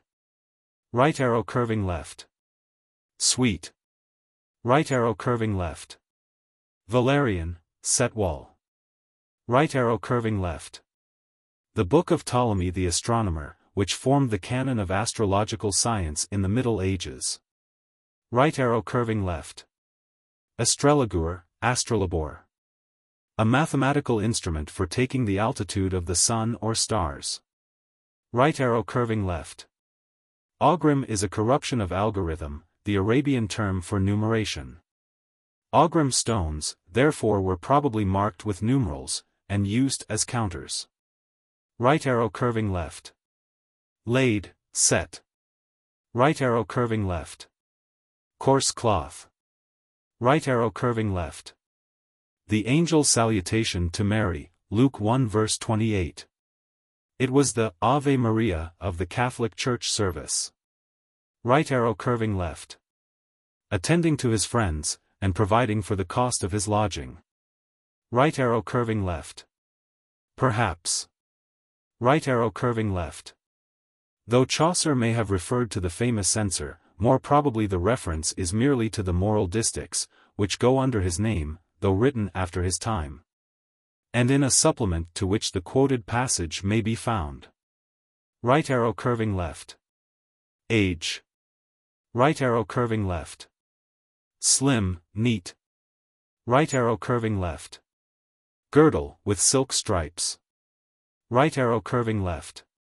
Apron, from Anglo-Saxon barm, bosom or lap. Right arrow curving left. Loins. Right arrow curving left. Plate, fold. Right arrow curving left. Not the underdress, but the robe or gown. Right arrow curving left. Strings. Right arrow curving left. Headgear, kerchief, from French, enveloper, to wrap up. Right arrow curving left. Certainly. Right arrow curving left.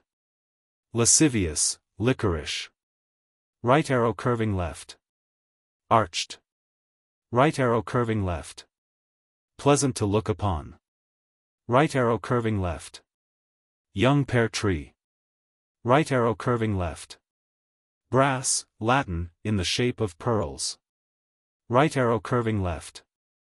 Could fancy, think of. Right arrow curving left. Puppet. But chiefly, young wench. Right arrow curving left. The nobles new coined in the Tower, where was the mint, nobles were gold coins of especial purity and brightness. Ex oro nobilissimi, unde nobilis vocatus, says Vossius. Right arrow curving left. Shrill, lively, German, gern, willingly, cheerfully. Right arrow curving left. Barn. Right arrow curving left. In addition to all this. Right arrow curving left. Romp. Right arrow curving left. Braguette, a sweet drink made of honey, spices, etc. In some parts of the country, a drink made from honeycomb, after the honey is extracted, is still called bragwort. Right arrow curving left. Metheglin, mead. Right arrow curving left. Wanton, skittish. Right arrow curving left. Primrose. Right arrow curving left. A fond term, like my duck, from Anglo-Saxon, piga, a young maid. But Tyrwhitt associates it with the Latin ocellus, little eye, a fondling term, and suggests that the pig's eye, which is very small, was applied in the same sense. Davenport and Butler both use the word pigsney, the first for darling, the second literally for eye. And Bishop Gardiner, on true obedience, in his address to the reader, says, how softly she was wont to chirp him under the chin, and kiss him. How prettily she could talk to him, how doth my sweet heart, what saith now pig's eye? Right arrow curving left. Lying. Right arrow curving left. Again. Right arrow curving left. Courteous. Right arrow curving left. Toy, play the rogue. Right arrow curving left. A once well-known abbey near Oxford. Right arrow curving left. Assuredly. Right arrow curving left. Earnest, cruel. Right arrow curving left. My mistress. Right arrow curving left. Die, perish. Right arrow curving left. Travice, a frame in which unruly horses were shod. Right arrow curving left. Faith. Right arrow curving left. Harrow. Was an old Norman cry for redress or aid. The clameur de harrow was lately raised, under peculiar circumstances, as the prelude to a legal protest, in Jersey. Right arrow curving left.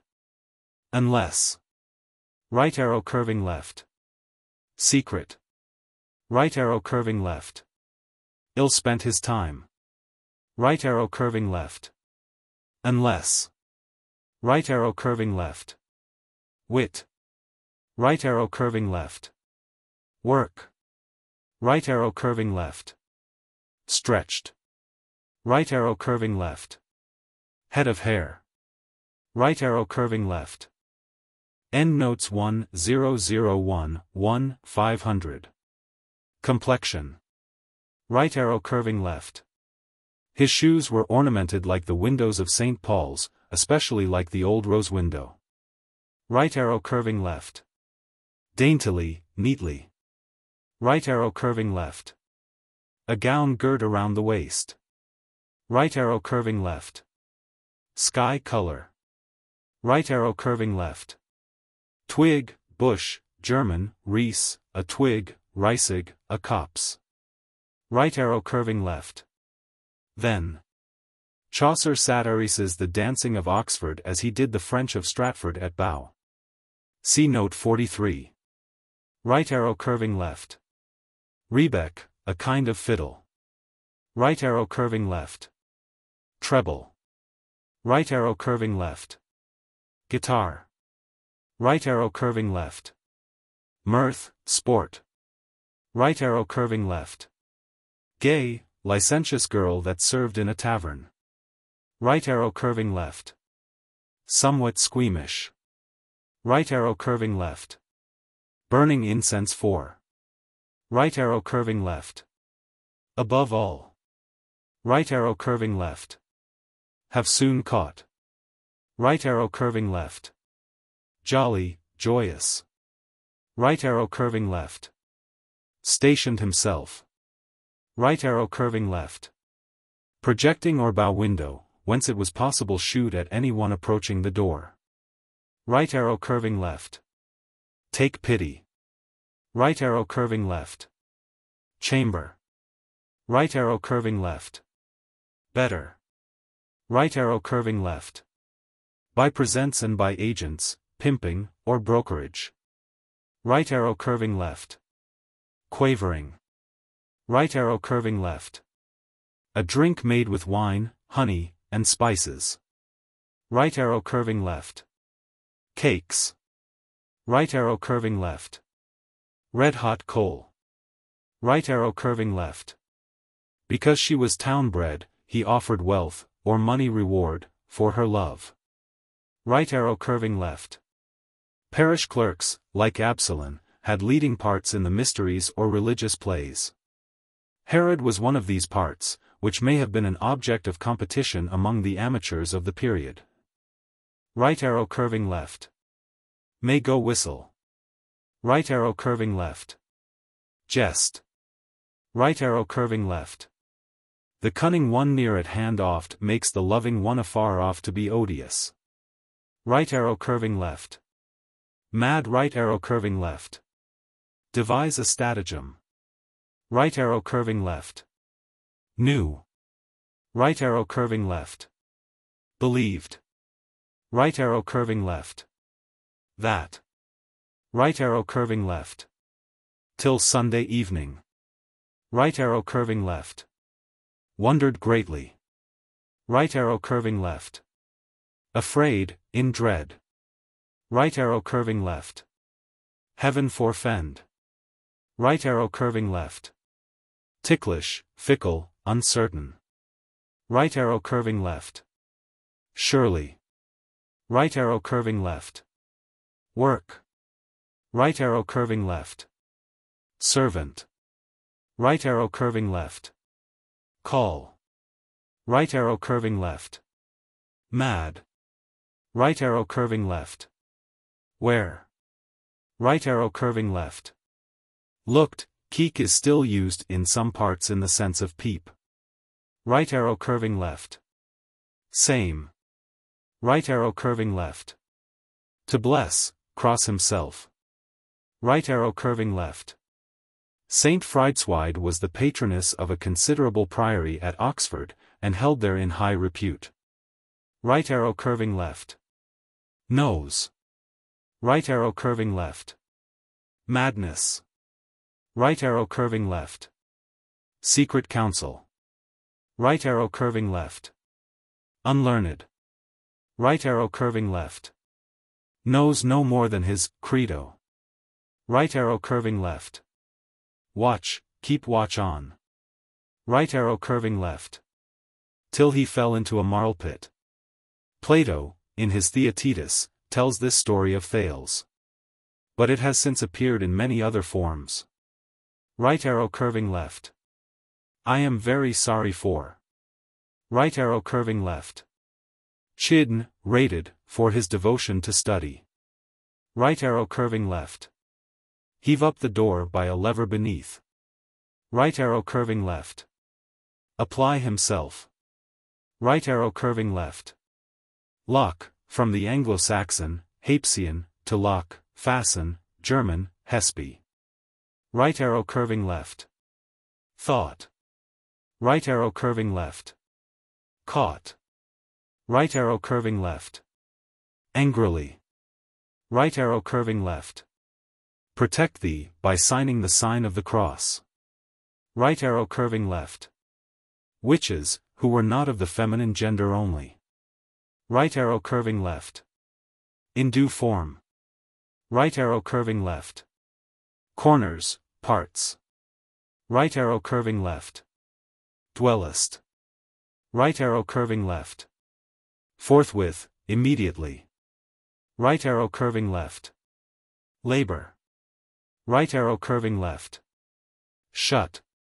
Right arrow curving left. Loved.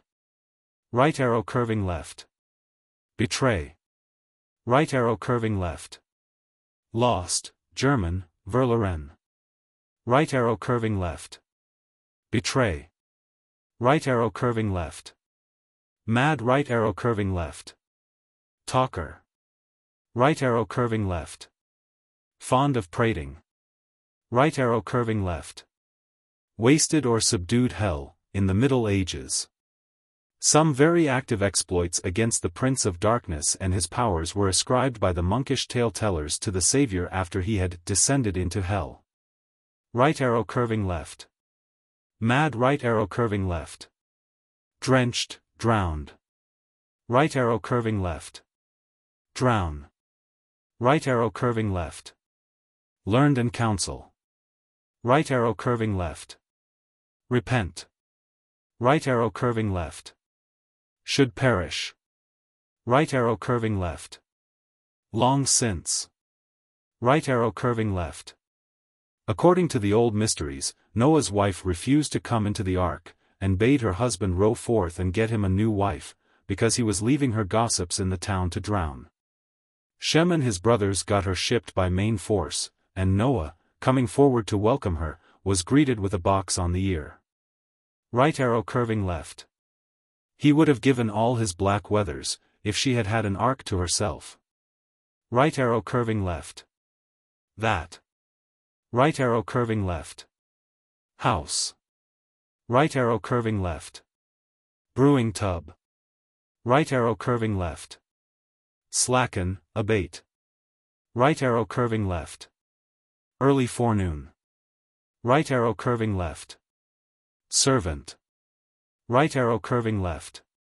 Unless thou be out of thy wits. Right arrow curving left. Foresight, providence. Right arrow curving left. Call out. Right arrow curving left. Same. Right arrow curving left. Command. Right arrow curving left. Asunder. Right arrow curving left. What all the strange contrivance meant. Right arrow curving left. Pretended to fear that she would die. Right arrow curving left. Drown. Right arrow curving left. A dismal countenance. Right arrow curving left. Groaning. Right arrow curving left. Rungs and uprights, or sides. Right arrow curving left. Beams, joists. Right arrow curving left. Jug, bottle. Right arrow curving left. His servant and serving maid. Right arrow curving left. Business. Right arrow curving left. Prepared. Right arrow curving left. As long as it might take to walk a furlong. Right arrow curving left. Clum, like mum, a note of silence. But otherwise explained as the humming sound made in repeating prayers, from the Anglo-Saxon, clumian, to mutter, speak in an undertone, keep silence. Right arrow curving left. 8 in the evening, when, by the law of William the Conqueror, all people were, on ringing of a bell, to extinguish fire and candle, and go to rest. Hence the word curfew, from French, couvre-feu, cover fire. Right arrow curving left. Spirit. Right arrow curving left. Then he snored, for his head lay awry. Right arrow curving left. Where? Right arrow curving left. Matins, or morning song, at 3 in the morning. Right arrow curving left. Occasion. Right arrow curving left. Cloistered monk. Right arrow curving left. No, not. Right arrow curving left. Work. Right arrow curving left. Say certainly. Right arrow curving left. Sure enough. Right arrow curving left. Chamber wall, the window, it has been said, projected over the door. Right arrow curving left. By my faith. Right arrow curving left. Dreamt. Right arrow curving left. With exact care. Right arrow curving left. Grains of Paris, or paradise, a favorite spice. Right arrow curving left. Some sweet herb, another reading, however, is, a true love knot, which may have been of the nature of a charm. Right arrow curving left. Reached. Right arrow curving left. Low tone. Right arrow curving left. Cinnamon. Right arrow curving left. Mistress. Right arrow curving left. Wherever.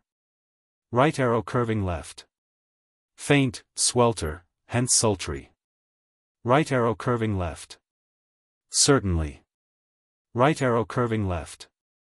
Come ba, or kiss, me. Right arrow curving left. 20 devils fly away with thee. Right arrow curving left. Better. Right arrow curving left. In a low voice. The 2 lines within brackets are not in most of the editions, they are taken from Uri, whether he supplied them or not, they serve the purpose of a necessary explanation. Right arrow curving left. Favor. Right arrow curving left. Neither better nor worse befell. Right arrow curving left. Every word. Right arrow curving left. Requite, pay off, be even with. Right arrow curving left. Rubbeth, French, frauder. Right arrow curving left. Rather. Right arrow curving left. Revenged, from wreak, a wreak. Right arrow curving left. Deceived, befooled. Right arrow curving left. Quenched. Right arrow curving left. Cared not a rush, curs, is the modern cress. Right arrow curving left. Master. Right arrow curving left. Cross. Right arrow curving left. Early. Right arrow curving left. As applied to a young woman of light manners, this euphemistic phrase has enjoyed a wonderful vitality. Right arrow curving left. Uri reads Meritote, and explains it from Spellman as a game in which children made themselves giddy by whirling on ropes. In French, virer means to turn. And the explanation may, therefore, suit either reading. In modern slang parlance, Gervais would probably have said, on the rampage, or, on the swing, not very far from Spellman's rendering. Right arrow curving left. Wrecked, cared. Right arrow curving left. Gave. Right arrow curving left. A proverbial saying, he was playing a deeper game, had more serious business on hand. Right arrow curving left. Something to do. Right arrow curving left. Bag. Right arrow curving left. Handle. Right arrow curving left. Before, German, a hare. Right arrow curving left. Dear, love. Right arrow curving left. Engraved. Right arrow curving left. Improve the jest. Right arrow curving left. Peel, clap. Right arrow curving left. Blinded. Right arrow curving left. Breach. Right arrow curving left. Thought. Right arrow curving left. Mad. Right arrow curving left. Mad. Right arrow curving left. Found nothing to stop him. Right arrow curving left. Sill of the door, threshold, French, sol, Latin, solemn, the ground. Right arrow curving left. See note 992. Right arrow curving left. Stare. Right arrow curving left. Mad. Right arrow curving left. Terrified. Right arrow curving left. Peep, look. Right arrow curving left. Jest. Right arrow curving left. Dear. Right arrow curving left. Enjoyed. Right arrow curving left. Care. Right arrow curving left. Company. Right arrow curving left. Were diverted. Right arrow curving left. Left. Right arrow curving left. Murmur. Right arrow curving left. Little. Right arrow curving left. Or, so theic, so may I thrive. Right arrow curving left. Match, recompense. Right arrow curving left. Dimming his eye, playing off a joke on him. Right arrow curving left. Age takes away my zest for drollery. Right arrow curving left. Head. Right arrow curving left. Grown moldy. Right arrow curving left. Meddler. Right arrow curving left. Same. Right arrow curving left. On the ground or in the straw. Right arrow curving left. Dance. Right arrow curving left. Continually. Right arrow curving left. Smoke. Even in our ashes live their wonted fires. Right arrow curving left. Glowing coals, of passion. Right arrow curving left. Relate, describe. Right arrow curving left. Covetousness. Right arrow curving left. Unwieldy. Right arrow curving left. A wanton humor, a relish for pleasure. Right arrow curving left. Certainly. Right arrow curving left. The rim of a barrel were the staves project beyond the head. Right arrow curving left. Long. Right arrow curving left. Dotage is all that is left them, that is, they can only dwell fondly, dote, on the past. Right arrow curving left. Cobbler. Scottice, suitor, from Latin, swear, to sew. Right arrow curving left. Surgeon. Ex sutor medicus and ex sutor nocularis, seaman or pilot, were both proverbial expressions in the Middle Ages. Right arrow curving left. Halfway between prime and tierce, about 7:30 in the morning. Right arrow curving left. Like, set their caps, see note 201. Hove or hoof, means, hood. And the phrase signifies to be even with, out wheat. Right arrow curving left. To repel force by force. Right arrow curving left. The illustration of the mote and the beam, from Matthew. Right arrow curving left. The incidents of this tale were much relished in the Middle Ages, and are found under various forms. Boccaccio has told them in the 9th day of his Decameron. Right arrow curving left. Cambridge. Right arrow curving left. Prepare. Right arrow curving left. Shoot. Right arrow curving left. Poniard. Right arrow curving left. Dagger. Right arrow curving left. Flat, French Camus, snub nose. Right arrow curving left. Peeled, bald. Right arrow curving left. A brawler, bully, in full or open market. Right arrow curving left. Lay. Right arrow curving left. Suffer the penalty. Right arrow curving left. Called disdainful Simkin, or Little Simon. Right arrow curving left. Magpie. Right arrow curving left. Hood, or headgear. Right arrow curving left. Gown or coat, French jupe. Right arrow curving left. Use freedom. Right arrow curving left. Unless.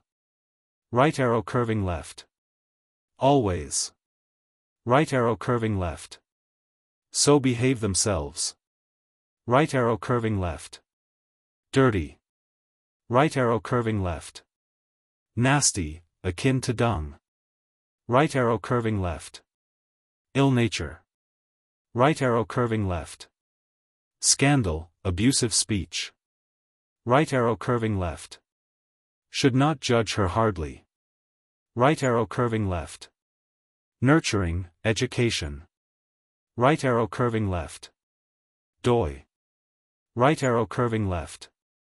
Because of her beauty. Right arrow curving left.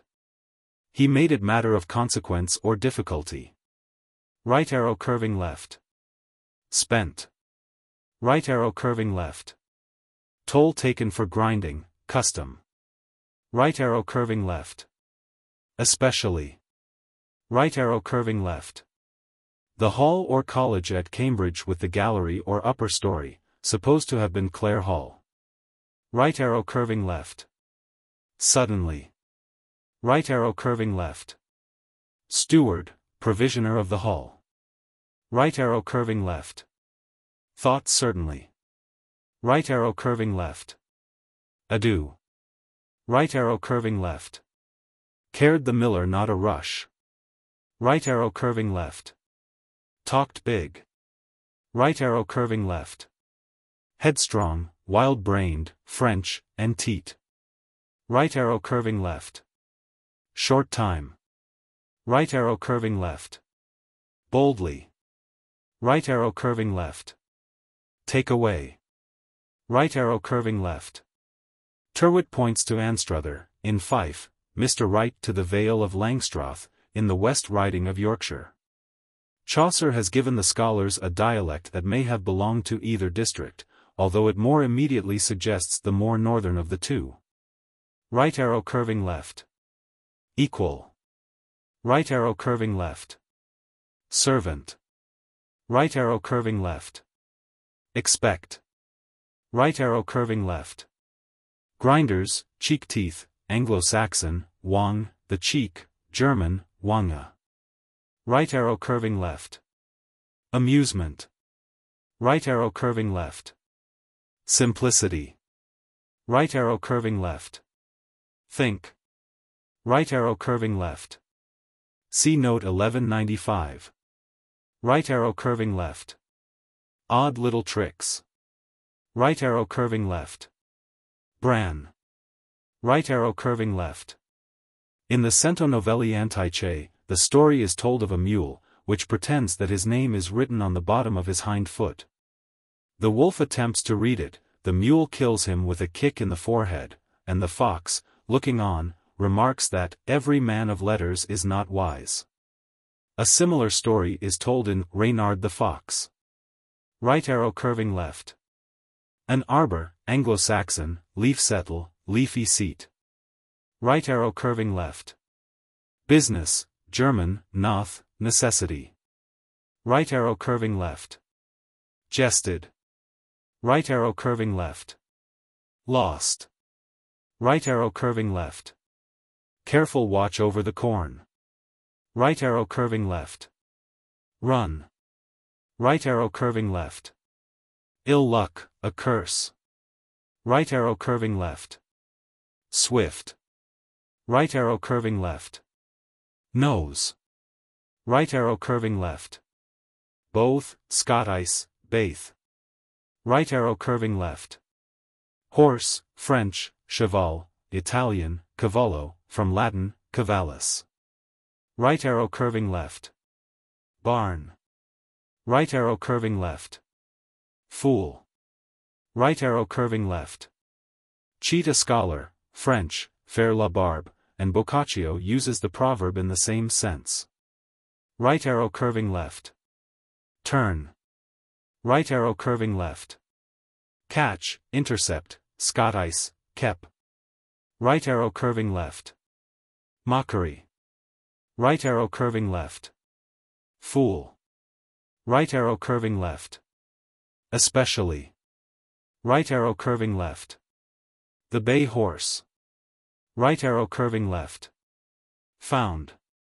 Right arrow curving left. Proceed on their way. Right arrow curving left. Lodging and entertainment. Right arrow curving left. Payment. Right arrow curving left. Fashion. Right arrow curving left. Gar is Scotch for cause. Some editions read, however, get us some. Right arrow curving left. Allure. Right arrow curving left. Blankets, coverlets, made at Chalons. Right arrow curving left. Side by side. Right arrow curving left. Roomier lodging. Right arrow curving left. Drunk, and without his wits about him. Right arrow curving left. Hiccuped. Right arrow curving left. Inarticulate sound accompanying bodily exertion. Right arrow curving left. Catarrh. Right arrow curving left. Jolly. Right arrow curving left. Pitcher, cruise, Anglo-Saxon, crocca, German, Krug, hence crockery. Right arrow curving left. Nightshade, Solanum somniferum, given to cause sleep. Right arrow curving left. Certainly. Right arrow curving left. Heed. Right arrow curving left. Bass, burden of a song. It originally means the drone of a bagpipe, French, bourdon. Right arrow curving left. Snoring. Right arrow curving left. Evensong in the church service, chorus. Right arrow curving left. Among. Right arrow curving left. Strange. In Scotland, a furley is an unwanted or remarkable sight. Right arrow curving left. Comes to me. Right arrow curving left. Matter. Right arrow curving left. Enjoy carnally. Right arrow curving left. Some satisfaction, pleasure, has law provided. Right arrow curving left. Have a care. Right arrow curving left. Awaked. Right arrow curving left. Mischief. Right arrow curving left. See note 11:16. Right arrow curving left. Whale. Right arrow curving left. Trick, befooling. Right arrow curving left. Adventured. Right arrow curving left. A coward, blockhead. Right arrow curving left. A term of contempt, probably borrowed from the kitchen, a cook, in base Latin, being termed coquinarius. Compare French coquin, rascal. Right arrow curving left. The cowardly is unlucky, nothing venture, nothing have, German, unselig, unhappy. Right arrow curving left. Took. Right arrow curving left. Left off. Right arrow curving left. Had no suspicion. Right arrow curving left. Long right arrow curving left. Labored. Right arrow curving left. Health. Right arrow curving left. Sweetheart, the word was used of either sex. Right arrow curving left. Giddy, tottering, with my hard work. Right arrow curving left. Thought. Right arrow curving left. Afraid. Right arrow curving left. Disgrace, due indignity to. Right arrow curving left. The protuberance in the throat, called Adam's apple. Right arrow curving left. Seized. Right arrow curving left. Angrily. Right arrow curving left. Stumbled. Right arrow curving left. While. Right arrow curving left. Woke. Right arrow curving left. A common adjuration at that time. The cross or root of the Priory of Bromholm, in Norfolk, was said to contain part of the Real Cross and therefore held in high esteem. Right arrow curving left. Apartment. Right arrow curving left. Certainly. Right arrow curving left. Supposed. Right arrow curving left. Nightcap. Right arrow curving left. Nearer and nearer. Right arrow curving left. Bald. Right arrow curving left. Make ready, dress. Right arrow curving left. Every bit. Right arrow curving left. Also. Right arrow curving left. It behoves, from the Anglo-Saxon, thearflion, to be obliged. Right arrow curving left. Gain, obtain good. Right arrow curving left. Made myself quits with, paid off. Right arrow curving left. Lodging. Right arrow curving left. A man should take good heed. Right arrow curving left. Since my name was. Right arrow curving left. Better handled. Right arrow curving left. Trick. Right arrow curving left. Stop. Right arrow curving left. An article of cookery. Right arrow curving left. Be not angry with my jesting. Right arrow curving left. True jest no jest. Right arrow curving left. Else we part company. Right arrow curving left. Innkeeper. Right arrow curving left. Assuredly. It may be remembered that each pilgrim was bound to tell 2 stories, one on the way to Canterbury, the other returning. Right arrow curving left. French, fit bon mine, put on a pleasant countenance. Right arrow curving left. Lively, gay. Right arrow curving left. Shade, grove. Right arrow curving left. Daintily. Right arrow curving left. Cheapside, where justs were sometimes held, and which was the great scene of city revels and processions. Right arrow curving left. Company of fellows like himself. Right arrow curving left. Made appointment. Right arrow curving left. And, moreover, he spent money liberally in places where he could do so without being observed. Right arrow curving left. Wares, merchandise. Right arrow curving left. Suffer for. Right arrow curving left. Although. Right arrow curving left. Although. Right arrow curving left. Guitar or rebec. Right arrow curving left. At variance. Right arrow curving left. Although. Right arrow curving left. Rebuked. Right arrow curving left. Certificate of completion of his apprenticeship. Right arrow curving left. Pass, go. Right arrow curving left. Corrupt. Right arrow curving left. What he loved, his desire. Right arrow curving left. Refrain. Right arrow curving left. The precise meaning of the word is unknown, but it is doubtless included in the cant term, pal. Right arrow curving left. Suck, consume, spend. Right arrow curving left. Comrade. Right arrow curving left. For the sake of appearances. Right arrow curving left. Prostituted herself. Right arrow curving left. The Cook's Tale is unfinished in all the manuscripts. But in some, of minor authority, the cook is made to break off his tail, because it is so foul, and to tell the story of Gamelin, on which Shakespeare's As You Like It is founded. The story is not Chaucer's, and is different in metre, and inferior in composition to the tales. It is supposed that Chaucer expunged the Cook's Tale for the same reason that made him on his deathbed lament that he had written so much ribaldry. Right arrow curving left. Knowledge. Right arrow curving left. Pulled. The word is an obsolete past tense from pluck. Right arrow curving left. Company. Right arrow curving left. Destroys. Right arrow curving left. Doubt. Right arrow curving left. A proverbial saying. Which, however, had abstained fresh point from the Reeve's Tale, to which the host doubtless refers.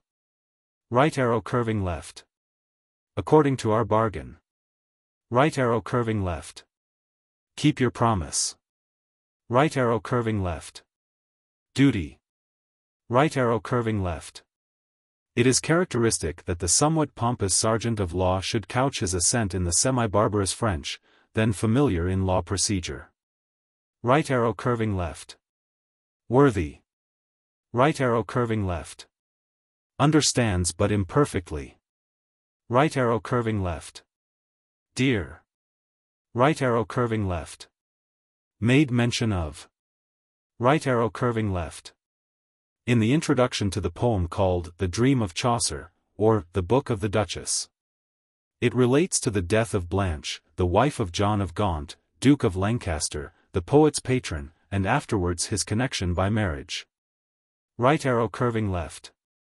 Now called The Legend of Good Women. The names of 8 ladies mentioned here are not in the legend, as it has come down to us, while those of 2 ladies in the legend, Cleopatra and Philomela, are her omitted. Right arrow curving left. Neck. Right arrow curving left. That wicked. Right arrow curving left. Deliberately, advisedly. Right arrow curving left. Unnatural. Right arrow curving left. Not the Muses, who had their surname from the place near Mount Olympus where the Thracians first worshipped them. But the 9 daughters of Prioress, king of Macedonia, whom he called the 9 Muses, and who, being conquered in a contest with the genuine sisterhood, were changed into birds. Right arrow curving left. Ovids. Right arrow curving left. Hawbuck, country lout, the common proverbial phrase, to put a rogue above a gentleman, may throw light on the reading here, which is difficult. Right arrow curving left. This tale is believed by Tyrwhitt to have been taken, with no material change, from the Confessio Amantis of John Gower, who was contemporary with Chaucer, though somewhat his senior.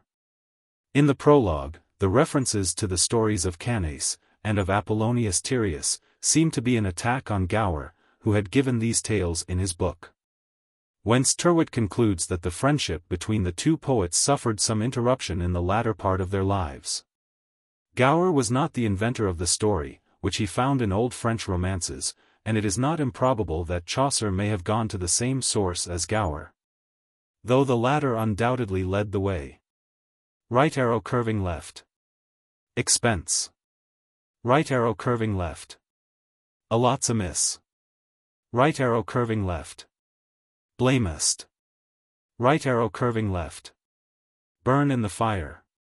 Right arrow curving left. That same neighbor of thine.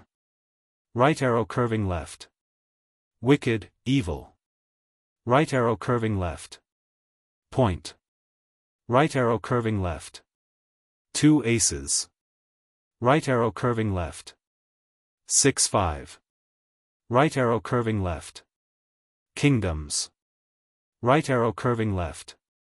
Contention, war. Right arrow curving left. Barren, empty. Right arrow curving left. Grave, steadfast. Right arrow curving left. To distant parts. Right arrow curving left. Wares. Right arrow curving left. Cheap, advantageous. Right arrow curving left. To have dainty, is to take pleasure in or esteem a thing. Right arrow curving left. Deal. Right arrow curving left. Determined, prepared. Right arrow curving left. Trading. Right arrow curving left. Lodging. Right arrow curving left. Relate. Right arrow curving left. Save, look on with favor. Right arrow curving left. Childishness, immaturity. Right arrow curving left. Liberality for deeds of charity. Right arrow curving left. To our discourse, tale, French, propos. Right arrow curving left. Cause to be laden. Right arrow curving left. Business. Right arrow curving left. Formerly. Right arrow curving left. Prosperity. Right arrow curving left. Favor. Right arrow curving left. Sultan. Right arrow curving left. Inquire. Right arrow curving left. Realms. Right arrow curving left. Learn.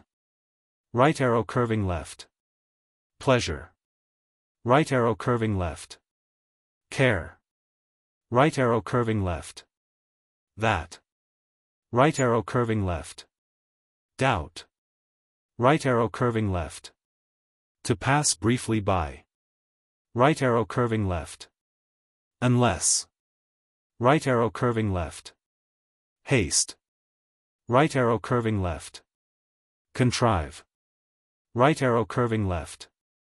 Deception, stratagem. Right arrow curving left. Believe. Right arrow curving left. Willingly.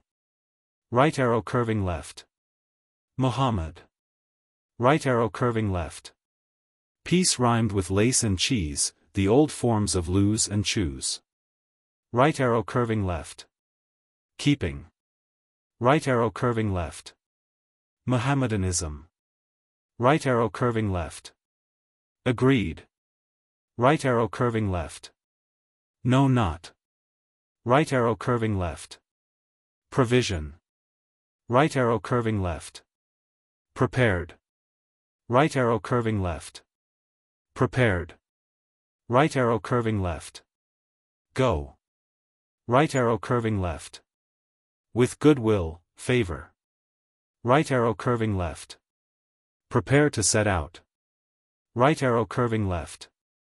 Of old. Right arrow curving left. Accept. Right arrow curving left. On high. Right arrow curving left. Died. Right arrow curving left. Commands. Right arrow curving left. No matter though I perish. Right arrow curving left. According to Middle Age writers there were two motions of the first heaven, one everything always from east to west above the stars. The other moving the stars against the first motion, from west to east, on two other poles. Right arrow curving left. Pushest together, drivest. Right arrow curving left. The meaning of this word is not known. But, Oxifer, murderer, has been suggested instead by Uri, on the authority of a marginal reading on a manuscript. Right arrow curving left. Progress. Right arrow curving left. Thou joinest thyself where thou art rejected, and art declined or departed from the place where thou wert well. The moon portends the fortunes of Constance. Right arrow curving left. Waved, declined. Right arrow curving left. Better. Right arrow curving left. Especially. Right arrow curving left. When the nativity is known. Right arrow curving left. Ignorant. Right arrow curving left. Made an effort. Right arrow curving left. Together. Right arrow curving left. Endnotes 1-501-2000. Forsake. Right arrow curving left. Quran. Right arrow curving left. Promise. Right arrow curving left. Betide, befall. Right arrow curving left. For denying Muhammad our belief. Right arrow curving left. Advice. Right arrow curving left. Endeavor. From Anglo-Saxon, fondien, to try. Right arrow curving left. Relate. Right arrow curving left. To embrace Christianity. Right arrow curving left. Little. Right arrow curving left. Requite, match. Right arrow curving left. Sultaness. Right arrow curving left. Bondage. Right arrow curving left. Ruin. Right arrow curving left. Oppose, censure. Right arrow curving left. Renounce her creed, profession. Right arrow curving left.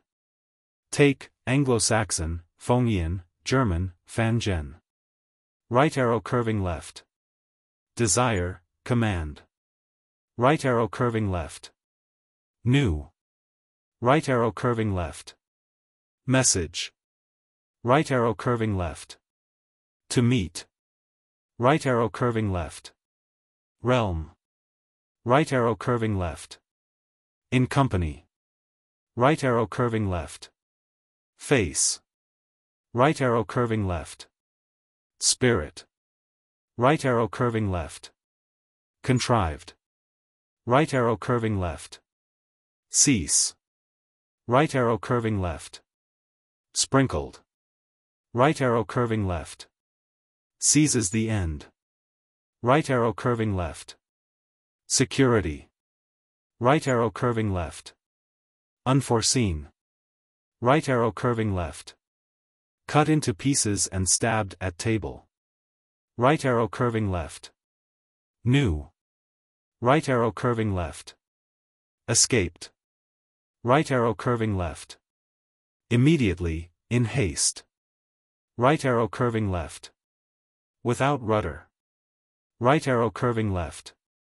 Back to Italy. Right arrow curving left. Led, took. Right arrow curving left. Rudder, guide. Right arrow curving left.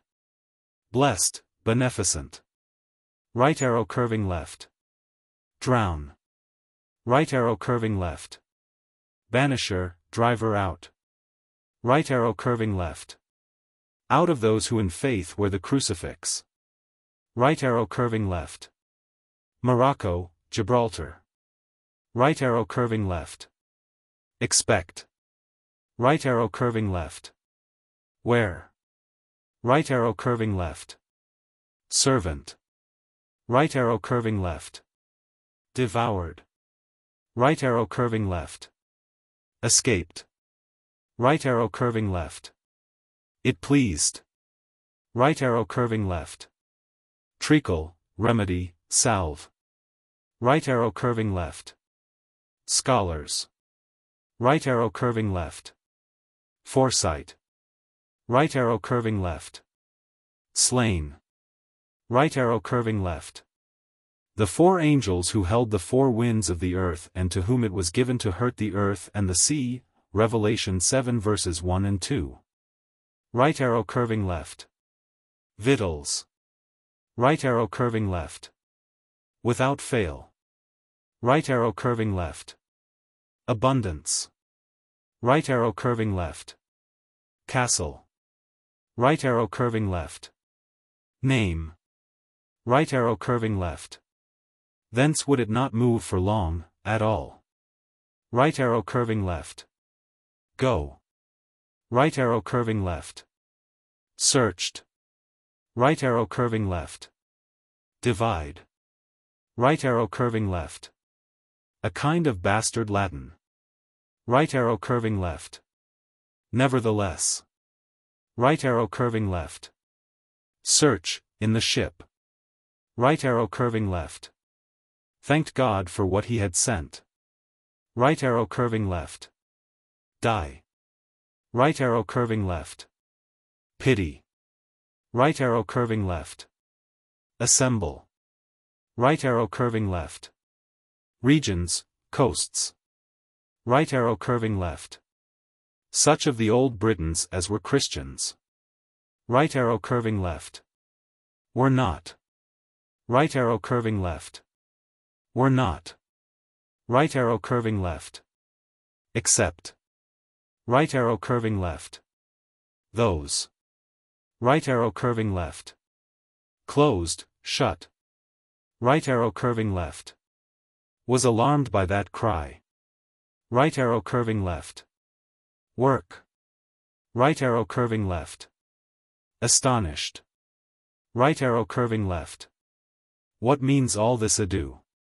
Right arrow curving left. So far, with such effect. Right arrow curving left. Found. Right arrow curving left. Deliberated, contrived. Right arrow curving left. Repay her labor, revenge himself on her. Right arrow curving left. Perish. Right arrow curving left. Unless. Right arrow curving left. Die. Right arrow curving left.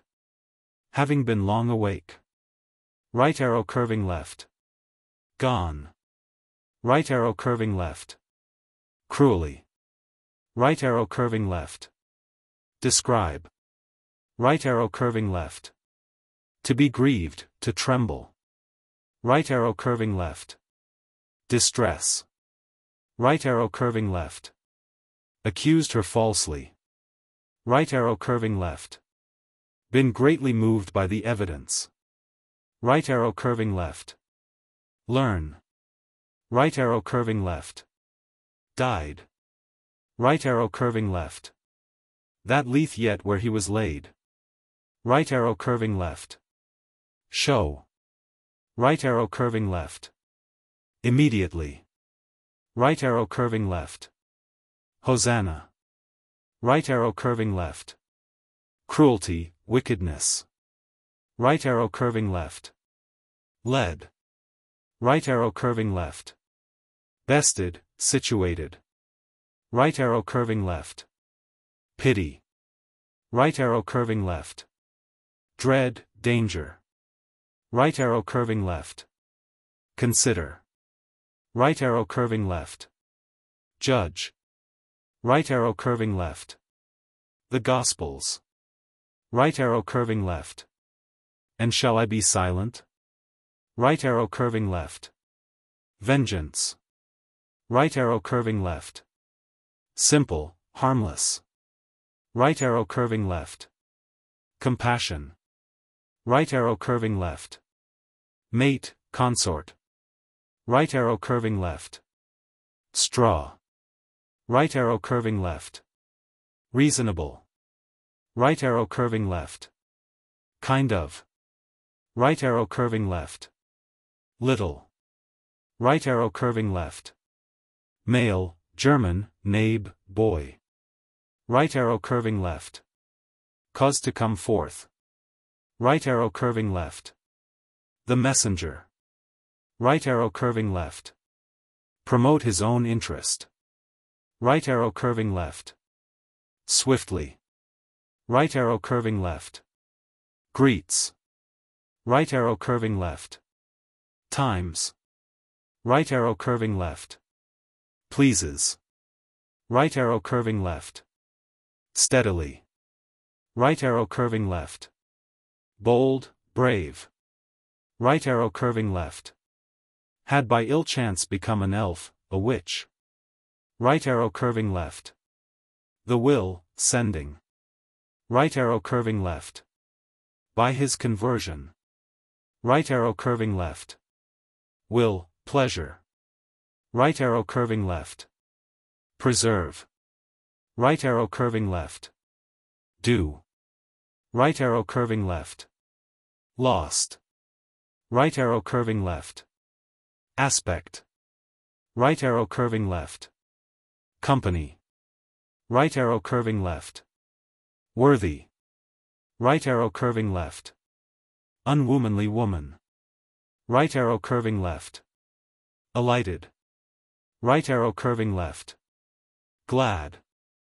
Right arrow curving left.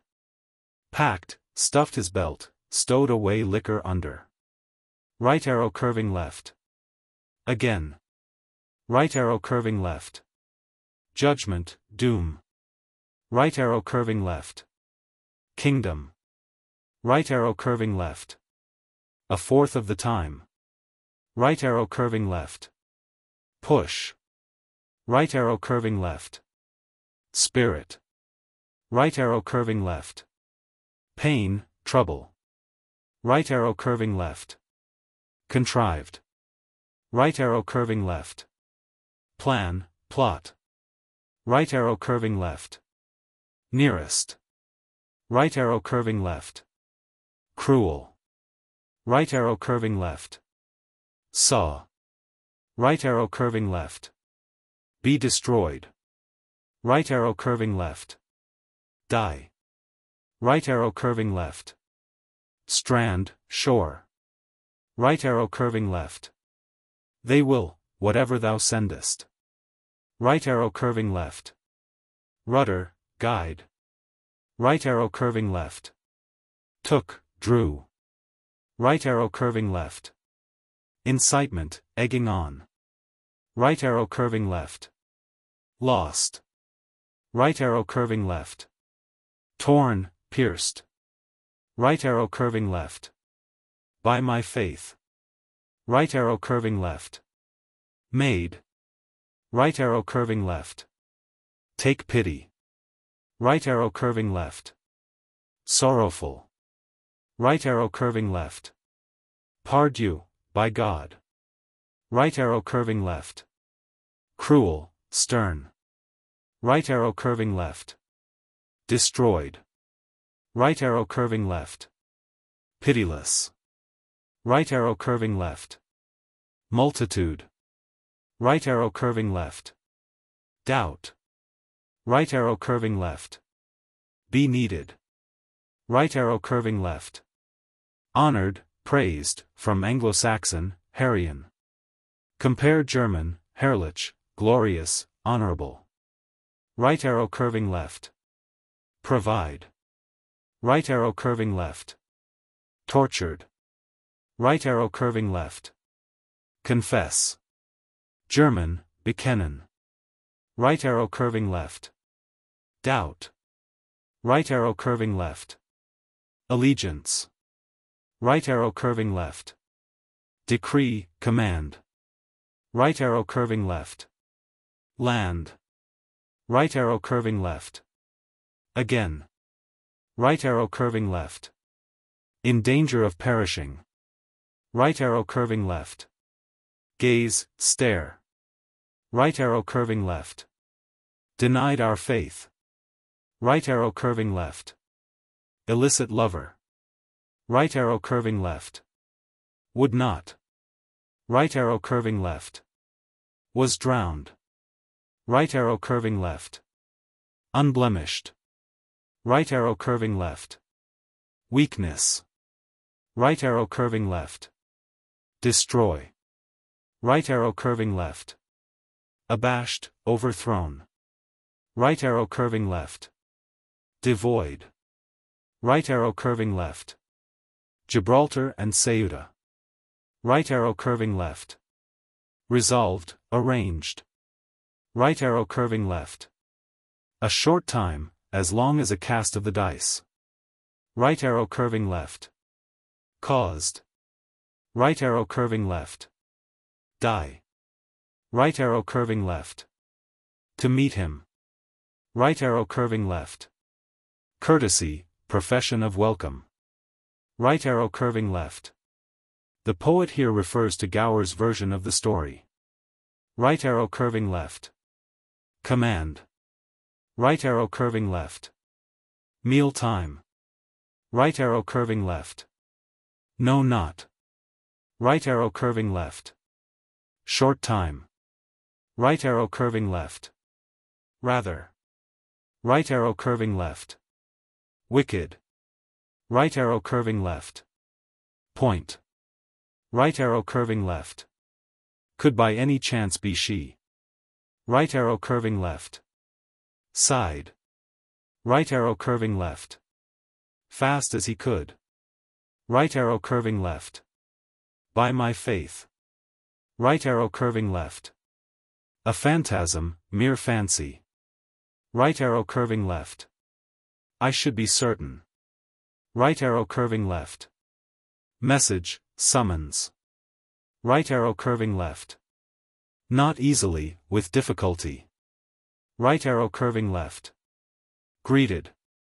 Right arrow curving left. Saints. Right arrow curving left. Surely. Right arrow curving left. Mourn, complain. Right arrow curving left. Truth is known. Right arrow curving left. Sorrow. Right arrow curving left. Rude, foolish. Right arrow curving left. Guess, no. Right arrow curving left. Prepared.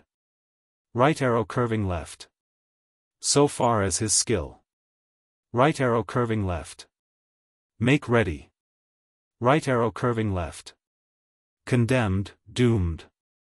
Right arrow curving left. Hinder. Right arrow curving left.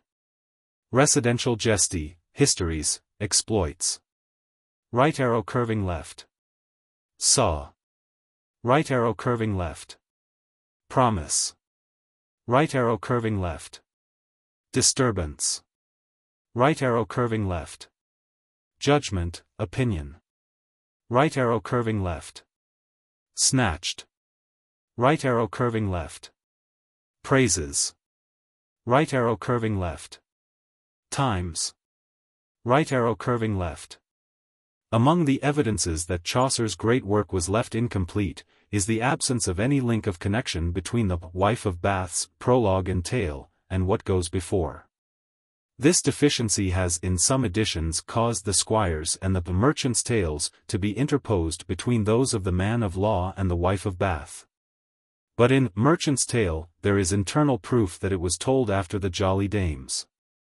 Several manuscripts contain verses designed to serve as a connection. But they are evidently not Chaucer's, and it is unnecessary to give them here. Of this prologue, which may fairly be regarded as a distinct autobiographical tale, Tyrwhitt says, the extraordinary length of it, as well as the vein of pleasantry that runs through it, is very suitable to the character of the speaker. The greatest part must have been of Chaucer's own invention, though one may plainly see that he had been reading the popular invectives against marriage and women in general. Such as the Roman de la Rose, Valerius ad Rufinum, de non descenda uxor, and particularly Hieronymus contra Jovinianum. St. Jerome, among other things designed to discourage marriage, has inserted in his treatise a long passage from Liber Aurelis Theophrasti de Nuptiis. Right arrow curving left. Authorities, written opinions, texts. Right arrow curving left. Lives eternally. Right arrow curving left. Great part of the marriage service used to be performed in the church porch. Right arrow curving left. Since. Right arrow curving left. Kana. Right arrow curving left. Same. Right arrow curving left. Occasion. Right arrow curving left. That. Right arrow curving left. John 4 verse 13. Right arrow curving left. In my life. Right arrow curving left. Comment, make glosses. Right arrow curving left. As if it were a disgrace. Right arrow curving left. Lord, Dominus. Another reading is, The Wise Man, King Solomon. Right arrow curving left. What special favor or license? Right arrow curving left. As I understand, as I take it. Right arrow curving left. So well went things with him in his life. Right arrow curving left. On God's part. Right arrow curving left. Burn. Right arrow curving left. What care I? Right arrow curving left. Evil. Right arrow curving left. Impious, wicked. Right arrow curving left. No. Right arrow curving left. In any period. Right arrow curving left. Forbade, French, defendre, to prohibit. Right arrow curving left. Doubt. Right arrow curving left. A maid. Right arrow curving left. Condemned. Right arrow curving left. Doubt. Right arrow curving left. Sown. Right arrow curving left. Command. Right arrow curving left. The goal, a spear or dart, was set up to mark the point of victory. Right arrow curving left. Except where. Right arrow curving left. Scandal, reproach. Right arrow curving left. Mate, husband. Right arrow curving left. Charge, reproach. Right arrow curving left. Although it were. Right arrow curving left. Frailty. Right arrow curving left. Frailty I call it, unless. Right arrow curving left. Spirit. Right arrow curving left. Condition. Right arrow curving left. But in a great house there are not only vessels of gold and silver, but also of wood and of earth, and some to honor, and some to dishonor. 2 Timothy 2 verse 20. Right arrow curving left. Appoint, distribute. Right arrow curving left. Fountain. Right arrow curving left. Doctrine. Right arrow curving left. End, purpose. Right arrow curving left. Being. Right arrow curving left. Scholars. Right arrow curving left. Duty. Right arrow curving left. Pleasure. Right arrow curving left. Held bound, obliged. Right arrow curving left. Weapons. Right arrow curving left. Care. Right arrow curving left. Fashioned. Right arrow curving left. Contend. Right arrow curving left. Purified. Right arrow curving left. Mark 6 verses 41 and 42. Right arrow curving left. Called us to. Right arrow curving left. Scrupulous, dainty, overnice. Right arrow curving left. Sparing, or difficult, of my favors. Right arrow curving left. I will bear no hindrance. Right arrow curving left. Slave. Right arrow curving left. Wit. Right arrow curving left. Suffer for. Right arrow curving left. Rather. Right arrow curving left. Wait in patience. Right arrow curving left. The instrument of administering torture. Right arrow curving left. That ton. Right arrow curving left. Not to be offended by, not to take to heart. Right arrow curving left. With difficulty. Right arrow curving left. Fulfill the law. Right arrow curving left. By God, in God's name. Right arrow curving left. Labor. Right arrow curving left. Faith. Right arrow curving left. Held it of no account. Right arrow curving left. Cared nothing for, set no value on. Right arrow curving left. Constantly. Right arrow curving left. Care. Right arrow curving left. Unless. Right arrow curving left. At Dunmow prevailed the custom of giving, amid much merry-making, a flitch of bacon to the married pair who had lived together for a year without quarrel or regret. The same custom prevailed of old in Bretagne. Right arrow curving left. Happy and fain. Right arrow curving left. Angrily. Right arrow curving left. Make them believe falsely. Right arrow curving left. Unless they have acted unadvisedly. Right arrow curving left. No. Right arrow curving left. Delude them into believing that the cow is mad, or is made of wood. Right arrow curving left. Cagnard, or canard, a French term of reproach, originally derived from canis, a dog. Right arrow curving left. Wheresoever. Right arrow curving left. Good clothing. Right arrow curving left. Whisperest. Right arrow curving left. Buffooneries, tricks. Right arrow curving left. Proof. Right arrow curving left. expense. Right arrow curving left. Birth, kindred, from Latin, pario, I beget. Right arrow curving left. Whoremonger. Right arrow curving left. Everywhere, on all sides. Right arrow curving left. By. Right arrow curving left. Mate. Right arrow curving left. Wield, govern. Right arrow curving left. With his good will. Right arrow curving left. Hold. Right arrow curving left. Good for nothing.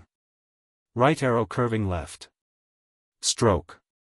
Right arrow curving left. Lightning. Right arrow curving left. May. Right arrow curving left.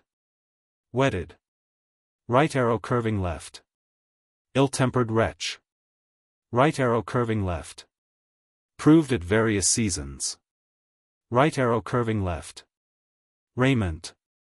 Right arrow curving left. Unless. Right arrow curving left. Unless.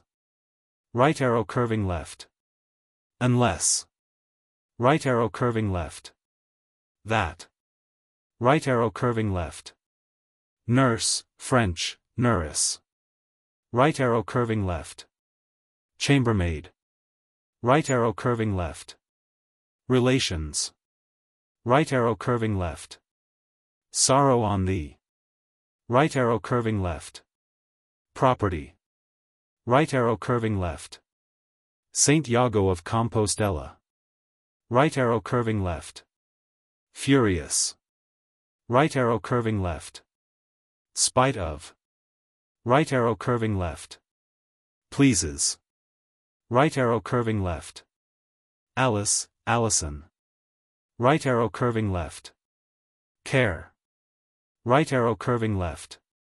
Lord.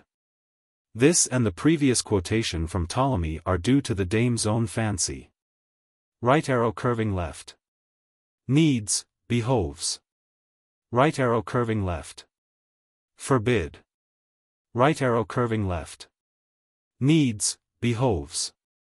Right arrow curving left. Complain. Right arrow curving left. Women should not adorn themselves, see 1 Timothy 2 verse 9. Right arrow curving left. Modesty. Right arrow curving left. House. Right arrow curving left. Caterwauling. Right arrow curving left. Apparel, fine clothes. Right arrow curving left. Guard corps, bodyguard. Right arrow curving left. Unless it please me. Right arrow curving left. Make a jest of him. Right arrow curving left. Thrive. Right arrow curving left. Fourth. Right arrow curving left. Pleasant. Right arrow curving left. Shorten. Right arrow curving left. No other kind of comparisons. Right arrow curving left. Those. Right arrow curving left. Destroy. Right arrow curving left. Made them believe. Right arrow curving left. Pain. Right arrow curving left. Complain. Right arrow curving left. Even though. Right arrow curving left. Ruined. Right arrow curving left. Is ground. Right arrow curving left. Stopped. Right arrow curving left. Quickly. Right arrow curving left. Were never guilty of in their lives. Right arrow curving left. Falsely accuse them. Right arrow curving left. Thought. Right arrow curving left. Affection, from French, cher, dear. Right arrow curving left.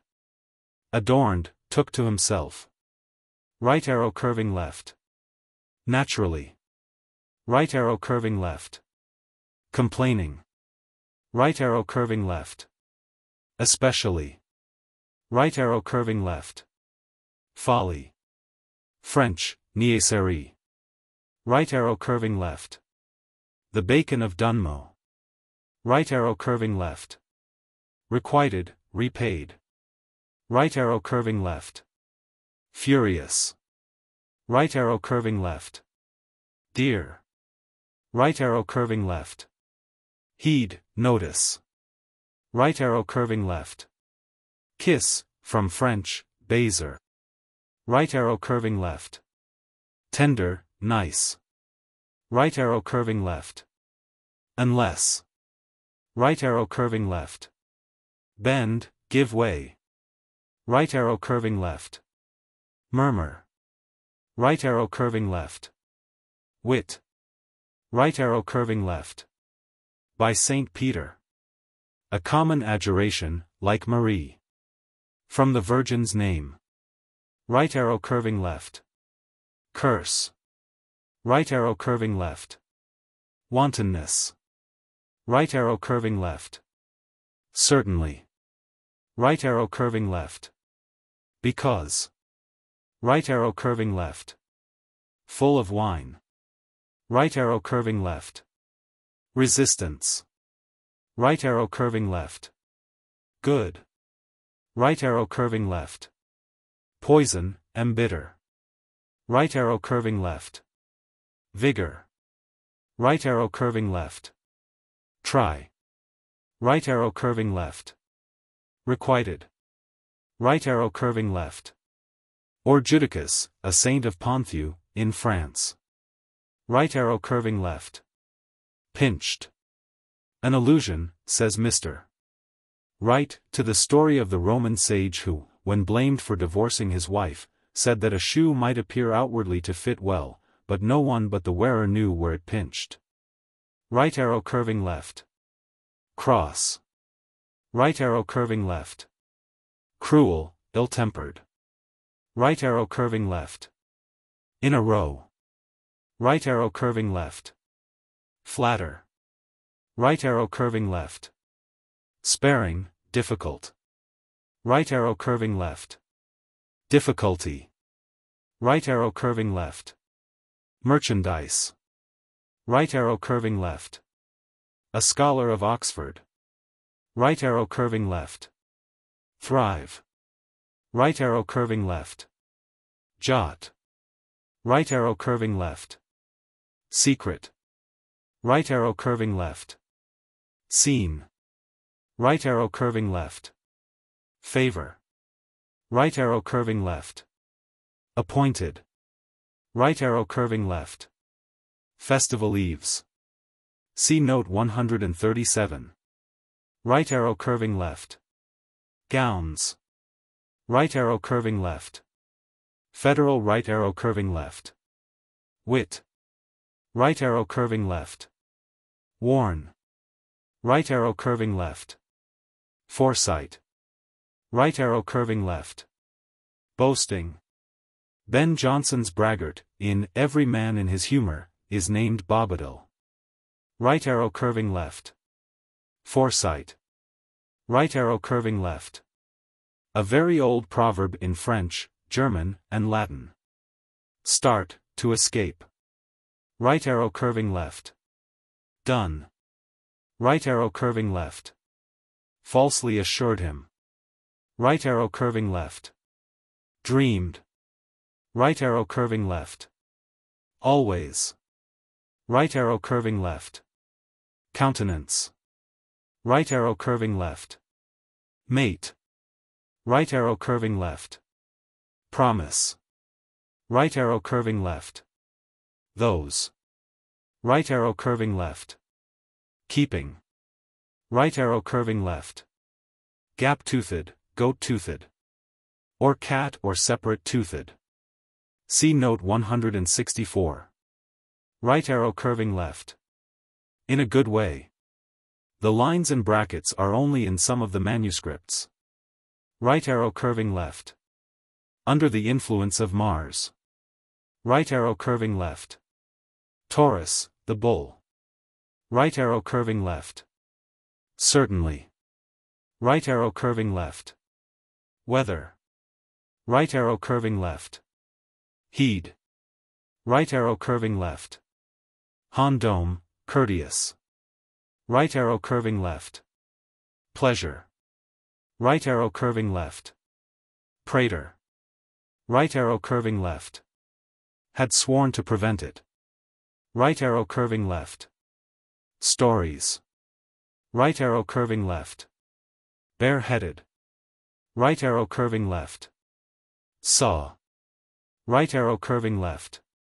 Sempronius Sophus, of whom Valerius Maximus tells in his 6th book. Right arrow curving left. Same. Right arrow curving left. Willows. Right arrow curving left. Make pilgrimages to shrines of saints. Right arrow curving left.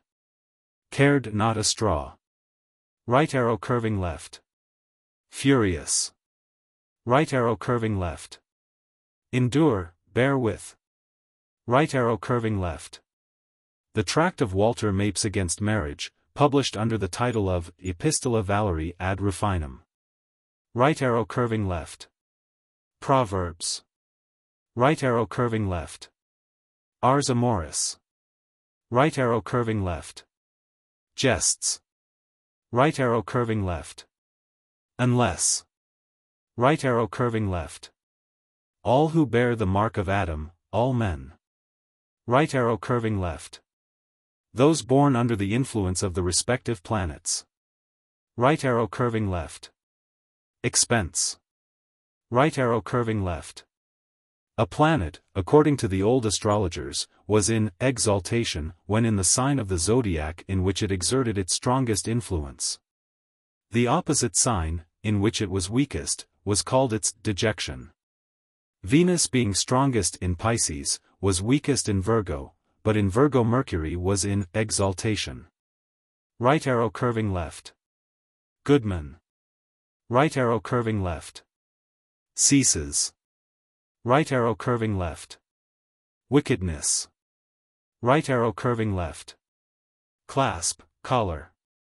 Right arrow curving left. Sort of. Right arrow curving left. Always.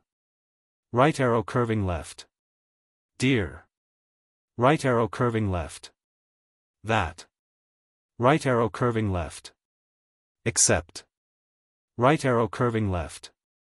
Think. Right arrow curving left. Pain. Right arrow curving left. Have done, end. Right arrow curving left. Endnotes 2001, 500. Plucked. Right arrow curving left. Woke. Right arrow curving left. Blame. Right arrow curving left. Beseech. Right arrow curving left. Immediately, again. Right arrow curving left. Avenged.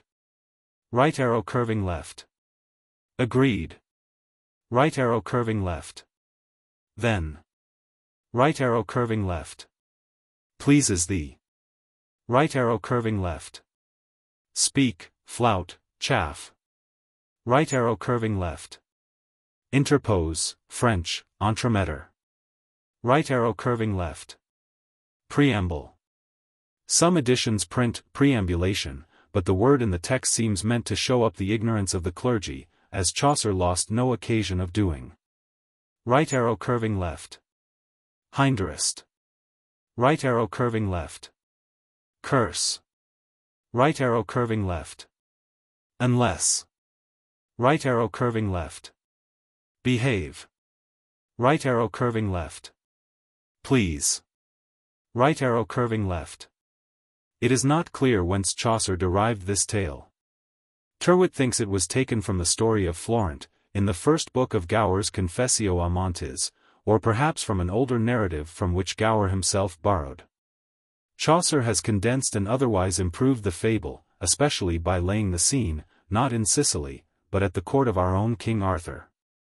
Right arrow curving left. Fairies, French, Fairy. Right arrow curving left. Begging friars. See note 74. Right arrow curving left.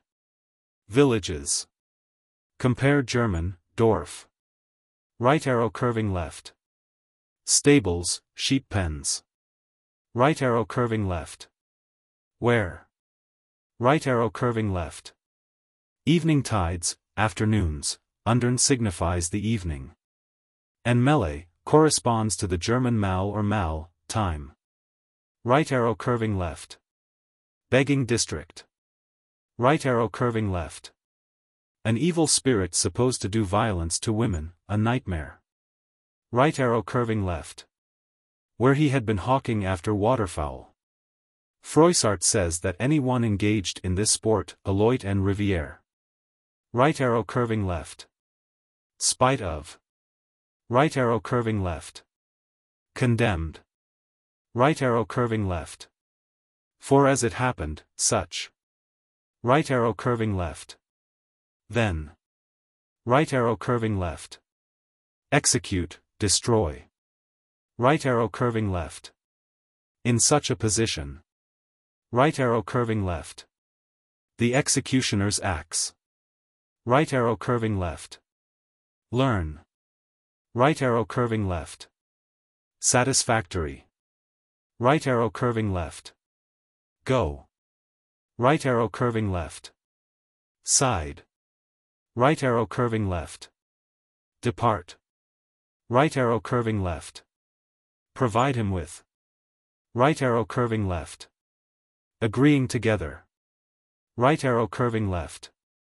Pleasure. Right arrow curving left. Came very near the truth. Right arrow curving left. Caught as birds with lime. Right arrow curving left. Pleases. Right arrow curving left. Foolish, French, niais. Right arrow curving left. Fret the sore. Compare, let the galled jade wince. Right arrow curving left. Try. Right arrow curving left. Secret, good at keeping confidence. Right arrow curving left. Rake handle. Right arrow curving left. From Anglo-Saxon, helan, to hide, conceal. Right arrow curving left. Small. Right arrow curving left. Deformity, disfigurement. Right arrow curving left. Makes a humming noise. Right arrow curving left. Sound. Right arrow curving left. Learn. Right arrow curving left. Spirit. Right arrow curving left. Trouble, anxiety. Right arrow curving left. Same. Right arrow curving left. Eagerly, German, Gern. Right arrow curving left. Imagine, tell. Right arrow curving left. To meet. Right arrow curving left. Forth from hence. Right arrow curving left. Faith. Right arrow curving left. Dear. Right arrow curving left. Unless. Right arrow curving left. Instruct, German, weisen, to show or counsel. Right arrow curving left. Pay your reward. Right arrow curving left. Boast, affirm. Right arrow curving left. Whispered a secret, a lesson. Right arrow curving left. Promised. Right arrow curving left. Preserved. Right arrow curving left. Faith. Right arrow curving left. Promise. Right arrow curving left. Curse. Right arrow curving left. Would not. Right arrow curving left. Buried. Right arrow curving left. Perhaps. Right arrow curving left. Take no pains. Right arrow curving left. Same. Right arrow curving left. Fastidious, niggardly. Right arrow curving left. In addition. Right arrow curving left.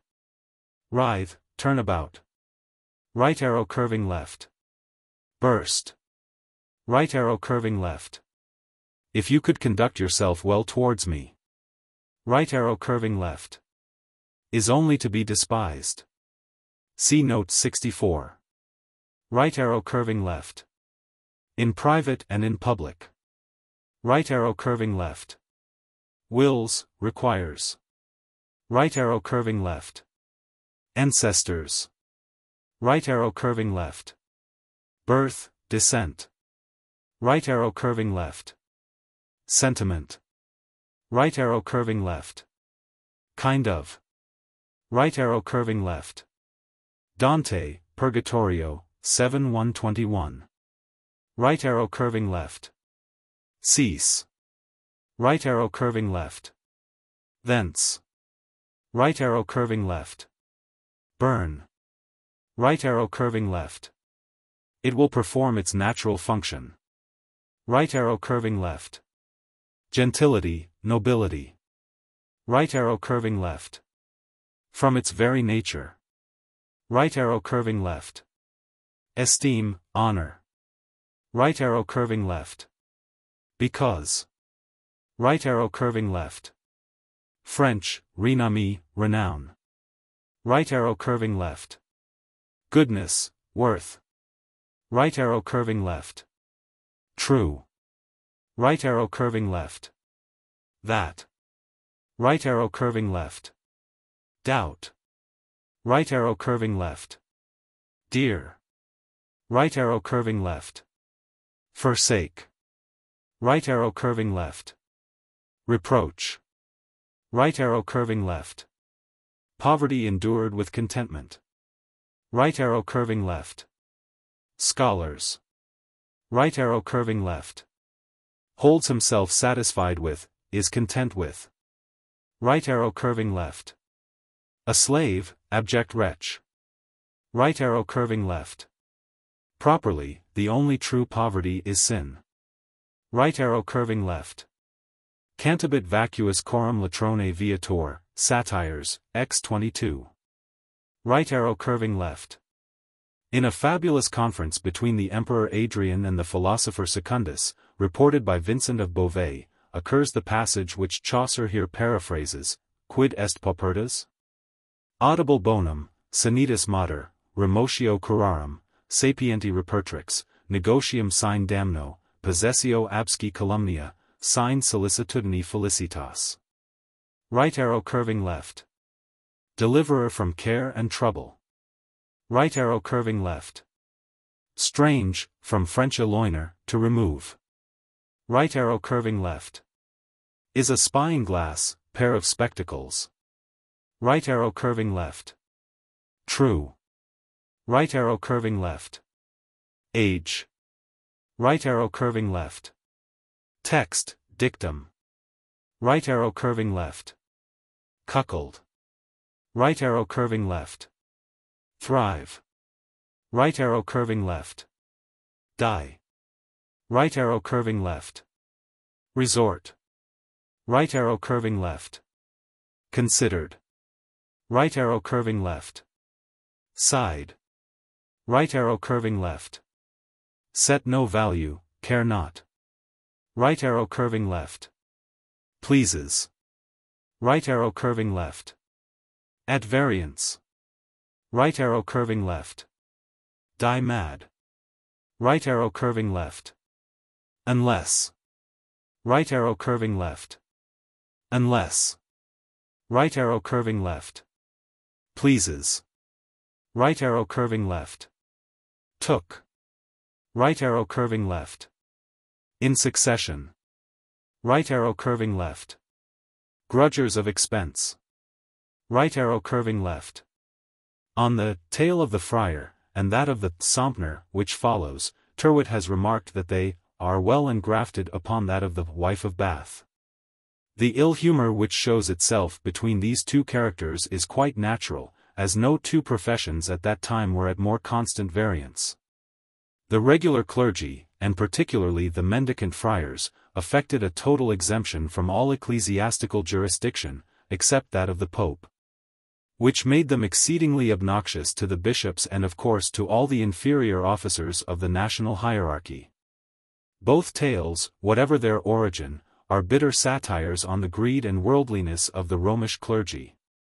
Right arrow curving left. A kind of gloomy countenance. Right arrow curving left.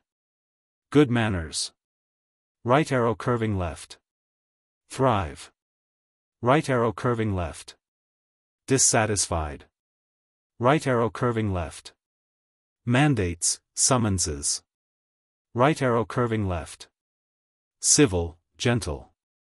Right arrow curving left. Pay him off. Right arrow curving left.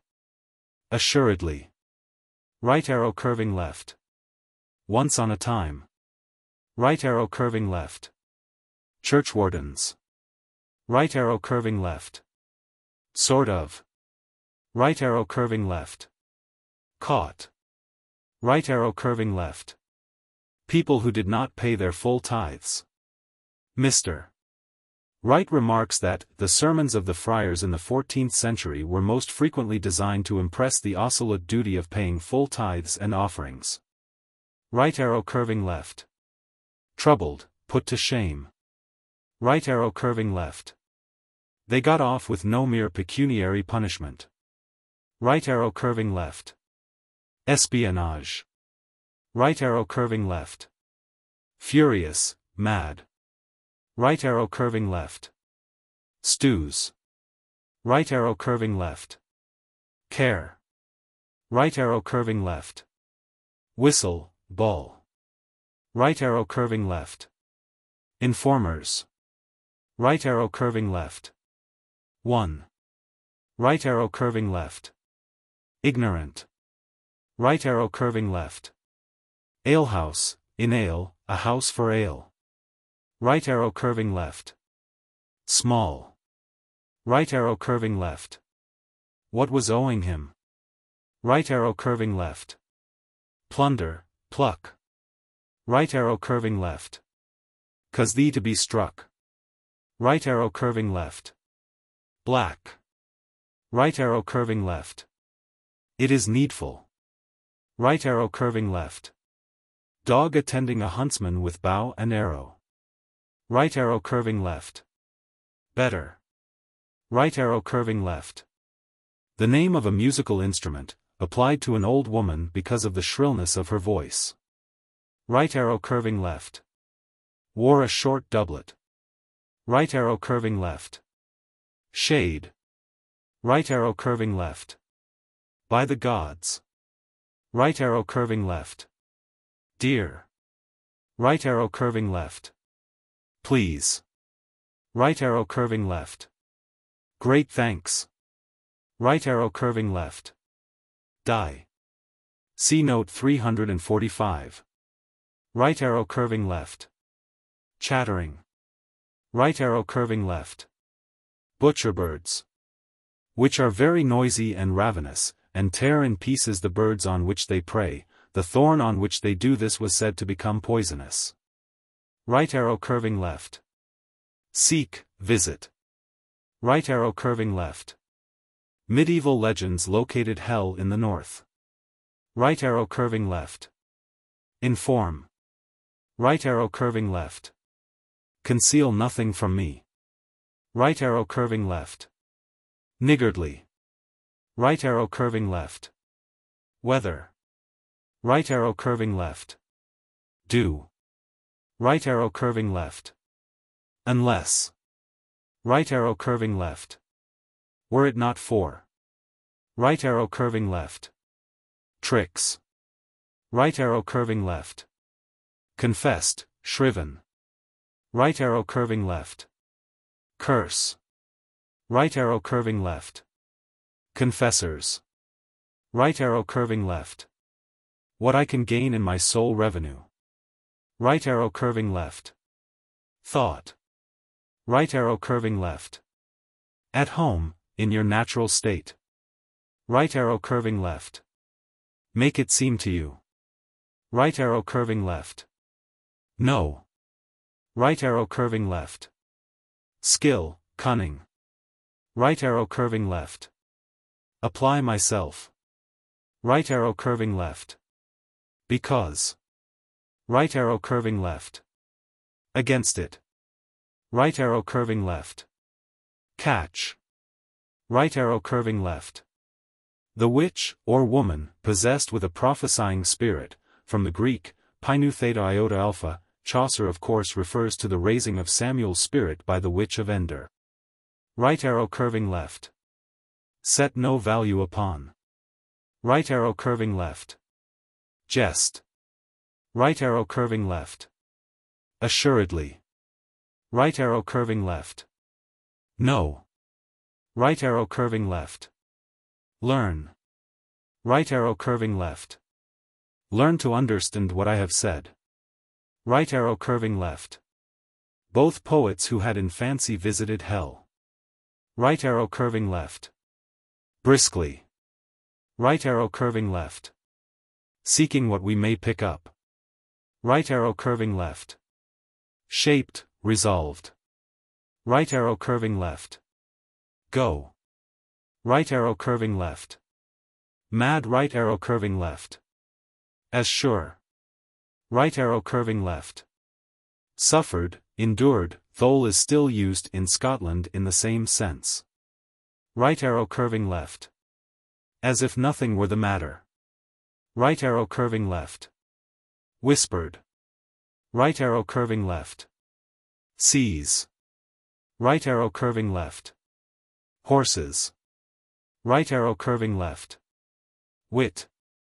Right arrow curving left. Believest. Right arrow curving left. Stop. Right arrow curving left. Pulled, twitched. Right arrow curving left. Grey. Elsewhere applied by Chaucer to the hairs of an old man. So Burns, in the Cotter's Saturday Night, speaks of the grey temples of the sire, his lyred haffets wearing thin and bare. Right arrow curving left. Dwells. Right arrow curving left. Used like ribib as a nickname for a shrill old scold. Right arrow curving left. Mad right arrow curving left. Trot. A contemptuous term for an old woman who has trotted about much, or who moves with quick short steps. Right arrow curving left. Upon. Right arrow curving left. Surely. Right arrow curving left. Cannot help myself. Right arrow curving left. Paineth. Right arrow curving left. Question me about, lay to my change. Right arrow curving left. Little. Right arrow curving left. Surely. Right arrow curving left. Show your charity. Right arrow curving left. Ruined, put to death. Right arrow curving left. Die. Right arrow curving left. Unless. Right arrow curving left. Polecat. Right arrow curving left. Secrets. Right arrow curving left. Seized. Right arrow curving left. Frighten, horrify. Right arrow curving left. Relate. Right arrow curving left. That. Right arrow curving left. On the watch, French, aux aguettes. Right arrow curving left. Seize. Right arrow curving left. Furious. Right arrow curving left. Quaked, trembled. Right arrow curving left. Then. Right arrow curving left. A great ship of burden used by the Portuguese, the name is from the Italian, carger, to load. Right arrow curving left. Immediately. Right arrow curving left. In a company, crowd. Right arrow curving left. By his very nature. Right arrow curving left.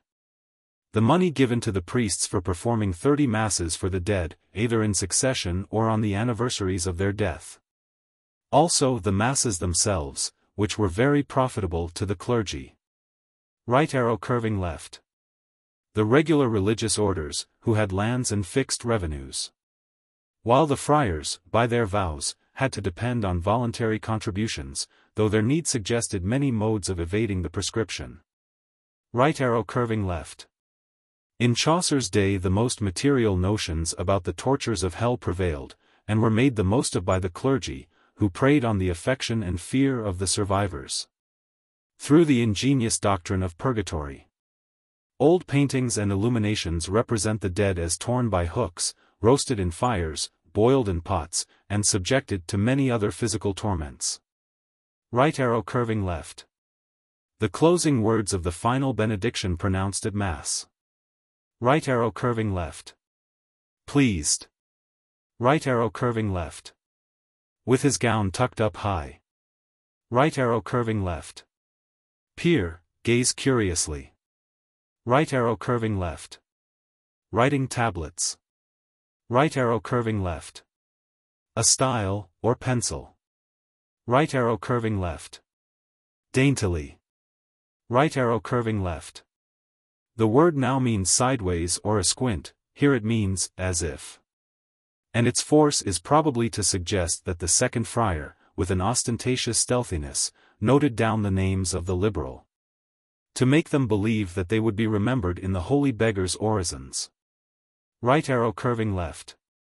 Rye. Right arrow curving left. Little cake, given for God's sake. Right arrow curving left. Small piece. Right arrow curving left. Choose. Right arrow curving left. Slip, remnant. Right arrow curving left. Hired servant, from Anglo-Saxon, hiren, to hire. The word was commonly applied to males. Right arrow curving left. Trifles, silly tales. Right arrow curving left. God be in this place, the formula of benediction at entering a house. Right arrow curving left. God recompense you therefore. Right arrow curving left. Staff. French, potence, crutch, gibbet. Right arrow curving left. Servant. Right arrow curving left. Shaped, purposed. Right arrow curving left. Massachusetts right arrow curving left. Comment, gloss. Right arrow curving left. Scholars. Right arrow curving left. Closely. Right arrow curving left. Wit. Right arrow curving left. Always. Right arrow curving left. A little while. Right arrow curving left. Confession. Right arrow curving left. Cover. Right arrow curving left. By any sort of chance. Right arrow curving left. This is the fiend's work. Right arrow curving left. Forbidden. Right arrow curving left. Thin slice. Right arrow curving left. Painstaking. Right arrow curving left. Watch. Right arrow curving left. Dormitory, French, dortoir. Right arrow curving left. Direct. Right arrow curving left. Infirmary keeper. Right arrow curving left. The rules of St. Benedict granted peculiar honors and immunities to monks who had lived 50 years, the Jubilee period, in the order. The usual reading of the words ending the two lines is lone or lone and alone. But to walk alone does not seem to have been any peculiar privilege of a friar, while the idea of precedence, or higher place at table and in processions, is suggested by the reading in the text. Right arrow curving left. Layman, people who are not learned, borel was a kind of coarse cloth. Right arrow curving left. Pleasure. Right arrow curving left. Contempt. Right arrow curving left. Clothing. Right arrow curving left. Elijah, 1 Kings 19. Right arrow curving left. No. Right arrow curving left.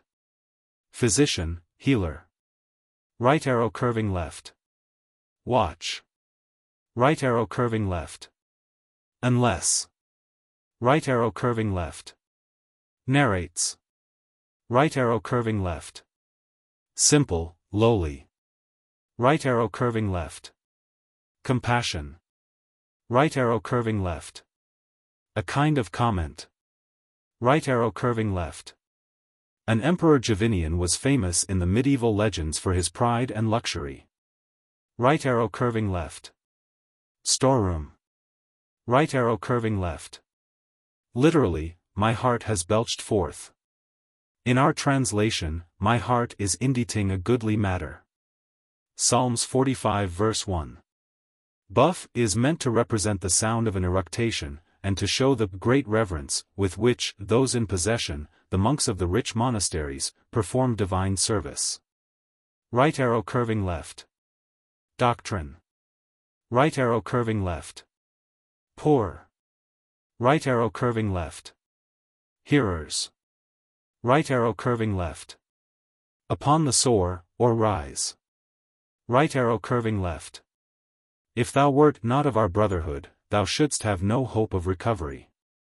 Right arrow curving left. Soon to be able to move thy body freely. Right arrow curving left. Friars of various sorts. Right arrow curving left. Better. Right arrow curving left. Spent. Right arrow curving left. Gone. Right arrow curving left. Seek, beseech. Right arrow curving left. Trick.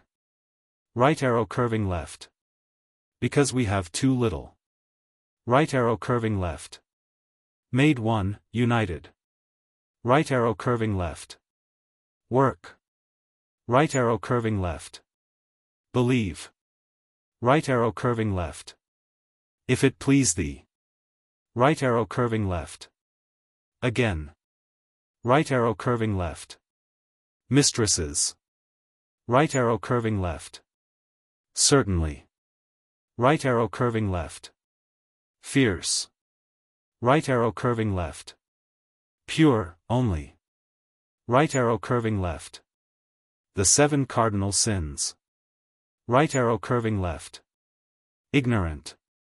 Right arrow curving left. Executioner. Right arrow curving left. Passionate. Right arrow curving left. Once. Right arrow curving left. Chief magistrate or judge, Latin, potestas, Italian, podesta. Seneca relates the story of Cornelius Piso, de Ira, I-16. Right arrow curving left. Term of office. Right arrow curving left. Die. Right arrow curving left. Thought. Right arrow curving left. Counsel. Right arrow curving left. At all events. Right arrow curving left. Caused them to be slain. Right arrow curving left. A drunkard. Right arrow curving left. Vicious, ill-tempered. Right arrow curving left. Sweet. Right arrow curving left. No decree, control. Right arrow curving left. Especially. Right arrow curving left. Watching. Right arrow curving left. Temperately. Right arrow curving left. Times. Right arrow curving left. Caused. Right arrow curving left. Sure. Right arrow curving left. Not. Right arrow curving left. Use freedom. Right arrow curving left. An anthem of the Roman Church, from Psalm 116 verse 9, which in the Vulgate reads, Placebo Domino in region vivorum, I will please the Lord. Right arrow curving left. Unless. Right arrow curving left. That. Right arrow curving left. Seneca calls it the Gins. Sir John Mandeville tells the story of the Euphrates. Gihon was the name of one of the 4 rivers of Eden, Genesis 2 verse 13. Right arrow curving left. Everywhere. Right arrow curving left. Furious. Right arrow curving left. Dear. Right arrow curving left. Pain. Right arrow curving left. Confessed. Right arrow curving left. Raise, build. Right arrow curving left. Scarcely. Right arrow curving left. Foundation. Right arrow curving left. Habitation. Right arrow curving left. For Christ's sake that ravaged hell. See note 1083. Right arrow curving left. Know how to do. Right arrow curving left. Elisha. Right arrow curving left. Mad right arrow curving left. Mr. Wright says that, it was a common practice to grant under the conventual seal to benefactors and others a brotherly participation in the spiritual good works of the convent, and in their expected reward after death. Right arrow curving left. Divide. Right arrow curving left. Quibbling. Right arrow curving left. Horse. Right arrow curving left. Fierce. Right arrow curving left. Purpose. Right arrow curving left. Suffer. Right arrow curving left. Servants. Right arrow curving left. Countenance. Right arrow curving left. Dwelt. Right arrow curving left. With difficulty. Right arrow curving left. Save. Right arrow curving left. Grievance, grief. Right arrow curving left. Reward you. Right arrow curving left. No matter. Right arrow curving left. Befallen. Right arrow curving left. Do. Right arrow curving left. Be not impatient, out of temper. Right arrow curving left. Thrive. Right arrow curving left. Sword of frenzy. Right arrow curving left. Revenged. Right arrow curving left. Speak discreditably of him everywhere. Right arrow curving left. Believe. Right arrow curving left. Arithmetic. Right arrow curving left. Foolish, French, niais. Right arrow curving left. Curse. Right arrow curving left. Ill favor attend him, the churl. Right arrow curving left. Foolish. French, niais. Right arrow curving left. Thrive. Right arrow curving left. Little. Right arrow curving left. Judge, decide. Right arrow curving left. Divided. Right arrow curving left. Impiously, wickedly. Right arrow curving left. Displeased. Right arrow curving left. Cloth for a gown. Right arrow curving left. Equally. Right arrow curving left. Cause. Right arrow curving left. The regular number of monks or friars in a convent was fixed at 12, with a superior, in imitation of the apostles and their master. And large religious houses were held to consist of so many convents. Right arrow curving left. Complete. Right arrow curving left. Carefully, steadily. Right arrow curving left. Tight. Right arrow curving left. Drum. Right arrow curving left. Go. Right arrow curving left. Sophism. Right arrow curving left. Livelier mean. Right arrow curving left. Faith. Right arrow curving left. Rod, as the emblem of government or direction. Right arrow curving left. Boldly, truly. Right arrow curving left. Francesco Petrarca, born 1304, died 1374. For his Latin epic poem on the carer of Scipio, called Africa, he was solemnly crowned with the poetic laurel in the capital of Rome, on Easter Day of 1341. Right arrow curving left. Was called. Right arrow curving left. An eminent jurist and philosopher, now almost forgotten, who died 4 or 5 years after Petrarch. Right arrow curving left. Saluzzo, a district of Savoy. Its marquises were celebrated during the Middle Ages. Right arrow curving left. The region called Emilia, across which ran the Via Emilia, made by M. Aemilius Lepidus, who was consul at Rome BC 187. It continued the Flaminian way from Ariminum, Rimini, across the Po at Placentia, Piacenza, to Mediolanum, Milan, traversing Cisalpine Gaul. Right arrow curving left. Narrate. Right arrow curving left. Irrelevant. Right arrow curving left. Petrarch, in his Latin romance, De Obedientia Edified Uxoria Mythologia, translated the charming story of The Patient Grizzle from the Italian of Boccaccio's Decameron. And Chaucer has closely followed Petrarch's translation, made in 1373, the year before that in which he died. The fact that the embassy to Genoa, on which Chaucer was sent, took place in 1372-73, has lent countenance to the opinion that the English poet did actually visit the Italian bard at Padua. And hear the story from his own lips. This, however, is only a probability, for it is a moot point whether the two poets ever met. Right arrow curving left. Monte Viso, a lofty peak at the junction of the Maritime and Cotillon Alps. From two springs on its east side rises the Pa. Right arrow curving left. Pleasant. Right arrow curving left. Ancestors. Right arrow curving left. Long right arrow curving left. Held in reverence. Right arrow curving left. Commonalty. Right arrow curving left. Guide, rule. Right arrow curving left. Pleasure. Right arrow curving left. All in a flock or body. Right arrow curving left. Complain of. Right arrow curving left.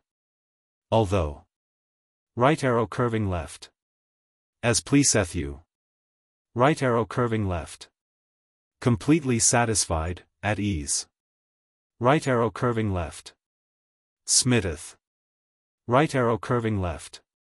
Mind, desire. Right arrow curving left. Command. Right arrow curving left. Least. Right arrow curving left. Doubt. Right arrow curving left. Cease, become extinct. Right arrow curving left. Alive. Right arrow curving left. Before. Right arrow curving left. Servitude. Right arrow curving left. Goodness. Right arrow curving left. Stock, race. Right arrow curving left. Commend to him. Right arrow curving left. Honor. Right arrow curving left. Murmur. Right arrow curving left. Unless. Right arrow curving left. Were in fear or doubt. Right arrow curving left. Certainly. Right arrow curving left. Obediently, Anglo-Saxon, bogsam, Old English, bowsam, that can be easily bent or bowed. German, biegsam, pliant, obedient. Right arrow curving left.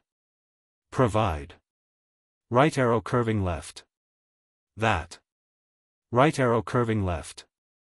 Prepared, resolved on. Right arrow curving left. Hamlet. Right arrow curving left. Dwelling. Right arrow curving left. Luxurious pleasure. Right arrow curving left. Of water than of wine. Right arrow curving left. Because. Right arrow curving left. Steadfast and mature spirit.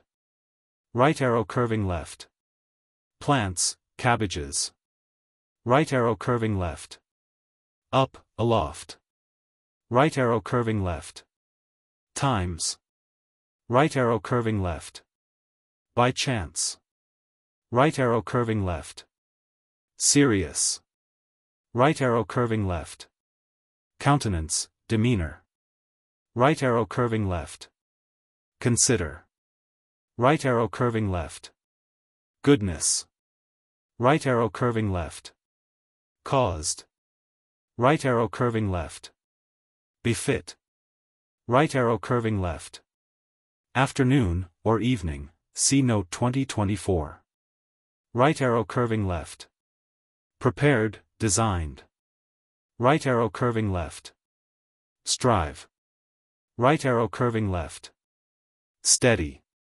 Right arrow curving left. With humble air. Right arrow curving left. Delay. Right arrow curving left. Fetched. Right arrow curving left. Go. Right arrow curving left. Born. Right arrow curving left. Event. Right arrow curving left. Amazed. Right arrow curving left. Scarcely. Right arrow curving left. Conference. Right arrow curving left. Hearing. Right arrow curving left. Before. Right arrow curving left.